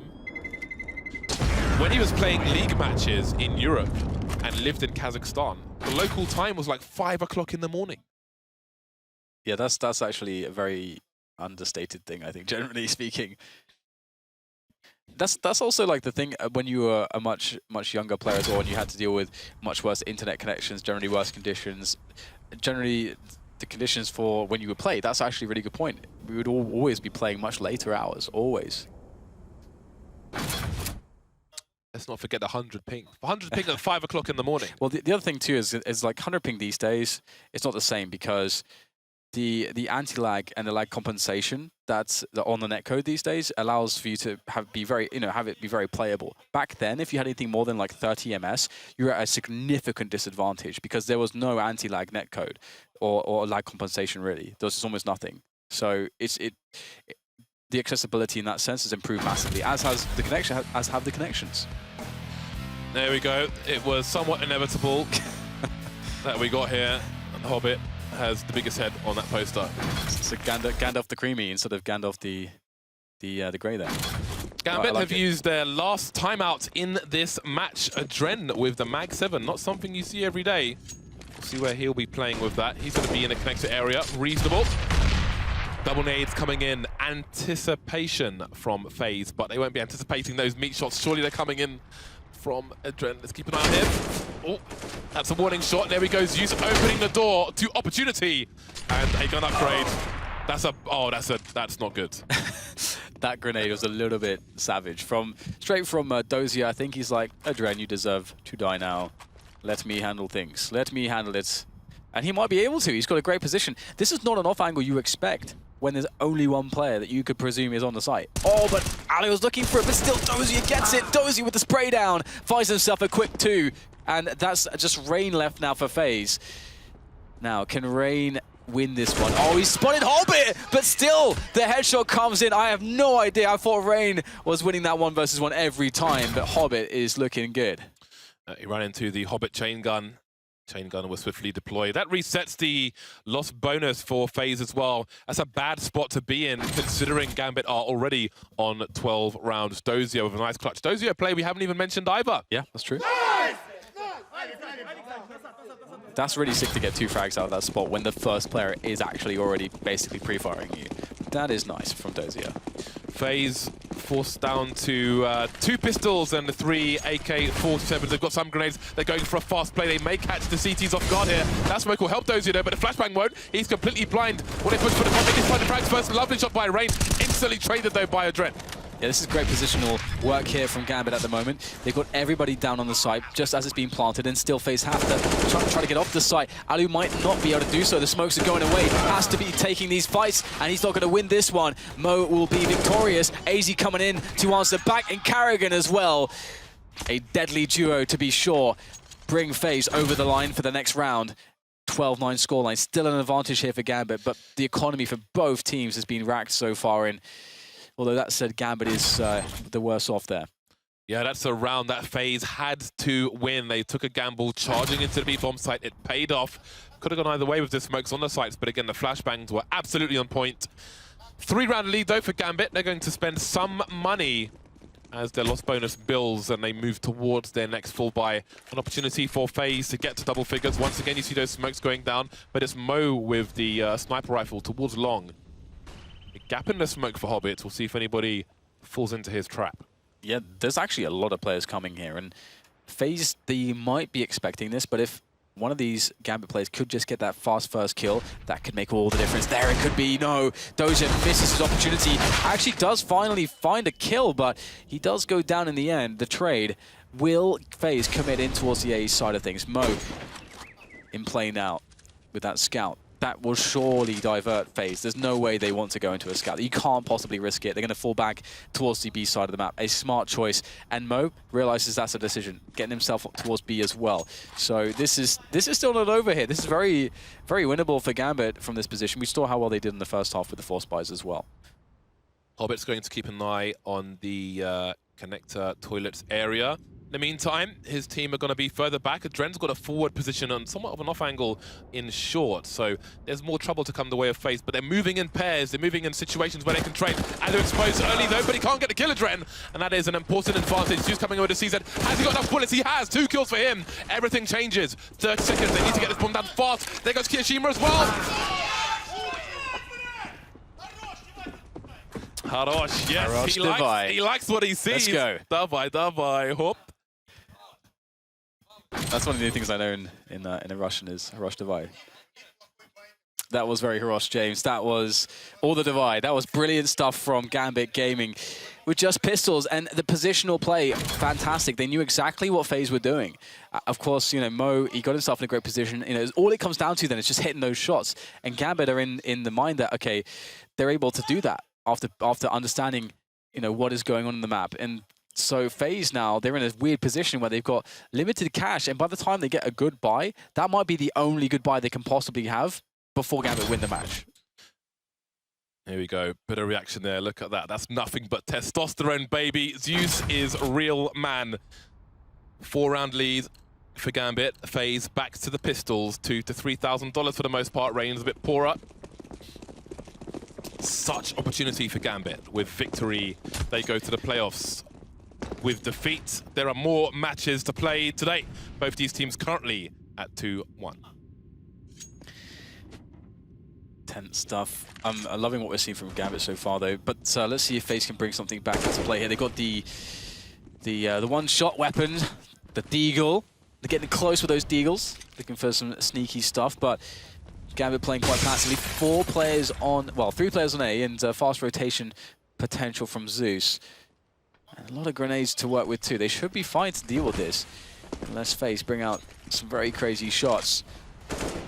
When will FaZe go for that? They are smoked off a little bit, so perhaps they want to just wait for those smokes to dissipate, allow them to have angles. But Gambit are going and asking some questions here, pushing out on the A side of the map.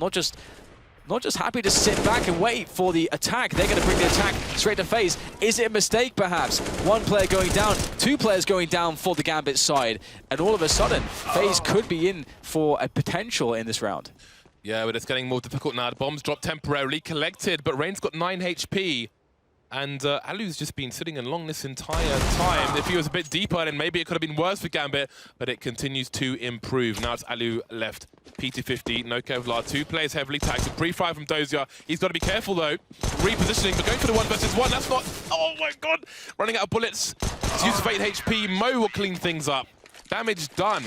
But FaZe are running out of rounds to capitalize on that. Zeus in such a strong position. Post Na'Vi. So close to the playoffs. Yeah, they are incredibly close, aren't they? And FaZe are in a position where they've got to now find some inner strength, something to bring them back.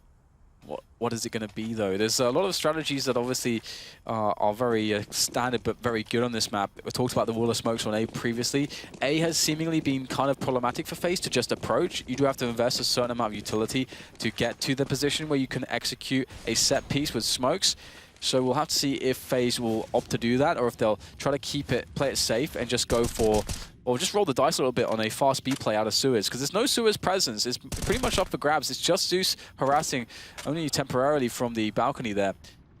However, we do have a very full position on Alu towards long, so will Alu decide to go further, or will they just use this positioning to create obscurity for Gambit and make it hard to guess where the FaZe clan are going to go?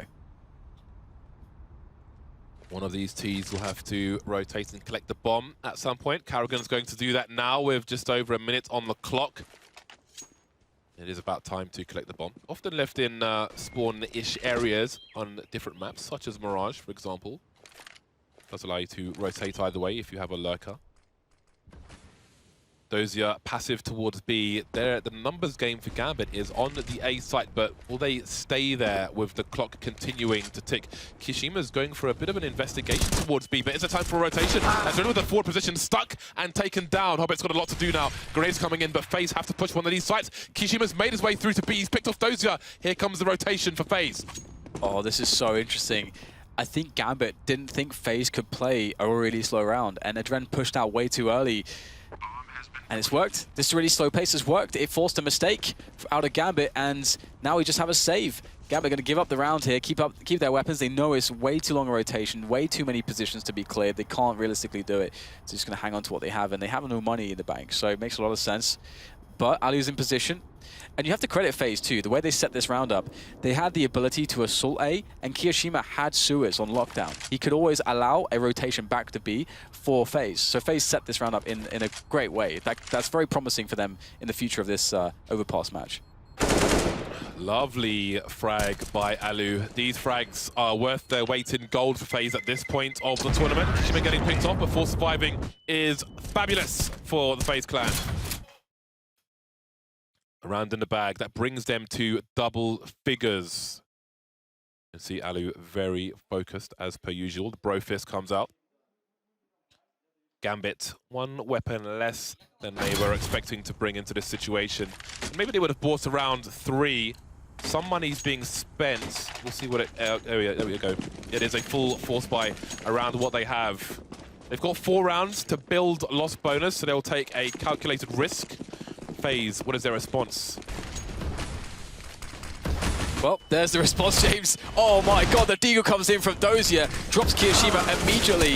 Not sure what he's doing after that. I think he's just offering himself up, knows that he was done. And Zeus now comes into the fray with the M4, looking for a head just to pop up beyond the arch there to see if he can get a kill. But Alu and AZ strike from behind the smoke. And now there's problems here for Gambit. Just 2 players left against the 3 of FaZe. Mo had an angle on the site where AZ was heavily tagged, but Ali's got the low ground, and Mo, he's rotating to high ground, picks himself up an AK as well. Nicely done, but will they be ready for Alu? Alu's in a key position here. Karrigan could help as well. Nade going in his direction. Karrigan spotted. Oh, AZ, human shield. Mo on the high ground will get taken down. A round for FaZe. 2 players surviving. Now the money is very patchy for Gambit.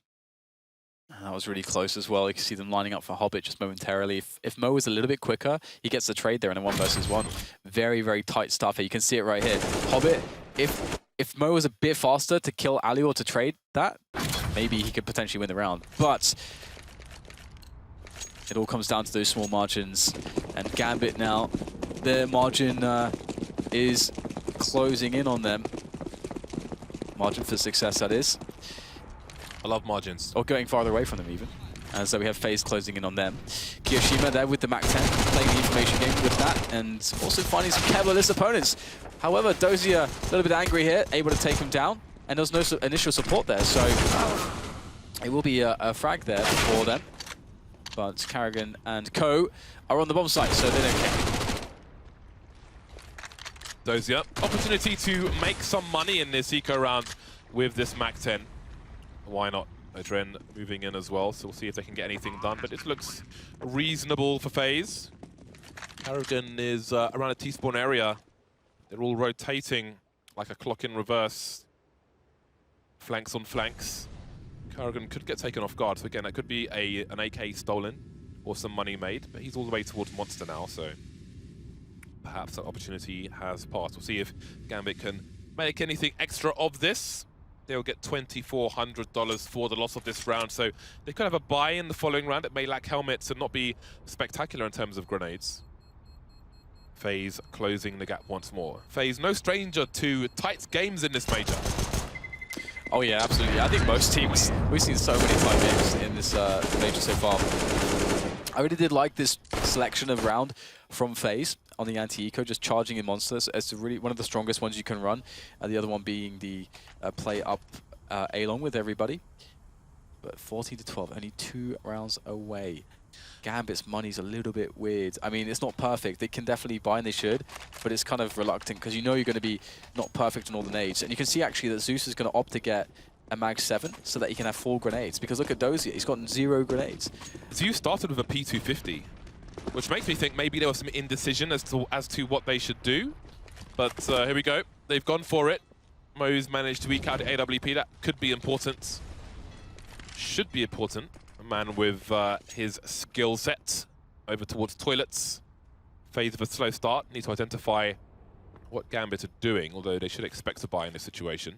One quick thing actually is that AZ in throwing the Molotov and the HE there, if Gambit didn't already push Suez, that forces Gambit to have to flash into sewers if they want to take it, because those grenades suggest that FaZe have sewers already, which they don't right now. So that's kind of a small, interesting little play, because Gambit can't really easily afford to throw nades to safely peek into sewers. They do have a man who's on the angle, but he hasn't pushed in just yet. So as far as they know, there could be action around that position. Mo looking towards the toilets, but also has to take care of Long, where Rain is at the moment. So they've got Lurkers in position, and Karrigan's going to join him. Looks like they're on for the split. Again, we've previously seen Kishima go on an expedition towards B in this situation, but the whole FaZe clan are focused on the A site for now, where there are 3 CTs. 30 seconds left. Mo considering more aggressive positions. The Molotov will force him away, which denies the CTs information. But can the CTs use the clock to their advantage? Yeah, it's really starting to get quite problematic. Have FaZe not given themselves enough time? If anything goes wrong, and it could be Hobbit that causes the problems here. 1 kill, some good damage. Mo able to get 1 frag. The trades for both teams are alive right now, but it's looking good for Gambit. The bomb has to be planted. It has to go down. There's no time. Adren comes in, sweeps away the rest of FaZe, and now Gambit are on match point. FaZe play the clock. It hasn't worked out for them. Let's put Gambit on match point. Gambit. They had heavy losses, but they're coming back in for the buy, of course. FaZe have cash in the bank, AWP 4 AKs, but they are very limited on grenades. High pressure situation. Again, the loser of this match has to play for their tournament life in the coming matches tonight. 3 more games to go after this. Lots of utility for the Gambit team. Yeah, they're looking pretty darn good at the moment on the utility perspective. And you can see the approach from FaZe now is again quite slow. And the last round really burned them from how slow they played the pace. They didn't allow themselves the opportunity for error correction. And there were certainly some errors, or rather positions which they couldn't really recover from given the time they left themselves. Alu looking for the pick here for FaZe. And will he get it? This is really crucial for FaZe. If they can get this pick. Oh, so close. He's denied it. They know he's there as well. That's the problem. They're not going to re-peek that angle. Doge is on 11 HP, but they needed the kill. Gambit positioned themselves for a B rush as well. They had no one towards Long at all. Mo was alone on A around the toilets area. He's gone to have a look at what's going on along, but they don't really know much of what's going on there at present. FaZe starting to rotate. They've still got time on the clock, but you might argue they made a mistake with the clock on the previous run. They won't want to do it again. And they've got to be very careful. Delivers for his team. Can he get the second one? He can. There's a huge frags towards B. Alu's an absolute monster, isn't he? Going forwards, he will die, but he's done his job. He's given FaZe an in, and what an in it is. There's only 2 players left, Mo and Dozier. Dozier's got 11 health, trying to spray through the smoke. It's not going to do anything, and Mo just has to save this orb. There's just no other play for him here. There's no way back into that bomb site. So things are getting really interesting. There is a very realistic chance here that we could see FaZe tie this up and go into another overtime game. There's been so many of them already this major, and I mean, look at the money for what money then? Exactly. Gambit are just money screwed in every sense. I see no money. But they've got time to build some cash. The thing is, if they don't force in the next round, it's going to be really awkward for Mo to try and hold on to this AWP. Never mind, AZ with some great movement there. The classic fake flash with the pistol games. Always works. Always works. Unless you're simple, where a fake with an AWP is required. Yeah, exactly. And I think he has a 100% success rate using an AWP as a fake flashbang. 2 rounds remain. Gambit, one would assume they will eco 1 round, especially with that lost orb. We have 4 HE grenades. Where will they throw them, though?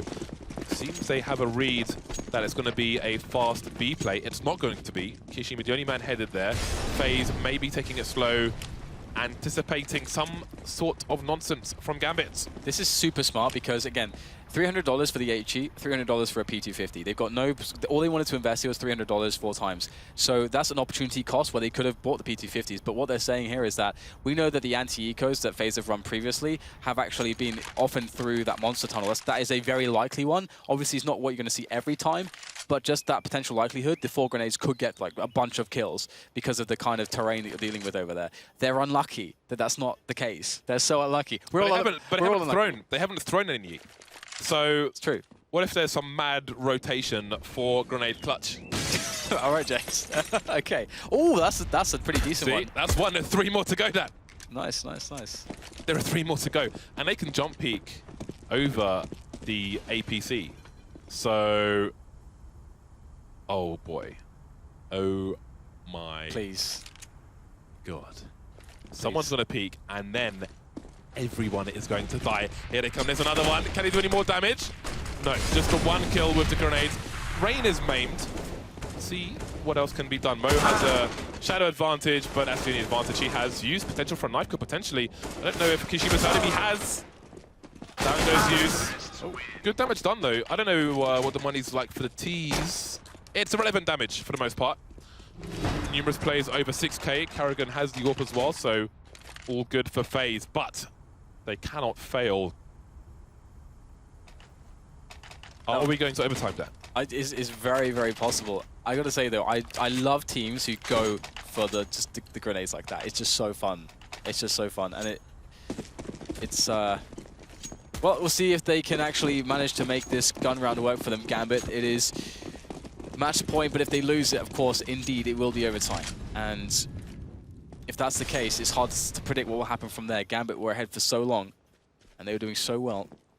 And the previous gun versus gun round, we saw Alu just wrecking everybody towards the B bomb site, just moving forwards for picks. It's not the most consistent way to try to open up your rounds, so there's always the potential that Mo just beats Alu in a 1 versus 1, potentially, or maybe Mo gets a pick somewhere else for the Gambit side. Playing the picks is not the most consistent way to open up the map for the for FaZe, I would say, against Gambit. We'll see though. Again, I'm also watching the time management for FaZe in this round. They've got a lot of grenades for now, but that minute mark is fast approaching. Zeus, no Kevlar Mag 7. That is quite novel, and he's the only man with a defuse kit, so we have to keep an eye on where he goes down, should he go down. Currently in short B. That kit may play a part in the conclusion of this round. We know what happened to Markelov in a previous match. 40 seconds remain. FaZe, are they offering a fake towards the A site? Dozier and Zeus in B. Zeus pushing short B now. B's been abandoned. The fake has been well and truly sold. There's no push just yet, though. Oh, Zeus with the Mag 7 playing the dangerous game. Is Kishima got to be really careful with that one. Looks like, or I think it was Carrigan actually, you have to play that one safe, and it's Kishima on the bomb site, planting the bomb. Zeus, oh my god, he's flanking with the Mag 7. Here it goes! Gets it onto Alu there. Another player to find. Kishima trying to swap out for that AWP. Not going to happen. Dozier and the rest of Gambit quickly rotating. Kishima, nowhere left to turn. Oh, it's down to Carrigan. Can he hold the in-game leader? So many people to fight against 3 players. How do you avoid the triple pick coming in? The bomb, I think it might be being diffused. Mo's got a kit. He's got a kit, and Hobbit hold things down. Gambit, the last round, 16-14. They make it to the Fox Theatre. Absolutely denied FaZe. Absolutely denied, but not denied another chance here today. Wow, Gambit Gaming become legends. Unbelievable stuff to see Gambit rise from what we knew of them before. Zeus joining the team has really turned them into quite something, I must say. I can't wait to see them play some more, but you can absolutely see that this was very disappointing here for FaZe. But 34 kills for Adren in that match. He was absolutely beasting for his side. 11 kills more than anyone on his team, 10 more than anyone on FaZe. He really put in the performance when it was needed for Gambit. They make their way to the Fox Theatre, and indeed, the run tonight is not over for FaZe just yet. Thoughts of the desk after this break.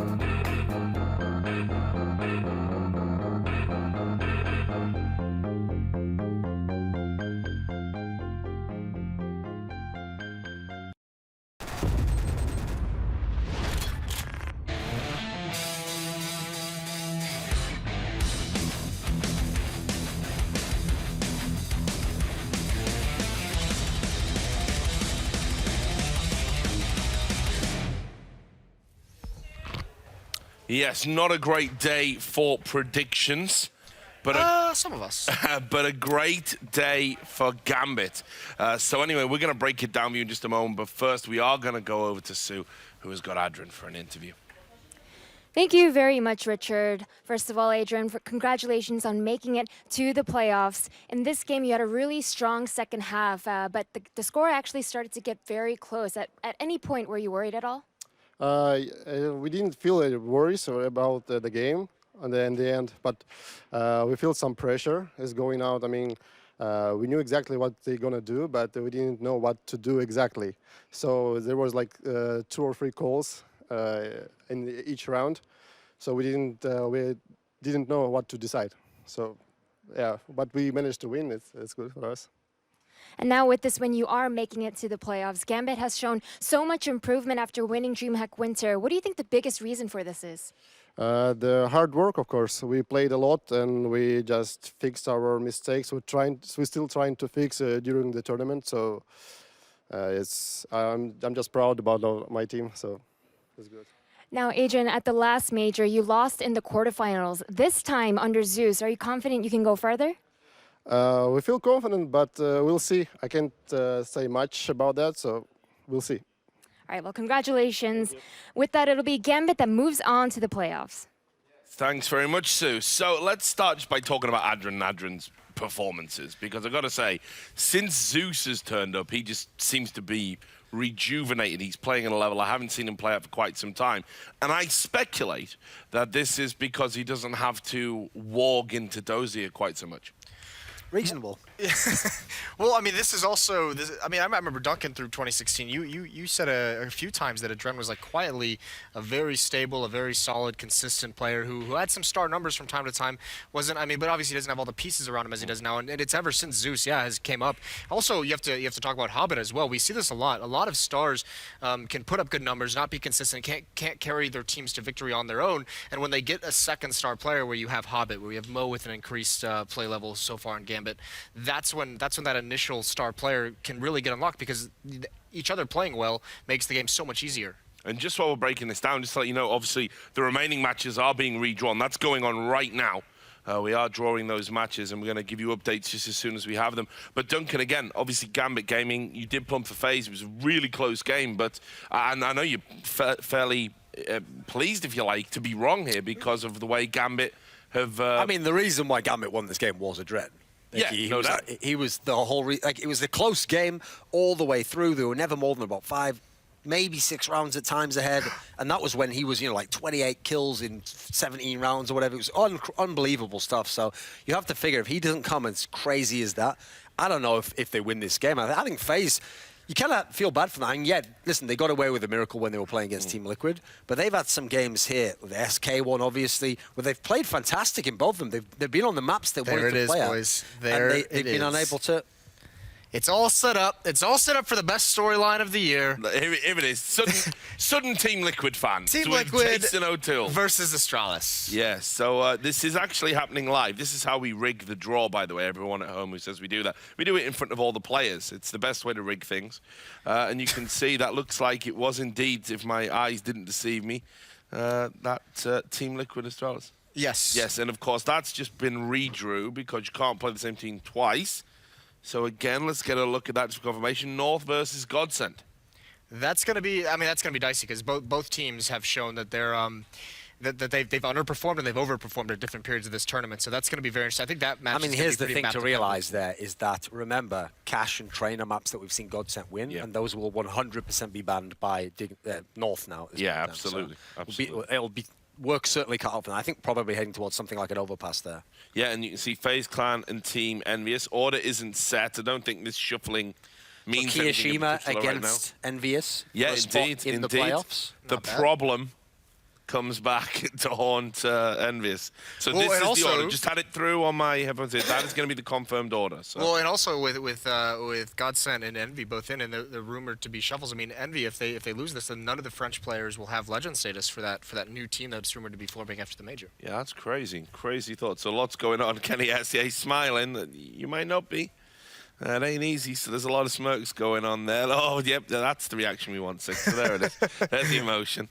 Yeah, so just some crazy draws there. I guess we'll have plenty of time to talk about that. We should obviously get back to breaking down the games. This is the schedule, just confirmation. North versus Godsend, FaZe Clan versus Emirs, Team Liquid versus Astralis. Right, so let's break down the game that we saw. And as you were pontificating about, basically Duncan was saying that Adrian was the sole reason. I wouldn't say it's the sole reason, but I mean, certainly without his kind of performance, they wouldn't do it. But I mean, that's not the only reason they win. This game was really, to me, a huge battle of it was almost like rewinding the years, because the force buys were like the force buys, the low buys, all the pistols. Those were like the true dictators of this. The big thing is, with Gambit winning the economic battle early on in the half on their T side, that's such a big benefit, because they're trading routes throughout FaZe Clan's CT side, and it's so much harder as CT to really to be able to stay in that fight. Everything's more expensive. You can't afford the kits. The weapons are more expensive, so they have to be. It's very, very awkward for CT teams to be in that economic struggle. And then meanwhile, they switch over on their own CT side and they win that just outright. They win the first 3 rounds, so that's big for Gambit right off the bat. And Duncan, this is another FaZe game that's gone the distance. Very, very close, thin margins that they haven't been able to close out and have lost. Is this becoming a factor? Because I mean, Astralis was doing this as well under Carrigan. I mean, one of the issues I see in this team, I mean, understandable when you consider what a mixture of nationalities they are, and their backgrounds. I mean, they come from totally different scenes that have different playing styles. It's like, I think this team has good tactics now. They have good leadership, and they obviously have skill. But I don't know about the team play, actually.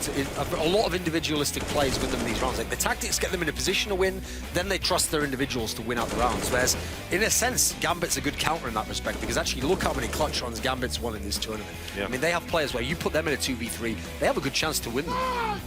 Also, I mean, it's interesting to note as well, Device mentioning yesterday on Twitter that Kerrigan, in his opinion, is and I'm quoting here, a god in late round adjustments. And we just didn't see enough of those adjustments come to fruition in Gambit. We also saw the same thing when they let that match against SK slip away when they had such a big lead. So yeah, some struggles late for the Kerrigan-led teams, but yeah, it's the same kind of thing as Astralis when he was in that team. It's like they're getting there, they're doing everything right to get there, but they're just not able to close out at the moment. So you picked out a key round for us here, the X Factor, if you like, for what you want. Is indeed the X Factor brought to you by HyperX. So what is it, Jason? Yeah, this is one of the Gambit force buys that it's actually kind of crazy that they even win this round, considering what they have when it pops up. But I mean, it's very, very late in the game, and it's one of those situations where if they win this, all of a sudden they maintain this lead and they'll get a big lead. But if they lose it, then all of a sudden FaZe is going to have a really good chance of evening things up this late in the game.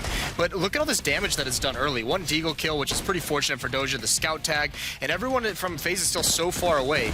Meanwhile, Gambit on the other side of the map with no pressure, they've gotten into these positions where even without a kill, Adren does damage and gets information, and that allows his teammates to get into better positioning, allows them to make plays before the execute is on, before FaZe was really ready to handle any of that. And they just come out with a win. And that happened repeatedly in the first half, happened repeatedly in the second half, and it happened for both teams. It's just down the stretch, Gambit was getting more of them.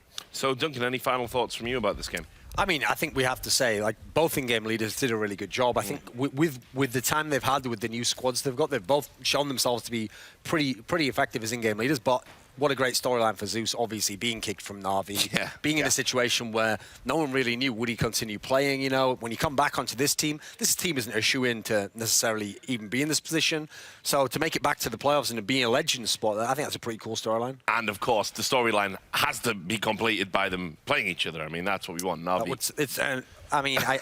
I think at this point in time, if they got out at this point, I think that means they'd have to play in like the semi-finals. Yeah, I think it could only be a semi. But yeah, certainly that would be a great storyline. Yeah, let's hope. Let's hope. Fingers crossed. Let's take a quick look at confirmation of the standings, just in case you have been missing it. You've missed some great Counter-Strike. Na'Vi Inverters Pro are 3-0 there. SK Gaming, Fnatic, and Gambit all through on the 3-1. Down in the bottoms, we've had some crazy stuff going on. Hellraisers and Flipside, that's not so much of a surprise. G2 Esports are out 3-1. Mouse Sports woeful as they get eliminated, and Optic, the big North American hopes, they get removed. So up next, we're going to have matches 7 through 9. I just want to let you know, of course, the players have to get readjusted, warm up, and come back. So we're going to take a short break. When we come back, we're going to bring you the first of those games. We'll see you soon.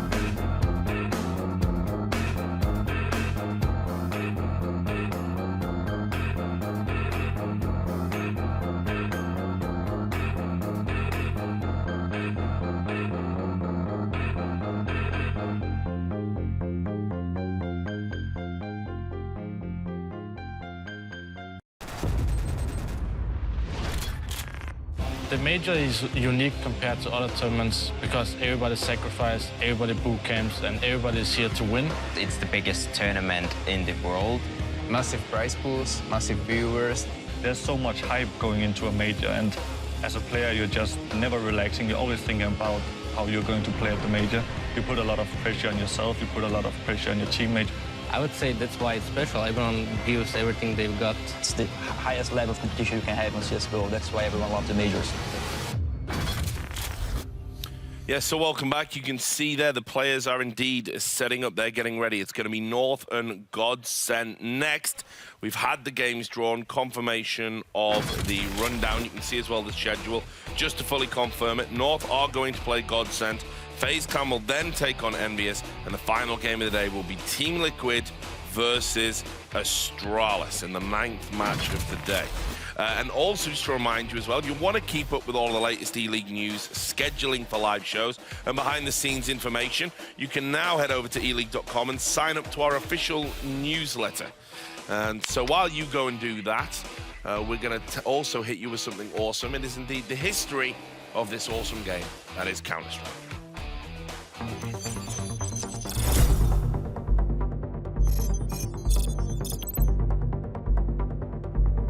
Good morning, and welcome to the Black Mesa Transit System. Half-Life comes out, it changes the PC gaming world. It's the most amazing game ever made for its time. And 2 college kids took Half-Life and made this game called Counter-Strike. It's a free modification that you just download. At the time, I was really interested in counter-terrorist forces. That level of sophistication in terms of the weaponry, in terms of the tactics, I thought that would make a great theme for a game. Early on, we had to beg people to help us out. Even just to get playtesters, we had to beg people, hey, do you want to come play our mod? And a lot of people would be like, no thanks, not interested. So we just kind of put it out there thinking, you know, a couple hundred people might think it was cool. I guess it wasn't until maybe 6 months after we released the very first version that we saw that this game had a potential to become something really bigger than we expected it to.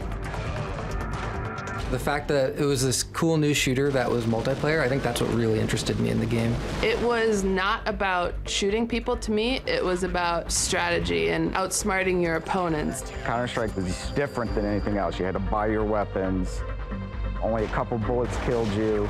If you went and did something risky early or something stupid, you were stuck watching for the full 5 minutes.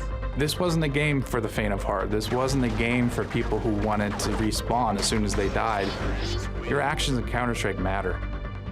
Early on when we were developing, the community feedback would basically color our next beta release. There was so much energy at that time and so many fans who really felt like they were part of the development. People were just submitting so much content. We were getting maps, I don't know, maybe 100 a week.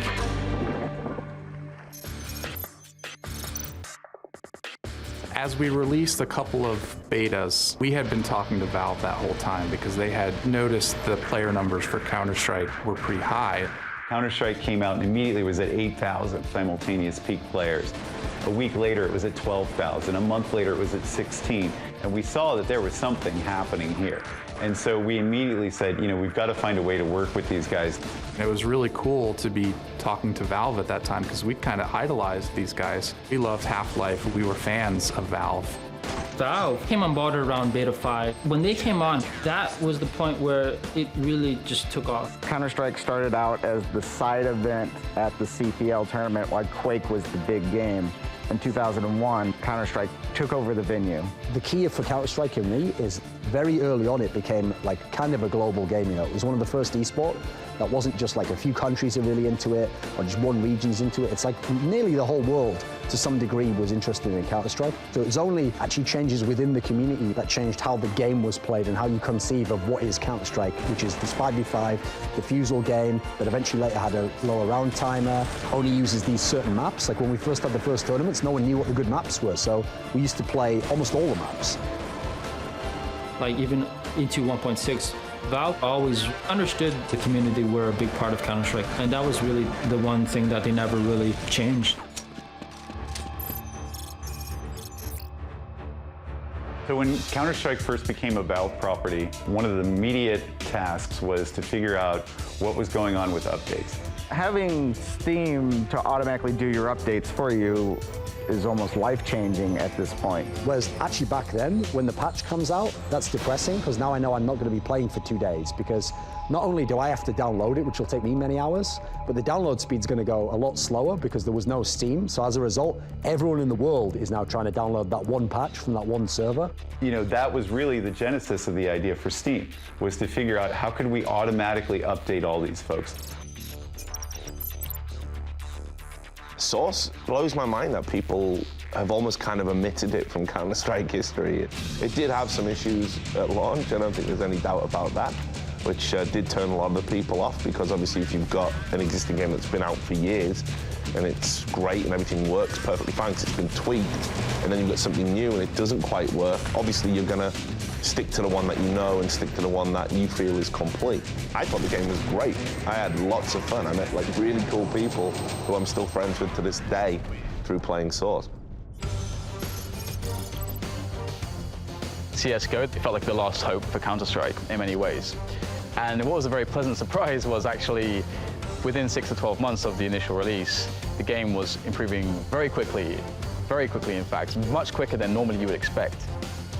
The difference with CSGO was that they introduced matchmaking. Prior to matchmaking, you would join a server and you didn't know the skill level of the players that were on the server. Compared to today's, where they automatically find the best match for you, and it's very automated, and I think in that sense it made it very user-friendly. The skins update was a big change for the community, giving you something you can buy, something that you can customize your guns. It's done where it doesn't necessarily impact gameplay, but it gives people this exciting element to keep coming back and keep playing to get more skins. In CSGO, you have the ability for the community members to support the game with all of their content. I think the workshop has over 150,000 items in it, and people will aspire to have those items or better designs or things like that, or have their own designs in the game, where people can design maps, and the ones that are the most popular get put in the game itself. I just decided it's something I wanted to do. To be able to create something that the community was able to play and they do enjoy, that's awesome. Sometimes I go to events and people tell me Cache is their favorite map, and I would have never imagined that would have happened. One of the biggest things about Counter-Strike, just how it's always been evolving, but yet the fundamentals of it haven't really changed at all. And it's the community involvement that I think has been so big to the growth of it over time. That sort of immediate feedback loop, which was so important early on and guided every single beta release, is still happening today with our Steam releases, where we're updating even more frequently than we did back then. The core that Counter-Strike has, that almost no other esports game I'm aware of has actually, is that on the most simple level, people intuitively understand the concept of a person versus a person with a weapon, but the more you bring to the table, the more you take away with Counter-Strike. The kind of game where you're always on a quest to be better, best in your region, or the best in your continent, or the best in the world. This game has a history which spans people's lives. There are many steps to the ladder, and the ladder has no end. I think the reason Counter-Strike is one of the greatest games of all time is there is always something new to learn. Like a new smoke, a new flashbang, a new boost where you can see a part of the map people didn't think you could before. There's so many different and valid ways to approach the game. Sometimes you see teams from China versus teams from Sweden versus teams from the US, and they all have these different approaches to the game. And now we're in a position where we're getting million-dollar tournaments, interactivity, in-game items. With each version of the game, through each generation of gamers, Counter-Strike has just continued to grow. I don't think it's going to go anywhere other than bigger and better.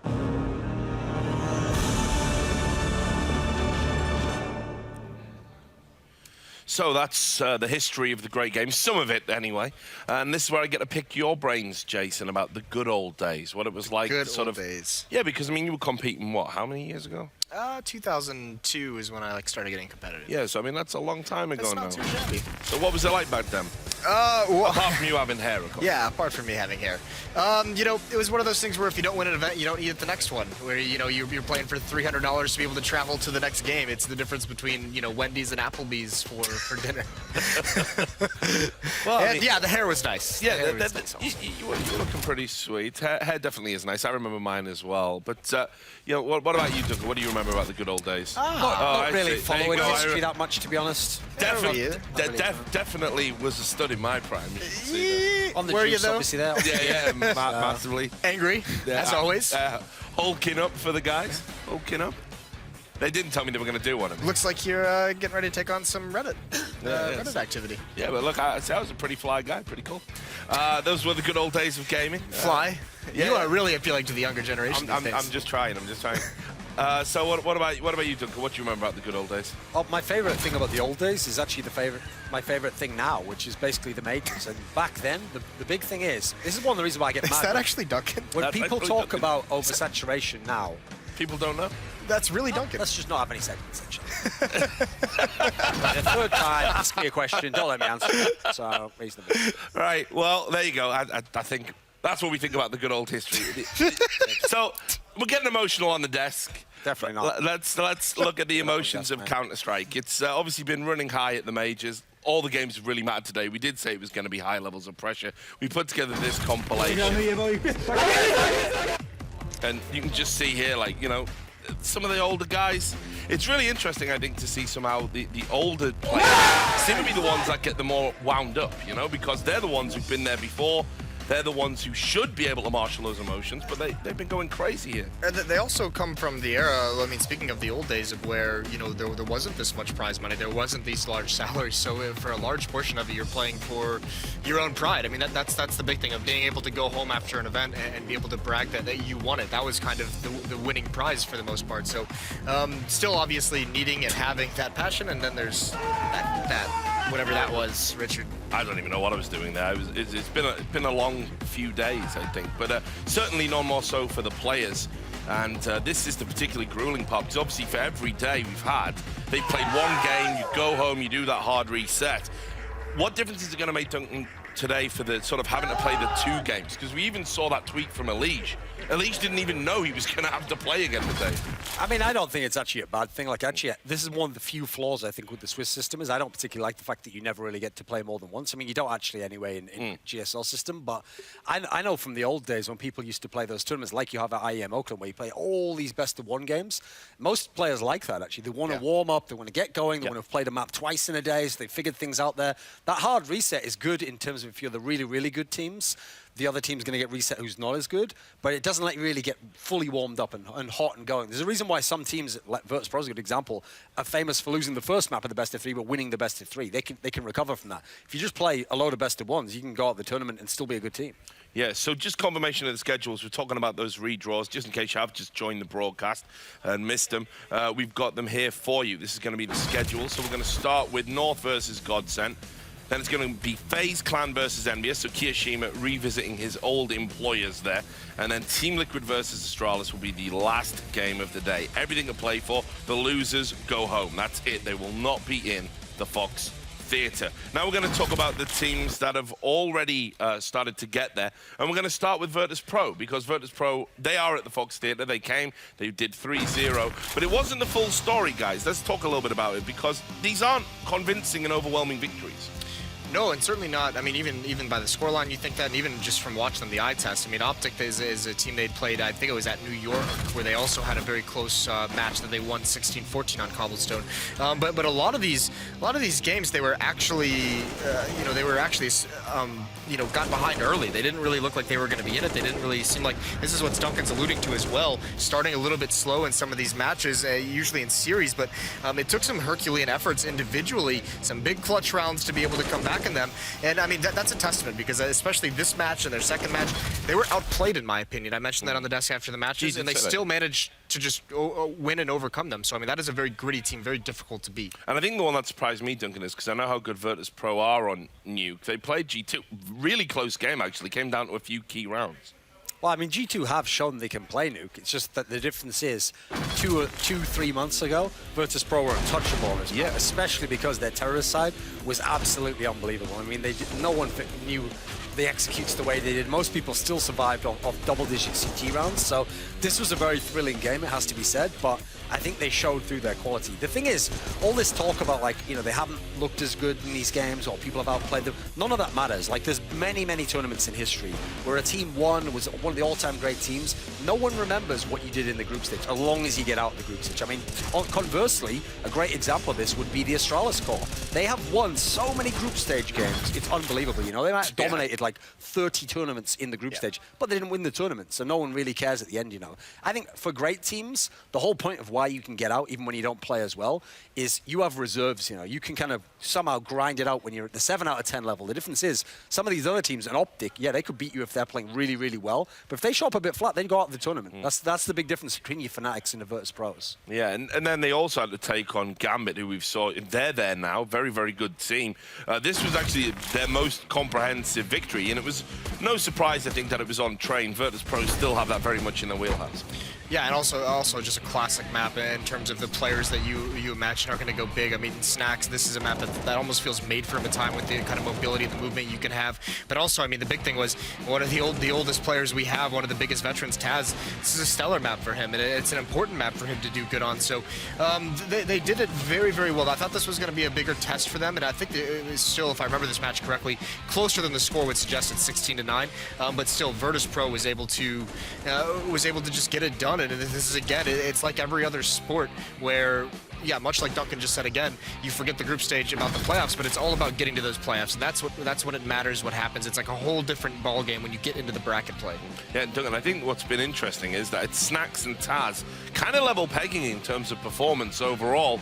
And that's the scary thing, I think, for Virtus Pro. As you said, if they're marshalling their reserves, you know, Neo's been poor, been quiet. Pasha had that one good game that's really kind of boosted his stats there. But you know all of those players in big tournaments can find that extra gear.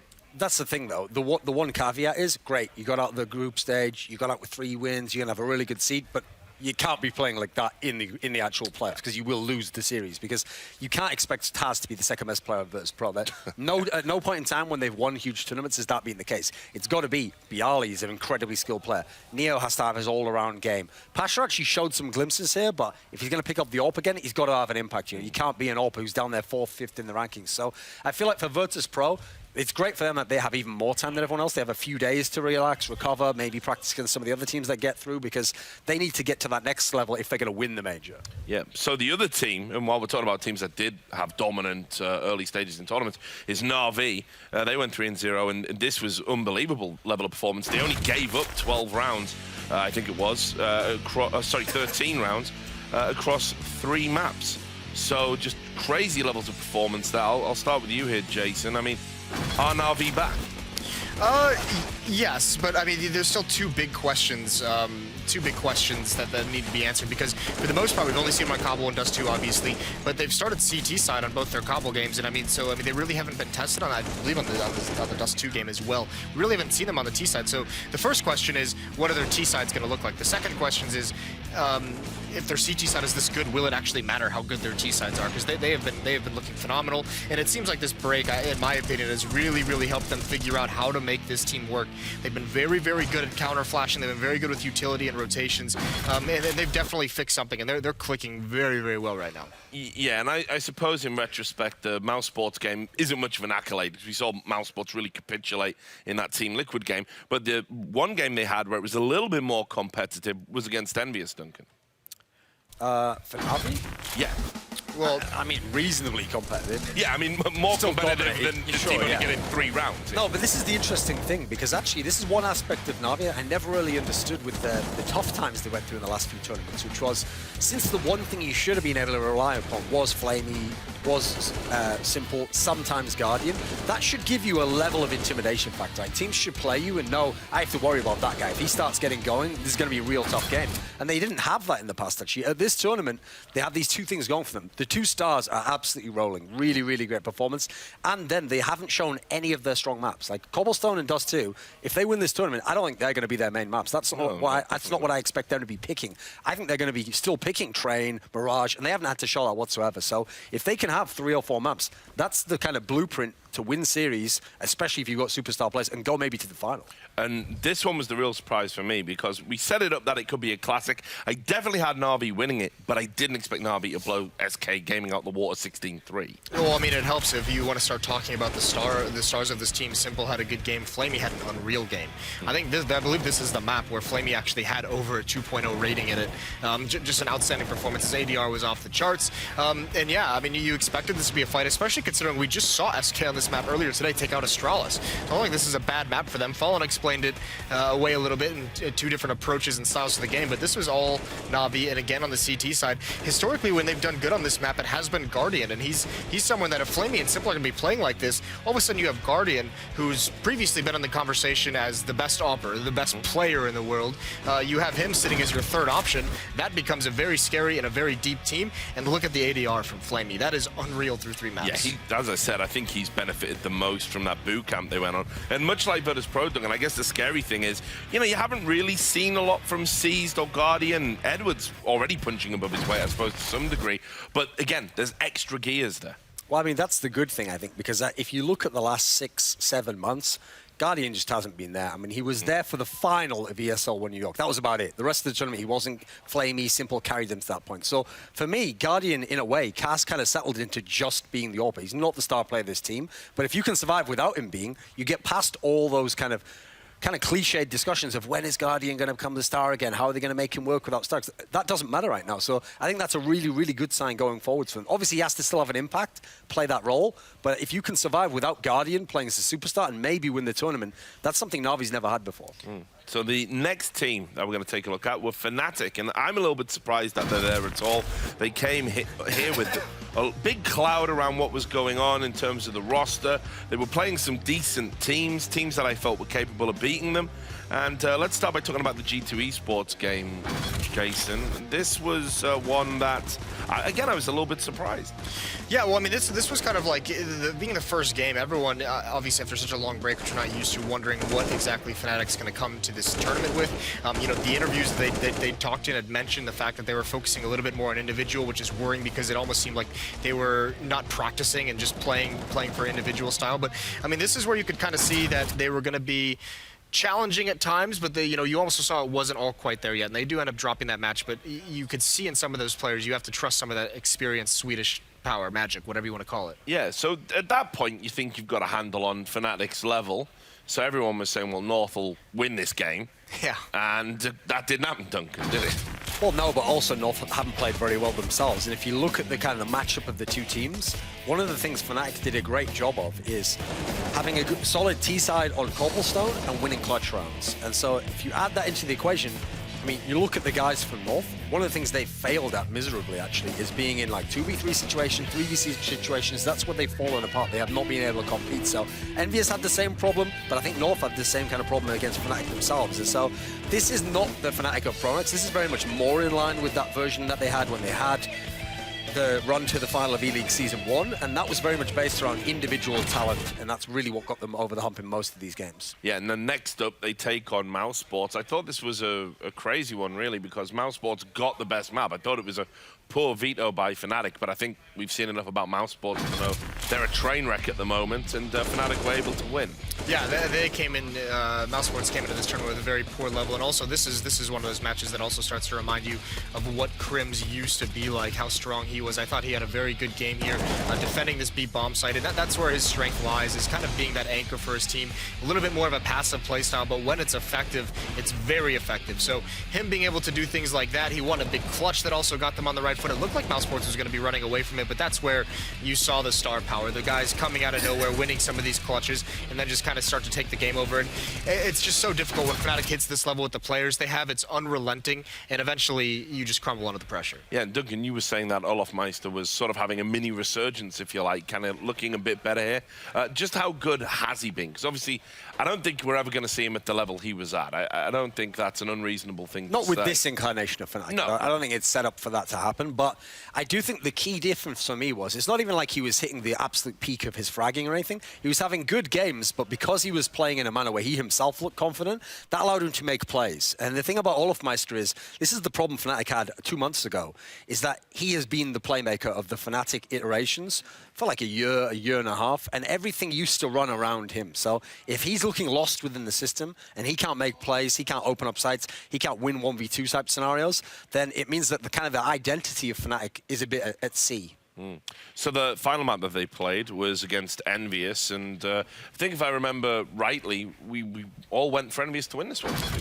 Yeah, well, especially, yeah, I mean, I think we did as well just because of some of the strengths. I mean, this was a map that both teams have had strengths on in the past, but just based off what we saw of Envious the previous day, and there's still some question marks. There's always this individual style that Fnatic brings, especially when they're not clicking on a consistent basis. It's always so tough to get behind because when you play such an individual style, you win big and you lose big. Now, we're so used to seeing Fnatic win big with it in the past, but that was really a good win from them on the T side as well. Some classic, some vintage Fnatic with Olofmeister making individual plays of that B platform. And Duncan, obviously, there's a stat that's going to stand out to people at home, so I will ask you about Disco. Yeah, I mean, the flaw here is that it's not like he's a support player. He's not someone who's playing to set other people up. This is a team where they're trying to run and gun like the old Fnatic. They're trying to just all be out there. I have a game that's good, you have a game that's good. Problem is, Disco Dop was not really having good games. Now, it hasn't mattered because you saw consistency across the board is very good. Like, actually, they're getting something from everyone else. And they actually have an incredibly multifaceted team. Like, 3 of the players in this team are just hybrid players outright, you know. I mean, Crims has done it a little bit, but I wouldn't count him as an all-pro in general. So, they, depending on who's going in the game, they can definitely shift it around a bit. But if they're going to make it past the first round of the playoffs, where they will be, I think they probably have to get something from Disco Doppler. He can't kind of be a soul farm in that way. Yeah, we'll find out if he's able to do it. Next team is SK Gaming. They came here. We all talked a lot about it. They had to use the stand-in. We were like, well, can they possibly do it? And they were up against Hellraisers first off. And we were talking about upset potential. We'd seen a very impressive Hellraisers at the qualifiers. And obviously, we didn't realize what Fox was going to bring to the table, how good he would be, whether SK Gaming could adapt. Yeah, that was the big thing. And I mean, being former world champions, you have to have a certain degree of confidence in them, but the fact that we had seen Hellraisers do pretty good at the qualifier, and then on top of that, you knew with Fox coming in there was going to be some changes with the role, and it's a little bit worrying when you know they have to and you don't know exactly how they're going to do it. This map highlights it, but I think it's their other Mirage match that showed it better. But I mean, against Hellraisers, no matter what the role change is going to be, there's just too much talent on that SK team for Hellraisers to match up with. Yeah, and just a reminder, if you are just tuning in, the teams are getting ready, they are getting set up. We're going to be bringing you the next game just as soon as the players are happy. Next up for SK Gaming, it was that heartbreak game for FaZe, Duncan. I really thought FaZe had this one in the bag, and again, just slipped away from them. I suppose we shouldn't be surprised at this point, though, with SK Gaming comebacks. Well, I mean, when a lot of players say that, you know, we take it 1 round at a time, 1 kill at a round, unfortunately, too many people just spout that off. They've heard winners say that, you know, they think it's what you're supposed to say in interviews. With SK Gaming, you believe it, though, because you've seen them have so many close games, so many epic comebacks. They're so tough to put away in that sense. And so FaZe had the fantastic start. They're a really good front-running team in that respect. FaZe had their own problem. This was a perfect storm. A team that has problems closing doesn't necessarily make all the good calls within the team when you're in a 2v2, 3v3. And then when you've got Fur and Cold Zero, 2 massive playmakers, 2 players who can definitely get multi-kill rounds and are very confident, then you've got a recipe where you can have an upset like that. Like, I actually think in the game, I would say FaZe was the better team overall in the game, but the difference is they didn't have any of the grit towards the end of it. Yeah, I mean, they did have monster performances, didn't they? I think it was like 35 and 37 kills apiece, so just crazy stuff. Then next up was Na'Vi. We billed it as it being a classic. Actually one to forget for SK Gaming and their fans. Yeah, I mean, we talked about this with Na'Vi. Now we get to see it from the opposite side. I mean, essentially, Fallen in the interview when they just won Dust 2 against Astralis earlier today, just said, you know, we approached this match a little bit looser, trying to figure out what Na'Vi was going to bring, and it didn't work out. This was also that match. I mean, sometimes there's just nothing you can do when you look at the stats. We saw the ADR of Flamey in this match, but when you go up against something like that, it just makes you feel useless. To be completely frank, it just makes you feel like there's nothing I can do. This guy's just going to win every battle he takes. And SK Gaming fans around the world winced when they were drawn against Astralis. Astralis, because it's a classic encounter. We're at the peak of their powers. Obviously, SK Gaming with the stand-in. I think people were a little bit worried. What a story this is. Yeah, probably the best game of the tournament, I think, hands so far. hands down. Because you had SK get out to this amazing lead. SK were the ones really putting the pressure on Astralis in the first half. Then Astralis, from the T side no less, start executing, doing all these fantastic split to beast tactics. They're going very slow, but Glave's getting all the entry trades, and somehow they get back into the game.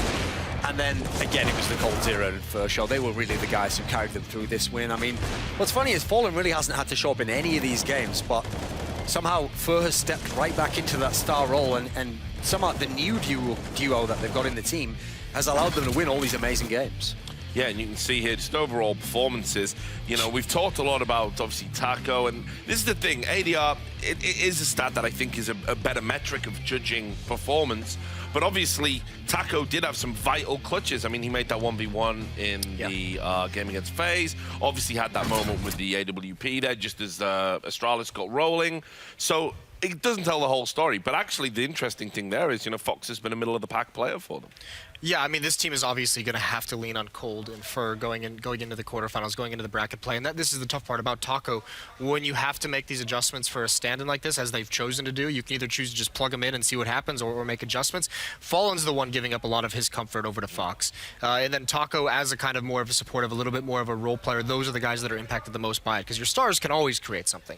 It's the role players you've got to figure out how to get involved and how to make them successful, and that's where you see Taco having a little bit of a dip in performance compared to the end of last year, where he was really emerging to be extremely talented individually. Had a few people on social media, honestly, this is true, message me and be speculating about the hat ruling affecting him. You know. I mean, maybe. I mean, we'll see. The bandana rule, I think, affected JDM a little bit. He was a little bit annoyed with it on Twitter. He can always go that Bruce Springsteen lookalike competition later, can't he? Anyway, let's get into the next team we're going to take a look at. It's Gambit Gaming. And you can see here, Gambit obviously had, you know, a bunch of tough games there, actually, when you look at it on paper. And they've done it and made it there. So I'll start with you, Duncan, on this one, because the North game was perhaps their biggest surprise and perhaps their biggest scalp. So obviously North gave them kind of a really great opening to the tournament by saying you can play your best map, essentially. Now, not necessarily as ridiculous as it seems. North certainly like this map. They've got a lot of routine on it, and in theory they had the better team on paper, so North was thinking it wouldn't matter. But I think what you saw here was that it's easy from the first game to think, oh, well, maybe it's just if you give them the best map that Gambit can win in that way, you know, and maybe just the comfort of this map is what makes them win all the clutch rounds, etc. It actually wasn't the case. I mean, yeah, this was a great start, a great kind of introduction to Gambit if someone hasn't watched them before, but they showed all the same qualities: good T-side, good cohesion, the right star balance in the team, Adren obviously winning tons and tons of clutches throughout this tournament. And then next up, Jason, they took on Godsent. And obviously, Godsent have had their problems as well. I feel like Gambit are where Godsent almost should be in a way in terms of how they're performing and what they're doing. So yeah, I mean, the cool thing about Gambit is it's so hard to kind of tell their level coming into this event, because the only tournament we'd seen them at was DreamHack Winter, which they won, but the competition was just so far below what we're seeing at the major, so it's really hard to judge how they'd be able to come in here. And what we're seeing is a really, really well-prepared team. I mean, all the evidence that we'd seen before the major was that these players in Gambit had spent some of the most time in-game practicing before this event, and you can tell it's been this addition of Zeus, the in-game leader, that's really structured this team, that's really made them a case force. And actually, I think their map pool is a little bit deeper than we probably realize at the moment, because they seem to be at least competent to a certain degree on every map. But Adren quietly having one of the best majors, Hobbit starting to emerge, starting to get some experience under his belt. He's going to continue being an impact player. Yeah, I'd be very interested to see Adren's stats by the end, actually, because he's just been out of this world. They then had to take on Virtus Pro. This was the big one. I mean, what would have been the sensational storyline, obviously, would have been if Gambit had gone 3-0, taking a scalp off Virtus Pro, and it just, they weren't there. No, and also, unfortunately, this is where the map beetle really didn't do them any favors. They ended up on Train, where no matter what people think about Virtus Pro's Train, there's a reason why. I mean, we're talking about like 2 years or something that they've been good on this map. But basically, ever since it was reintroduced in like the spring of 2015, they've always had a handle on it. They always adapt to the new meta, and they always have that reliable T-side. So first half looked decent. It was a fun enough game, but when that second half came along, Virtus Pro switched over. Virtus Pro kind of put their foot on the gas a bit, and they just pulled away at that point. Yeah, and just a really tough game for them, but they were competitive for large parts. And, you know, at the end of the day, you're talking about Virtus Pro, one of the greatest teams of all time. It's quite an accolade to even hang in there for periods of the match.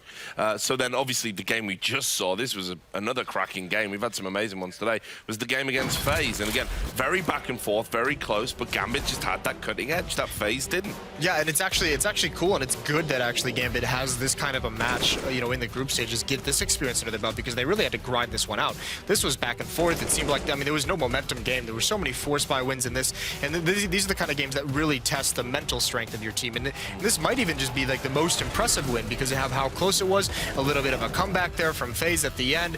Gambit, it looked like they were just going to run away with it, and FaZe was able to close the gap a bit. So a lot of clutches in this as well. Their players were tested on an individual level. A very, very good performance in this group stage from Gambit. Yeah, it's interesting. I thought Adra might be a little bit higher there, but I mean, you know, at the end of the day, you can see players that you weren't expecting to turn up and do things like Zeus. I mean, I think Zeus has had 2 20-plus games. Yeah, and I mean, Doja's just licking his lips for the playoffs. You've thrown that in, Jason. I love you. Okay, so we're going to show you the schedule now. Just a reminder in case you're just joining us. North versus Godsend is coming up. Then we're going to have FaZe Clan versus Envious, and the last game of the day will be Team Liquid versus Astralis. We're going to take a short commercial break, and when we come back, we're going to break down some more of the action that we've had and get into that all-important game, which will be North versus Godsend. We'll see you soon.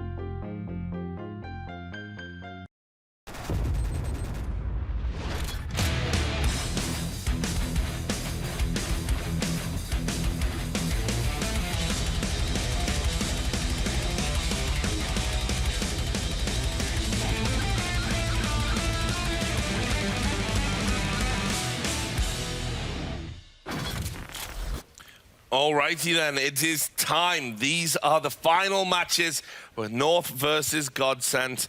Duncan, tell me what the Danes are going to do here. Yeah, I think this is actually an example of where the draw has been quite favorable to North. If they don't get through in this match, they never deserve to be in the playoffs because they've had a bunch of matches that already should have been gimmies on paper.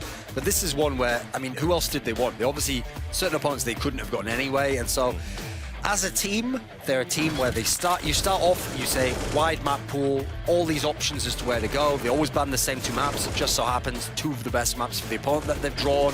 They've got Nuke, which you really don't know if someone like Godsent can actually handle. So right now, I feel like everything is loaded up where if North's going to be good, this is where they're going to be good. If they're going to lose, then this is also an example of the fact that they were never cut out to be the kind of playoff material that perhaps on paper they looked like. Yeah, and Jason.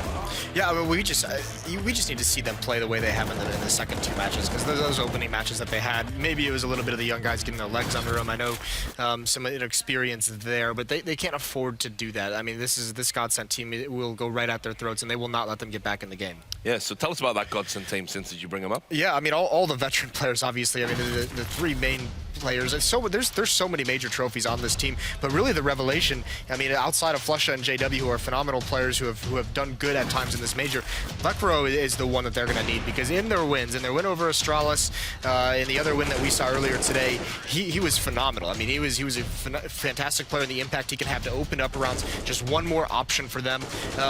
You know, JW is the guy who, when he started coming alive in the qualifier, he's always going to be so dynamic and so difficult to deal with just because of his playing style. There's very few players who can replicate it or even have like the thought in their heads to try and do some of the things he's done. And then behind all of that, you obviously have Flusha, one of the great all-time clutch players. This is what has made those Fnatic teams, that kind of those 2 players, those different play styles that they have been so dangerous to so many different teams over the years. Yeah, I think the crazy thing is Flush is still having those moments, isn't he? We've seen it a few times in this tournament where he just gets himself into the wildest positions and has that trigger discipline to fully capitalize. Just crazy play. We are ready for the map veto, Duncan, so where do you see this one going? You've already said pretty much what's going to be banned. Well, we know for certain that Train and Cash will be banned by North, so it's what they will ban with their 3rd ban. So this is the interesting part, because I still think North haven't learned their lesson. They're going to let Cobble through, so my big question is it going to be Cobble Mirage? Because I know North wants to play Mirage. Will Godsent go with a ban there? It seems like probably not, actually. I mean, let's just see what they're going to take out at this point in time. They've taken Cobble out themselves. Right. So, yeah, I mean, at the moment we've got Nuke available, and actually it's going to... Oh, Nuke was already banned out. So it's going to be Overpass. So this is one where Godsent... I'm not that convinced by Godsent on this map, to be honest. Like, they've showed some wins. Obviously, this got them here in the qualifier. That was actually a key map for them. But I actually think this is a map where, if you notice, it's not a coincidence that nearly all the Danish teams are good on this map. Like, this is a map I think MSL's pretty much ideally suited for A attacks on. So I'm going to take North to win this one. So you're going to take North. Jason? Yeah, this is the tough part, because this is where it's almost I've made the mistake today twice of going against the experienced Swedish Counter-Strike players, which has always been one of the best countries for it. I'm gonna put faith in Godsent this time and say that Flusha, so that JW, they're gonna have big games. Trust in that veteran star power. All right, so we're ready. Things are heating up in the G Fuel Eleague Arena. We've got a nice hot pair of commentators for you. It's Henry G and Sadikist. Thank you very much, Richard. Yes, North again fighting for a chance to survive in this tournament, coming back from 0-2, and they've got biblical battles. They had the Hellraisers yesterday, which Moses made some ridiculous analogy about reverse polarity and compasses. I don't know what he was on about there. And then now they go up against Godsent, who have been surprising in this tournament. Yeah, absolutely. Godsent definitely up and down. Started off great with that performance on Train. No one saw that coming, but they've been dipping. Same story for North. They had a shocker at the beginning of the tournament, but they've seemed to grind it out and get back into this.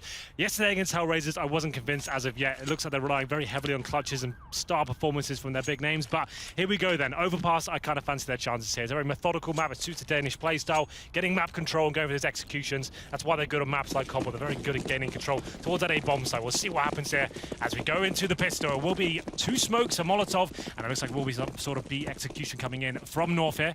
They have got a P250 in the hands of Rubino as well, and we can see no real initial aggression coming from the CTs. We have got one player towards the connector area. That's going to be Flusha. Flusha's actually rotating back around toward A, but not going to spot anyone out toward the fountain. This could be information. It's tough to read this early, but on a pistol, but not seeing any information that's valuable because they have 3 in the B. They'll be confident to keep those positions. While the smoke goes out on top of the site, JW is not able to land shots before he falls down into the pit, but Lecro's got one to start it. And look inside the smoke, he's looking for the knife. They're planning it. JW wants to try and find this. It's a cheeky play. It's not going to work out for him this time, and he smartly knows where he is still inside of all that chaos and gets back over the wall into the pit, so stays alive, has a chance to look for more picks, but the problem is with bomb going down, the kills are starting to favor North. As Cajun B, he picks up 2. And this is going to put the low HP on Lekro into question because suddenly they've got to clutch this back. Config and Cajun, both with eyes towards short and be able to spot the bomb from their peak position. And now that question is going to be answered. Lekro 6 HP, not enough. Config there. He's been quiet at times. We've called him out, but good time to step up in this game, if ever. Yeah, lovely round there from Config, and a good round from North overall there. You can see exactly what they're doing, holding up at the start, waiting for anyone to be pushing off towards shore or through Monster Tunnel. Didn't get any vision there. Full execution comes in. And for people who are wondering why there's a player standing in smoke trying to use their knife there, it's to disable the player planting the bomb at that point. It's more actually beneficial to slash your knife around and hope you can actually hear the sound cues going off, then just wildly spamming your pistol and then putting yourself in a really delicate position there. Didn't really work out. The bomb got planted. North recovered in the 3-on-3, and Config stepping up tremendously. So we'll have a look at the Godsend buy coming in.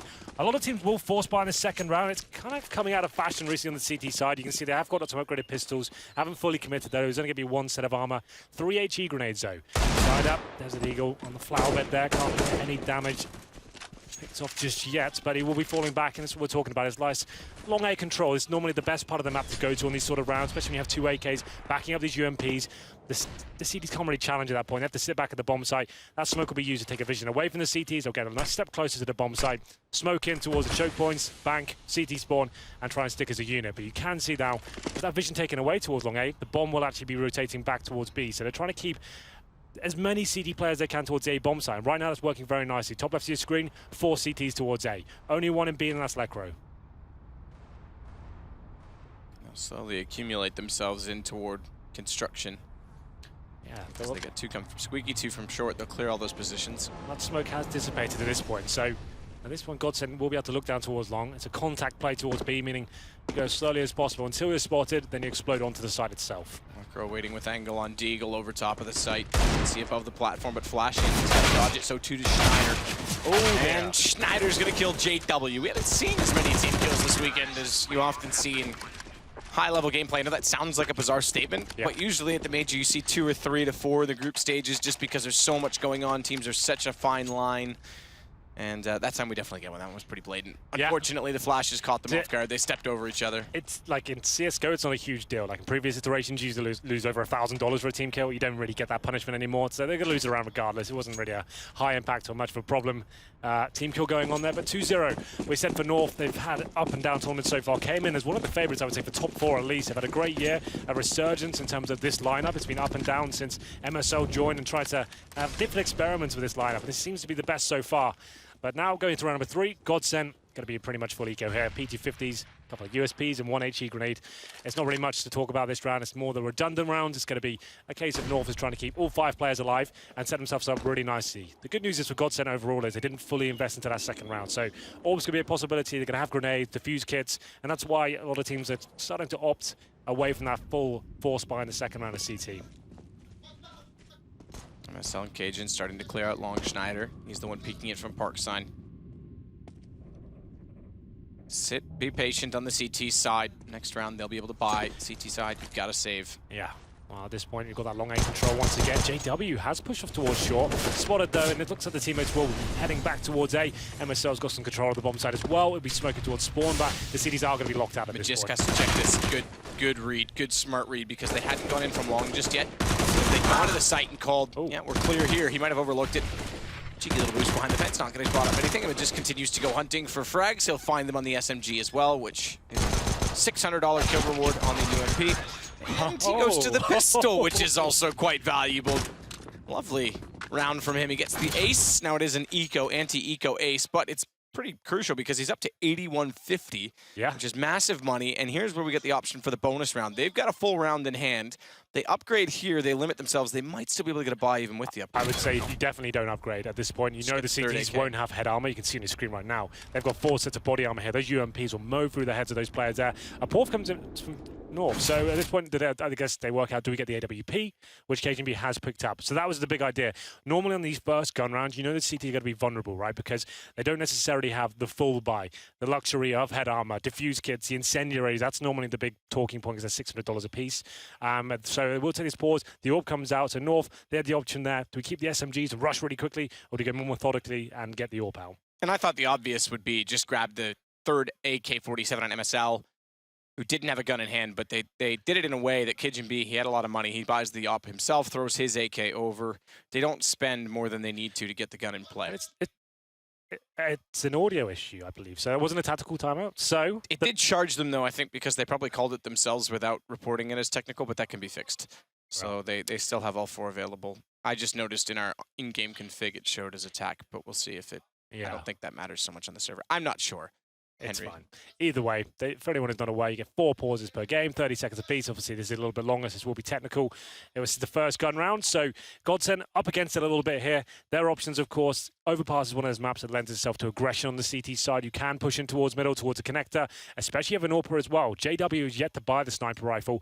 He has $5,000. If he's going to do it, that's going to be glass cannon. That means you get the sniper rifle itself, but no body armor. You're very vulnerable to these SMGs at that point. You have nothing to protect you at all. One shot from that not only takes a lot of damage, it will shoot your crosser up into the air. We call that aim punch. So he needs to work out whether he wants to pick up that weapon, go for his aggressive loose play style, or he gets it, falls back, holds passively on the bomb site, or he just joins his teammates with the rifle as well. So he's got some time to think about it. Maybe not discussed in the technical timeouts, but he can work out his option. He's still yet to buy, and we are back into the game, it seems. It is round number 4, and just to reiterate, north of 2 SMGs. They did buy the AWP as well, but I predict Godsend go a little bit more aggressive this round. So I think JW reconnected during that time, so he'll buy back in, and he's gone glass cannon. AWP, no armor, and they've got no head armor elsewhere. UMP already has decent armor penetration. AKs are going to get you 1 shot in the head either way, but this actually is good for the SMGs, as you mentioned, on north side. Yeah. So this is a very, very good situation for them to build their bank and strengthen themselves for the first quarter of the game. I know we work in halves, but at least the first part of the first half if they can convert this. Sure. Well, JW's opted to go towards B. He wants the first pick. Like I said, they're up against it a little bit this by him being glass cannon. He wants to find it, rattles off the shot there, but Rubino's going to fall back. He's not going to take a second bite at the cherry there. So he'll fall back to his teammates. Very passive hold, like we said. KJB with the AWP. He wants to open up the map at this point. And Pronax is pushing on this with Rubino backing up. Pronax actually gets the lineup, nearly finds 2. And he backs away smartly in behind the fence. That'll pull JW into position, but unfortunately he's on an op, and worse still, actually flashed his teammate temporarily, as well as himself, so had to back away. He gets caught in transition, and it goes from bad to worse. Lekro thinks he can come save him. Bomb was temporarily dropped in construction, and Magisk is in the right place. Johnny on the spot. It's not quite the bathrooms in the map, but it's the right Johnny on the spot. And it's Config. He's going to cover off Magisk now to go for a plant. 4 HP left on him, but it's a 3 versus 2. Nice nade from Flusha, but it's a millisecond late to deny the bomb plant. And Config's going to get much closer with that AWP. Catches Schneider. Flusha versus 2. Really Flusha in majors. Yeah, absolutely. No kit, no nades, 2 players to find and a bomb to defuse as well. He looks like he'll get the first kill here. Config goes down up to Rubino now just for that UMP. Couple of flashbangs here, but waiting for that defuse Q. And he's smartly backed away. Rubino is going to play this as long as possible. There's no kit for Flusha. I think he's going to have to bail with that AWP. Taps it now, hopes to pull him in, and yeah, he's already getting in a position to pull himself out. What he's hoping for just by tapping it is if he can catch him on the way out, he does take down his weapon, but he's grabbed an M4 for Rubino, and it unfortunately dropped the M4 now, but big win for North. As we said, that sets them up. They lost all 5, but they didn't overinvest in the round. Yeah, that's why those big rounds, the first gun round for the CTs can be so problematic. If the bomb goes down, like you said, it's the small nuances of Counter-Strike. That frag just there, if that goes in a second earlier, they did not plant. They're actually in a perfect position there to win that round. It doesn't happen for Godsend. The bomb gets planted, and that retake, you've got no nades remaining. You've got Config on the AWP defending as well. He nails a good shot. And this stage, Godsend, this is a really horrible place to be in. Do you force fire around this AWP? I don't think they're going to. Yeah, it's going to be pistols, body armor. Flusha, definitely still winnable this round, but it's very unlikely. Let's see whether he can find the first kill. He certainly can't. It's going to be the opening frag from KJB. That's going to give the Cuba teammates. Let's rush in there and stop them picking out that AWP in return. Monster holds them up, but patience pays off. Config gets his vision back. Takes down one on Pronax. KJB is there on JW, and KJB getting the op out early today. We didn't quite see that as much yesterday when we saw them fighting for survival against Hellraisers. This time they get the money working in their favor. Lekro finds 1 kill, but only one of the 2 that they get, and 5-0 for North. We'll see guns back out as they reach the maximum loss bonus, but their money, okay, it is good enough to go for an op with armor. So they'll be fine to pull that, go for the big stop. Well, this is the first real gun round, I guess, if you like. They now have the rifles, the AWP, the defuse kits, incendiaries as well. Incendiaries are such a key part of this map, especially towards that B bomb site. You'll see a lot of CT sides saving it for the full commitment from the terrorists at that point, drop them at that stage. And an interesting note here, Matt, Schneider's on the AWP this time. It was JW before. Schneider, he has got a decent spawn towards long. It's either go aggressive and try and peek towards the playground area, I'm not so sure. Looks like it'll be going for the defensive flower bed hold at this point, but straight towards B once again we go. It's a decent grenade from JW, but MSL is committing. Stop. Relentless pressure on B. That was close, that Molotov tick. JW thankfully was already on his horse moving away from that position, but they do decent damage on the way through. Lekro finds 2 as well as the bomb, which is dropped well inside the bomb site at water, inside the pit. So Lekro, this is very good for him. Yeah, smoke on the bomb as well. So a lot of work for the Terror to do at this point. Rubino waiting for the rotation frags. Cajun B waiting for his opportunity there. Fires off a shot but can't land it. Still a 3-on-2. The CDs don't need to give too much away here. That's a really decent HE grenade. Takes Cajun B down to 42 HP. Like we said, Godsend, nice crossfire setup, holding the angles. Wait for the Terror to commit before you make your next move. Wants the opportunity to present him to himself. Just get in the right position and hope a mistake's made, that they get curious on the Godsend side. Flashover will help Rubino try and find Lekro. Works out perfectly, but they still have to get toward the bomb, and Flusha through the tin wall will take down Cajun B. Rubino still has to get to that bomb as well. Smoke's gonna go above on the bomb site. Do they think he's grabbed it yet or not? I'm sure Lekro's communicated where it is, and they're actually gonna let him grab it. They can afford to let him go for the plant and then work together on this. They have to win this round. 2 players still left alive. And that's significant as well, because if they do win it, it will be a reset. So they've got to be smart about keeping the op in play. Allow the bomb plant, find the kill. Both will stay up. Quick defuse to come in. Tense situation there. I really like the play from Rubino at that point. He dropped a smoke on the bomb site. You do have the option to kind of jump above that smoke. That's what the CDs are assuming he's going to do. He's going to try and use that as a small one-way and use that as actually a distraction to pick up the bomb. He gets it planted. They don't win the round, but they take a player down with them.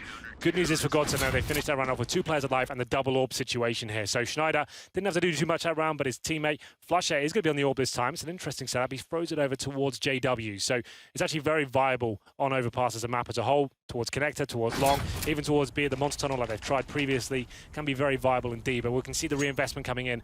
Godsend, after buying all the grenades and 3 players having to buy rifles around this, if they lose this round, it could mean double eco territory. So need to be very careful of going forward. This is a big round for Godsend, and especially for North as well. They want to keep applying this pressure. Been focusing mainly towards that B-bomb side. I'm sure they're going to have more of a default mentality this time. We have got Flusher aggressive towards mid here. Nice little smoke. He's got an angle there to try and see any players wandering into his crosshair. Config will post back and hope for aggression over toward A. More passive this time from North. You had to wonder when that was going to happen as well. When they were going to slow themselves down, because a lot of fast play onto B. Eventually that gets countered. Monax tag 46 decides to continue going for that push onto Rubino, and he'll go down, but gets him to 12 HP, so Rubino has to be careful about getting away. That's a really interesting call from Pronax. He's by himself. He doesn't know what's around the corner. It's obviously a default for North. They're not just going to leave that part of the map completely open. They haven't really committed anywhere either. So he's essentially given his kill away for free. Yes, he's got some intel and done a bit of damage, but at 5-on-4, obviously heavily favors the Terrorists at this point. They still have a minute remaining, so JW, he's having to go a bit more aggressive here. He knows he needs to find a kill. So wait for the door to be open. He's by himself at B as well, so JW, no nades remaining. He has to go quite passive at this point. Smokes to sight, fast plant. That has to be the call, double op. It's going to be very hard to find a retake position. They've got windows smoked off, so even the rotation from A is going to be hard to find a shot inside of the site. JW is not quite limited yet with utility from his position on Catwalk, but it's only now the smokes will arrive. Configs with bomb. MSL leads the way, found by JW. No smoke there for the cross. Finally, his bounce. Bomb's got to go.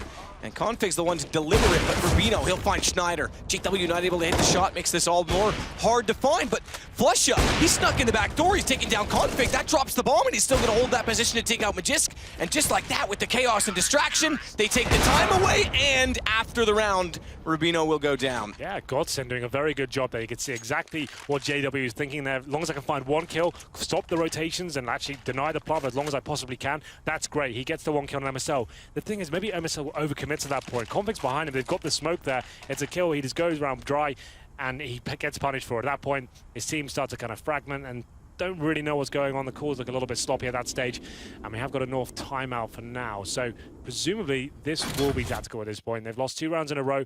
They've got little money here. Rubino, like you said, he gets no cash in the next round, but he's still had enough to buy into this. They've got a UMP out, a couple of AKs, but Godsend, that was a much needed round for them, and they managed to keep decent numbers alive as well. So I think Lekro, he'll be purchasing back into this round. JW still has the AWP. I think they're back to the single orb setup at this point, but yeah, you can see North discussing their next approach and how they're going to start getting back into this game. It's been a heavy focus towards that B site. Even though they got the first pick that time, it did still fall apart in the clutch situation. Flush's kills have been very important in this game. He's got 6 in total, but yeah, both of the rounds they've won have been largely due to him. And remember, he had it down to a one-on-one where his nade was a millisecond late in the first gun round as well, which could have swayed things. He said he steps up in majors. He's known for it. Well, JW takes the AWP towards long this time. Another change is set up here. We had Schneider with the AWP here before. Schneider actually yet to frag at this point, so maybe handing the responsibilities over to JW, see what he can do towards that area. Molotov's coming in, it's looking for that map control. That's the main objective of this map, especially if you want to go for a default. Get towards Bathroom, it's a long A, but Flusher, he's waiting connector, gets that first frag. There's a reply, but it's not going to happen, and Flusher finds 2! Wow. Make it 3! Lovely stuff from Flusher there. Job done, round over. He single-handedly picked it up for Godsend there. Movement perfect, aim perfect. M4. 2-tap on both, 3 kills, and this might be the 3rd round they win, where Flush is the reason they do so. North take a pause at that point. That shouldn't really be happening. He didn't really look too challenged there. It's one player coming around, MSL, like he did previously, dies about the return frag coming in, then it's a little bit of panic coming in. They lose 2, gives him the 3rd. It's fantastic from Flush, of course, but the round is going to be over at this point. They do find a frag in return, maybe overextending a bit at this point. You've got a 5-on-2, make them commit to the bomb site. You don't even need to challenge at this point. Make them either save and then go into a force buy situation next round. I would say that's actually key at this stage, but here we go, 4-on-2. Now there's a little bit of possibility for North. They do have a smoke grenade remaining and a flashbang as well. And it's Rubino and Majors to try and step up here as they make their way towards long. 25 seconds remaining.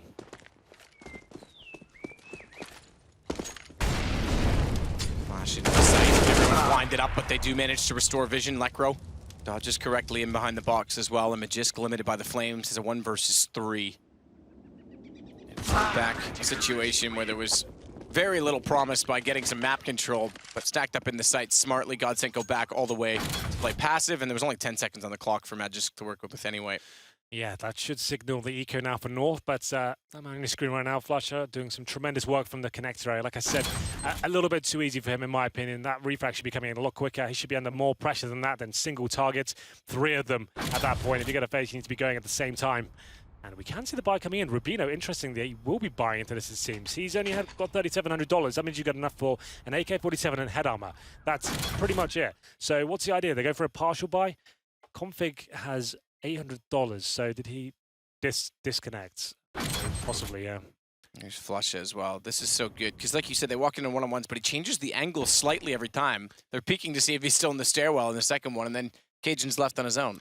Yeah, it just looks a little bit too easy for him, you know, like the fact that it's fantastic from him, don't get me wrong, but there's no flashes being used towards that mid position. He's getting single targets and yes, adjusting his position each time, but they should be facing that at least together or instantaneously. He shouldn't have time to readjust. That refrag comes in straight after. That's the idea of going for defaults and going for map control. But it's wonderful stuff there from Flusher. It does find a 3rd round for Godsend. Lost bonus starting to accumulate for North. You get $2,400 into this round, but like I said, Rubino has purchased up already, and this is technical timeout at this stage, so maybe the round will be reset. Yeah, it'd be interesting to see what the response is with the single AK-47. Watching Godsend versus North on the family TV with my parents and sister. Hear the roar. Some North fans there, female? Yeah, absolutely. Whole family affair. I like it. My family watches it now. Oh, really? From time to time. Yeah? Well, I think my parents do. I don't think my sister really cares. So that sister's cooler than my sister. Yeah. Confirmed. I don't think my family know what I do. I don't think they get it, but... So there's going to be a reset to the money as well as the reconnect, which is quite simple to do. Ebot, obviously, running. He's been cooperative. Or I suppose, sorry, yeah, that's right. It's not Ebot on Valve servers, so that's my true. mistake. They have to input it, but that's easy to do. They can look back. Yeah, we're rolling back the years right now. Rolling back the round, Henry, back as you wouldn't say. Well, then it's 5-3. If you are just joining us and you've missed most of the group stage, these are the final 3 games. All roads have led here. There's 3 to go. 3 teams will be going home. 3 will be progressing to the Fox Theatre. And this is an interesting matchup here. North tipped to get top 4 of the major, I would say, considering their form this year, have looked up and down. They kicked things off with a 0-2, but getting back into it now. 5 plays, 3 at the moment. It will be a full eco, so it was a little bit confusing there with the technical timeout. Rubino did buy, but with the revert coming in, they have gone for a full eco here. It's going to be a Desert Eagle on 4 P250s, no nades. And we'll see whether Rubino can do anything with his Deagle. That's pretty much their only hope. The objective for Godsend at this point, once they can hear the PT-50s rattling off, just hold on the bomb sites and get the crossfires set up there. Don't give anything away. Try and keep 5 alive and deny the bomb plant. Nading on top of the Molotov. No one close on the receiving end toward Monster because it's a rush onto A, and JW lines him up, finds one on Rubino. They get in just to do damage if they try and wrap around, and that's going to pull them into Schneider's crosshair from Bathrooms. Cue JW's re-entrance. And flawless round from Godsend as they bring this to back within 1. As soon as we got to those real gun rounds, we'll call them, when they actually had the full buys available, not number 4, of course, they've actually managed to string 4 rounds in a row, so looking very good now, Godsend. Starting to hit some big shots there. Schneider's still very quiet, but players like JW and Flusher stepping up. Some good intelligent play on the CT side here, so we'll see whether North have a reaction for this. Cajun be back on the AWP himself, so we'll see whether he can actually find some form here. He's yet to really open up the map for North as of yet, but round number 10, getting to the latter stages of the first half here. Majors going towards connector now for the default. Didn't have anyone there before, and actually that's where things fell apart. So he'll be on in that connector position. And Cajun be looking for any CT aggression that'll be coming in at the start of the round here. Double nades out toward Fountain. Early throws from these smokes on the CT side as well, which leaves a lot of utility left for North to work with on execution, should they get that far. 1:25 in the round, and to be clear on how many smokes they've used, they've got 1 left. That's it on JW on the CT side. They've stacked up over toward Bathrooms, though, and this is a bit more interesting because JW holding with that AWP is going to allow Lekro to start getting in position, wants to line himself up with this rock, so it seems like he's in the middle of nowhere, but it's to cover the corner. First flash in, pops up, sees the nice reactions to snap to his left after originally trying to get the shot on the right. But he only manages the one with 3 players facing him down, and JW's got it back away. Yeah, JW had the opportunity to nail the second shot there, whiffed it slightly. That would have been big if he picked it up. You can see right now towards the B bomb sites, Pronax by himself. If the rotation from North comes in right now, they're in a fantastic position. They haven't really got that much established toward that side of the map. The bomb is still towards long, so you would assume that's where they'll finish up as well. 3 smokes remaining, can still execute, but no real commitment in this stage. But time is ticking away. 35 seconds. Their final move will be towards A. We can see Cajun and Rubino getting towards middle, but Schneider takes one of them down. Schneider's starting to back up once more as well. He's gonna get caught. Flusha from Cajun B, but with Schneider's position still in the site, he's got the information for JW. Spots a leg coming through the edge of the smoke. It's MSL that's found. 1-man advantage, that's negated by the shot from Rubino, and JW just ahead to fire at. Isn't gonna find it, but they've got to go for the plant. 9 seconds, and he's off. He's off on the aim with the pistol. Tries to get to the AK, won't make it in time, and Rubino, he knew he was over there with an AWP. Charged him just in time before the AK was brought up instead, and it's on a Pronax on a UMP. Does have a kit to work with. Smoke's gonna dissolve. He does not have one of his own to deploy, and they'll have both sides of this to play with. M4 is tantalizing in front of him because he's going to need the range if he wants to bait them out from Bathrooms. He'll get toward that, but then he spotted Rubino from a long way away. He knows they're separated as well, but Cajun holds the angle with the op. Good recovery from North overall. Time ticking away, like we said. They made the commitment to the bomb site. Around 10 seconds remaining. Wasn't a full execution either. I think JW went a little bit too all in there, obviously trying to deny the bomb plant. Spamming his pistol away, ran out of bullets, got punished for it. Could have waited for his teammate to rotate in and actually had a chance of actually pincering together, but there it is. Godsend give round away after winning 4 in a row. So North back into this one and extend their lead to 2 here. 6-4. There's a bit of a sloppy default overall. They didn't really seem fully committed or had any sort of real idea as to where they're going to finish up there, but it worked out quite nicely in the end. Bit of a gamble play from Godsend. 4 players towards A at the start, just 4 on Pronax and B. Could have fallen apart, but it pays off in the end as we're going to round number 11. Single orb set up in the hands of JWs towards B this time. That's what some of the top orbers are doing on this map. They change the position up every single round almost to kind of keep it guessing. Good shot, Majisk to Pronax, but he does enough damage in turn to allow Schneider a very comfortable trade. Config gonna get smoked off down in the lower tunnels. He'll take advantage of that smoke, try and get over to the right side. There is an awkward tool bench that's there that can suck up a lot of damage. But who's gonna spot the other first? It's Config that finds Schneider checking the corner, thinking that that smoke was good enough to allow him an advancement. Well, 4-on-3 advantage for now. We still have smokes, molotovs, and flashbangs as well. Looking like B will be an interesting prospect here for North. And Godsend, they need to start hunting for information. You can see one player, Flusher. He's towards A by himself right now. He's quite passive. He maybe want to push at this point and maybe start hunting for information. They didn't really have a lot to work with, but luckily for them, they are kind of favoring towards a B site. JW has managed to get them the advantage before. The rotation from North potentially coming in here. You can see the bomb and T-spawn right now. They're going to be ending up maybe with some sort of split. We'll see what happens, and they're going to be getting a little bit of intel towards middle here. Config and Cajun together with Bomb to bathrooms as well, and Flush has just left the site. They've got all three inside of B. It's a ruse. It's a 3 versus 3 with a perfect fake from Rubino, and I think Flush has realized it. Hang on, guys. I don't see anything further. Do you? Nope. Bailout back through smoke. Config's already got a plant, but it means with 3 rotating and Rubino now lagging behind, it's a 3 versus 2 essentially on the retake, and Rubino's just going to realize that. So they've got to stay alive, stay efficient, and buy time for Rubino to rotate around from this B site. And he's going as silent as he possibly can. They're inside of the top platform. They can already spot the bomb as well, and Cajun a little bit closer with the AWP than you might anticipate, given that it's planted for him to go anywhere inside the bathrooms. Misses that first shot. But the more time that goes on, you have to consider Rubino, because he's arrived. He gets one already. Lekro's caught off, and suddenly they turn their attention back into the site. That's going to queue up Config, and it's a pinch from either side in the round that will go the way of North. Really nice stuff there from North. You can see that's a really calculated call there. MSL known to be quite cerebral in his calls and working on what's going to be the most effective way to attract these CTs to the bomb sites there. It's Rubino in towards B by himself. His teammate drops at the hands of JW, but that almost works in his favor. He's there giving the distraction towards the B side as well. Just as he do it, like he said, everyone's attracted to the B side. They rotate all the players over there. The bomb goes down towards A, and Rubino's in a perfect position. He plays it to perfection. He goes very slow. He didn't make any noise and comes in for the backstab just as the CTs are starting to try and work their way towards the bomb. Very nice stuff overall from North. 7-4 now the scoreline. They do save an AWP, but they haven't forced around it. So up to JW. He saves that weapon. He's got head armor as well. So presumably we're going aggressive with this one. He'll currently be towards the connector area, seeing whether he can find the first pick, I believe. There he is. 7-4.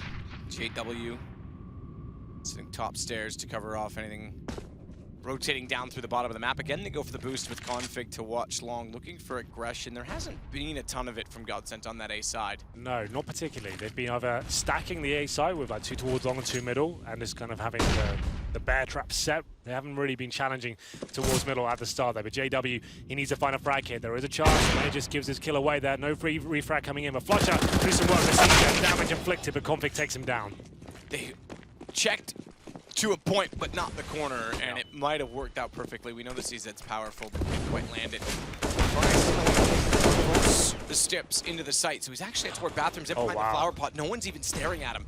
And Schneider gets back in. Bomb has been dropped. This is magical round from JW, who pops out.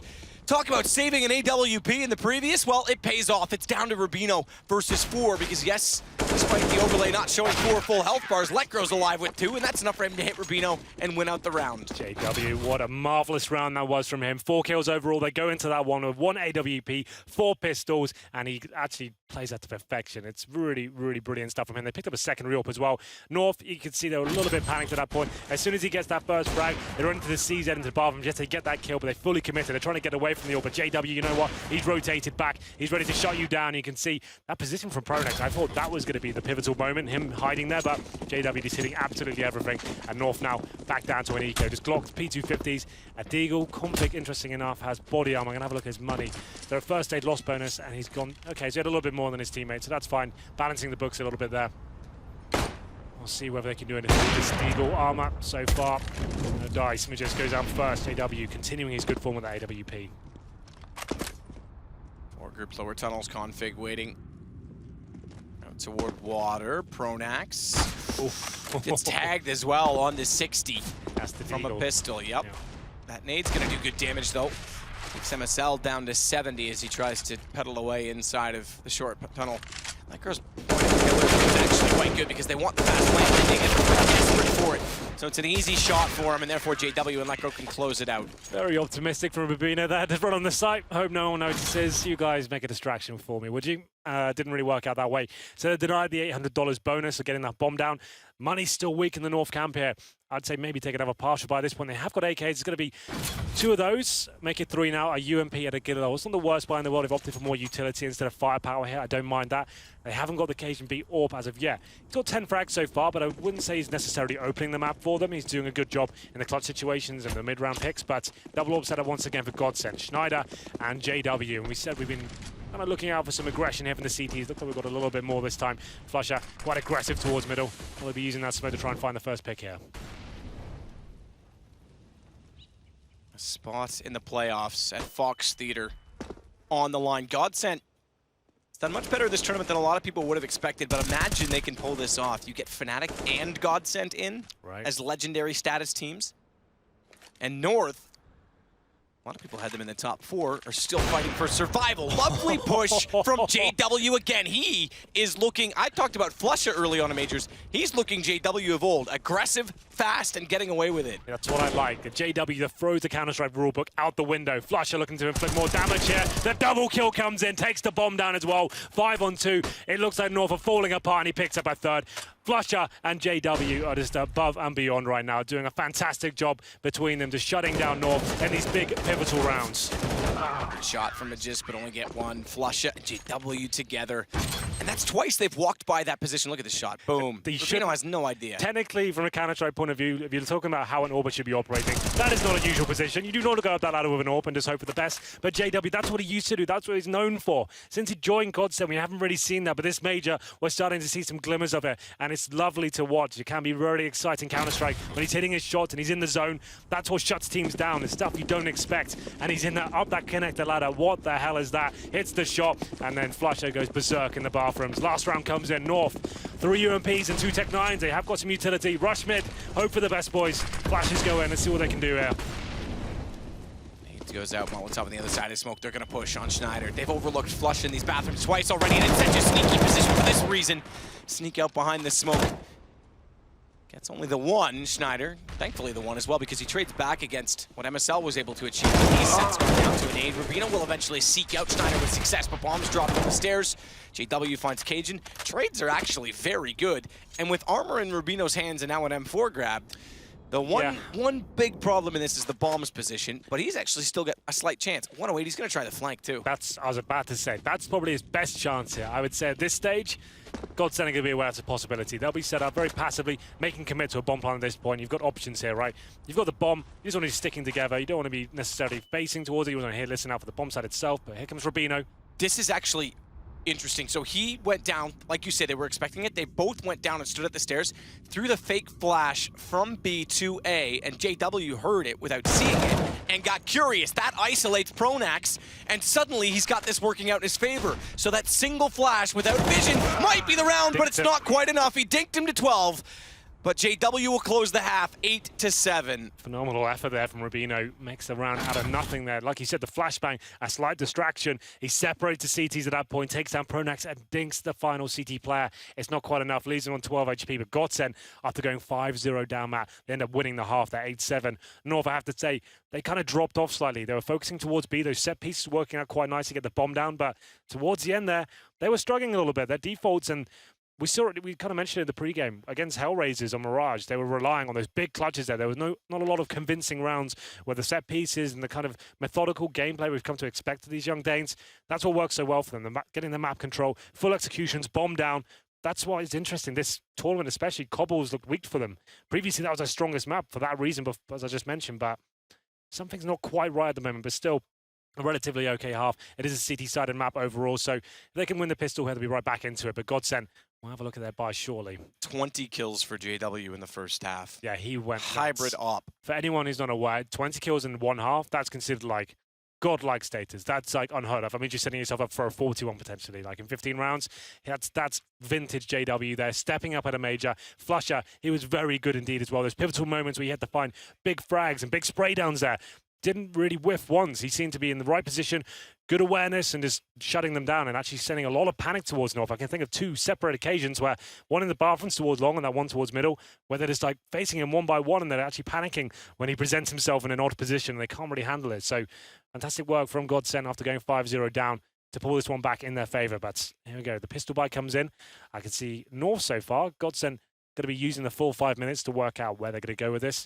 Already on the background, the coach of Godsend, but here are the 2 big performers. JW with 107 ADR. That's actually kind of surprising. 20 kills, but 107 ADR. So you would think getting more than a kill around, he might average more than 100 damage around. Means he's getting a lot of help from his teammates. Yeah, well, he is AWPing as well, so I guess he didn't get many AWP headshots, It's many true, body so shots, right? Obviously, the AWP can do, what is it, like 4 something damage with a headshot. You don't get all of that into the stats. It's only the so let's say you have 12 HP left and I hit you with a 1-tap on the AK. I only get the 12 HP added to the stat, but it still does mean there's a lot of assist in there. Well, here we go then. Round number, half number 2, I should say. It's going to be 5 sets of armor. Interesting, no utility whatsoever from Godsend. just armor here, and we'll see whether this works out for them. That normally suggests something quite simple, sticking as a pack, trying to surprise the CT. You can see MSL with the smoke and kits. He's gone for that utility play, and 2 players pushing towards long. That's Cajun B. Actually looking for this first pick here. He's committing quite heavily towards it. You know, desperate to find it. He's even trying to go for the wall bang on it. But Cajun's going to get down by JW. It's a backpedal now from Rubino, knowing that, thankfully, Magisk has knotted it up on 4s, because if he gets caught out at long and goes down, it goes to a 5 versus 3 at the time, as it were, they're in a lot of trouble. And Lekro's trying to work out from the top of middle.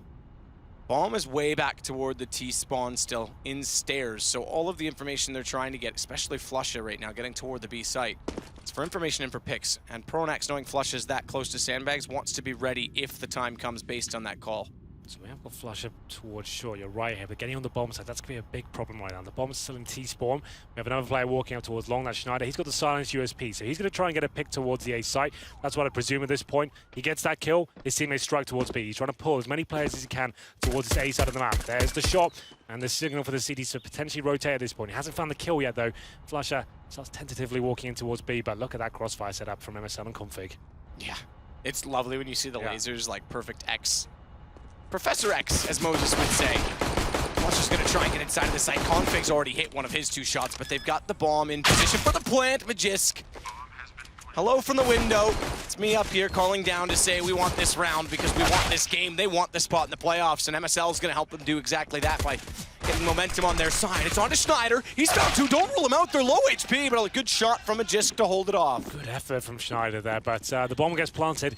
But that's the problem now when you have 0 utility to go towards the bomb side. They were relying heavily on Config delivering a frag at the start of the round there. He gets up towards long. Does a bit of damage there, but it's not enough to rotate the CTs off. They have that nice crossfire. They nail their shots. There's no flashes, no smokes to really give anything away at that point. The fake's not going to work unless he finds a frag. They hold up. It just lands a shot to the USP there. The bomb goes down for Godsend, but unfortunately for them, that's all they get out of this one. So they'll be buying up AKs in the 3rd round here. So round number 2, objective, just get the bomb down once again. They've got 2 smokes, no body armor, some upgraded pistols here. Probably go towards B. You're going to smoke on the bomb side, maybe towards heaven as well. And you try and get that plant down. That's the objective here. And boost their chances further in the 3rd round of having even more utility and AKs to work with that. Fast push out toward long from Rubino and Cajun as well on these SMGs. So, not smoking heaven, we're smoking the bomb site heavily. That might be a little fake, you know. You can see they're not really committing to it. This could change it all, though. Yeah. Rubino's position, because you're right, it was definitely fake. They walk back up from the lower stairs. They still have a chance to get onto the site, though, without being spotted, because Cajun's gone up to support Rubino. Flusha could get in behind him. Magisk has to step up and win these duels. Cajun goes down, it's Rubino to fight his way back in, and he's surrounded. He's got a bomb that's pushing back down long.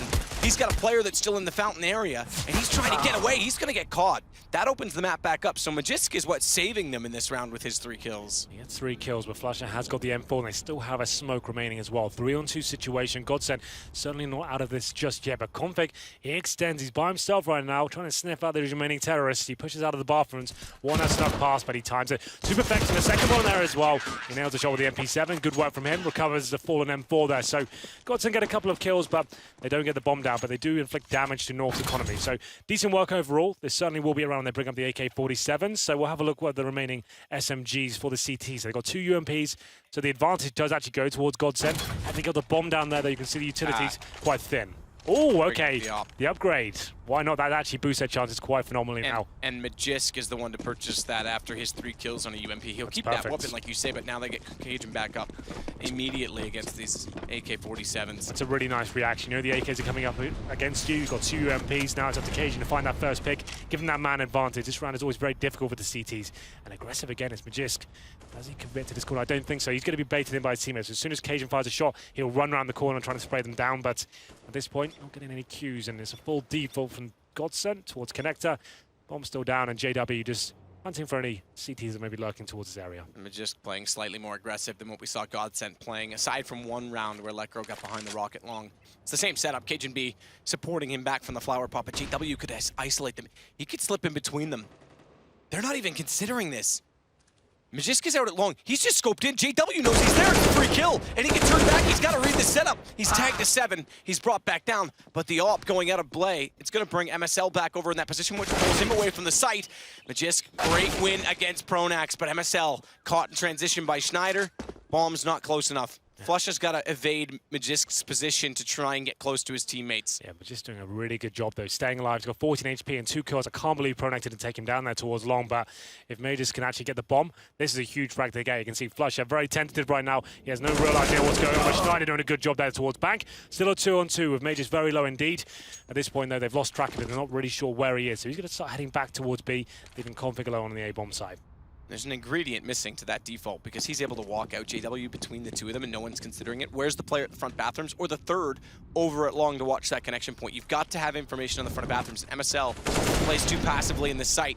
He slips in undetected, and they still have a lot of work to do. But just low HP. What? Lovely shot on Lekro. Has to He block. needed the headshot, and he'll get it. His third in the round, and they have to commit to the plant. That allows Config to advance. And the last 2 rounds, there's been 2 players with all the kills. It's the 1-2 punch that won them epicenter. Config and Magisk are setting themselves up. Majors, just such an amazing round for him. How does he find that kill with 14 HP? The AK just eviscerates an opponent there. As the bomb's going down as well, as 5 seconds remaining, the round's pretty much over. Flusher can't do anything about it. And I have to say, it was a very interesting round overall. The fact that JW gets in towards long, like you pointed out, you can hear the player scoping up towards that flower bed. He gets the first kill, but Majors takes him down. The kill on towards Pronax, though, he was low HP. Pronax knows he's at the big rock position. I thought that was the key frag at that point, but Majors going above and beyond to actually step up there. 3 kills overall, and a massive round for them to pick up. There's not money available, really, for Godsend at this point. They get the bomb down.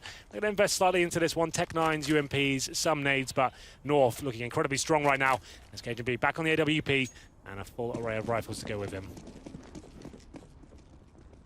And that early buy was enabled due to an early plant and the $800 injection on the loss. Well, it means that the first gun round comes earlier, which also means momentum stays with North for longer, because now they can get 4 straight rounds as opposed to the 3 and make this potentially 11-8. Config only sprays 1.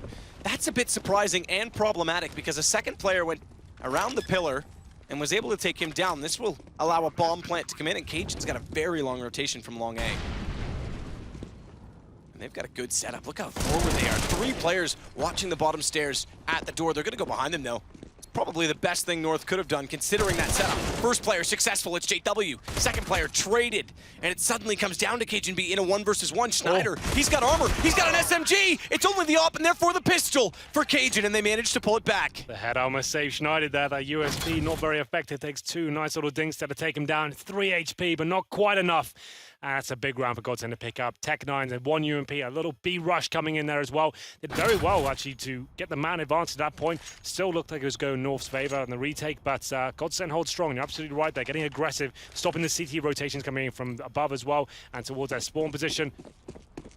Godsend fight back and actually broken the economy of North here. Just going to check him with the scoreboard. Emma's having quite a quiet game here. 5 for 16 for him. Like you said, a couple of mistakes towards middle on the CT side so far, but Flusher. Contact play towards B, we described this before. You go as silent as you can until you spot it, and everyone kind of explodes at the same time. Config, like, P250 finds the first headshot and digs another as well. It's done well to pull that back. It bounces toward the barrels, and it's Rubino to follow up. This is why you don't commit until you have information against these sort of eco plays. This wasn't even a force buy. And look at Lekro and JW. They've both been dinked as well. Config did a ton of damage this round. Schneider knows they're running back from this position. He can hear them the whole time, and he's actually read this well. If he gets both here, they could still win the round, and Cajun's got to be perfect on free fire. Or better yet, Rubino's got to rotate into timely fashion to get the trade.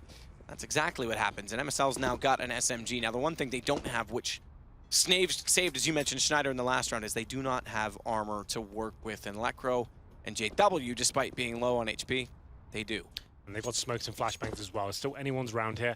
Bit of a disadvantage for Godsend, considering the HP. Lekro, 1 bullet potential there as well. So we're going on towards long by himself here. Has to check every single angle.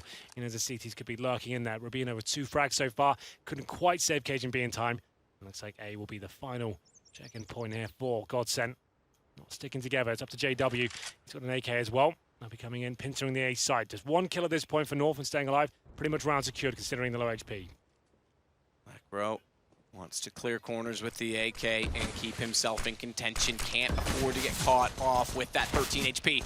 More importantly, JW, who is mid-20s, gets tagged at 14 through the smoke, but he's searching out the flank. Not timely enough. MSL's there, and I'm not even sure that he was actually ready for that. This puts Lekro's position in question because he's got to stay behind the flower pot. Does so, and the AK has a chance, but a better shot from Config. Pretty much full eco there, and as I was describing, that's why it's so scary in these big games to commit to a full B play at that point. You never know what's on the other side. You want to be using your utility, flushing out the positions like Config Saturn. Did you see how much damage he did with that P250 towards barrels? If you're playing that round effectively, in this sort of matchup with one map and you're going home, you want to be treating them like gun runs. You want to be using your Molotovs, flush them out just you're coming out of Monster Tunnel. That he doesn't have the opportunity to do. I think he must have done around 250 damage as they were coming out. He gets 1 kill, but he dinks 2 more, and at that point, sends them back towards A, into the Lion's Den when they're waiting connector as well. They find a couple more kills. Schneider did some good work to get them back into the round, but unfortunately, not really much Lekro could do there in the 3 versus 1. So, they strike back. It's North 11-9. Bomb planted. I'm not sure what the money situation right now is for Godsend. That shot from Config's perspective. He did so much. He had a nose to shoot at. That's about it. Look how much that means to Majors. They're pumped. They're ready. I mean, they were so slow to start in this tournament. They better get excited at some point. Right. There was 0-2. You don't get excited now. You might as well wait. What are we gonna? We don't even know when the next major is going to be. We only had 2 in 2016. Wait 6 months for another chance like this? Yeah. I mean, we also said that if they could survive some of the games they went through, the Hellraisers game as well, how close they were. For the inexperienced players on North, it was trial by fire, and they better have learned from it. Well, they have, I would say, because Magisk and Config are leading the way for them right now. Oh, it's a pretty much a force buy here. We have got the JW AWP. We can see there's a caveat to that. Tech-9s, Galils, and a UMP. So it's going to be reliant on JW finding the opening kills there. Certainly delivered in the first half. A little bit quiet here in the second, but we'll see whether he can do anything with the AWP. He's actually currently towards mid. Not going to be towards long with his teammates. Decent map control coming in from the terrorists right now. North not really aware as to what weaponry is going to be available. Can hear a few AKs firing off, and the first shot comes in from Cajun. Can't quite land it, though. And the other storyline in this game is that it's the battle of the tacticians, the chess masters, the in-game leaders, because MSL and Pronax combined for 11 kills, both of them trailing behind the rest of their team, both known for prowess of calling, but not so much for fragging. MSL's had a few decent games throughout the course of the tournament, but again in this one, those 2 lags slightly behind. Rubino, he's going to rotate back around to cover off any chance they do attack onto the A site. That leaves Magisk push forward with smokes on long, which can give Rubino a bit of an access point inside of the site, but that early pick for Godsend opens up a lot of map control. Considering their lesser weaponry to work with, they've actually got a big advantage right now. Yeah, that was a huge scalp to take as well. The AWP, Cajun B, Rubino, no slouch with his weapon either. Almost nails a shot there, but can't quite find a shot, and it's going to be Majors overcommitting, taking down the bar, but that should be the round side of Rubino, still fighting back. Nearly getting a second one as well. He knew that the shot missed it long would try and bait them in toward front bathrooms, but Magisk, I think, overreacted on that. And they're going to save. Yeah. At that point, when you've lost the man advantage, you know they're going to be coming from long or the bathrooms area. He took a bit of a gamble there. The SMG wanted to go in close range. He found 4 terrorists waiting for him on the other side, so not really much he could do about that. And that was his down to JW. We said he had to find that opening pick, and what a great job he did. Took down the AWP of North as well. So after a full eco victory, North do drop around after that. Godsend with the force by themselves. They pick up a secondary AWP there as well. MSL, like you said, quiet game for him. If they can save these 2 weapons, because they won a previous eco before, they should be able to get a buy around this. So if they lose the 2 of them, I'm not so sure they can do that. So you can see, yes, we've got 2 players on $4,000, so they can drop those weapons over and get a mix of a buy, but it'll be decent enough. They'll have 4 M4s, maybe 1 SMG. And maybe an AWP they'd really want to as well. If they wanted to do that, they could drop the AWP over. Here's the opening pick. We didn't quite see it. JW, to be fair, Cajun B was in the middle of nowhere. Yeah, that was a bit of an overcommitment. So Majors, that's a reaction from him. He actually did before, I beg your pardon. So he actually didn't have to necessarily do it. He's trying to get a kill back in their favor, surprise him a little bit. But here we go then. Round number 22. Like I said, they save weaponry here. They can buy into this round. Exactly what's happened. Cajun, what's even dropped? A UMP at the AWP before. So we'll see where they go aggressive. We did say it's a map that lends itself to aggression on the CT side. 3 players towards middle right now. You can see on the mini-map. Will they be actually committing and looking for that first frag? It's Cajun. He's got the UMP. He wants to get close range with this one. Boost comes in. Kind of messing him up a little bit here, but that's a nice angle to get that first shot. Very nice angle indeed. Looks like they'll be falling back towards B. He might get to spot Lekro. Timing works out here. He just snuck past. That's perfect. No, apparently that takes angle it down. is so good, and now it's Config. Now, did he spot Flusha? He shoulder danced, and I think the timing was just that. He didn't quite see it, but it won't matter because they don't see it. Overlook the position. He lines up 2. Rubino does the rest, and North finds 12 rounds. as we continue to trade. I would say when the guns came out, but remember, it was a round 3 buy, not round 4. It's gone back and forth since then, but I think we're about to stabilize the economy because... That Config can't believe his luck. They're not checking the barrels position. They're not even Molotoving it.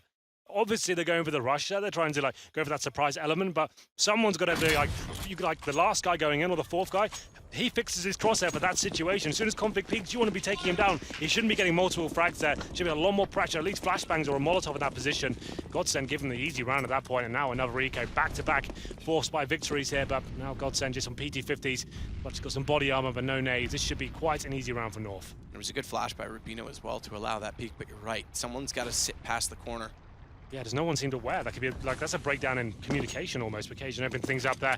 Takes down JW. This should be a simple round, as I said. 12-10. It should take us to 13 unless something goes horribly wrong at this point. They've got the man advantage. Sit back, make the terrorists commit. They just keep fragging like that. Very well done. Sign positions. Oh, peculiar. That works out because MSL picks up 2 as they line it up. They're going to find 13, and this is what I was about to say. Money was going to stabilize.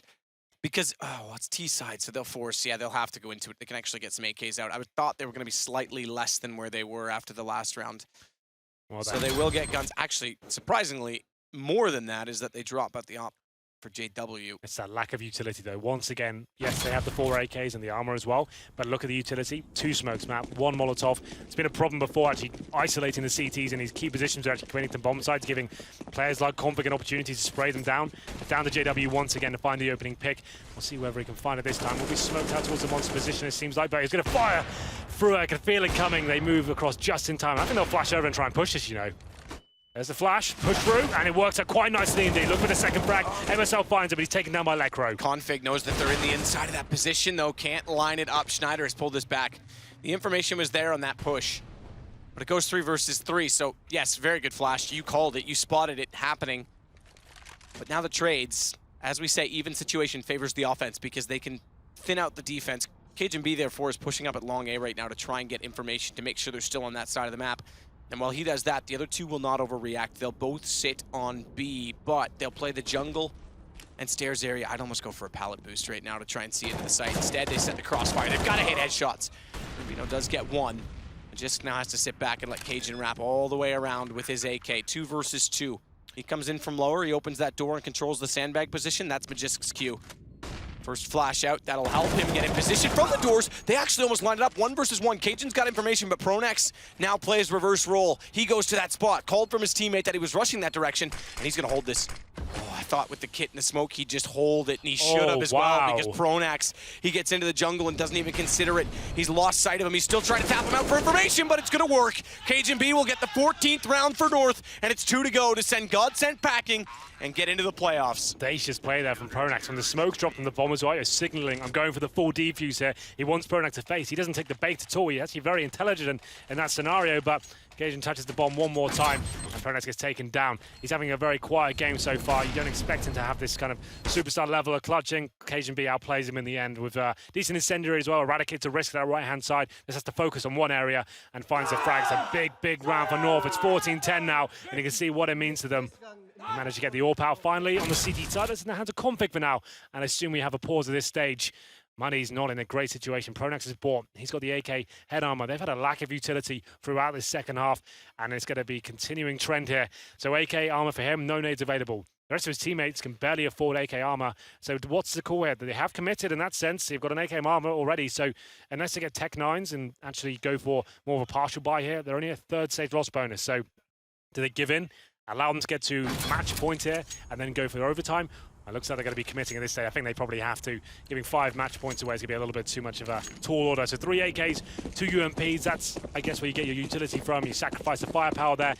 You use UMPs on the terrorist side. They're not as effective as the CD side. We can hold tight angles. We'll see whether they can actually do anything with this lesser weaponry here. Cajun goes fast. Catch them off, and MSL, perfect. He's already greeted them and down in the bottom of the depths connector. There's the nade as well, did the damage. The bullets helped it, but Pronax has pulled this back against Cajun.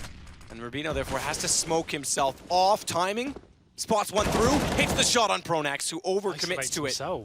Run through the smoke there. Luckily, Lekro is performing well. Takes that shot down, but Pronax got to throw in that round. If the CD gets away there and Lekro doesn't hit the shot, that's a blunder. But 3-on-3 still, and flush with B-side control. The problem is the bomb's still down towards T-spawn.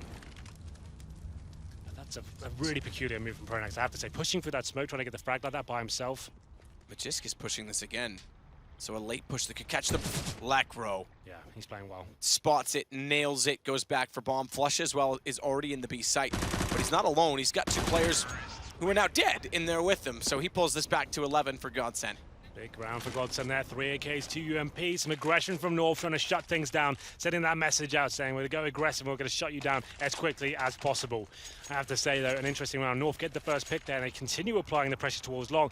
One time MSL gets that pick, I thought they'd probably fall back to the bomb side, play it safe, but they keep pushing towards long. At that point, Lekro, he's the MVP of that round for me. It's Pronax, like I said, push through that smoke, gives his frag away, but Lekro, he replies, finds 2 AK headshots, gets him back into the round. Flusher has that B control locked down. The rotating cities don't know he's there, and they manage to pick it up. So a lifeline here picked up for Godsend. Money still available for North, but not the greatest of manning. See no AWP this time. A couple of bits of utility missing. MSL just with 1 smoke, Magisk with nothing. And long control for Lekro, who's been, to be fair, very good this tournament so far for this team. Looking confident as he makes his way towards long. Magisk again will burrow his way into the depths of the tunnels. But they'll encroach upon long on the Godsend side. Cajun B has a chance to try and find an angle inside the bathroom doorway, but they're getting closer to that position, and there hasn't been any rotations back up the top of the stairs to hold them off. So he'll back away, possibly at the best time he could have, because it was high potential that he gets traded out, and as we've already mentioned many times, because it fits the defense, it favors the offense on trades. That Molotov makes Schneider immediately anticipate the fact that they're in the corners, but he actually goes inside of the site. More passive approach. Magisk is the only change in aspect of this because he's pushed up. And if they rotate back over to the B site, ready for it, if they go into A, potential for a fast enough flank. They just have to be efficient for the rest of the map. Yeah, that backstab. If they go towards connector as well, he's in a very, very good position right now. This is the interesting frag. Flusher spots him. He's going to come down some really slow timing here. He's making noise. Majors can presumably hear that. And he doesn't find him just yet, but this is still anyone's round. But Magisk has called that, and MSL's already in the stairwell, so he immediately turns, but misses the shot. MSL had to get that. They're on the site. Flush is still going to rotate up. That'll put Magisk hard on his heels, and Cajun B, he's done a phenomenal job inside of the site, but that's canceled out by Schneider, and a bomb plant to come in on top of the truck. Magisk, the man who watched through his ears, no less, not necessarily could see it the whole time, but watched his teammates go down and made the calls, has to do the work himself. No kit. He spotted the bomb, but you're right, no kit. He's got to get closer and closer and find the information. I'm not sure there's a kit down behind the truck either. He's going to bait this out. Doesn't know that he doesn't have a kit, so he's pulled 1 kill with the quick tap. Smoke's still there. He's on it again. That's going to bait Schneider's shot, but he finds his foot underneath the smoke. And it makes it possible for Godsend to find 12, and money's gone. This could quickly get to a 14-14 situation. We've had a lot of overtime this tournament, but a valiant attempt there from Majors. Did what he could. He gets the first frag, goes for the taps the bomb once again, but it's the POV from Schneider. At this point, he knows that's a common plan there. Starts spraying through, you can see the splatters of blood coming through there, and manages to take down Majors and shuts down the round for North and the economy as well.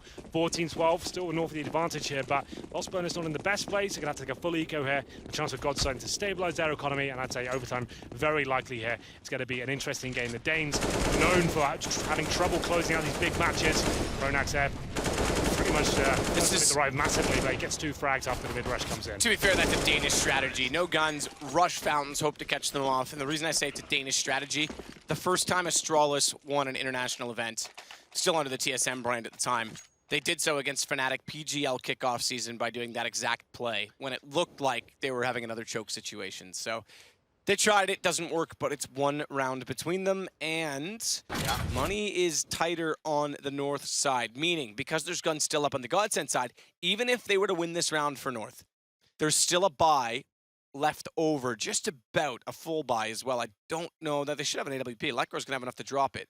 So there's a full buy left for Godsend. If North lose this, it's 14-14 and they're back onto pistols. Well then, North will be buying up into this round. It's MSL and Rubina who commit first. Cajun joins in. No AWP available for him. It's going to be 3 and 4s now, make it 4.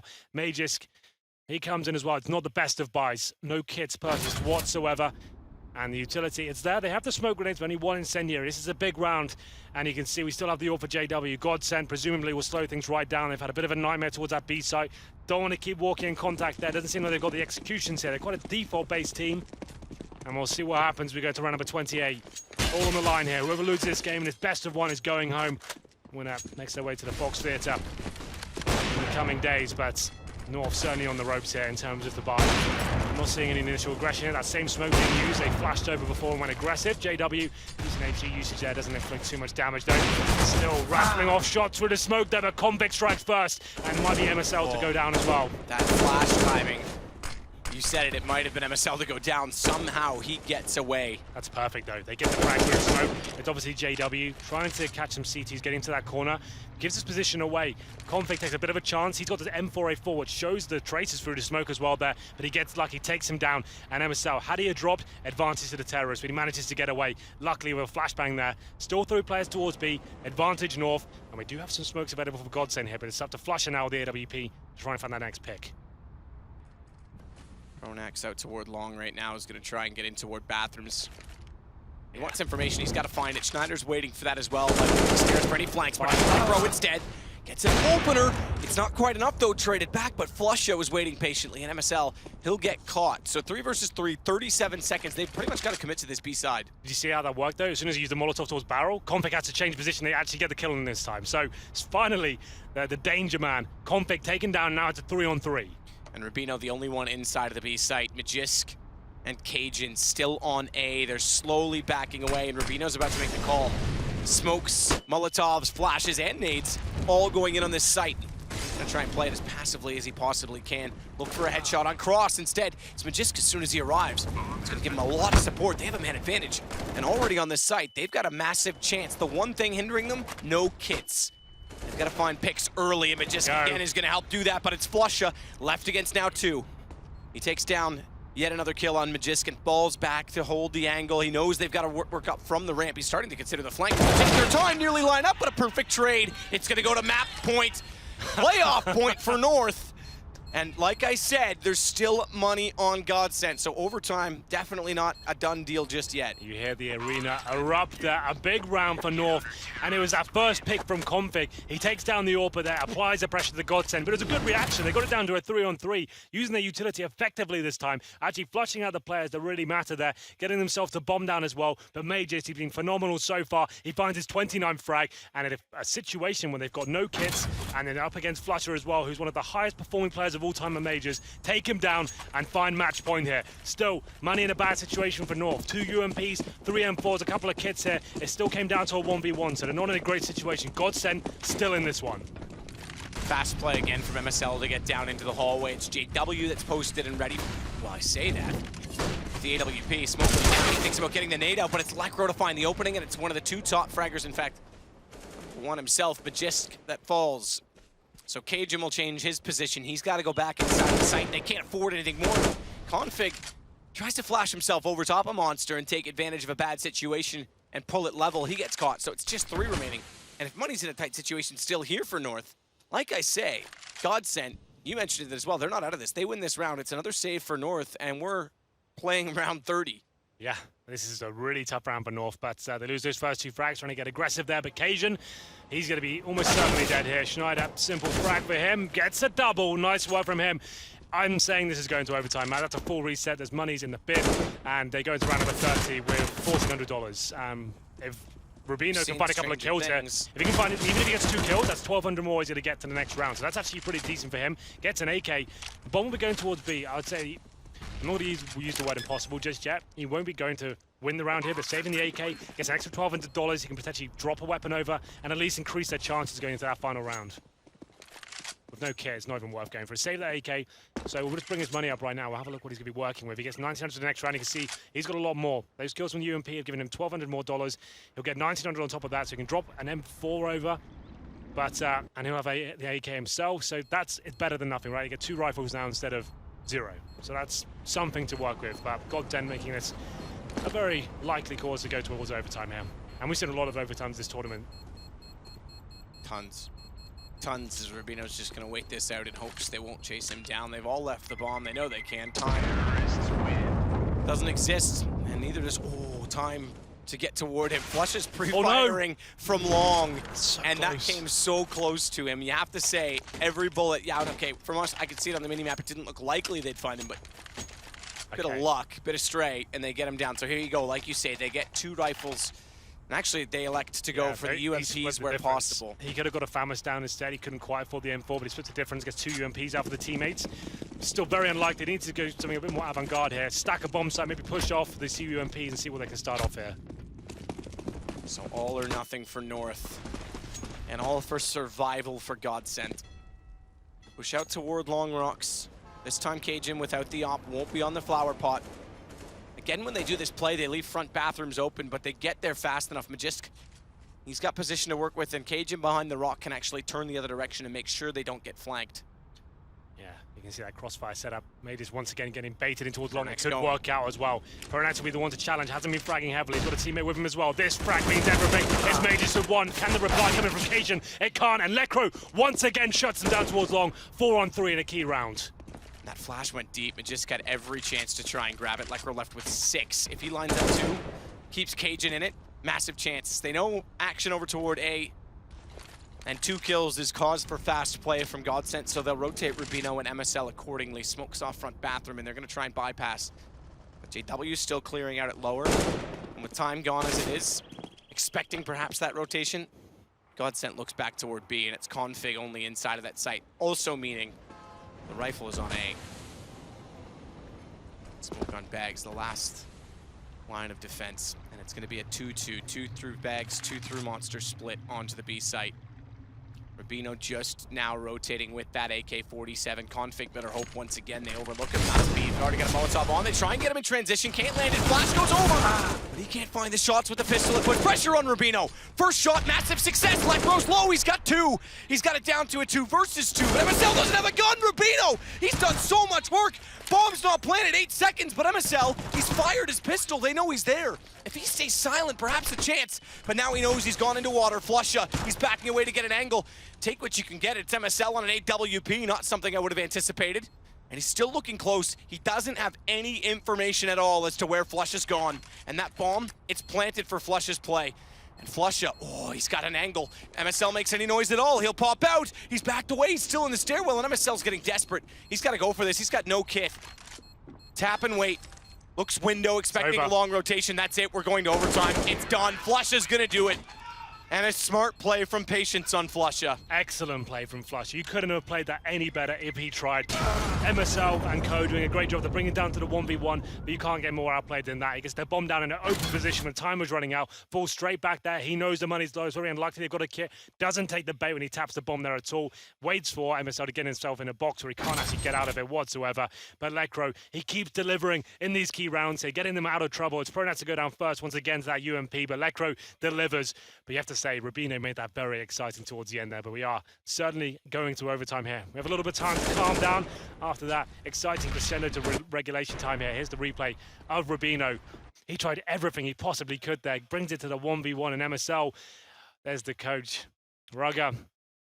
Didn't want that to go to overtime. He knows it means everything to Godsent. They're going to be super pumped after that one. And his boys, some of them in their first major, have crumbled a little bit under the high-pressure situation here at the major win. 0-2 after some underwhelming performances. They'd have loved to just close it out in regulation. You can see they're not looking exactly pumped right now. They're looking towards Godsent, looking very happy and jovial. Well, they should. Pulling that game back as it were. And over the course of an entire regulation, Magisk still averages just under 100 ADR. Does drop 30 kills, so 1 per round. Good statistic for a major, 1 kill, 1 round.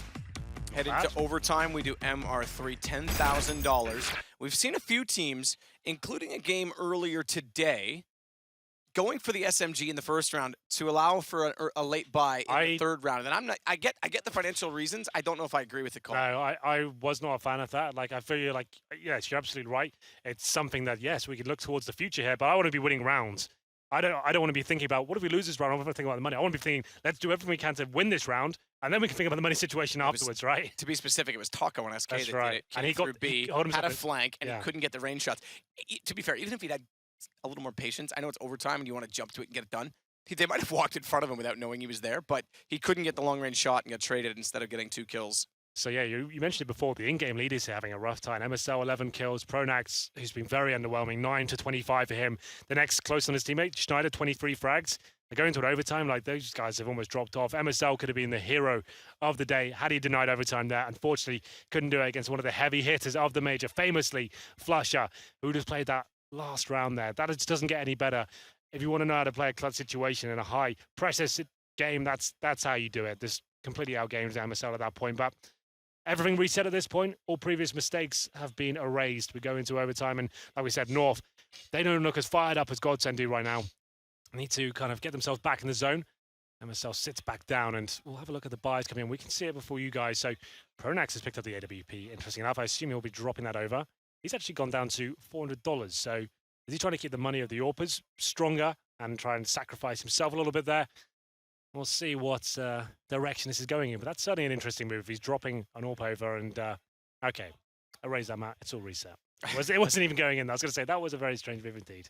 It's true. An interesting statistic yeah, for both these teams as well. Both of them to be in this game defeated, I would say more so for Optic than G2, but teams among the upper echelons of CS, especially Optic, who would have been, I think, on most people's pick them to be inside of the playoffs. So, like we say, they surprised a lot in this tournament. One AWP bought out in overtime on the CT side. It's going to be Cajun B, and I think they're talking it over for JW. He's yet to buy. Well, to be fair, on the second half, the one we're on right now, he finished the first half with 20 frags. He's currently got 26. So the AWP wasn't super impactful, we have to say, in that second half. So on the T side right now... It's actually a really good point. 15 more rounds, he only gets 6 kills. Yeah, so the AWP wasn't really doing that much work for them. He was actually more effective. Oh, that's a nice little graphic for you. What is that? Chickens blowing up in the back of a van.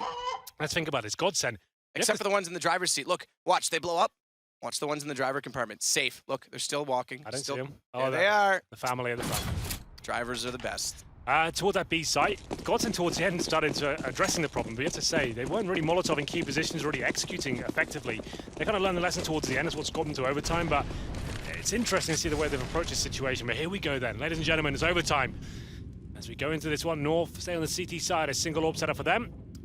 It's going to be Cajun B, of course. He'll be positioned towards long A. The other thing to mention about JW only getting 6 kills in this T side, all 15 rounds of it, does that affect his confidence when they go back to CT, where he was dominant and he was playing with confidence, a very fast style? That's why they took time there. They said it's worth us getting 5 rifles at this point. The AWP's not really opening the map up for us. It doesn't seem to be having that much impact, but he wants to stick with it after having such a dominating performance in the first half. Why not? We'll see what he can do here. Change for the setup out toward long. Cajun was watching it, but Magisk not pushed, decides to watch Connector instead because that's where they went down. Remember, JW snuck through there with an AK, which also says one of his kills was with an AK, not even with the AWP of those 6. And you're right, you pointed out that man, Lecro. He's been sharp on this T side. He's been better on T sides in general. This Pronax, they'll clear bathroom, get a little map control. MSL and Magisk will watch the stairs to A together with a crossfire, and Cajun goes behind the van to try and take down this man, JW. Very slight gap to do it, and it's gonna be a jump, gap, cross, and his patience pays off because they're trying to bait the shot so JW can get in position instead. Doesn't work. Once that tight angle gives them the 5-on-4. North want to get this round, get their mentality back in. We haven't heard those Lions roar in a while. It's Magis. He's looking to get aggressive here. The flashbang might come in from his teammate to check the bathroom out, but he wants to play a little bit more passively here. Lecro has been dynamite so far, looking for the next frag. So he's lined up with Magisk. He'll go down, but Magisk finds one. He's still got room to work.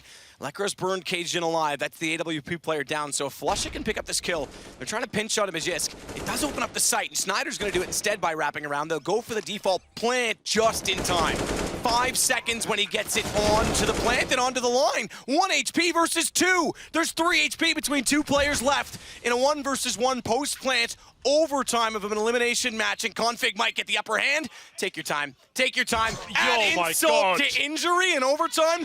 That is bold. Why Config. would you do that? That is Don't bold. knife people. If he'd have messed that up, can you imagine how upset his whole team would be? It's not worth the kill reward there. If that goes wrong... You don't need the money. You definitely don't need the money. Do not knife people in that kind of situation. He gets away with it, but can you imagine if something goes wrong there? 2 HP. It wasn't even like a headshot. It wasn't like an even perfect shot. All he had to do was turn around and scratch him. The balls of this guy. My God. All right, well, you could see his teammates looking at him like, what are you doing? Why would you ever do that? But he gets away with it, so no harm, no foul, but still, just kill him at that point, secure the round. Can't argue with his old map, but, you know. Man, oh, man. I mean, the one thing it could do is play inside their head. Sure. I'm with you. Even if I'm the other team, I'm going, what an idiot. Yeah. But it could tilt them in some slight capacity. And Schneider, he's going to want to go down to, I mean, a showman, I'm I guess. shocked. A showman, that's fine. But it still pulls it off. MSL, watch this push, though. If he gets flashed over, they're trying to go for the jump up. He gets one. That's decent because he could have caught them going for the boost. And that would have been a huge advantage for North to start off this round. Right, now the advantage goes back towards Godsend on these sort of maps when you're going for map control and it's difficult to rotate as a CT. 4-on-4s certainly favour the attacking side. It means you're spread thinner on the CTs and you actually have to work a little bit harder. We push off like we just saw then. If Russell gets that first pick and falls back, that's really successful. This, not so much. Bush's going to try and waltz in solo. Smoke's going to go deep. Are they going to be ready for his presence? He does well to find Rubino. But again, it's config. Barrels, this is his home. Yeah, he seems to be getting away with this a lot, but they have been flushing him out for now, and he'll probably change his position up at this point.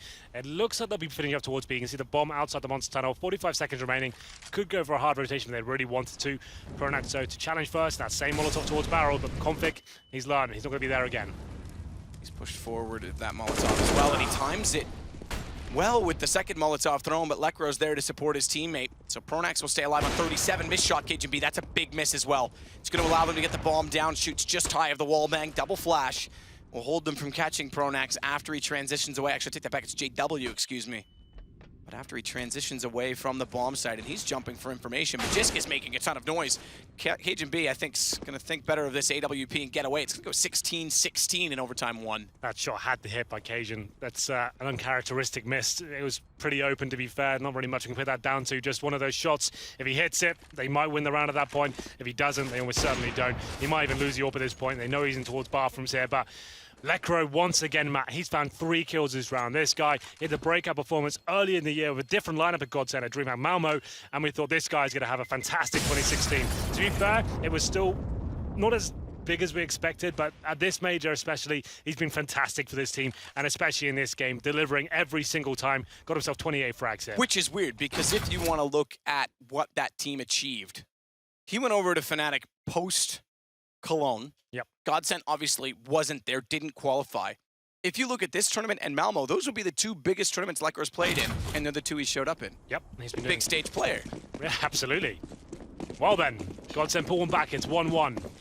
It's the first and 19 at the top of your scoreboard. 18-18 means we're going to double overtime here, but this is the final round of the first half of overtime here. So CT's winning that first round. The money's not too heavily affected. You can see it's just MSL fitting the burn a little bit more. He's got the UMP, the SMG, and we'll see whether he can potentially step up in a close-range situation. He'll be towards B with his teammates, but Cajun be aggressive with this AWP. Schneider could walk into his crosshair. Might just happen. The flick shot doesn't work out for him, though. I thought he actually would have hit the tag through the wall, it almost looked like, but he gets tagged 52 now.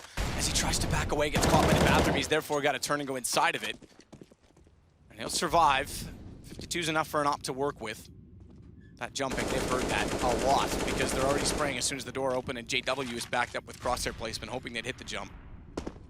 Well then, we're going to be looking for that pick as JW once again, using a little boost here to spot towards short. Things better over and back towards mid we go. The bomb's still down in T-spawn. Cajun, a couple of misses in the last few rounds here. That was a more difficult shot, definitely, but still yet to land the target here.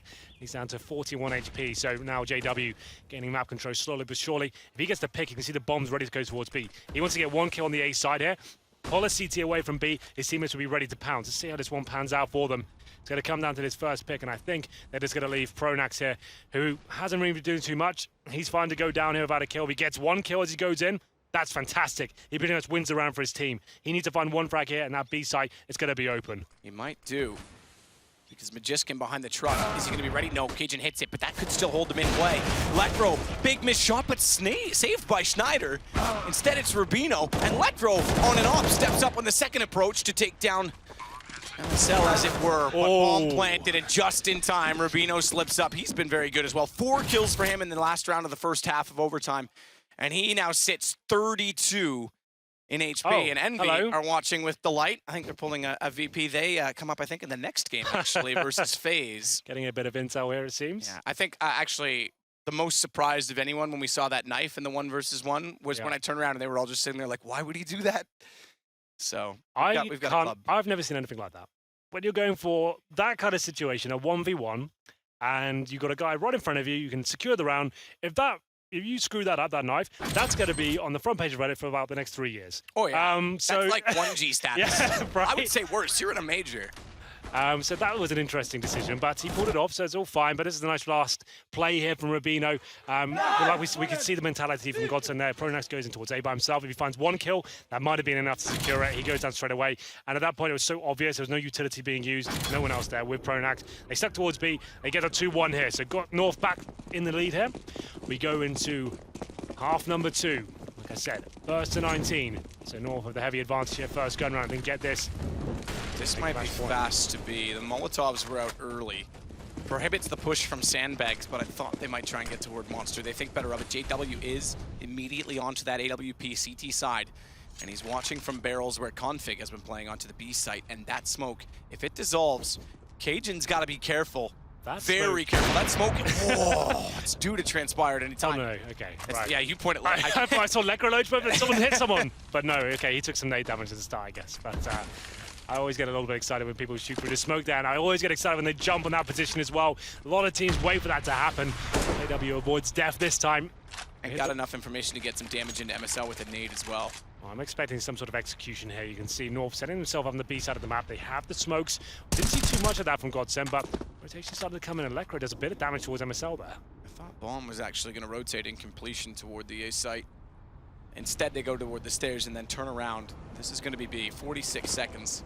Unless they lose the first pick. No, not now.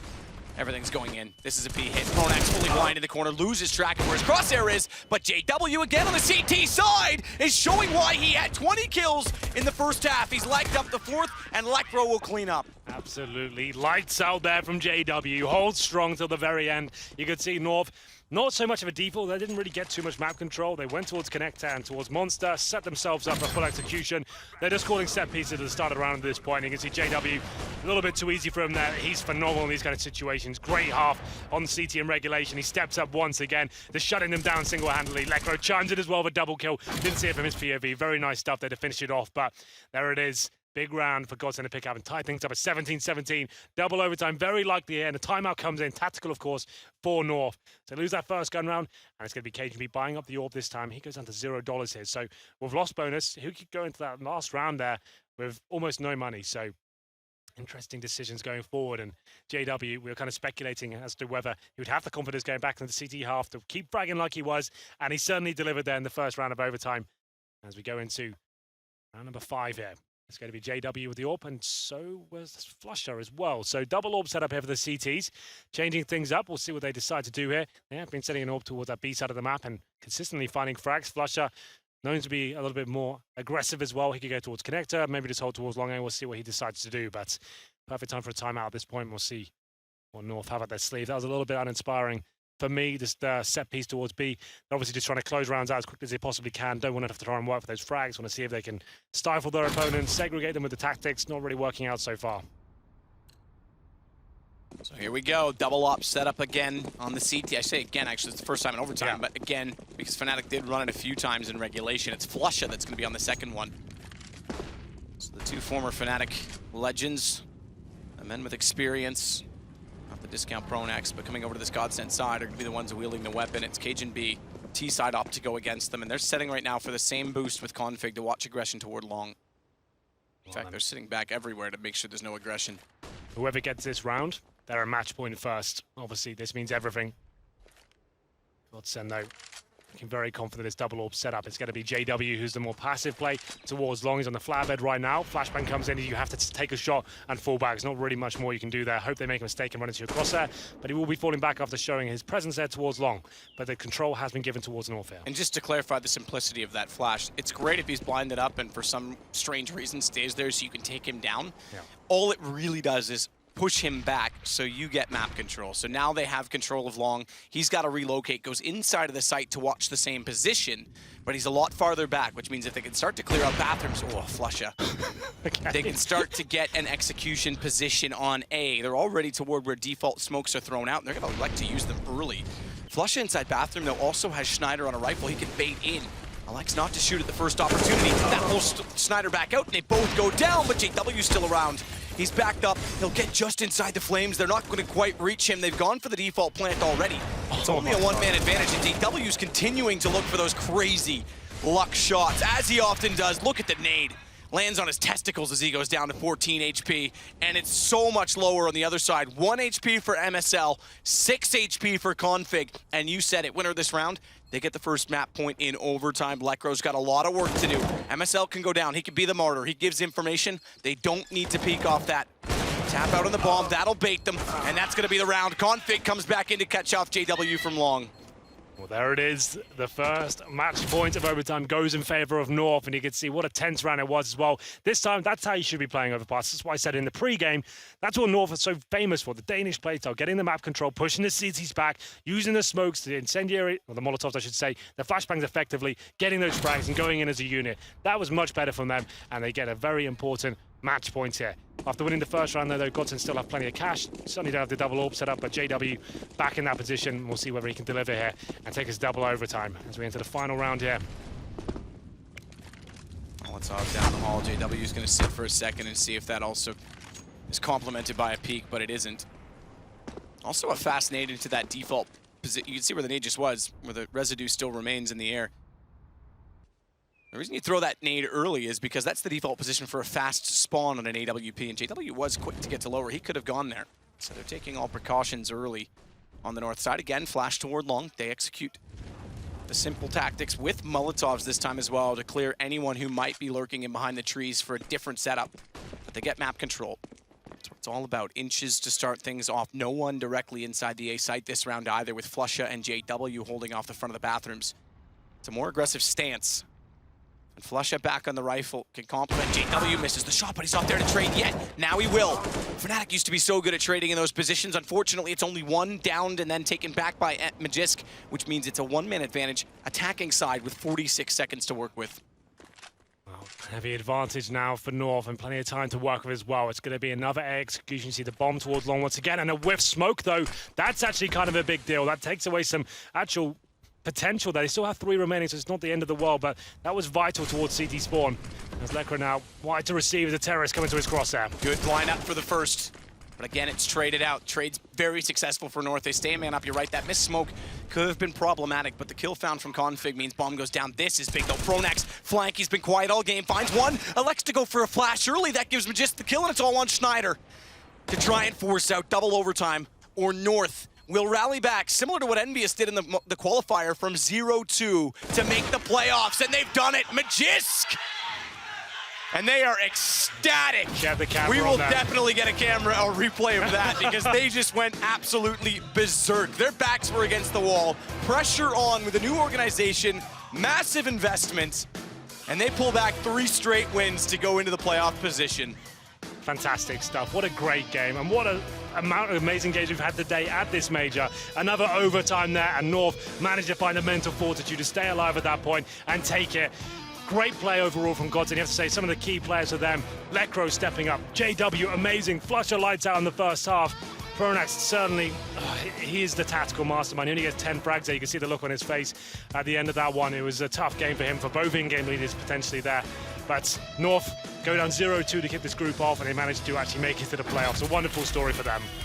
34 kills for Lecro, a hell of a performance from him. JW on 30, 35 for Rubino, who was massive in the second half of regulation. 35 for Magisk, big play from him. They grew up, both him and Config, with risks, but they make it through. They're in the playoffs. We'll be back in a minute.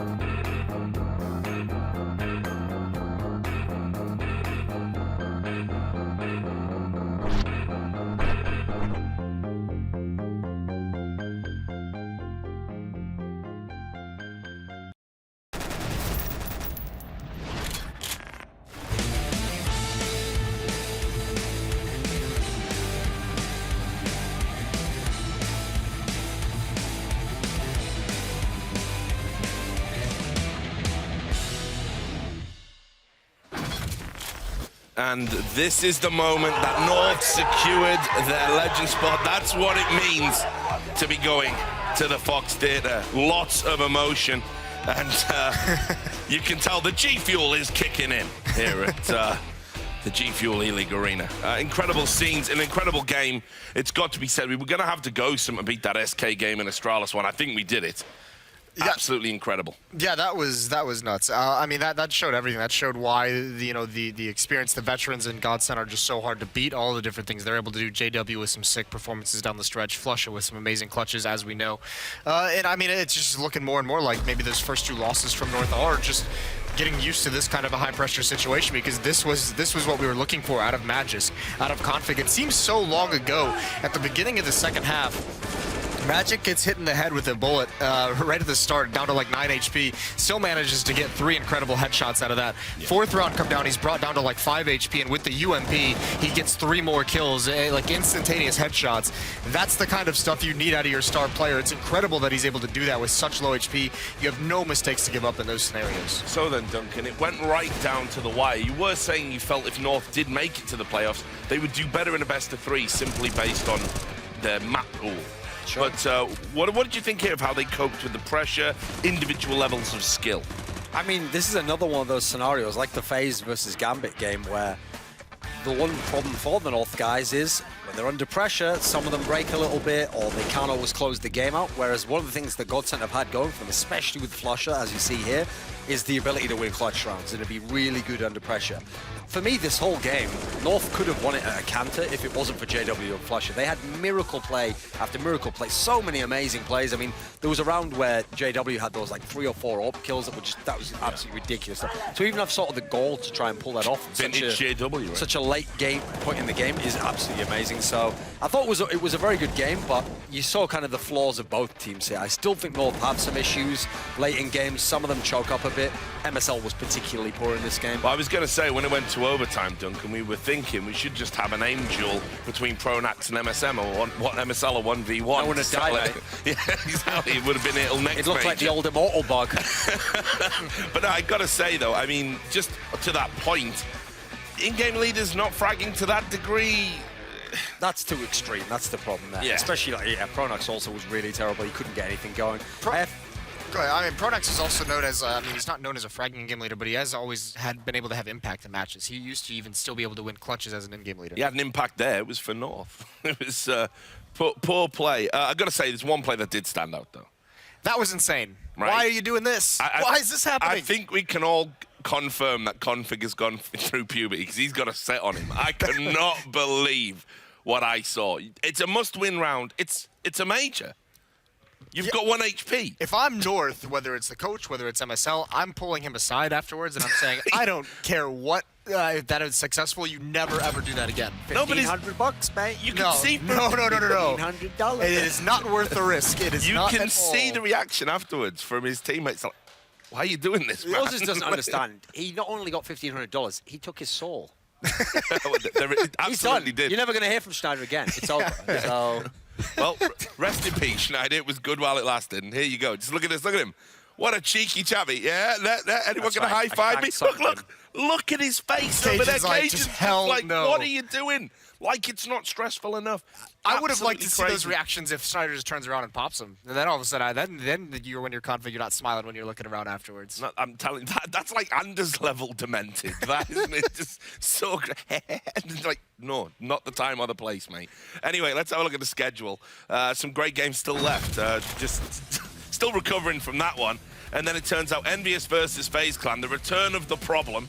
Can't wait for that. That's going to come up next. And then to close us out, Team Liquid versus Astralis. Here are the standings. Confirmation, if anyone needed, that North are going to go through. You can see Navi or Virtus Pro, SK Gaming, Fnatic, Gambit.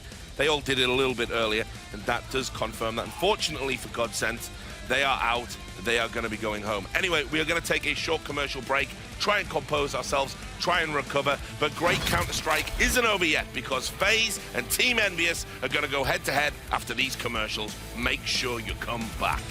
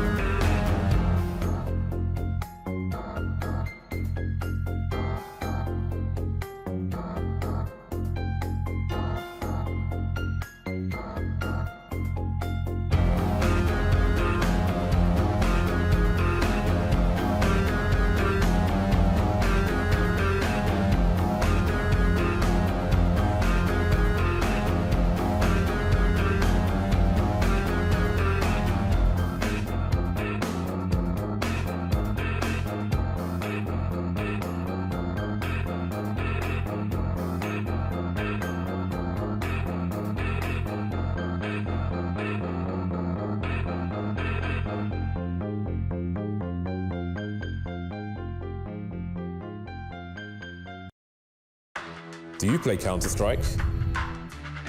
Do you want to play with the pros? Do you want to play against this guy? Going in for his team. Oh! Or this guy? Perhaps even this guy. Okay, maybe not him. Sign up now to Faceit.com and take your game to the next level. Play against the pros only at Faceit.com. My name is Forrest. I'm GetRight. Freiberg. You want to beat an old-timer like me? Come try us at Faceit.com. The home of all the good stuff. Right then, so we are ready. It's FaZe versus Envious. Let's start talking about FaZe Clan, Moses. Yeah, I mean, these guys now, there's a couple matches in this event where they've really given up some leads and dropped the ball in some games where you think they're about to take the win. But the big story for this match is going to be the return of Kiyoshima, a player who's been in the French lineups in the past, notably won a major with them with LDLC. I mean, he's a player that really needs to. I mean, he's kind of in this team as the role player for Kerrigan. He's kind of the tool that Kerrigan wants to use, people to put in some dirty positions and then be like, this is not a role for a star player. But this is a very important things that need to get done on these executions. So he's coming back now to see Envy traded him out a while back, and now, I mean, it's his turn to try and get revenge. He's got a good team behind him. He's got Rain, he's got AZ, he's got a lot of talent, a lot of firepower, and he just needs to do his job and set those guys up to take away the rest of the match. Yeah, and I think that's the key thing here. Obviously, having been in Envious, removed, deemed to be the problem as the meme goes, then he had it happen again in FaZe Clan. And it's Kerrigan who's brought him back. I am telling you, he is going to be absolutely pumped for this game. So let's talk about Envious. Let's talk about Kiyoshima's old stomping ground, Duncan. Yeah, well, the interesting thing is, even though he clearly was a problem, he had his own issues as a player, it's not like removing him fixed Envious's problem. And funnily enough, they've become like an NIP where they've got that rotating fifth spot where it's just the cursed, the cursed crucible. Like, if you go to that spot, you're never going to have star roles. You just kind of surplus the requirements. And so it is still very much all about the other foursome. And we saw earlier on, it's not even the case that one player can carry them anymore. I mean, Kennius is pretty good. Apex had a monster game earlier against Fnatic. They really need a team effort here. And I think this is one of the areas where FaZe can pose them some danger because FaZe has the lineup to go man for man with Envious at the moment. You know, these Envious guys, you can't look at NBK, you can't look at Happy and think of them 2 years ago when they used to play with Kiyoshima. That's not a reasonable kind of level of expectation for where they're going to be at. So this, for me, is the closest of all the matchups of these three. This is the one that really the map could decide it, one big star performance could decide, the in-game leaders could decide it. I think this one's the one where you should be very nervous if you're on either team. Well, I think what also might decide it, Duncan, is the map. Sure, and that's one of the interesting things is because if you're the guys from Envious, I mean, we always know you ban out Mirage anyway. This is a map that you don't really want to play against FaZe Clan. I mean, we haven't had to see them play it much because so many people do ban it. Banning Cobblestone's an obvious one at this point in time. It's never been a Kerrigan map anyway. Not that Envious have been lights out on it, but they're always dangerous. Cash is one that both teams are going to share, so I want to see where that goes. And Nuke is the interesting one because actually both teams have showed a willingness to play Nuke at certain points in time. So it looks to me like FaZe might just go ahead and leave it into the randometer. I think that would be very interesting. Because Train's the one that Envious doesn't want. So they take a nap on it. See, Nuke's in there, so let's see if it's going to be that, because that's going to be pretty nerve-wracking if that's for your whole major qualification. Yep, it's going to be Nuke. So I don't know that anyone wants to play this map right now. I mean, these two teams, listen, they can both play it. They both understand the meta of it. The players have got routine on it. But it's just a map where I don't know any team that feels confident on this map. Like we know we've got the win here. Yeah, I was going to say, so Jason, your reaction to Nuke being here. I mean, both of these teams obviously willing to play it, but you could see FaZe, they left it in there against Team Liquid. They were feeling confident, and they almost lost that game. So yeah, but they've at least been tested on it, so they know. I mean, obviously, you can't really compare Liquid and Envy in terms of what they're going to do strategically, but they're going to know like some of their own weaknesses and some things they can adjust. So at least they've been tested on it. They've gotten used to it a little bit in this tournament. I think the big thing is going to be interesting is we saw against Liquid, Kerrigan playing a little bit of a lurking role towards the towards door. Happy's going to have that same ability to lurk multiple places. So we're ready for predictions, guys. Jason, I'll stay with you. I'm going to take FaZe in this matchup. Duncan, what are your thoughts? See, I was actually going to take Envious, but that's the one map that I have so many questions about. Like, I just can't be confident in them, so I'm going to have to go with FaZe for this one. I think they're just better on this map. All right, well, thanks very much. And we're now going to throw you back over to our commentators. It's Sadakist and Skinhead G. That's perfect. Appropriate. Very appropriate. Yeah. It's perfect. That said, I agree with the map choice. We were a little bit curious about it as well. Envy going to Nuke. Now, the one thing I can say, we just saw them standing right behind us. They are sitting quite close to us. I just heard them going over quite an in-depth game plan with their new coach. So when I asked maybe them they've got something. I asked them about the map. I said, well, what's it going to be? And they started celebrating when it went to Nuke. They said, that's such a risk, but it paid off. That's their words. So we haven't seen them play Nuke this tournament, but they certainly can play it. And I think they've got some tricks for us in store. So we'll see what happens here. FaZe can have played Liquid on us already. They beat them in overtime. So yes, like Thorin said, both these teams happy to play the map. And we'll see what happens as we get into this one. FaZe starting on the T side here. And we'll see what kind of buy comes in. A lot of teams have been running this. Liquid have been doing this as well. The double Superman setup when you have 2 Tech 9s and 2 sets of body armor. That's going to be AZ and Kirishima. That suggests almost certainly an upper rush at this point. You run through Squeaky Door. You're trying to mow down any CTs waiting on the other side. Very fast. But HXC can still play with bomb. It's Alu. It's been bombed down by the main entrance. And that's guarded by both Kenny and Apex. And they'll both go down, thankfully. So now they've got a chance to wrap this back around. Could also grab that bomb and go straight down the vents. That's probably the better play, having just spotted the last remaining player, MBK, toward heaven. So that's what they'll do. Yep. That's a really good call to make. The 6 was towards heaven, so he's got no kit at the moment. So he's actually going to knowing, oh, there's the kit pickup, so a chance in this one now, but he's got so much work to do. This is notoriously one of the hardest sites to retake in the game, especially when you're by yourself with just a pistol as well. And he's going against Superman with AZ on the Tech 9. Sorry? He's got 3 kills already as well. I know, he's killing it right now. Killing the game. Sixer's going to try and do the same.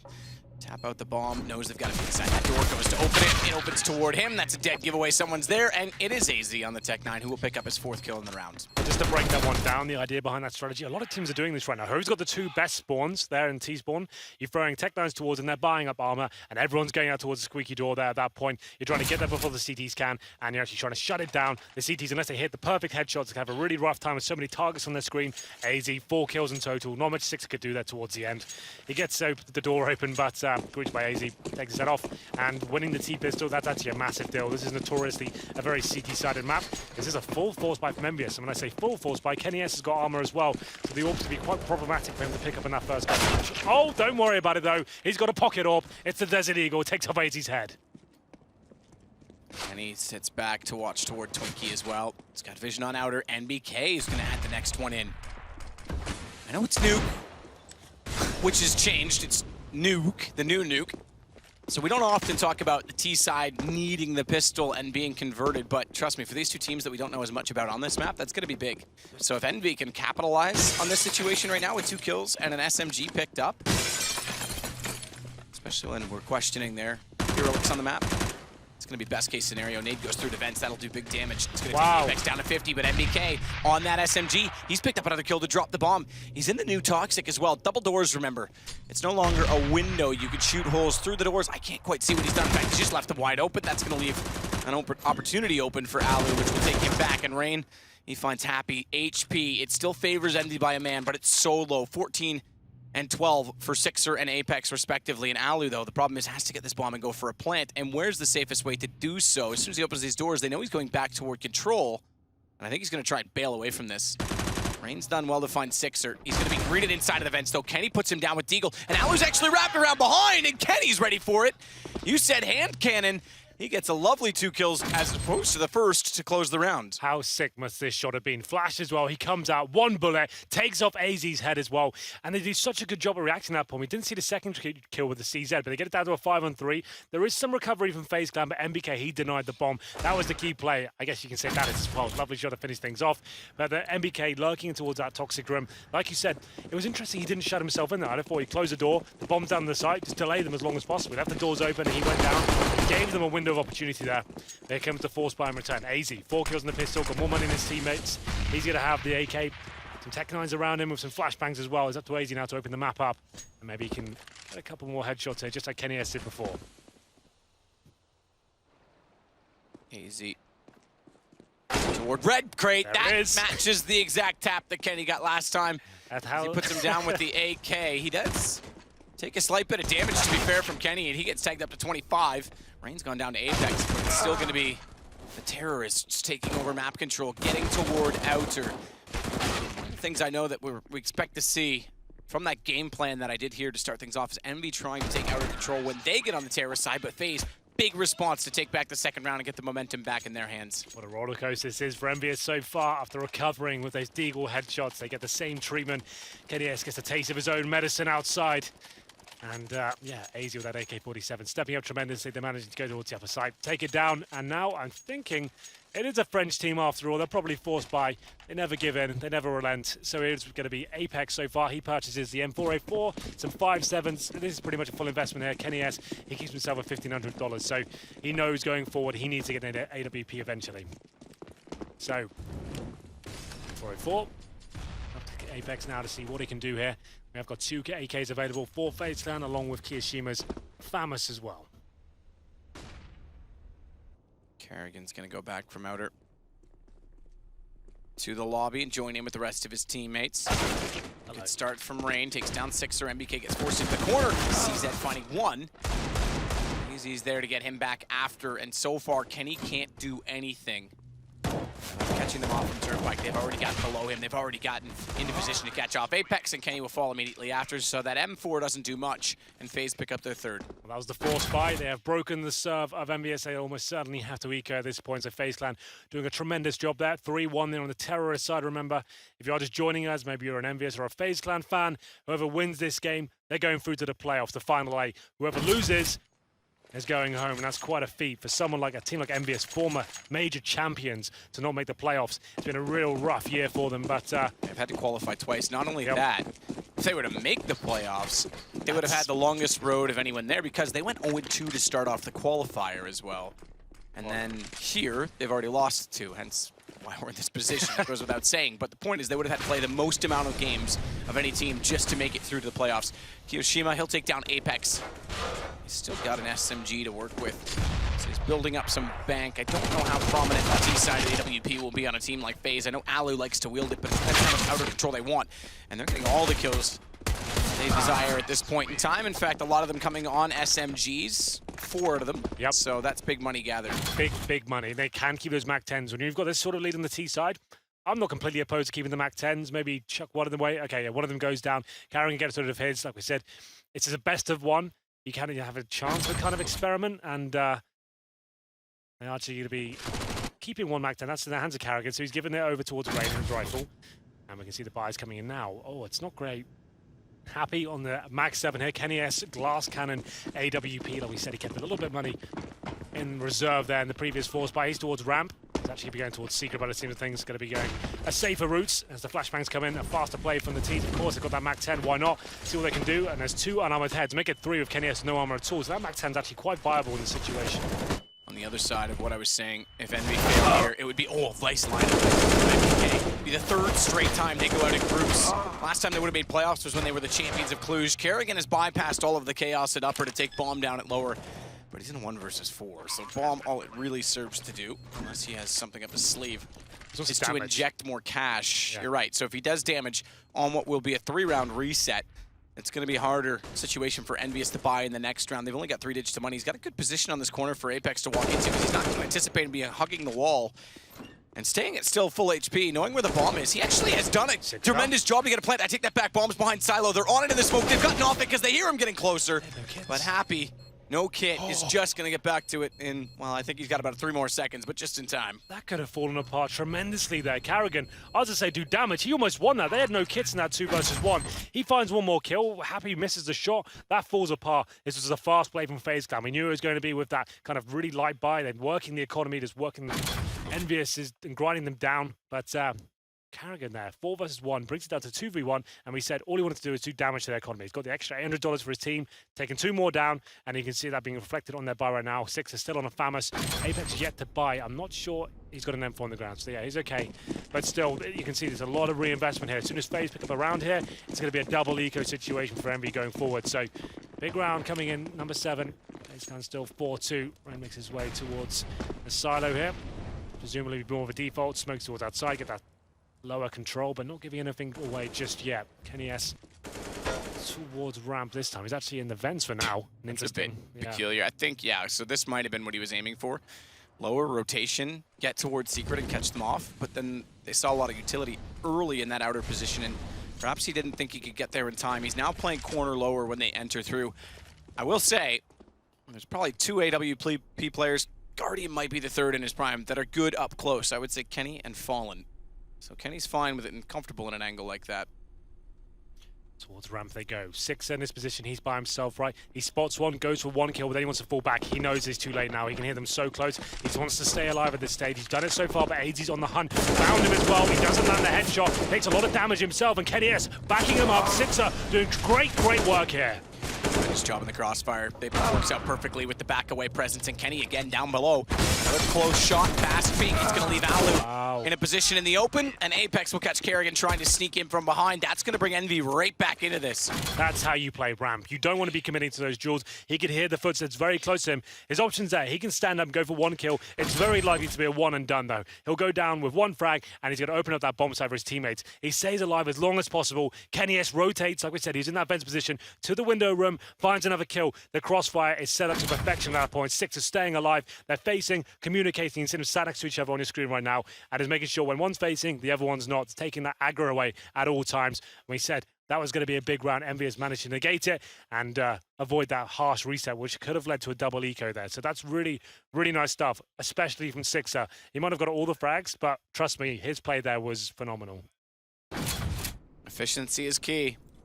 As long as he doesn't go down early, he can still be a factor. And we saw what happened. Kenny gets one shot, he pops back up. Ramp is just one of those positions. You need to, like, Six has played that role tremendously on this team since he's come in, like playing those kind of role positions where he's in bomb sites by himself, and that's almost a bomb site in this map. Like, Nuke is a gateway to the, obviously to lower and towards upper. You want to be finding one frag then staying alive. That's the key part of being a ramp player. With a Famis like that and to hold them off as long as he did and get multiple frags as well, it's very impressive as a package. But 4-3, Envious grinding back into this one. It's still a buy available for FaZe here. Alu, of course, on the AWP, surrounded by 4 AK-47s, just trying to find that first pick.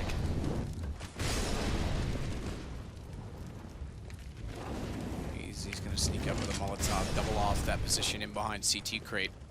Don't want anyone slipping through the nicks and crannies, the alcoves, to try and catch them off as they get closer and get toward outer. He's just holding off to watch heaven at this point in time. They'll keep the AWP facing into secret, but NBK's position is very clever in this, because if they do want to wrap around, as AC's position, might suggest, they won't even expect to look back at Forklift. The one thing they still have the option for is this. So thankfully Apex has considered it, because if they don't go that far and they don't go down to secret, which is also being watched as we mentioned, then Apex has to stand in charge. Secret open. It's going to be main entrance. They want Apex position perfect, but only for one. Head gets torn off immediately after. Instead, it's Happy on the floor, who's got to step up. He does a quick dance around the silos and finds a kill on either side. It leaves Alu remaining. What? And inside the window where he cannot move. 17 HP. Hits a shot on Happy to bring it to a 1 versus 2. He's got bomb, but he's hesitant. Not sure which way to go. They're going to spot him heading down inside the vents as well. And fast plant immediately inside of the site. Left himself open onto the vents, but perhaps for better. Ooh, missed shot coming in from ramp. From Kenny, that could have ended the round. For better, they slow this down to play at a 1 versus 2. Kenny's gonna watch the stairs. Smoke funnels him in that direction, and they're gonna tie it on 4. It's all coming together now for Envious, but that round, Happy, I'm interested to see how he went down there. You can see it was a great start for him, getting a couple of frags there. But Alu, 17 HP, I thought, okay, well, he's certainly dead at this point. He's gonna go towards the window, and we'll see how Happy actually ended up missing that one. I thought he pulled the pistol out, and he was gonna be getting that easy frag. But the bomb does get down towards lower. They lose more frags than needed, but still they do break the economy of FaZe Clan. So no harm, no foul at this point, but it could have boosted the money at that stage just by keeping 4 players alive. Alu got away with a lot at that point. Well then, partial buy here, I believe, Matt. I don't think this is the full force. We've still got 2K available. Loss bonus about 3, so they get $2,900 to the next round. It's to T side, 4-4. Don't need to make any crazy moves at this point. He's still doing very well in the early stages. And MBK again is going to be playing back toward that CT spawn area. Played actually inside hell this time, so underneath the heaven, he wants to make sure they can't wrap around. He can play the locker room. Kenny up close. Oh, look for the second. Fast movement to try and get away, but Alu snuck all the way through in the turnpike rotation. Sixer gets caught. But unfortunately for Alu, he's left with 1 HP as his teammates have gone down. Fast flank through radio, and it's caught them off entirely. Oh, where's the AWP? They have not, oh, there we go. MBK just gets it in the nick of time there. Good work overall. It was a little partial buy. They can be a bit tricky to hold off towards ramp. They win those Tech 9s. Got an equal exchange to kick things off there. Some close range action from Kenny S, which he's known for and so proficient at, but he did go down. 4 recovered though. Next gun round comes in. It's 5-4. MBS take the lead for the first time, and it will be 5 rifles this time for FaZe. No Alu orb. So MBK pushing up with with his teammates. This time they're going very fast toward ramp again, even though they know they'll be up against rifles once more. And it's Kenny S off that direction, but I think he's actually dropped down, so he'll rotate over towards Secret. Yeah, he's heading lower tunnels right now, and they're going fast on to Secret. Double wall of smoke out. Kiyoshima, he's already made it down past the vents that quickly. Now, he must have gone through Squeaky. Surely he gets through Squeaky at that point. Let's see if the door is open, but he must have gone through the door. Yeah, he did. Snades were already there. Apex tries to make up for it, but vent down. He actually got tagged on the way through. And Kiyoshima down below on 27, has lost his teammate already. He'll hear Apex dropping in, but he's actually got position. Apex, he's backing up into decontamination, and there's Kiyoshima to walk out. So getting down there and just holding off. He's actually brought some space for his teammates because now they have ramp on up, and Kiyoshima, he's ready to take down Sixer. Kenny's trying to find an angle, and they're getting closer still. Door shut. Perfect time to do it. Nearly still snaps around to find Kerrigan. I thought that was it. That close range shot could have decided the round. It should be quite secure for FaZe at this point, but MBK still trying to see what's available for him here. Happy strikes first, so 3-on-2 now. It's become a little bit more possible, but Rain eradicates the chance. Just Happy now in a flashbang. That separates FaZe from picking up round number 5. There's money left, with the exception of Sixer, to buy in the next round. He could be dropped from Kenny if Kenny doesn't like to go for the op, but I think he wanted the op to get away because they're trying to stabilize that money on everyone instead of dropping and wearing themselves thin. Kiyoshima, I have to give credit to. He got out so squeaky so fast, I didn't even catch it. We were still watching the take outside. He gets down there and just holds this position. They go for the wall of smoke as fast as possible and then send 2 ramp, knowing even if one of these approaches failed, Kiyoshima's just going to hold the position for us. So the idea behind that is as soon as he gets down towards lower, they don't know if he has to bomb. The player who's playing ramp has to leave at that point. They can't allow the bombs to be fully open. So the player playing the ramp room, he has to drop down. They go back towards lobby, get 4 in the ramp itself, and then they come in and split at the perfect time. Kiyoshima just lurking there, takes that first kill down. The round falls apart for Envious. That's actually one thing that's true from 1.6. Used to be a big, giant backpack. You knew exactly who had the bomb. You can still see it on the belt in CSGO, but it's tougher to see. And they definitely spotted him because it was damage done into the smoke, but it's one of those split seconds where, are you sure he has it or not? Kio's going to catch off Apex this time as well, so they start off well again for FaZe. 5-5. FaZe on the T side with a man advantage, get to the 6th round this early. Looks very good, specifically with the question marks above the nuke side of Envious. Yeah, we haven't seen them play this tournament. They seem excited when Nuke was there. You can see when the rounds are working in their favor, it looks like a very well-oiled operation right now in terms of the crossfires and the KDS AWP. But this round, it was a difficult buy. ET is a 5-3 now, but MBK strikes back and he finds a shot, but it should be ready to take him down. There it is. It's going to be easy to finish the job off, but still a 4-on-2 with a minute remaining. Not really much Sixer and Kenny S can do here. They have no kits either. Very difficult to retake here. The bomb should be planted momentarily, and you can see Kenny S retreating towards city spawn. It'll be Sixer's job just to protect him. That's the main objective at this point. Get the AWP and make sure it survives into the next round. And Sixer's got 0 money. So even if he protects him, every kill he gets in the SMG. That's true. Yeah. Does build it up. I mean, I'm sure he wants to keep the SMG as well. Yeah. Let's not rule that out. That's still decent. But yeah, you're right. I mean, if he builds up 1 kill, 2 kills, great. Well then, FaZe do it again. Some nice work there. Tag team action. It's AZ and Kiyoshima who seem to be fragging quite highly for this team so far. Big round as well from FaZe Clan because this is a 4-round reset. So they avoid going into an eco, and they're going to send Envy into that situation. Everyone knows when you're a CT and you're saving, you go towards your spawn. Kenny S, though, he's waiting with the AWP. So do they actually want to challenge this? Do they want to commit? It's very likely a player like him's going to hit every single shot. They'll see whether they will give anything away here. Sixer.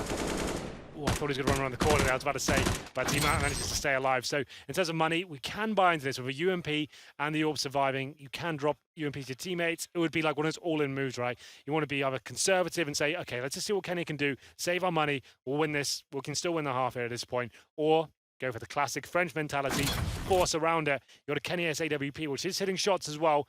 I'd say take a pause. Yeah, it must be for Envious. Yep. Take the pause. Kenny is buying some grades as well. This is when Happy needs to decide, do we actually bother buying into this round? It's a big, big call at this point. You can see him discussing it. So is it worth it? We have a UMP, AWP, but if we buy up around this, we're going to be on an eco situation. Then it can start to fall apart. More conservative approach. It's rare to say that from when you're watching a team Envious play. This is the thing. You're playing for a spot in the playoffs, the legendary status to make sure you're in the next major. Okay, well, still, you have Kenny S on the AWP. We saw what JW could do with that. 4 pistols around you, give you information. He goes to the first pick, changes position up, and it looks like an upper rush coming in. Why not from FaZe? They get the first kill, but Apex does get one in return. Very fast. Both guns still in play. Kenny as well, but not much they're going to be able to do with it without control. Kerrigan, very smart. He'll sit back and wait. And they know where that op is if they elect to go for it or not. Happy try and foil some plans by sneaking up ladder late. Have they actually all left? Okay, I thought Alu and Rain were both well removed from the action, trying to chase down Kenny. The overlay misled me. It looked like they were on the inside of garage. Just because if Happy finds one kill and pops up, there was a chance he could go for the defuse, but they don't have a kit, so. So one thing I will say, normally on most maps, whenever I say there's an AWP saved or anything like that, we discuss this all the time. I say rushes are normally the worst thing you can possibly do. But on a map like Nuke, when you know AWP's been saved by a player like Kenny S, it's very rare an AWP is going to be sat in the upper bomb site waiting for an upper rush, right? He's going to be either towards ramp room or towards outside trying to challenge an AWPer. So I actually don't mind that at all from Kerrigan. He knows that. He knows it's very unlikely that AWP's going to be, even if it's towards heaven, he's not going to be primarily looking towards the inside side. That upper rush from Squeaky Door as well, find the first few kills, ascertain that Kenny S is in the upper bomb site. He stays alive, sure, but you've won the round. You're on the T side here. You've got 7 rounds so far. It's going very well indeed. This is a best of 1, losers going home. And right now, FaZe in a fantastic position. But credit to Envious, they did make the conservative play there. They saved the AWP once again, and they didn't invest too heavily into that round. So they managed to get 4 rifles around Kenny this time, and they get some nades as well. So we'll see what they can do here. Another full buy going forward. They have some kits to work with as well. But FaZe, yeah, they're looking sharp right now. Working, no one's really standing out, especially. Kiyoshima's had some nice plays, but they're working well as a unit. Field drop to floor. Skylight's blown out this time. A little bit of, utility outside as well. It's not really revealing anything, and they're going to try and take this position. Full wall of smokes. No gaps as far as I can tell from where they were landed. Kenny's trying to pre-fire into it. It's MBK down below. Apex has to go to the far side. Remember, second vent not existent anymore, so he's got to go the long way around to get in there and drop down quickly. MBK is going to have to be pretty precise on this, and it's going to be a smoke deployed. By a lot of time. The question is, can they get a crossfire set? Is anyone else going to come down and join in that lower site? It's really intelligent from MBK, and see him holding the tiniest pixel angle there. The smoke out. He knows it's unlikely he's going to get pre-fired at that point. Oh. Okay, he just goes for a pre-fire himself through the smoke. Unfortunately, Carrigan gets one in return, but that was lovely work from MBK overall. Kenny S strikes back, and it's a 4-on-3. And he's got the stairwell covered off. It's a headshot angle for NBK. It does exactly that to AZ. Keo's going to try and push him back. He's actually going to go by him toward control room. And Alu has to get in position to help, but he's still going to go by NBK. Molotov, that'll move him back, but he can still stay on the stairs to try and hit the shot. Better from Alu. Down to the 2 versus 2. Bomb, Keo says, here, you take that. I've got the high HP. I'll watch through the window to make sure no one's going to come down and pick on you. But they don't know exactly where the CTs are, and there's multiple angles they can still come back into the site from. One of them being inside of those vents. And they're going to go 1 to vent, 1 to decontamination room. That'll leave the planter in the open, but Alu, he hugs the wall, 12 HP, gets spotted up. Happy goes through. Kenny made the call exactly where he was. Nade doesn't quite reach Happy, and Kenny, he's going to try and slip around behind. AWP is going to miss, but nails it up close immediately after. Kenny S delivers just when it matters most as well. A big round for Envious there. FaZe doing very well indeed to bring it down to that situation. This was the opening frag of the round. I can't believe it. MBK wildly sprays through the smoke there, takes down the 1 player. We have a nice little ramp split going in. Kerrigan fires a killer ramp, but Kenny S, he starts rotating at this point. This is the final frag. Was it a no-scope? Very quick scope, I think, but still, Kenny S doing a lovely job there to finish it off. He is known to deliver in those situations almost every single time. Envious now close the gap. 7-6. Still money available, though. It was a big plan. Nice work in the 2-on-2 from FaZe to actually get the bomb down there. You can see they had 1 smoke and 1 flashbang there. So now with the vents, there's only 1 exit there for the CTs. You know you can plan on the right-hand side there. And he smoked off towards the ramp room. That's kind of eradicated 2 risks and then watch the vents so the CTs can actually exit out of. So it was quite a good opportunity to get the bomb down there. Comes down to the 1-on-1, but, well, I should say 2 versus 1. But Kenny S delivering in that close range encounter. We go into round number 14 here, 7-6. The lead still lies with FaZe Clan, but this will be the last time they have money. If they lose this one, they could potentially actually... 6 are dropped as well. Ooh. Okay, so there was... Never mind, take that back. It looked like he bought 2,700 and there was nothing sitting in front of him, but he actually grabbed an M4, so there was 1 on the ground in front of him. Yeah, if Envious loses round, they're going to be in deep trouble. Same story for FaZe, really. No one built up any loss bonus at all. Kenny's position a little more aggressive this time over toward Radio. He's going to get pushing all the way through with confidence. Kiyoshima, He's inside toward the hut, smoked off. That's going to funnel him back, and Kenny's got vision in toward lobby at this point, but not quite that far. He doesn't want to get too aggressive. He just wants to sit so he can try and find them early. Instead, though, Alu, he'll open up the picks. That's going to give Kenny a chance to try and compensate, to pull back. Hasn't spotted anyone just yet. Can't unscope or scope further because he'll be heard instead. With no one there, back away. Yeah, good work from him. We've got the first pick here for Alu. They've got some outside control here. They'll presumably split between the catwalk and the upper area itself, but Kenny S rotating and takes down AZ. It's a smart play. Knows there's no one in lobby. They haven't reached the upper site yet. They have to be outers, so he goes back through ramp to greet them when they wrap around. Finding one pick does bring it closer. Alu's still waiting to make sure no one's going to walk out from secret, but Rain has gotten up. Oh, shoulder showing. Smoke dissolved, and Sixer nearly had the chance to take him down. He's got to hug a corner. It's a very tight place to play. He's got to nail shots. He's got to be dead accurate, but they'll wrap onto him immediately after, get the trade, and it's Kenny versus 3. Back through the hut, made a noise. They know where he is. Alu's there. Alu, nice work that round. He gets 2 frags, opens it up and finishes it off as well. Here's the first frag he got on a flashed player as well. MBK, they're trying to get towards CD spawn desperately there. And this was a shot you spotted it. Like Sika, there's a kind of a late reaction from him, wasn't it? He didn't anticipate the player to be coming in. Normally in the smoke windows like that, he's coming in from that right-hand side, but he was waiting on the left. Didn't anticipate it, got punished for it. That's a big round. I did say no loss bonus at all for Envious working in their favor. So that's a full reset now as we go to round number 15. FaZe kind of won the half. It's 8-6. Very likely to be 9-6. And on the T side, these days in this kind of matchup, that's quite unheard of. It's still a very CD-sided map, so it's looking fantastic for FaZe. Yeah, he's going to have a lot of work cut out for them. It goes without saying, got to win the pistol to get the momentum rolling when we swap over. Last round of the first half. Rushing. 8-7 potentially, or is it going to be 9-6? AZ with a pistol.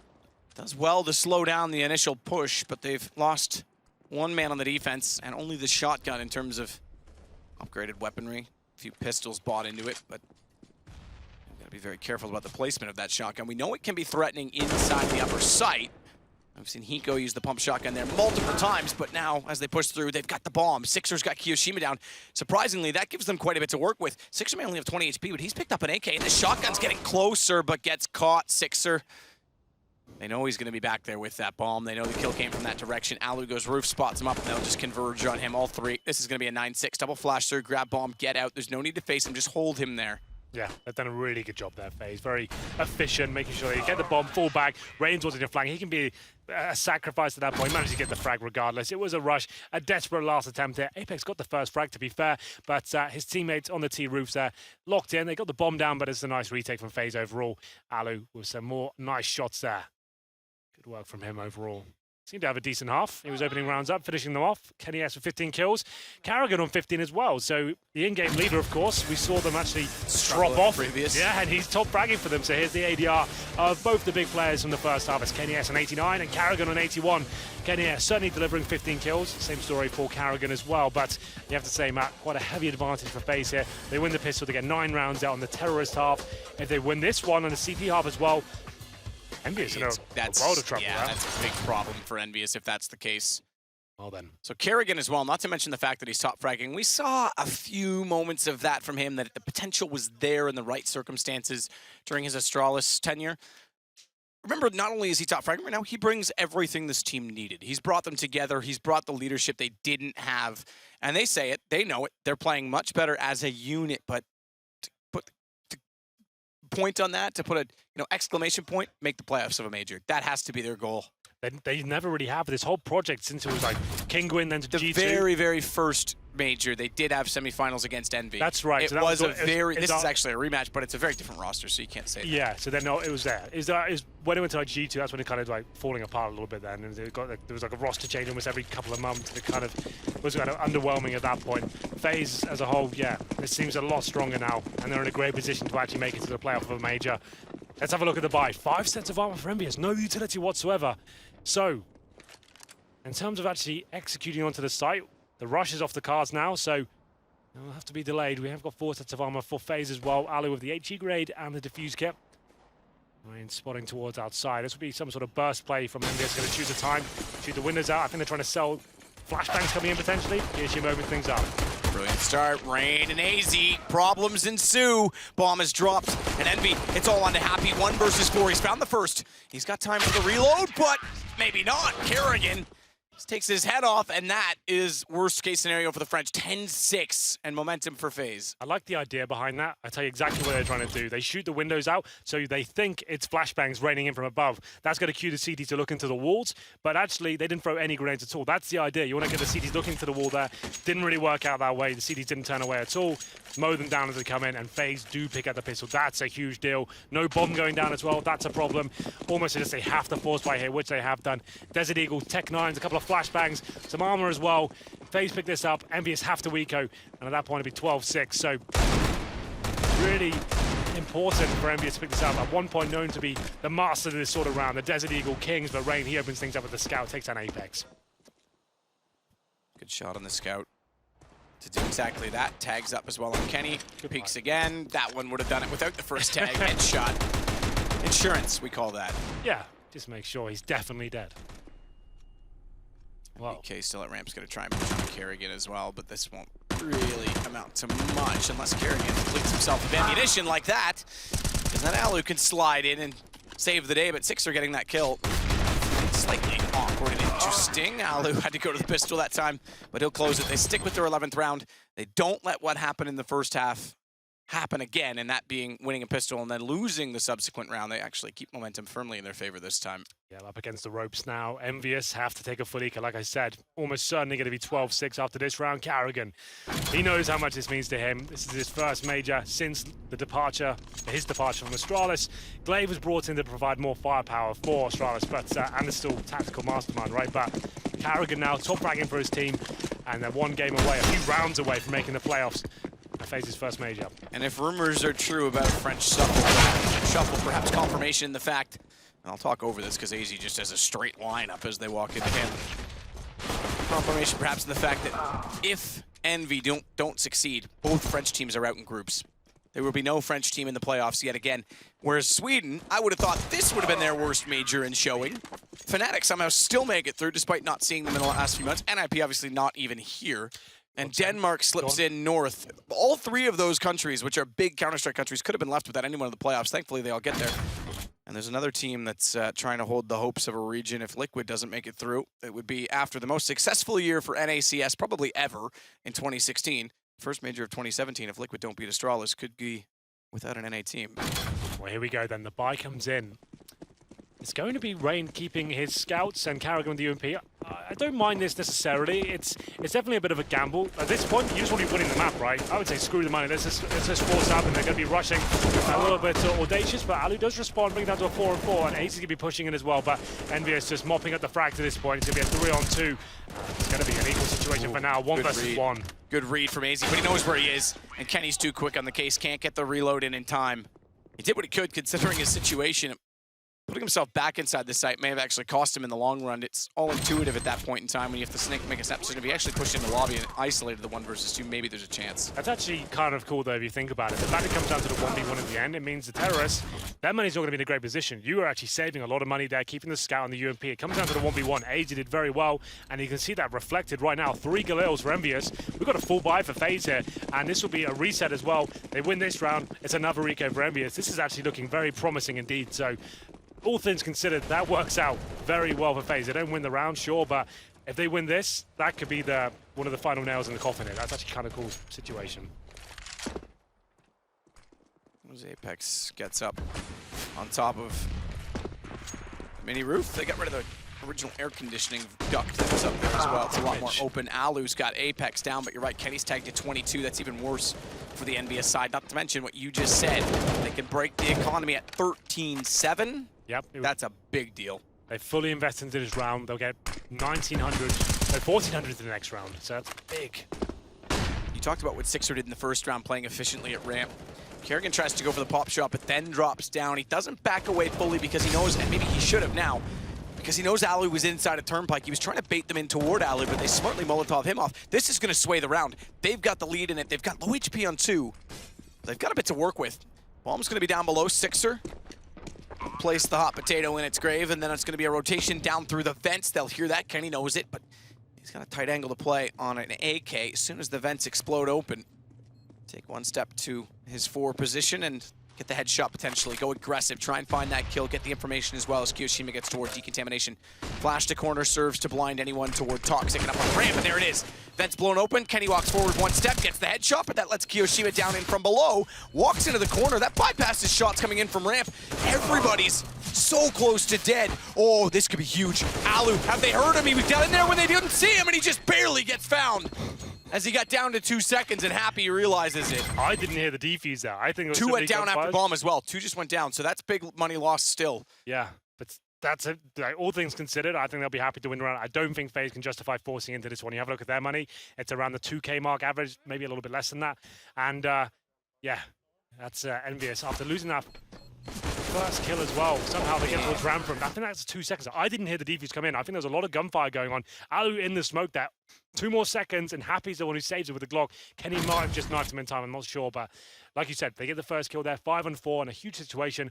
Carrigan certainly relying on his teammate there. I think he assumed Alu was a little bit more aggressive. He was holding quite a tight angle there, allows Carrigan to go down, and at that point, the ramp room, they lose control of it. Happy finds a frag in towards upper. The round does fall apart. The retake, very difficult on this map towards that lower bomb site. So at this point, we're going to have to take an eco here. I don't think FaZe have to force into this one. There's a little bit of investment, to be fair. Rain has gone down to $400 with the scout, and they've got second stage loss bonus, so if they do lose this one, it's going to be $2,400 on top of that. So it's going to be a double eco almost certainly. See what they can do as we go into round number 21. They have invested PG-50s, body armor, head armor, the flashbangs. So they're looking to see what they can do with this one. They've got a kit as well, so they are slightly believing this is a possibility. Oh, what? Okay. That's nuts. Okay. Onto the railing and catches him, nearly gets Happy. Come on, Rain. What, you're not happy with that? I don't think Happy's happy with it. Is he making it rain, Henry? Anything else you want to get in there? Well, we'll see. I'll dedicate the next one to you. This is why I'm not going to do a next one, because you don't deserve it. MBK is going to get toward the ramp. It's just Kerrigan waiting. P250 in hand. Quick flash, and he wants to stick and try and catch them off on ramp again rather than go all the way down. Now he will.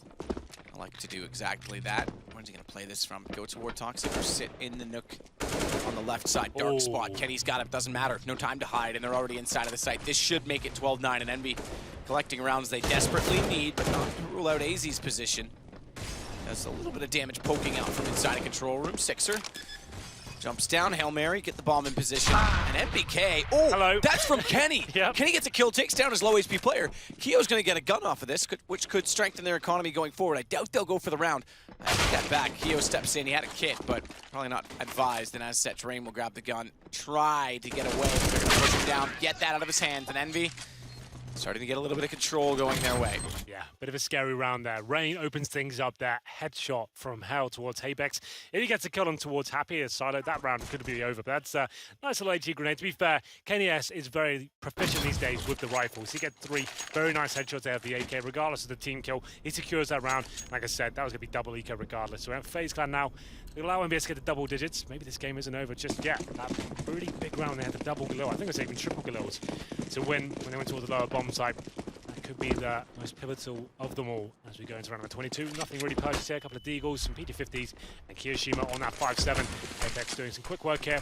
Going to be getting swiftly toward the main entrance, taking the head off AZ in this part. Down AZ and Kiyoshima. Kenny, he follows that up, and this isn't really what I fully expected in talking to their pregame, or listening to their pregame talk. I would have expected a lot more wrapping from outer, but that time they do get to hut fast, and they cause chaos on the upper site. So I'm still curious to see if they're going to go for a lot more outer to heaven and hell control. As Apex does very fast positioning inside a hut. It's going up and out. Like, it's not as scary as it used to be in the other older versions of Nuke before it came back into the rotation. Rushing up was much scarier, right? Because you had the catwalk area surrounding, so you could stack in all 4 corners of the upper bomb set. That's not a possibility anymore. So the upper brush is a little more viable against pistols these days. So it's difficult to argue the results sometimes. Here we go. This is a little bit more outside pressure. Double smokes.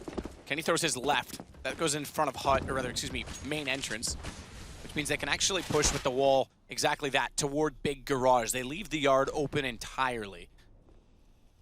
But how do they try and take advantage of it? Because Rain and AZ are positioned accordingly. AZ's down below, and Rain goes back corner, big garage, to allow them to wrap onto main entrance. He'll give that up, and in turn, in watching that, he also watches if they go toward heaven. So this should confirm to AZ If Rain doesn't see anyone, either they backed away, which is unlikely, or they are heading down that secret stairwell. So AZ's gone more passive as a result.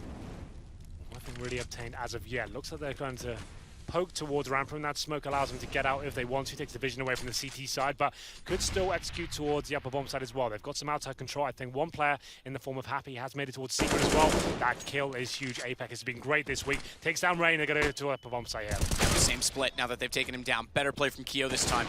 Drops the bomb, and Alu, AWP in position. No railing anymore in that crossbeam, but he still takes advantage of it, Keo, and he's ready for Happy to walk up heaven. He tries to make the call. Happy will get found as Alu. Sorry, rather AZ, excuse me, is going to get that shot because he could have been caught off by Happy, and that would have been the round. Kenny's able to scoop up the bomb in all of this, though, and he's got it down below with an AK, not AWP.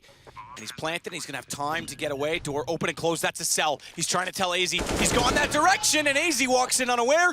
It works out. They'll get their 11th. We're within one. Really smart stuff from Kenny S. He's just doing such a tremendous job of that AK so far. We thought the round was over. The kills coming back in favor of FaZe there. Kiyashima and Alu doing a great job, even finding the third. But Kenny S comes back to life there, finds a couple of nade kills, and gets down towards the 1v1. You said it. He opens and shuts the door, signifying that, okay, I've gone towards the vent. I'm going to play a clutch here, and AZ can't really waste time. He has to believe that's actually true. Runs in, gets taken down, and Kenny S, he wins a very important round here. Another EK. This should tie things up at 12-12. Still the advantage towards FaZe, but they're going to be struggling here. It's another partial buy. The lost winner starts to rack up for them, and still quite dangerous here. Kenny S will go down first. Nice shots from AZ. Rain and Kerrigan, and Rain again. They steal the round. Very fast play toward the lobby position. And that's how you get momentum back. Take a pause, boys. And yeah, I would pause. We know these guys, especially Kenny's quite emotional. You've got very little rounds of mistakes left to make because there's 5 to go before the end of regulation, and they're ahead by 2, 13-11. That brings the money almost level. They win another one, and it's a save. Gutting feeling, though, losing against those kind of partial buys. A 5-7 pincer you, but it can fall apart just like that. I would have said take a pause at that point, but Envious are happy to proceed. They've got a CZ. They do have the Kenny S AWP this time, but big round. No head arm of Kenny as well. It's quite an important note. I guess there's 4 AKs available for the CTs. As Rain's demonstrating right now, rips off the head of MBK and makes it a 5-on-4. He's actually been really good at getting those opening picks. Scouts, AKs, M4, you name it, he's been finding them. So another 5-on-4 here, but FaZe have found themselves in situations with the advantage where players like this Kerrigan over FaZe and give it away. Oh, I thought Rain was going to try and slip through the smoke behind them. Instead, he goes to main entrance. Wall of smoke's out, or he nearly catches them off. He was trying to figure out best in his mind and how to play that situation with that wraparound smokes that they throw. But AZ down below, he rotates again. He'll catch off Apex, and they have the crossfire. One of the most powerful crossfires in the game, and yet Happy nails a headshot on Kerrigan. If you play both those headshots on the stairs, it's so hard to get down into lower. AZ does still hold the other side of it, and that's enough to make it 14 rounds, as I said. Envy's money's gone. This is a problem. That could be, yeah. They have no money whatsoever. That was a force buy. The AWP ineffective there, and we go into round number 26. This surely will be the pause for Team Envious, and it was Rain who opened things up. They actually, for that full save, they got 4 AKs, Matt, and that's actually such a benefit on the CD side. Normally, you're actually using the M4s, and that means you have to double headshot to actually kill someone quite quickly.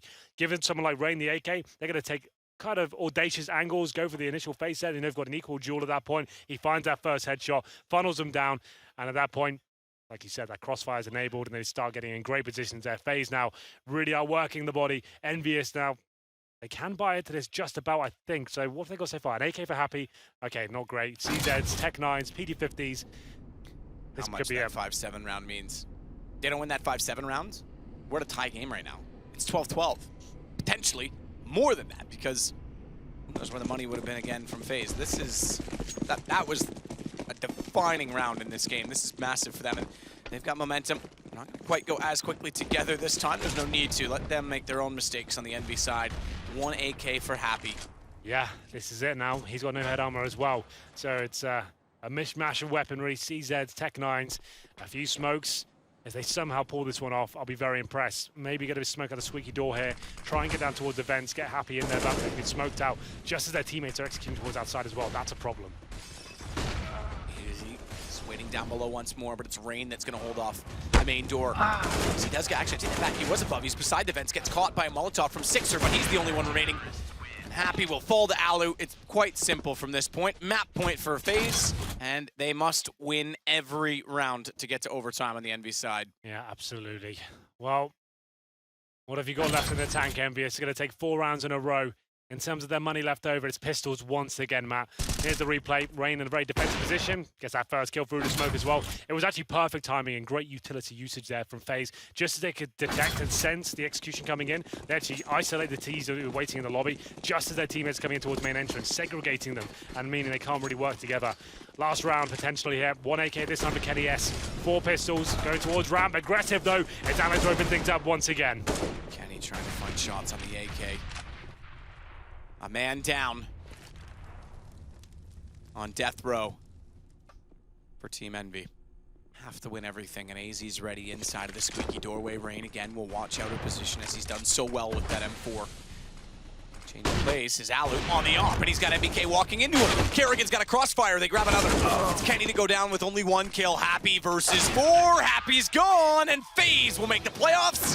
The French will have 0 representation in the top 8.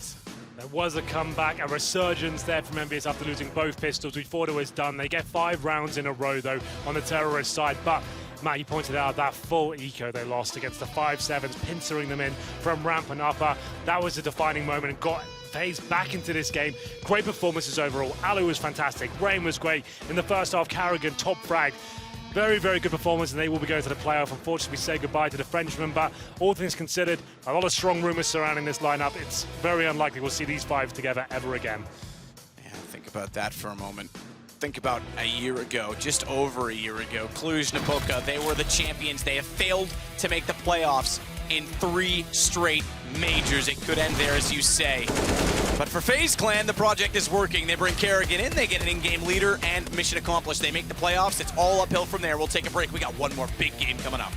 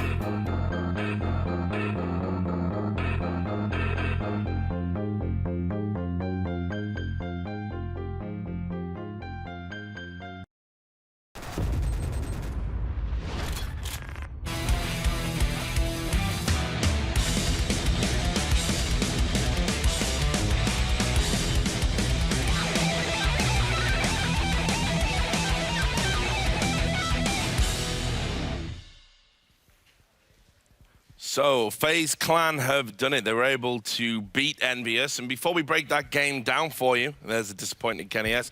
But before we break that game down for you, we're going over to Sue, who's got a problem.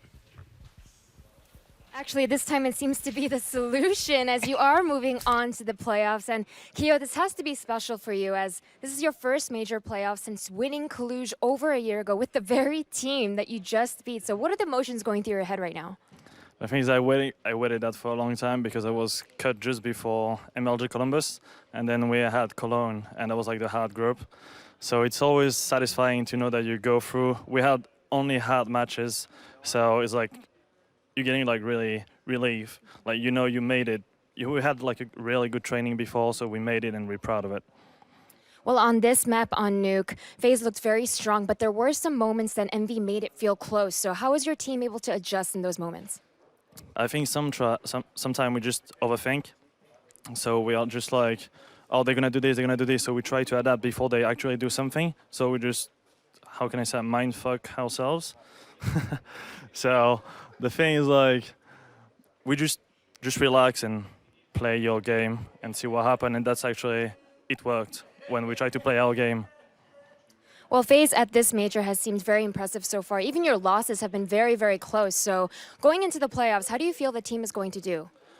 I think we can make some damage. I feel like now we're better in best of 3 than best of 1. I may be the only one thinking it, but yeah. And we had like a really good training.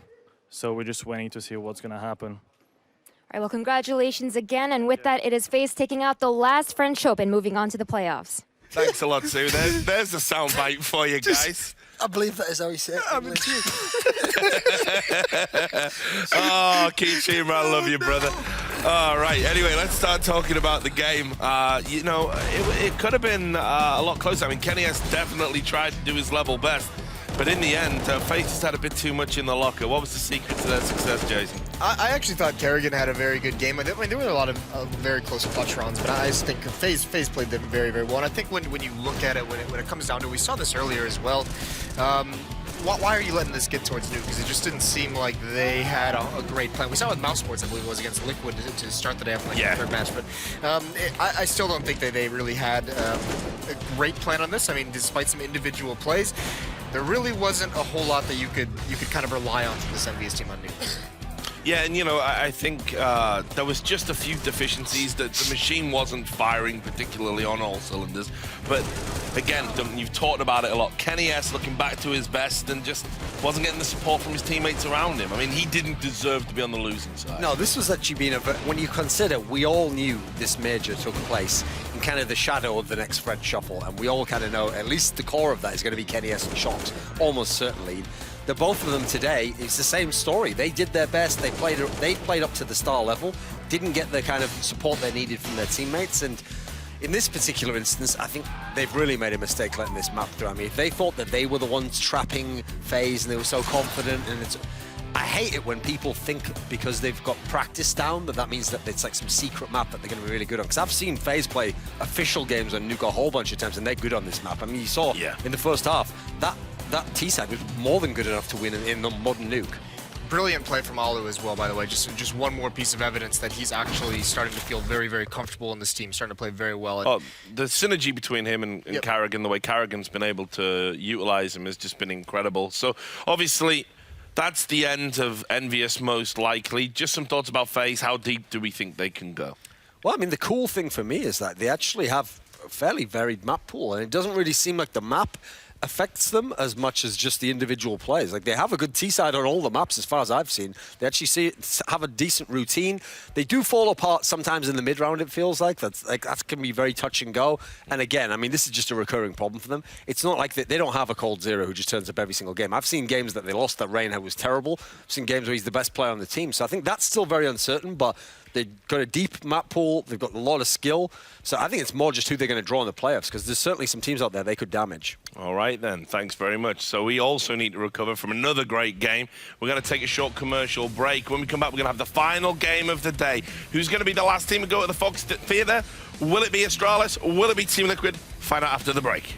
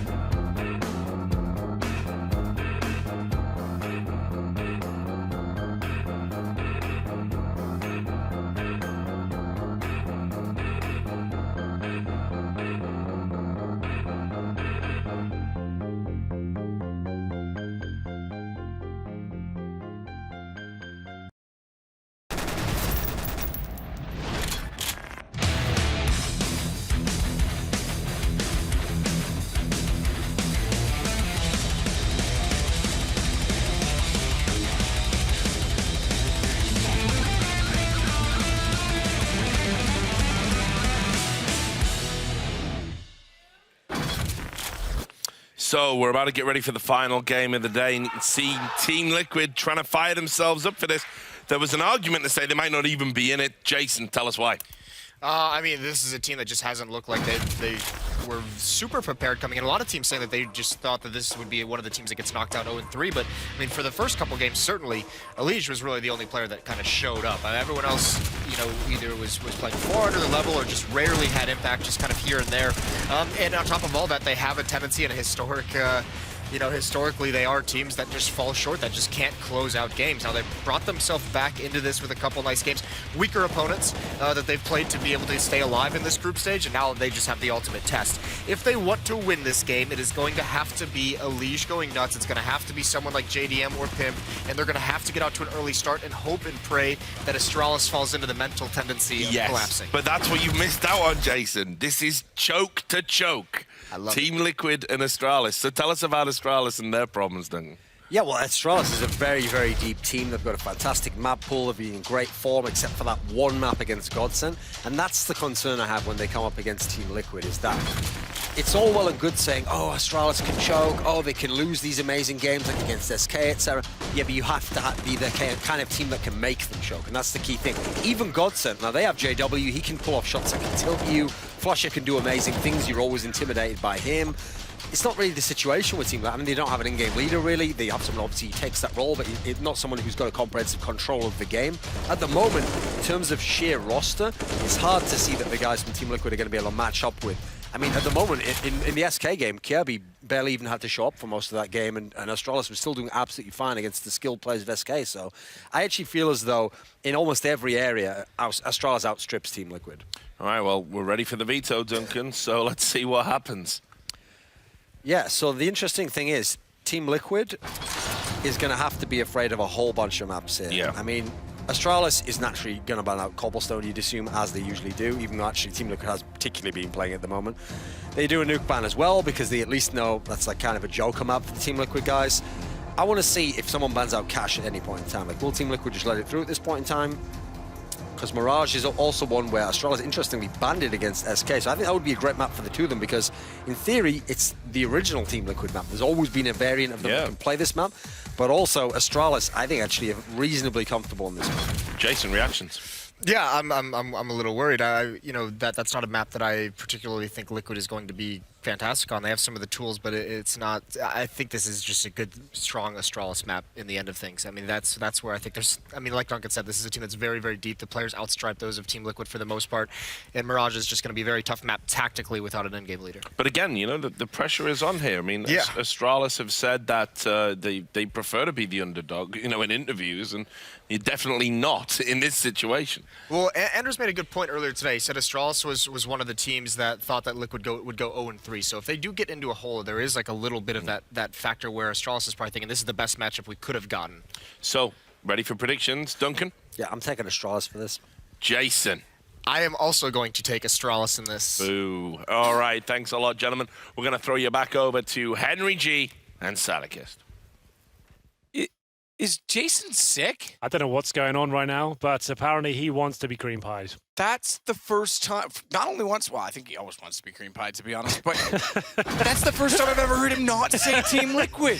Or just anyone who's not aware, if Astralis do end up winning the major, Jason does take another cream pie to the face. That's the joke. If Astralis wins the major, if they don't, I think Anders takes one. It's true. But yeah, you're right. It's very strange for Jason to go away from Team Liquid, but... I don't know what to think. Just to quickly get to it. I don't know what to think about this, because Mirage Liquid can play, but Cash was in the pool. I think they had a reasonable veto, but of the two that were there, I think I would have preferred Cash from Liquid, whereas Mirage, I think Astralis are happy with that.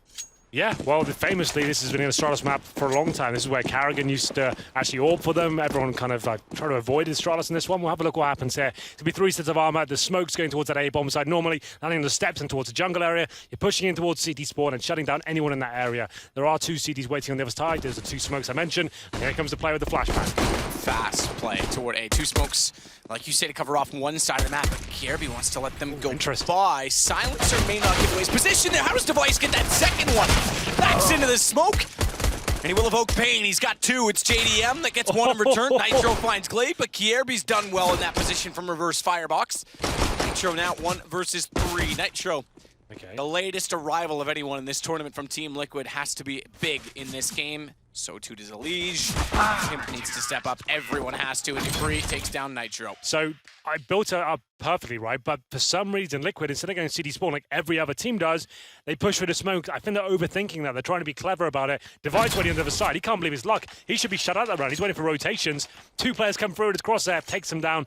And I can't say I necessarily agree with that one, because you're putting the smokes down for a reason. You're stopping that being a choke point for the CTs. They have to fall back. They can't push through those smoke because they're almost certainly dead. You're giving them targets. You're grey screening yourself and coming out on the other side. The idea is supposed to overwhelm. It's an unanticipated move, but falls apart. And Astralis, one of the heavy favourites to win the title here at the Major, pick out the pistol here. Liquid 1-0. And it will be no force buy on the second here. So Nitro, he gets a Tech 9 and head armor, interesting enough, but his teammates don't join him in the same manner. Bounce doesn't go quite far enough to do substantial damage, considering they're on no armor. It does take JDM down to 75, Eleague 85. And they'll start to work out middle now with the Glocks. Well, he does have his Deagle to try and do anything with. Surprisingly, Nitro, the head armor, bold call to go along with that Tech 9, and Nitro's got himself in a reasonable position. Zipix is patient, not showing as soon as, the wrong move is made, or if he just wants to get aggressive, he'll catch Nitro off, so they don't get the window control they were desiring, but there's the Deagle shot we talked about from Eleague. Back, Kirby gets one, has to back away and get inside the site quickly, or stand ground. He'll do the latter, and he'll take down one plus an assist for Device. Round from Astralis, and he gave one frag away. Pimp now just with the Desert Eagle. He's towards B, bomb down. Not really much he can do here, and Dupree will finish him off there. And it's just Eleague picking up one frag. They didn't necessarily force into the round. It was just Nitro, I believe, who got the Tech 9 head armor. Nice shot from Eleague. He's been fantastic, to be fair, Matt. I think when we open this up, he had 2 maps and 85 frags. Is that correct? It's around that ballpark. Yeah, two might have even been 87. But every game they've pretty much played has been overtime, to be fair. So it's difficult to like. It's still amazing, right? He's been playing lights out. The sad part about this Liquid situation is they've lost 2 overtime games in a Swiss format, which means they're playing for elimination when they are of all the teams in the lower side of the bracket, we're the closest to being, undefeated. In regulation, they have been undefeated. Think about that. Yeah. Well, here we go then. Tech 9, one smoke, a flashbang, probably smoke towards the bomb site itself, flash over, try and get the bomb down at all costs. Very unlikely it will go down, but there's a smoke on the site. And Device, there's no flashbangs to actually stop this vision. Glaive's going to get a couple of kills here, but this has got interesting. 2 kills with the pistols. Okay, it's going to be shut down, but still, all things considered, the bomb does not get planted, but finding 2 frags, it's something, damages the economy of the CTs. So, we have that interesting first round. The option for the CTs now, if you saved a Famus over there, you could maybe do something a little bit aggressive, push up towards middle, send a message out to Liquid, don't allow them to do their default to the start. The first gun round's always a little bit of a mind game. You want to try to kind of tilt your opponent and not let them get comfortable with a full default to start. We'll see what they do. Device, a very dynamic AWPer. He said in many reports recently that he has spreadsheets and he knows his opposition. He kind of has his own unique play style right now. Be interesting to see where he goes in that first round, and where have they gone? Have they gone towards underpass? So yeah, this is what you want to do. Both. First gun round, get that first frag. Just knock them off their comfortable areas. Axis. Get them out of orbit. It's going to be an interesting push too, because they don't find anything, but do they want to go further and try and wrap around, or get back in toward middle, which they could actually do with relative ease, because there's not much there other than Pimp. What it does mean is A, lightly fortified as a result of all of this, well and truly occupied now by the terrorist, and Eleague's flashing himself in.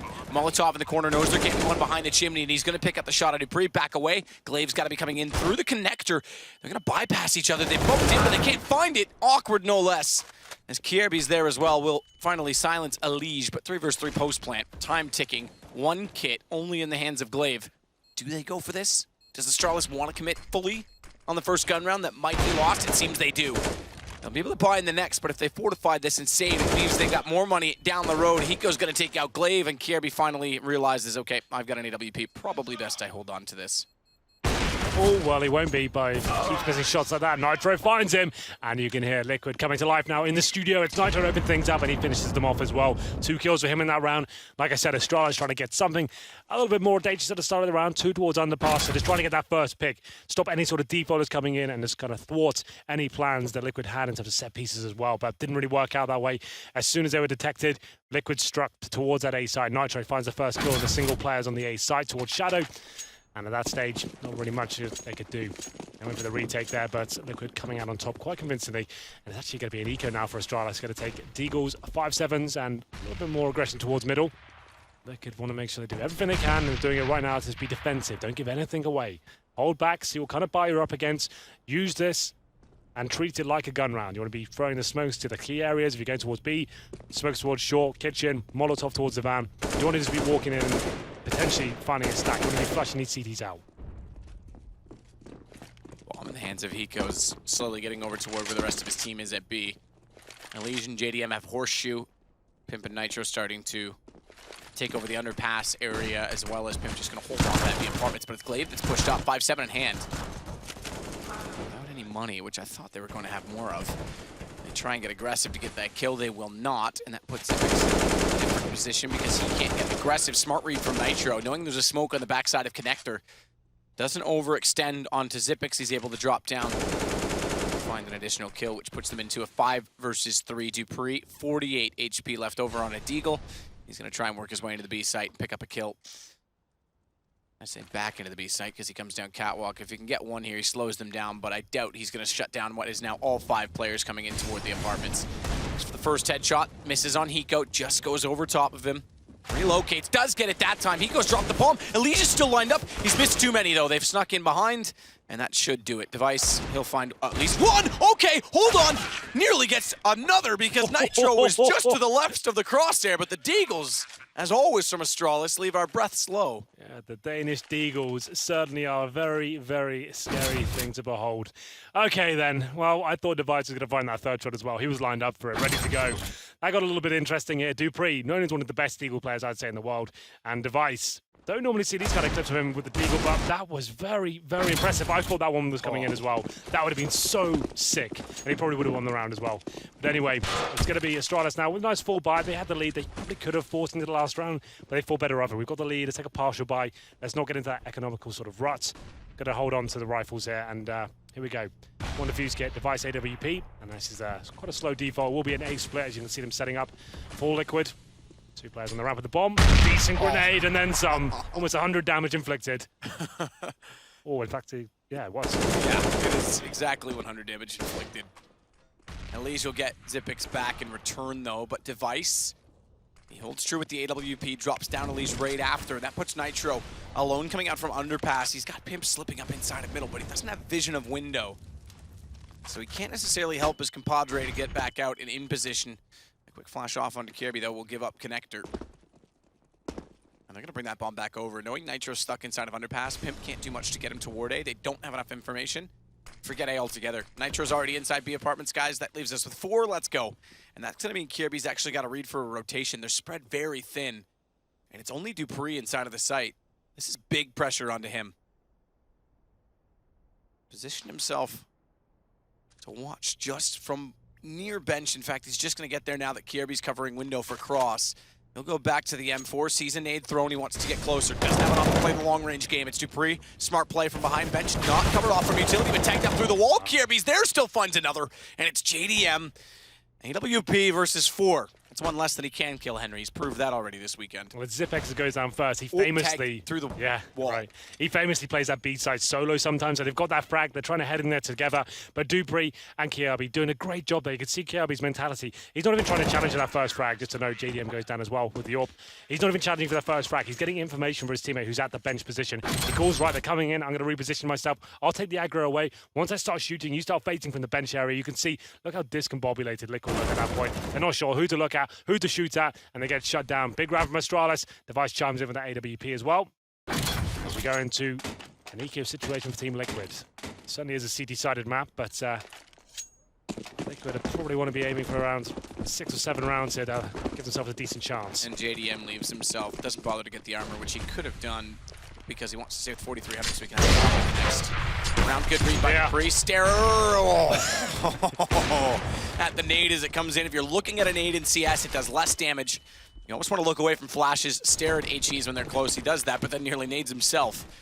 He's going to get Nitro. That'll hold off the push. Things get very awkward for Dupree. 3 players inside of Checker. Bomb gets thrown down. Pimp doesn't quite throw it correctly. That's going to buy a little bit more time as Eleague just catches it. But what it does is leave Pimp up in the apartments for the post plant. It's just a pistol, but it is position. It's planted so that if he doesn't need to peek, if it comes down to a situation where defuse is required in a split second, he can try and pick them off. Nice try from JDM. Hiko capitalizes. Glaive looking the wrong direction. Remember, Dupree's low. He should go first and try and get information. That's what he's trying to do. They know where Hiko is. They can't put the wall shots onto him, and Kirby's able to wrap back around. Hiko's still in this. Fortunately, Pimp has to go inside of the site and drops down, and that leaves just Hiko remaining. They know where he is. Another defuse coming in. Astralis going to go 5-2, but expect an AWP on JDM immediately. Of course. That's actually quite a nice round overall. It's Liquid, Glocks, PT50s, managing some good damage at the start. They only really bought some HG grenades. That's a big round differential. Both these guys are 2-2, meaning they've played 4 games. And Liquid's played, I didn't see, I think it was 143 and 144, so what is that, 33 more rounds? That's pretty impressive. Well, there you go. It definitely has been a rough ride for Liquid, but they're starting to arrive at this point. Another gun round coming in. Like you said, the JDM orb hasn't really struck as of yet. We're waiting for that to start delivering here. It certainly can be a huge factor. Let's remember this event, the 1v5 that happened. As soon as that starts to get warm again, maybe we can see some more fireworks from that young man as he goes towards the Palace area here. It's actually 29 more rounds. I was wrong in the math. I'm sorry, Henry. It's okay. Please forgive me. JDM's going to look toward jungle. No smoke out. He wants this AWP to find an opening. There's a few spots you can definitely play with a T-sided op. Fast toward A ramp, catch a person crossing to connector. Here to open up toward jungle. B apartment if you get lucky if someone's jumping toward van, but most commonly in middle. But it's more of a pick-style AWP I find on Mirage than it is an aggressive taking and post-plant op. Dupree, he'll take down Eleague. Yeah, pretty interesting round. There's no one to back up Eleague there with the refrag. Someone should be facing from the connector as soon as he starts taking bullets, but Pimp's a little bit late. But there it is. It's going to be Hiko towards the A ramp, and the bomb will be going back towards spawn as well. So we have got one player in the form of Pimp to get in, but... This could be interesting, though, because JDM's been watching and saw no one at jungle the whole time. There's 2 stacked in shadow. And he's with an AWP in Palace. If they have to push through, if they come in from A main, he's going to have a lot of pressure applied. And he's starting to look for it now. He's starting to get an inkling as to why he's not seeing anyone. They're both down below. He's not going to spot them yet. Hiko's bringing bomb in now. Nitro, he's with him. Actually, Nitro's the one to carry the bomb at this point. So, missed shot JDM. 2 players in shadow, not checked. No Molotov thrown in. They're waiting for the opportunity. Spray through. Hiko wants to bait them out. That's smart. They found one, but will he wait for the other? Zipix, holds his trigger, but can't find the aim. And Hiko's able to pull it back, but he's down a man, 1 versus 2. Bomb dropped 8 seconds. He's just grabbed that. He's got to commit, and Kirby should be able to pop out, take him down before he even gets the plant in. Lovely stuff there. With those 2 players in shadow as well, you just never assume there's going to be 2 in there. So it's actually quite nice. Yes, they're quite exposure. They're almost happy one player dies there at that opening encounter. As soon as he goes down, they're going to be calling, yep, player in shadow's down. You're not going to assume 2's there. Hiko runs straight past, and the time's ticking down as well. He's got to plant the bomb. He goes down, bit of a nightmare situation. There's a 2 versus 1, has to go for the plant. And at that stage, it's easy pickings for KRB at that stage. So 6-2, and now another eco, I believe, for Liquid. So at this point, I don't think they can actually even justify a force. But what kind of stage loss bonus are we at? Number 3, so they're going to get $2,900 into the next round. Tactical timeout. Zeus, of course, I guess you could say he's like the father figure of this team. They're known to be quite an emotional kind of young team, right? They've had some success at the majors. They made grand finals, semi-finals, but that was when they had Simple with them. This time they have Pimp. Not as much firepower, but certainly a good addition, I would say. Well, teardown's already begun in the studio. The previous 2 desks used are freed of monitors. That's because we're in the last game of the group stages. Tomorrow's Media Day, we start in the Fox Theater on Friday. Playoffs, best of 3s the whole way through. Finals on Sunday, you won't want to miss it. It's going to be very exciting. This qualifier, this group stage has been amazing so far. Like, the games have been really exciting. Lots of overtimes, lots of upsets. It's been really cool. Now, Astralis, they were my kind of favourite team to win this major, to be fair. And right now, they're looking at elimination, but they're in a good position to proceed. It's going to be 6-2, couple of kills coming in. Hiko does do some good work there with the Desert Eagle.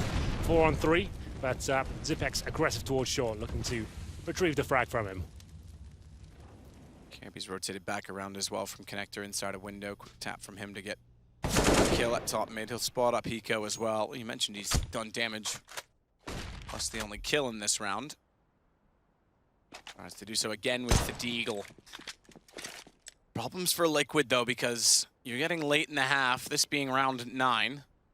You've got 2 rounds and money has never stabilized, mostly in part because the 2 rounds you picked up were in between the first 3 rounds and the last 3 rounds that Astralis have got. Point I'm making, they've never maximized the lost round bonus and they're not getting a lot of bomb plants. Indeed. That's 3 in a row now, so money will be in a relatively decent position. Like we said there, the JDM AWP hasn't really come out yet. We're waiting for it to kind of start lighting up the scoreboard, find those opening picks. Certainly a possibility on Mirage, but yeah, to really arrive. It's a 4-on-3 now, but a heavy advantage, of course, for Astralis. They've got the weaponry, a boost up towards the window. Kelby, though, waiting for it. Nice defensive position from him. He might time this incorrectly. Yeah, just unfortunate there, but Nitro makes it through towards jungle. Let's give them some access to a site. Kirby doesn't bother sticking around to try and find that opportunity. He'll rotate, knows Glaive's inside the center. Get a plant. We just mentioned they haven't got them. Well, now they do. And if they don't win this round, which they could still do with Nitro picking up an M4, it's going to be 4 rounds plus bomb. They'll definitely be able to buy immediately after Nitro goes down. His gun gone. Dupree, he'll find Pimp. Hiko. I don't think you'll be kidding us this time because Deagle only going to get pushed out. That's fine, Kirby. That's 1. Never mind. He's got Dupree. They're on the defuse. They're going to have to line up and meat shield. They can't get the reload in time. Nearly hit the diffuser, Hiko. Maybe you were telling a fib. That would have been an absolute nightmare for Astralis. 2 lovely shots there from Hiko. And I thought he was going to hit the diffuser as well, but he only had 1 HP. That's the only problem there. It's pretty much impossible at that point, especially they're both looking at you. You've got to face. He does a great job to even make it that close. So nice work from Hiko. Damages the money further. And we go into the next round. 7-2. Money in a decent position after getting the bomb down there. AWP's back out for JDM. And we can see Dupree on the AWP this time. That's a strange one. Has he got a 6 spawn or something? He's going towards B. It's very rare to see him with it all. It's not a... The spawn wasn't great. Zipix is ahead of him. Device is already in mid. They've got something planned here. What is this? Nitro gets caught inside a smoke. Good response from Eleague. Are they ever going to do a booster? I haven't seen that boost before. I was just looking over the bomb site towards the B apartments, but still. 4-on-4, I should say. Yeah, this is like, even when they had the 3-op team for a while, you never really did see Cajun B Kerrigan and Device. You never saw Dupree on it. So this is a bit different. Eleague just made it to bench. It's a good position if you can get there undetected because you can hold off from jungle, but they don't have information towards CT, so he's got to push and find it. And Zipix is waiting for him, so down he goes. It's on to JDM. Spots a flash coming from above, dodges it, and takes out Glaive.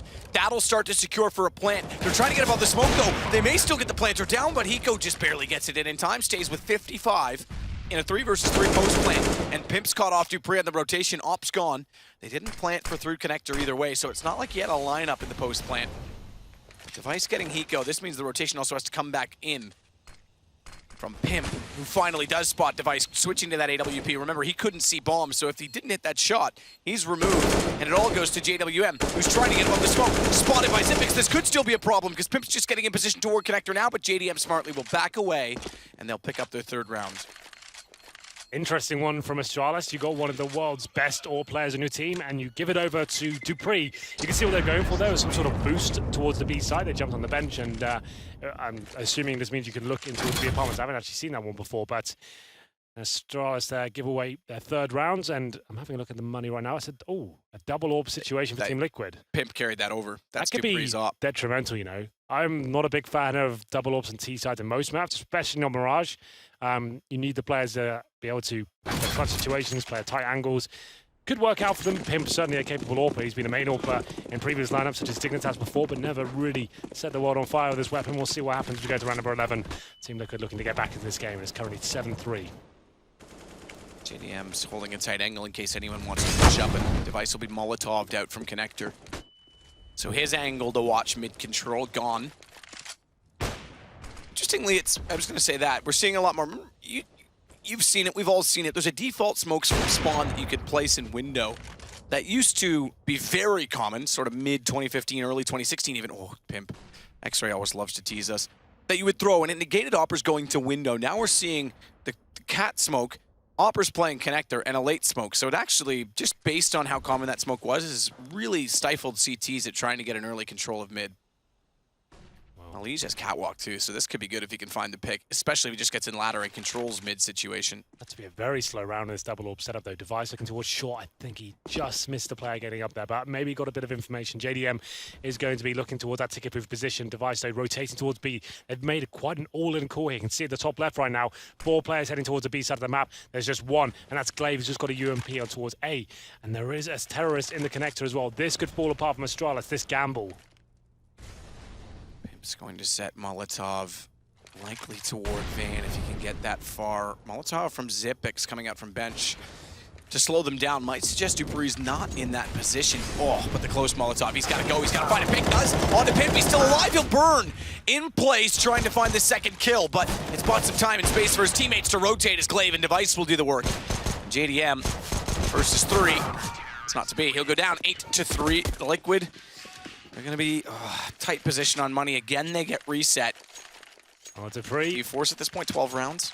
Let's have a look. Well, I'm going to call a timeout and think about it, that's for sure. They've got 1 stage loss bonus. I don't think you... 1 player on 5k. I would say no, because you have 2 pistols, 1 SMG, 1 AK. That's why they're taking it forward. It's certainly, there's both options are viable. I would say no, take it to the next round and actually get a full buy.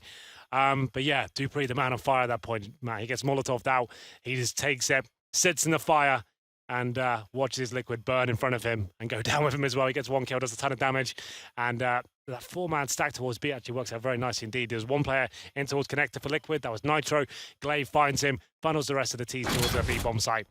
And actually looks very promising now for Astralis. So it looks like they will not be forcing into this round. Nothing purchased as of yet for Liquid. So Astralis will take this to 9-3, almost certainly. But we'll see what happens. We get the bomb down. That's a nice addition. One very clear statistic for Liquid's T sides. If you want to know how they're playing, if you're watching just even the scoreboard, if Nitro and Eleague, if both of them aren't getting frags, they're not getting entries. Heat go top frags right now. So they're just not finding opportunities to get to the sites. Well, and this sort of map has already fed JDM to be in the slow-paced play to find opening frags as well. But the Fox have made it in. They're going to find a kill as well, and potentially a plant. Device looking to take it down, which he does. Threat eliminated. Big, because they want to get a plant for extra money. They won't get that. That was the whole point of the round. Yeah. 1 over, 1 under on Shadow, and they can't close it out. So JDM could drop an AK, but that would limit his ore potential. He might have to go glass cannon. Potentially he's got 7 grand right now. Maybe no head armor. We'll see what he decides to do. The extra $800 on Nitro, he's $36.50. Exactly. That's the difference between an AK and that $50 is the difference between AK and head armor or just AK and chest armor. So that's exactly what I'm saying. So they've gone for 5 AKs here. Yeah. So that's really big they didn't get the bomb down there. Eleague on the SMG, no JDM orb. He is not known to be as proficient as some of the other top orbers with rifles. He's known to be a very, very good orper, but when it's forced to go into the rifles, not as electric as players like Device who opens things up. Display by Device. Fall down in the shadow and get a support system in place from his teammate Glaive and Zipix over toward Jungle. Device hits 2. This is a mirror image of Snacks in New York. Hits 1 palace, drops down, catches 2 on entry with a collat. I've seen that before. And you know what happened? The team that did it went on to win the map. It's Nitro that's going to back away. Actually, I take that back. They actually lost that map. It was Na'Vi, but Device is up to... Okay, just close it out. You've already got 4 kills. No need to be config. A little bit safer this time, but Device with a massive round. That was so sick. He gets one in apartment, he's being dynamic, he comes back, they just line up for him, and then he just gets an AK. He's hungry for more. Like I said, Device, he's a hybrid. He can rifle and AWP as well. He wants more positional control, and he gets the AK out to give him that kind of advantage, pushes through, gets another kill. 10-3, another eco for Liquid, and it's deciding to crumble at this point. It's a CD-sided map, but you want to get at least 5 rounds on the T side. At least. Has to be now. A Deagle Glock combo. We'll see where this short rush works out. Kiabi should be able to mow them down here. One-way smoke for him. Device opens things up.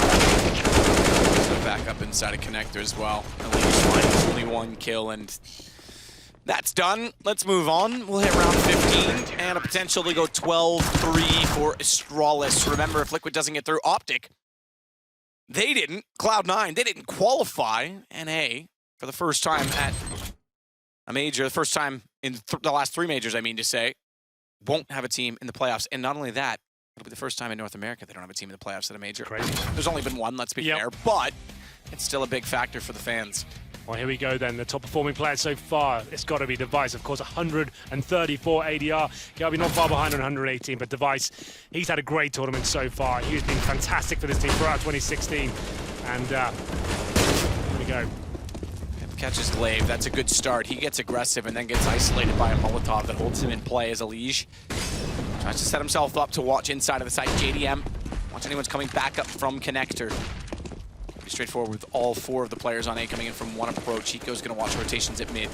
And Kierby's holding station because he wants more information before he puts that position up, and Zipix that has to find it, but smoked off. Finally an execution though with that nade. It's actually the damage from the headshot. I thought the nade was gonna bounce back 42 HP. If it hadn't landed on his feet, it would have been enough. Instead, the bullet finds him, and Dupree's got Eleague. Eleague wraps around. Dupree's got 2 with the op. JDM, he's got to clutch it, and he can't do it. They pull the round back, and 12-3 Astralis at half. This is looking convincing thus far. 24 frags for Device. That we said 20 was godlike before in a previous game. 24 is pretty much unheard of. That's so sick from him. What a half he's had. Astralis with a dominating lead so far, 12-3.